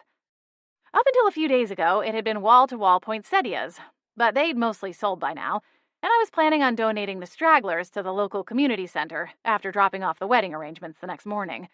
After that, I was officially on vacation for a week, set to reopen after New Year's Day. All the more time to go hunting down troublemaking ghosts. Heaven help me. I glanced over my shoulder at Holly. "Come upstairs, I'll need some supplies before we go." "Where is everyone?" she asked as we started up the stairs to the small apartment that sat atop the retail space. "Gwen and Hayward, mostly," she added under her breath. I smiled to myself. Gwen, Hayward, and Flapjack made up my usual trio of ghostly pals. Holly and Flapjack had a less than ideal relationship. Not that I could blame her. The ghost of my childhood Himalayan cat was a handful on the best of days and a royal nightmare on the worst. Unfortunately for my magical friend, Flapjack had zeroed in on her distaste for him, which only spurred him on. I told you, lemon juice or a line of salt. I opened the door to my apartment and flipped on the lights. Does the trick every time. Throw in some tequila and I'm sold, Holly joked. I snorted. As long as you make one for me, too. I actually did try the lemon juice. I put it in a squirt bottle and everything, she said. I thought I could get a little quick draw action going, but he's too fast. The trick is to make sure he doesn't know it's coming. For whatever reason, Flapjack was vehemently opposed to the scent of lemons, and it was a trick I'd passed on to Holly to keep the little furry menace out of her potion shop and greenhouse. Maybe I could put one of those practical joke flower pins on my shirt and fill it with lemon juice instead of ink, she said, following me into the apartment. I laughed and went to the kitchen. Maybe not. Tell you what, here. I opened a cupboard and pulled down a can of tuna. Try this. Holly took the can with a puzzled look. I thought he liked the smell of fish. It's the lemon he runs from. I nodded. It is. But if you open this and leave it outside your shop, he'll be so distracted reveling in it, he'll leave you alone. Maybe it's time to try the more flies with honey approach. Or what I'd call the trade ghost cat problems for an alley full of real cats approach, she muttered under her breath, even as she slipped the can into her coat pocket. Something like that. I grinned. All right, now let's see. What do we know about this ghost? Any idea on its backstory? Holly shook her head. Apparently, the ghost has been living in the barn for some time, but he was always reclusive and tended to vanish whenever someone got too close. Jackson, the manager of the sanctuary, figured the ghosts liked being around the animals more than people. Then this morning, the ghost... What do you call it when they jump into someone? A cold chill spread through me. The ghost is manifesting? Yes. Holly nodded. It jumped into one of the volunteers and has been riding one of the horses around for hours. They can't talk it into leaving. Great, I muttered. Something had to set him off, especially if he's haunted the barn in peace for an extended amount of time. Has he said anything? The ghost or the volunteer? I shrugged. Either of them. Does the ghost seem to have full control? Holly gave me a pained look. I'm sorry, Scar, I really don't know much about it. When we couldn't get you on the phone, I took Evangeline's car and came straight here. You'll have me, Evangeline, Harmony, Nick, and Adam for backup. And Gwen and Hayward, too, I suppose, if we can find them in time. I shook my head and swiped an entire shelf's contents into my ghost-busting kit. No time. We need to get out there now. I slung the bag over my shoulder and started to leave the kitchen, only to stop short. Wait, one more thing. I hurried across the living room and tugged open a drawer on the battered dresser I used as a TV stand. I have no idea if this stuff works, but this gives me a chance to test it out, I told Holly, plucking a velvet bag from the cupboard. It was tied with a small bow, its loops crooked. What is it? Holly asked, eyeing the bag. It was an early Christmas gift from Lucas. He found it at a local market on his last business trip to Germany. Apparently, the woman who sold it to him called it ghost powder. Apparently, a handful of this stuff knocks a ghost out. It looks like sand, but I'm guessing it's really some kind of raw salt. Or maybe it's got some iron particles mixed in or something. I tucked it into the small shoulder bag. Hayward and Gwen refused to be test subjects. What about Flapjack? I snorted. He said he'd do it, but only if I started spraying fish oil on his favorite pillow. I told him it was a hard pass. Holly laughed. I honestly don't know how you put up with him. I've had lots of years of practice, I replied with a smile. Now, let's go. The sanctuary was enveloped in darkness by the time Holly and I arrived. A few floodlights dotted the properties, and the outbuildings and barns had lanterns on the exterior, but the pastures were pitch black and thick with snow. Not ideal conditions for a ghost hunt, but hey, I'd had worse. So, Scar, what's the plan? Catch the ghost, punch his ticket for a one-way trip to the other world, and get the fat guy his horses, Flapjack replied. Holly scowled down at the cat. Remind me, who invited you? Certainly not me, Lady Holly. Hayward Kensington III chimed in. His lady love, Gwen, had her arm looped through his. Don't look at me, she said. Flapjack stalked over the snow. I'm a ghost, not a vampire. I don't need an invitation. I've never seen an animal spirit before, Jackson marveled. You want him? He's available for adoption, Holly offered. Jackson chuckled. I think we have our hands full for the time being. I shrugged. Worth a shot. Flapjack scoffed. You'd be lost without me, Scar. So you keep saying, I muttered. Okay, so where was the last spotting of the volunteer? This way, Jackson said, using his hand to jab a path through the thick night. Holly and Evangeline cast a simultaneous spell, and couple orbs of light appeared overhead. The two witches grinned at each other. Jinx, Holly said. Adam sidled up beside me as we crunched through the snow. What's the plan, Scar? Should I shift? I considered the offer for a moment, and then shook my head. Not yet, at least. Let's wait and see if I can reason with the spirit first. Last time I saw him, Stanley, our volunteer, was running that way. Jackson pointed at a large red barn. He was in that pasture riding one of the winged horses. I think they took off into the woods. I hoisted the ghost-busting kit up a little higher on my shoulder and started for the split fence. Holly and Evangeline's orbs of light followed. I'll go see if I can talk to him, I said over my shoulder. You all stay here. I don't want to overwhelm him with too much attention. Stanley's safety is the most important thing here. Hayward, Gwen, you two go and see if you can approach him, I directed. Flapjack, your job is to stay with me and be quiet. Hayward chuckled before tapping 2 fingers to the brim of his top hat. We'll do our best, Lady Scarlet. The 2 ghosts soared over the snow like a pair of silver swans. The orbs of light rose higher, shining their light over the pasture. With the thick blanket of snow, the light went a lot farther than it normally would have, and it was almost as bright as twilight. There he is, Jackson hollered from over my shoulder. I glanced at him and followed his gesticulating and spotted a winged horse sailing over the trees. Hayward! Gwen, that way! I shouted. On the horse! The 2 ghosts adjusted their course, and I hurried through the snow, running as fast as I could without slipping. Stanley! Can you hear me? I called out when I got closer. There is no Stanley, the man shouted back, before urging the winged horse to fly higher. I know you're in there, Stanley. We're going to help you. I need you to hold on. The horse dove down to the ground, so close it had to tuck its legs underneath it to avoid skimming the snow. The rider leaned over and gathered a pile of snow. He formed it into a ball and chucked it at me, before banking to the right and gliding back into the sky with another squawk of laughter. I dodged the snowball. Hey! Scarlet, look out! Gwen shouted. Another snowball flew past me. Knock it off! I yelled. I'm trying to help you.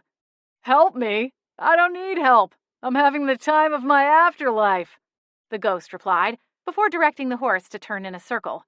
I've been dead for 6 years, and this is the most fun I've ever had. I'm not giving it up now. I can help you go where you belong, I said, jogging a few steps to catch up. Don't you want to go to the other world? The ghost shrugged. Nope. But the horse let out a loud bray and swooped into the cover of the woods. Hayward and Gwen streaked after it. I just want to talk to you, I called. We can figure this out together. I know you're probably lonely and scared, so let me help you. A snowball the size of a soccer ball came streaking out of the tree line and hit me square in the face. I spat out a mouthful of ice and brushed a hand over my face. Okay, that's it. No more Miss Nice Ghost Whisperer. Hayward swooped close. Are you all right, Lady Scarlet? I will be, I growled. Stomping out of the pasture, I whistled. Adam, I'm ready for Plan B. He grinned. Be right back. Adam disappeared into the shadows, and moments later, a huge black dog stalked out of the shadows. Within minutes, we had our plan of attack mapped out. Jackson and another volunteer made a salt trap, and Adam was dispatched to the woods with his instructions. Hayward and Gwen waited by the fence, as if ready to observe some kind of sporting match. Flapjack sat a few fence posts away, his fluffy silver tail swishing. A howl pierced the night, and moments later, the winged horse surged into the sky, riderless. Stanley, now on foot, shot out of the tree line and sprinted across the pasture. Ghost or not, when a massive dog comes charging, you run. Adam pursued him like an overeager cattle dog, corralling him nearer and nearer to the barn. When Stanley reached the wall of the barn, the ghost hit the eject button and bailed out, leaving the physical body behind as he surged through the side of the barn. I smiled. Gotcha. Jackson rushed in to see his volunteer, who sat in the snow with a dazed look on his face. I raced into the barn and nearly collided with Holly as she reared back and launched a handful of the ghost powder at the ghost. The cloud of powder dispersed, and the spirit let out a shriek. It was a gamble, seeing as I'd never used the powder before, but there was a line of salt barricading him into the horse stalls. The only way out was back the way he'd come, where the giant dog would be waiting. We had to act fast before logic kicked in and reminded him that he was dead and a dog couldn't hurt him, no matter how sharp its teeth looked. By some stroke of luck, the ghost powder worked as advertised and seemed to have a net-like effect, pinning the ghost down under a silver-hued bubble of magic. The ghost looked to have expired in his mid-40s. He wore a sweater vest and a pair of chinos. He reminded me of one of my high school math teachers. Did you... Oh, you got him? Jackson appeared at the door. Is Stanley all right? I asked. Jackson nodded. He's a little rattled, of course, but otherwise unharmed. Good, I said with a smile. Now, the question is, what do we do with this guy? Do you recognize him? Jackson got a little closer and shook his head. I don't think so. Who are you? I asked the ghost. The ghost glared up at me. If I tell you, will you let me go? That depends. He huffed a sigh. My name is Vernon Masterson. I did the accounting for the ranchers who used to own this property. I always wanted to ride a horse, but I was never brave enough to try while I was alive. I've spent this time mustering up the courage, and tonight I decided to go for it. The horses don't let me get close, so I figured I'd borrow a body. That Stanley guy has a way with them. I've watched him. I figured he was my best chance. Manifesting is incredibly dangerous, I said. You could have gotten him seriously injured, or even killed. And that's just physical damage. I'm not even going to get into the psychological damage. His body is not yours to use. No one's is. I'm sorry, Vernon said, looking downcast. I just had to know what it felt like. Jackson squatted down beside me. You know, we could actually use some help in the accounting department, he said. Tell you what, let's arrange a little trade. You work with us on the books, and I'll have one of our horse trainers work with you on the horse riding stuff. I'm sure if given proper time and incentive, we could find a horse that would let you ride, you know, in your, condition. I cringed a little, but Vernon lit up like a Christmas tree. Really? You do that? Only if you promise not to take anybody else's body for a joyride, Jackson added. Of course, I promise. I looked up at Jackson, and he gave a subtle nod. Reaching through the magic net, I grabbed a hold of the ghost's arm. His eyes widened. You can touch me? Lucky me, I muttered, tugging him free of the netting cast by the ghost powder. I'll see you tomorrow, Vernon said, before blinking out of sight. Phew, that was some nice ghost wrangling, Jackson said, pushing up to standing. He offered me a hand with an appreciative smile. Let's just say it was far from my first rodeo, I replied. He helped me up from the ground and then turned to Santa. The horses are yours, Santa. Mr. Claus. Jackson cringed. Santa laughed and clapped Jackson on the back. You've just made a lot of children very happy. Thank you. I won't forget your generosity. Santa turned and cast a look at the winged horses. I'll be able to travel, but I'm still missing a critical part of my team. You see, Rudolph is still recovering from the sleeping potion. Of course, Holly snapped. We need a light to guide the sleigh. Can we tape a flashlight to one of the horses? Jackson frowned at her. No. A flashlight? Santa repeated, his bushy eyebrows knit together so it looked as if he had one huge white eyebrow. Oh, you think Rudolph has a red nose? We exchanged a quick glance before Evangeline spoke. Well, yeah, there's a whole song about it. Santa laughed, his eyes pressed against his, bowl full of jelly belly. Oh, yes. He has a terrible mistletoe allergy. One year he got into a whole bushel of it, and that's when the rumors started. But no. The sleigh has lights. Rudolph is in charge of the gnomes. The gnomes? Holly repeated. Oh, yes. You didn't think I delivered the gifts all by myself, did you? Santa asked. We all exchanged a glance. Holly shrugged. Yeah, kinda. Santa laughed. I deliver the big stuff. The gnomes handle all of the stockings. Rudolph has a rapport with them and keeps them on task. What about Buzz? He seems like he'd be up for the job. Santa smiled, a gleaming twinkle in his eye. Buzz is a wonderful gnome, but on Christmas Eve, he'll be just as rambunctious as the others. Think of a hummingbird with a caffeine problem. They have to work fast. Rudolph keeps them in line. Evangeline tapped a finger against her lips. Well, what about Cornelius? Surely he's feeling better by now. The elves get altitude sickness, Santa replied with a shrug. Mortals cannot make the trip. The conditions are too harsh, I'm afraid. What about one of your spirit friends, young Scarlet? I balked, but looked to Hayward, unsure of how to reply. Hayward looked down at his semi-transparent feet. Afraid of heights, I'm afraid.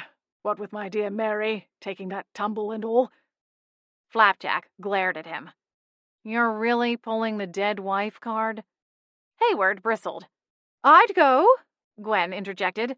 But I have the Ghost Support Group Christmas party tomorrow night. Everyone would be devastated if I wasn't there. Flapjack opened his mouth, but I cut him off. Flapjack, please. You're the only one who can do this. So let me get this straight. Your talking reindeer is really your gnome babysitter? Santa smiled down at him. That's right. And tomorrow night, you'll be my gnome babysitter. Lucky me. Flapjack the red-nosed reindeer? Flapjack. A note from Flapjack. Let me start this tale by noting that everything I'm about to tell you is all Scarlett Sanderson's fault.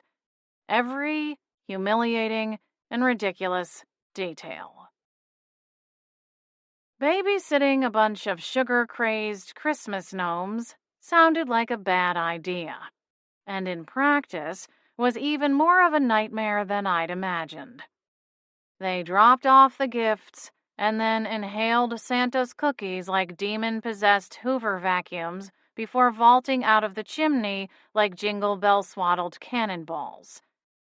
By the time we finished, in New Zealand, I was wishing I was alive again, only so I could throw myself off the side of the sleigh and end the insanity. A 300-foot drop into the ocean would be preferable to spending another hour with the twitching, chittering sugar monsters. Santa took it all in stride, doing his obnoxious ho, ho, ho laugh as I raised my concerns. Worst of all, the gnomes, for some unholy reason, were able to touch me, and on some of the longer stretches of flying, they started braiding bits of my fur. I swatted and hissed, but this only made them more excited. Eventually, Santa stepped in and put a stop to it, but not before the better part of one hindquarter was covered in tiny braids. Still, I did my duty, directing traffic and getting the gnomes into the various chimneys, all while watching out for the prying eyes of the humans. Santa delivered the bulk of the gifts, but the gnomes were the ones filling the stockings and handling the smaller gifts. As inconvenient and annoying as the night was, I was oddly fascinated by the process. It took a lot of wrangling to keep the gnomes on task, and I had to arrange more than a few rescue missions when the pudgy critters got stuck in rain gutters or tangled in loosely hung Christmas lights. The entire debacle would have surely used up my 9th life, that is, if I still had it. But by dawn's light, I saw the rink-a-dink beach town coming back into view. I checked the docks on the way over, but the fishermen had apparently taken the day off for the holiday. I'd flown all night to save Christmas, And they couldn't even have the decency to roll out of bed and haul in a fresh catch for me to savor? Selfish. That's what it was. Thank you, Flapjack. You're a true hero this Christmas. I looked up at the big guy in red and frowned. Yeah, it's been a real treat. Now get me out of this thing. Santa chuckled, and it sounded nothing like jelly, and adjusted the reins in his hands. The winged horses banked right, and the sleigh floated down to earth. The Beechwood Manor came into view, and I hopped out before the sleigh came to a full stop. My paws landed on the icy grass, and I gave a disgusted huff. Hey, tell that Jack guy to tone it down. I'm freezing my toe beans off out here. Santa waved a gloved hand. I'll pass the message along. Merry Christmas, Flapjack! Yeah. The sleigh lifted off like some kind of hovercraft, and I hurried out of the wind generated by the enormous horses. Stalking up the front walk, I muttered to myself, no parade. Guess they couldn't be bothered. Not even old stuffy britches. Typical. Probably off snogging again. Ugh. I slipped through the front door of the manor and strode into the living room. The fireplace was glowing with the embers left over from the night before. Scarlet was curled up in an oversized easy chair, her feet tucked up underneath her, one hand propped up her chin as she dozed. Harmony and Evangeline were side by side on the floor, each bundled into a thick sleeping bag. Holly and Adam lay head to foot on the couch, and that trouble-making tabby, Boots, lay in a nest of blankets where their feet met. The tabby opened his eyes and stared down at me. I hissed. Boots yowled and took a swipe at me, and the jostling was enough to wake Holly. She groaned as she rolled over, her eyes unfocused. Flapjack? She said, blinking. You're back? No, you're having a nightmare. Now wake up before I claw your couch up and pee on your favorite sweater. Bad wings, Flapjack? Do you have to be so unpleasant? I sat down and rolled my shoulders. Unpleasant? Let's talk about unpleasant. How about next year you strap yourself to a rocket, fly all over the world in all different weather conditions, and then get your fur braided by a pack of gnomes on a sugar rush? Holly arched a brow as she pushed up onto her elbows. They braided your fur? I turned to show her my backside, and she giggled. I shot her a devastating glower and sat back down again. How did they manage that? Gnomes can touch ghosts? Apparently.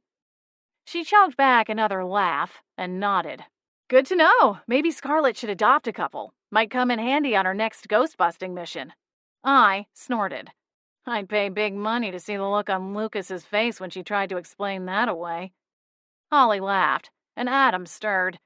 He got up to put on a pot of coffee, and when the smell of it filtered into the room, Evangeline and Harmony began wriggling around in their sleeping bags like giant worms. Flapjack? I turned at Scarlet's sleepy voice. She stretched her arms over her head. Where's the stiff? He and Gwen are at the apartment, she replied, not bothering to chastise me for the rude nickname, for once. They wanted some time alone. My whiskers twitched. Yuck. Scarlet giggled and burrowed back under the blankets. Brr, it's freezing in here. On it, Holly said. She tucked her blanket around her shoulders like a cape and shuffled to the fireplace and added a few more logs.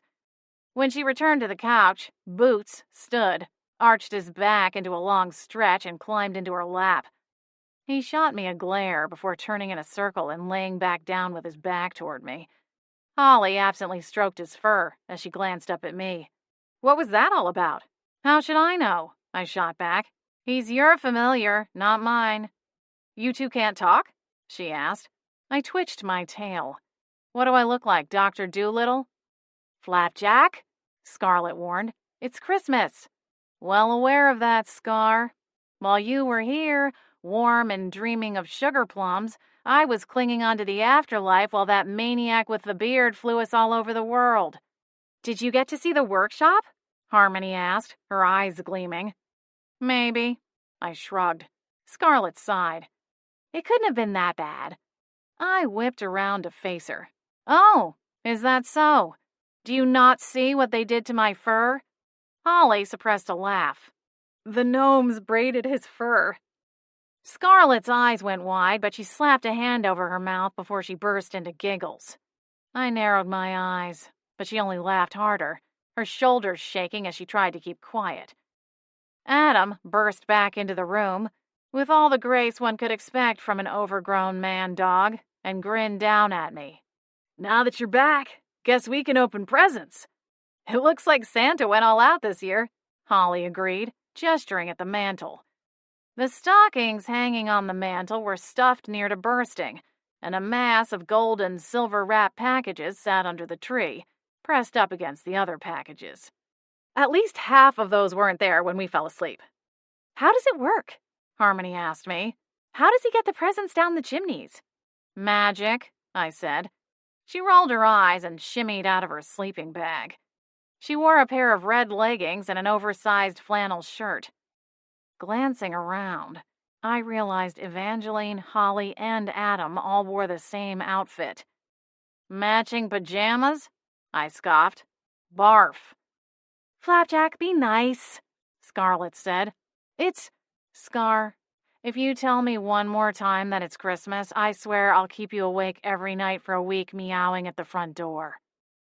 She muttered something under her breath and went to the Christmas tree. Maybe there's something in here that will cheer you up. I jumped onto the mantel and stalked along the ledge, peering down into the stockings. Doubtful. Holly crossed the living room, heading toward the swinging door that blocked off the kitchen. Scarlet, why don't you distribute the gifts? Adam and I will get coffee for everyone and the pastries we picked out last night. On it, Scarlet said. Holly and Adam went into the kitchen while Harmony and Evangeline went upstairs, something about getting camera ready. When we were alone, Scarlet paused her work and looked at me. Are you really upset, or just playing it up to get sympathy? I frowned at her. What do you think? She braced one hand on her hip. I think you're being a drama queen, but that's what I think 99% of the time. Ha ha. I swished my tail and swiped at a small package sitting on the mantel. My paw sliced right through it, and a pang went through me. That was a major downside of being a ghost. Sure, I didn't have to worry about cars or getting my tail caught in a door, but I missed the simple pleasure of knocking things off shelves, tabletops, countertops, nightstands. Well, for what it's worth, I think what you did was incredible, Scarlet replied. Thank you for going along with it. You saved Christmas.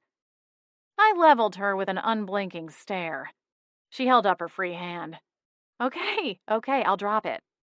Adam and Holly came back into the living room, and Scarlet helped them unload a tray full of coffee mugs, placing each one on a coaster atop the coffee table.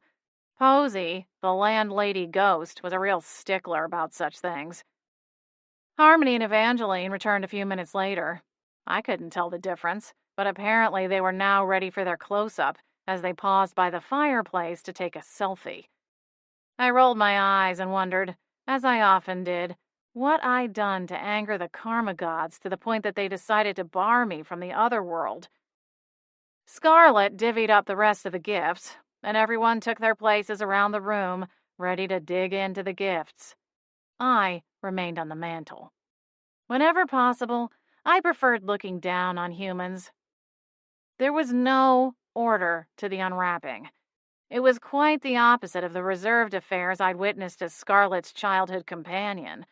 Wrapping paper and bows went flying in every direction, the sound of destruction intermingling with oohs and ahs as each of them lifted up gifts and exchanged thank yous and hugs and snapped photos with their smartphones. Flapjack! Holly exclaimed from across the living room. This one's for you. She held up a bright red box and shook it gently. Oh, good. Let me just hurry over and open it. Oh, wait, I grumbled. There's that whole lack of opposable thumbs thing. Frowning up at me, Scarlet reached for the gift. Here, let me. Holly handed her the box, and Scarlet tore open one side of the wrapping paper. Without revealing the contents, she glanced up at me with a wide grin. "I think you're going to want to see this." I sighed. "You'll have to bring it here. I'm still far too exhausted from that fun run you all sent me on. You remember, to the North freaking Pole?" Harmony snickered, and I shot her a death glare. The purple-haired witch ducked her chin and puckered her lips together. "Sorry," she mumbled, stifling her smile. Yes, we all know about your trials," Scarlet groaned. "Now can you drop it for 5 minutes and try to have some fun? It's Christmas." "I just have one thing to say to you, Scar, and it starts with ba and ends with humbug." My red-headed keeper frowned at me for a moment, and then lifted up the wrapped package. "So then I guess we'll just donate this to the pet shop? That's fine." She shrugged and casually fingered the fish-shaped gift tag dangling off one side. "I'm sure some needy kitties will be more than happy to enjoy your gift." Sighing, I slid off the couch like some kind of invertebrate and stalked over to Scarlet. She grinned and tore off the rest of the wrapping paper, revealing a 12-pack of jumbo-size cans of surströmming. "A year's supply of pickled herring," Scar announced in her best "The Price is Right" voice. "A year?" I snorted. "Try again, Scar. You're putting out a fresh one of these babies every week." She frowned and glanced around at the others for backup. When none came, I flashed a victorious smile and jumped onto the tower of cans. "That's right. You can't say no to me. I'm the ghost cat that saved Christmas." Scarlet reached over and stroked my head. I resisted the little thrill of pleasure. "Flapjack, the red-nosed reindeer," she said in a sing-song voice. "Had a very shiny nose," Adam sang, grinning widely. I swished my tail. I hate Christmas. Holly's Jolly Christmas. Holly. What started out as the most chaotic and stressful Christmas season ended in one of the best Christmas mornings that I could remember. Nothing would ever take the place of the memories I'd made with my parents before their deaths. Those childhood Christmases were forever encapsulated in my mind and filled with a bittersweet joy. But of all the Christmases I'd had since they'd left this realm, this one was my favorite. Waking up with Adam, Boots, and my friends, and getting to spend a lazy morning curled up beside a cozy fire with coffee and sweet treats and special gifts was more than I could have ever asked for. Sure, the gifts were nice, both those from Santa and from my friends, but the best gift of them all was the warmth in my heart at the love and happiness shared between us. Even Flapjack's near constant complaining couldn't truly dampen the mood. We shared an early dinner, prepared by all of us. Well, except Evangeline. She'd graciously agreed to do cleanup in lieu of cooking. No one wanted to have to call the fire department out on Christmas Day. Afterward, we added a few more logs to the fire and lounged with hot chocolate and peppermint marshmallows, playing a game of Monopoly around the coffee table. When Harmony secured the last hotel on the boardwalk, we all surrendered and handed over our dwindling stacks of money. While Harmony gloated over her handfuls of paper dollars, Adam checked his watch. "Anyone want to go into town? I think they reopened the skating rink at 4. "Sounds good to me," Evangeline said, rising to her feet. "I need to walk off all that pie." I snorted. "You just want to avoid the dishes for another hour." "My feet are asleep," Harmony whined, falling over to her side. "Pins and needles." "Well, with all your newfound riches, you can buy yourself a massage," Scarlet teased, gesturing at the abandoned board game. "Ha ha," Harmony replied, rubbing her calves to circulate the blood. We bundled into our coats and headed out. A fresh coating of powder blanketed the streets and sidewalks. Apparently, Jack Frost had not received the message that Santa was gone, and he could therefore cease and desist with the snowfall. Our shoes crunched into the snow as we made our way down the hill into town. Lights glittered overhead, nestled among the garland swags hanging between every lamppost. bathing the whole town in sparkles as it bounced off the new snow. The skating rink was open again, and half a dozen people were out on the ice. Music floated through the frosty air, courtesy of a group of locals gathered under the shelter of the gazebo, playing an assortment of instruments.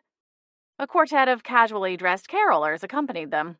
A couple neighborhood kids had set up a hot chocolate stand on the corner, selling paper cups of instant hot cocoa with spray-whipped topping for 50 cents.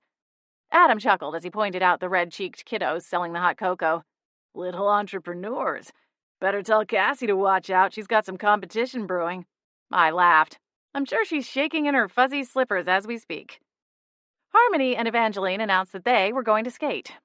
Up ahead, Nick and Meryl approached, their hands interlocked. We waved as they got closer. Merry Christmas, I called out. Merry Christmas, they replied in unison, sharing a quick smile as they did. So, were you two naughty or nice this year? Adam asked. Coal or presents? Meryl laughed. A little bit of both, she replied, reaching into her coat. She pulled a necklace free and showed off a stunning diamond pendant. Wow, Adam replied. I'd say that's definitely nice list territory. It's beautiful, I exclaimed, leaning in closer to get a good look at the jewel. Nice work, Rivers. It's perfect. Meryl pressed a kiss to Nick's cheek. I'm going to go get a hot chocolate. You want one? I laughed. I don't think Nick ever turns down chocolate. Meryl smiled. I'll be right back. She hurried across the street to join the line at the hot chocolate stand. So, you survived your first couple's Christmas, Adam teased Nick. How are you going to top it next year? The necklace was the perfect choice, I assured him. I wish I could take the credit, Nick replied. Santa came through in the clutch this year. My eyes widened. You didn't pick out the necklace? He shook his head, his cheeks reddening in a way that had nothing to do with the chill in the air. I panicked and bought her a blazer from that clothing catalog. I smacked my own forehead. Nick! I know. He held up his gloved hands, staving off a lecture. Like I said, I panicked. Adam chuckled. I think you would have found yourself single by New Year if you'd gone ahead with that. A blazer? Yeah, Santa saved your hide for sure, I agreed with a chuckle. Honestly, Nick, what are we going to do with you? Meryl came back over, holding 2 small paper cups in her gloved hands. She passed one to Nick and then smiled at us. How was your Christmas? I leaned into Adam's side. It was perfect. Good. I think we all deserved it after everything that's gone on the last couple of weeks. She sipped her cocoa and then gestured with her free hand at the skating rink. You two going in? I shook my head. Nah, I'd like to ring in the new year with all my bones intact. Nick and Meryl laughed. Fair enough, Nick said. I think we're going to take a spin. They waved goodbye and then laced their free hands back together before heading across the street to the rink. Have fun, I called after them. When they were out of earshot, I looked up at Adam. Did you pick out my gift? Of course, he replied, feigning a wounded look. Would Santa know that you dog-ear all the pages in the potion supply catalog to mark things you want? I giggled. Maybe. He is magical after all. Mm-hmm. Well then, how about this? He reached into his coat pocket and produced a small, skinny box wrapped in silver. I guarantee Santa didn't pick this one out. I took the box. Adam, you already gave me a ton of presents. What is this? He shrugged and offered a dimpled grin. Open it and you'll find out. Carefully, I tore off the paper. Adam took the scraps and tucked them into his coat pocket. I glanced up at him once more before opening the lid. He grinned wider. I lifted the lid and gasped at a beautiful diamond and sapphire tennis bracelet. Adam, do you like it? Like it? I blinked at the sparkling jewels as I lifted it carefully from its box. It's stunning. It's way too much. Nah, he said, taking the box from me. Now, I know you won't wear it when you're out digging around in mud or brewing up potions, but now that you're a big-time potions master, we're going to have to go to fancy dinners and banquets. You know, stuff where we have to dress like we're civilized. So I saw this the other day and thought it would be a good piece for such an occasion. I met his eyes, a lump of emotion in my throat. It's beautiful, Adam. Thank you. He helped me work the clasp on the bracelet and then took my hand and spun me in a circle. He tugged me in close, and we began swaying with the music filtering through the frosty air just as another batch of snowflakes began to fall. Merry Christmas, gorgeous. Merry Christmas, Adam. A match made in Hades. Lacey. As a general rule, I find it best to avoid blind dates, if for no other reason than it would save me the endless mocking by my roommate, Adam St. James. Where are you going tonight, party girl? I didn't turn away from the mirror to address the shifter lurking in the doorway. At least he had enough sense not to cross one toe over the threshold. Shouldn't you be shoulder deep in a dumpster somewhere, gorging yourself on trash? Yummy, yummy trash, he replied, flashing his dimpled grin before flourishing the comment with a chef's kiss to his fingertips. Right, I forgot you have no shame, I scoffed, crossing back to the freestanding armoire on the back wall of my rented bedroom. The wardrobe was filled with gorgeous clothing, but I was having a hard time deciding what to wear for my night out. I didn't want to look like I was actively trying to impress my unknown date, but on the off chance he turned out to be interesting, I also didn't want to underwhelm. Impressing men, like the simpleton standing in my doorway, was easy. To mortals, wizards, and shifters, all I had to do was show up, and I'd be the most impressive woman in the room. Perks of being a vampire. However, when dating vampire men, at least bornling vamps, it got a little harder to throw them something unexpected. I held up a maroon dress with off-the-shoulder sleeves, then compared it with an emerald cocktail dress with a plunging neckline. Of course, there was always my favorite little black dress laying across the bed. It was my go-to. But was it enough? Adam leaned against the doorframe and offered a half-cocked grin. Well, when your night crashes and burns, I'll be here to offer you a scoop of Ben & Jerry's.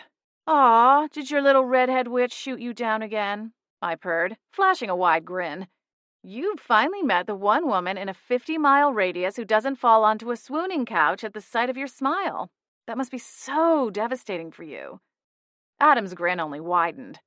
Well, technically, she's the second. My smile warmed, turning genuine. True, although I do kind of miss your groveling. Adam snorted and crossed his arms. I never groveled. He was handsome, I had to give him that. And when I first moved into the Beechwood Manor, Adam had kicked on his signature charm.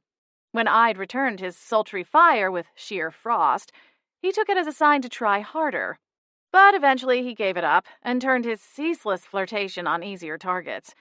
As far as I could tell, it had been working quite nicely for him. At least, until Holly moved in. I'd watched his eyes nearly bug out of his head the first time he saw her, and knew that it wouldn't take long before he sweet-talked her into a date. To my surprise, the witch had been holding out, batting away his charm in a way that both entertained and impressed me. It didn't take me long to see that we were never meant to be, Adam continued, still grinning from my doorway. I'm too young and agile. You like 'em old and toothy, kind of like saber-toothed tigers. Is that so? Adam laughed. I saw that last guy who picked you up. Dude looked like he had walrus tusks coming out of his mouth. And what's with that anyway? Do they show off their fangs so you know they're real vampires? Or is it some kind of vanity thing? Like what? Is there some sort of correlation between fang size and what they've got going on just south of the... Adam, I snapped. Speaking of teeth, I flashed mine. Unfortunately, they did little to deter the irritating shifter. After all, he had a pair of his own. Mine were prettier, though, for the record. Dainty canines that gleamed like they belonged in a toothpaste commercial. Adam, while wearing his beast skin, had the kind of teeth made for destruction. In a world where teeth were tools, mine were the tines of a 24-karat gold fork, where his were the blunt, primitive tools unearthed from some archaeological dig site. Mine were a scalpel, razor-sharp and precise, compared to a buzzing chainsaw. Oh, come on, Ice Princess. You know that doesn't work on me. He deflected with a chuckle. Fleabag, I shot back. Fanger? Trash panda? Adam lifted a brow. New one? I faltered. I heard it on a TV show the other night. His grin widened. Nice. Scoffing, I tossed my hands into the air and whipped back around to continue the hunt for the right dress. Over my shoulder, Adam slapped a hand against the wood doorframe. All right, I'll leave you to it. He padded off down the hall, but his voice floated back to me a moment later. Wear the black one. It matches your soul. Shifters, I snarled, reaching for the black cocktail dress. My date, Adrian Quell, pulled up outside the manor at 7 o'clock on the dot in a dark-colored SUV. I shooed Adam away from the front windows and then hurried for the door. Making a grand entrance down the front staircase wasn't an option, thanks to the shifter. If he had more than half a second with one of my dates, he'd undoubtedly start spewing all kinds of wild stories about me.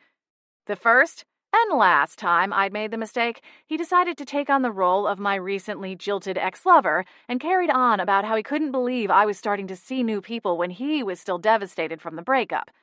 The only reason I hadn't skinned him alive was that the date in question turned out to be a total dud, and without Adam's shenanigans, I'd have likely had to suffer through an entire dinner with the man.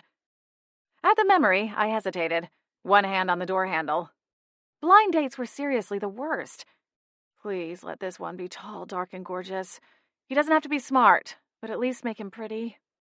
One of my friends, or at least acquaintances, Denise, had been the one to make the match. She was dating, or were they engaged now? His younger brother. The Quell family wasn't one of the oldest, at least when it came to vampire houses, but they were well-connected and part of the esteemed House Mendez down in California. "Come on, Lacey, don't tease me. Let's see what's behind door number 1, Adam said, trying to slip a hand past mine to get to the doorknob.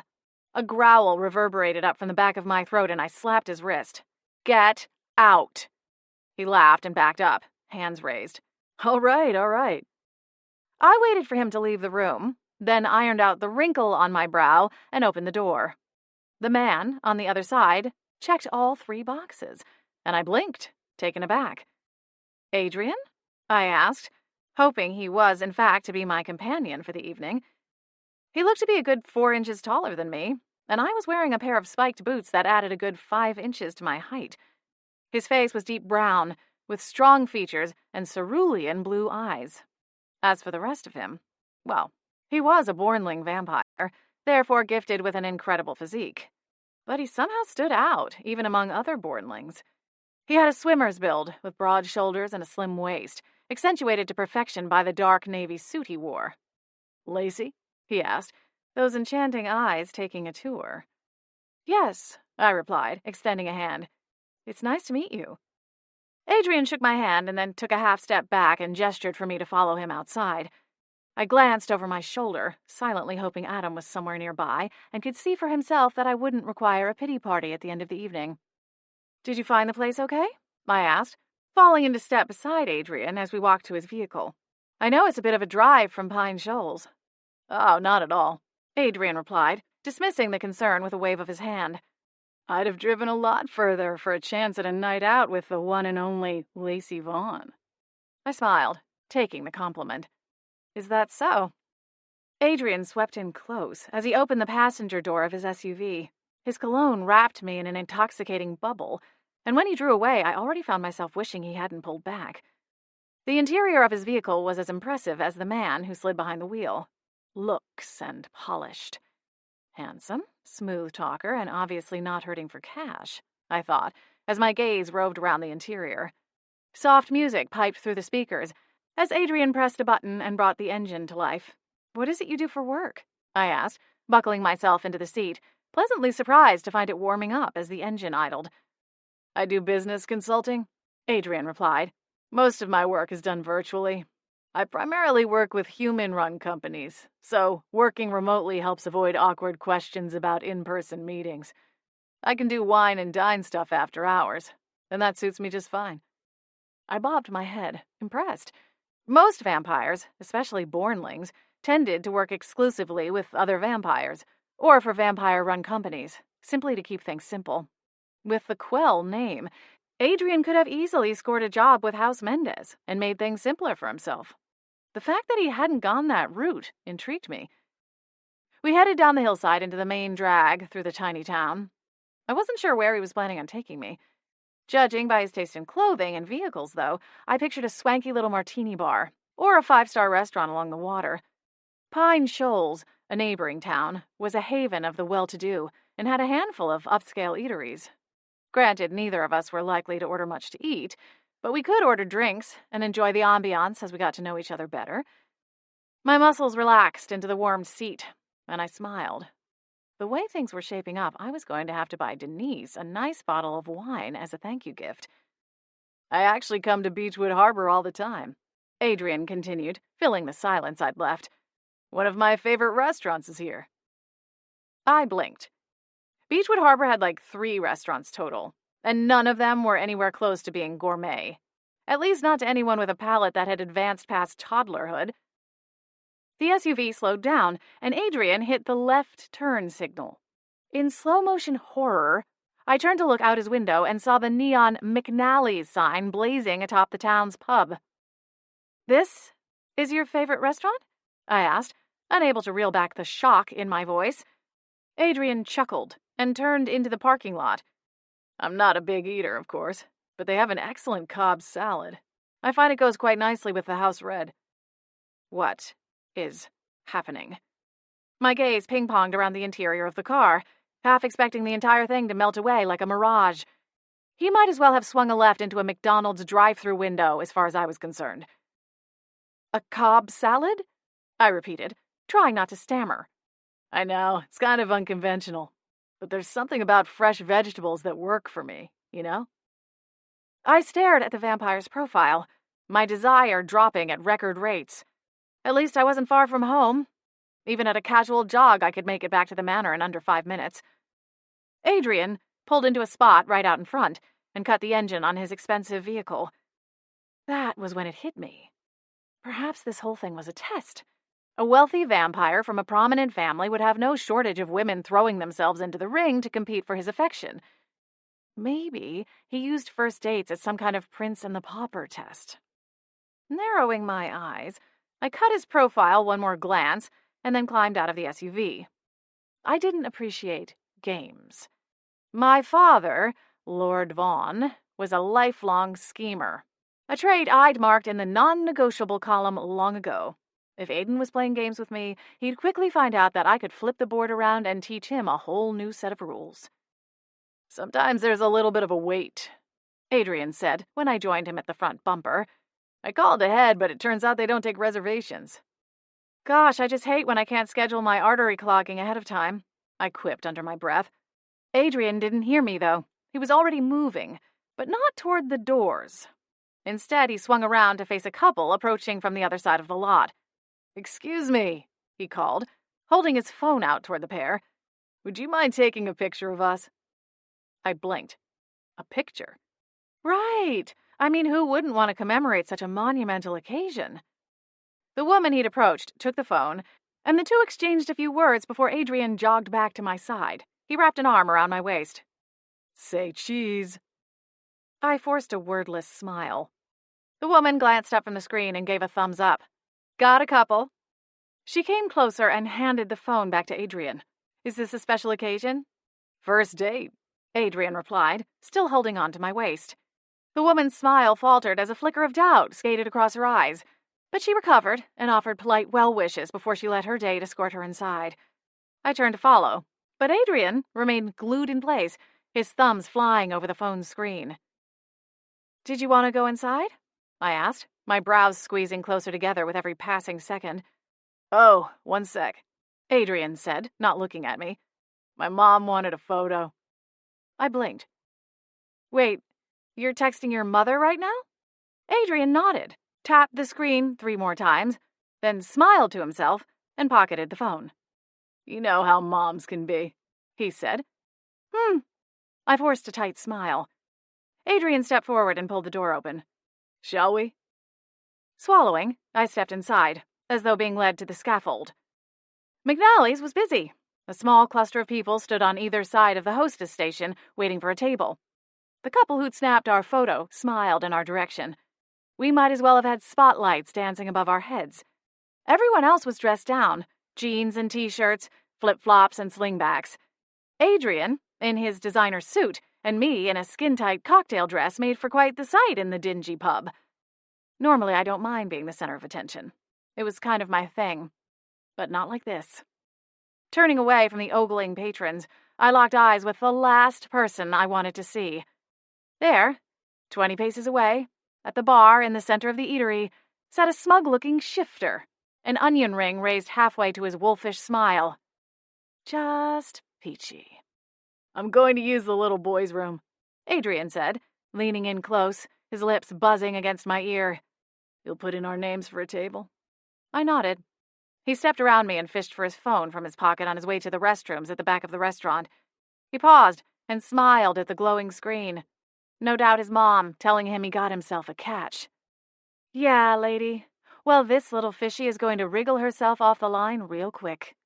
Scowling, I waited for Adrian to get a little further away, and then I bypassed the hostess station and made a beeline for the bar. Well, well, well. Fancy seeing you here, princess, Adam drawled. How did you get here so fast? I snapped. Left as soon as you shoved me out of the way to meet your little man muffin. Did you get a flat tire on your way to dinner or something? Adam asked with a chuckle, as though he already knew the answer. Or is he just into slumming it with us mere mortals? My scowl cut a little deeper into my cheeks. No, he's just into Cobb salad. Adam hooted with laughter, nearly falling off the back of his bar stool, which in my mind would have been karma in action. Adam, focus, I snapped. You have to help me. Help you? The shifter repeated, arching one brow. You have to get me out of this terrible date. I peeked around him, toward the darkened hallway at the other side of the dining room. Can't you just tell him to buzz off? Adam suggested. You're good at that. It's complicated, I said. His brother is engaged to one of my friends. I can't be rude. Adam leveled me with a skeptical glance. I rolled my eyes. Adam, please, just do something. Stars, this was humiliating. Not only was I on the world's worst first date, but now I was literally at the mercy of the most obnoxious person in the entire town. What do you want me to do? Adam asked. You want me to spill a drink on him or something? I don't know. You think that would work? Adam's grin widened. He was enjoying this way too much. That alone made me want to back out and figure it out for myself. But the clock was ticking. For all I knew, Adrian was back there inviting his mom to swing by the bar and join us for the appetizer course. Tell you what, Adam said. I'll help you out, but you've got to do something for me in return. I frowned. Like what? He leaned against the bar, stretching the moment out. Adam, what do you want? I hissed, my eyes darting to the hallway again. I'll get rid of this guy, and in exchange, you put in a good word for me with Holly. I blinked, the request hitting me out of left field.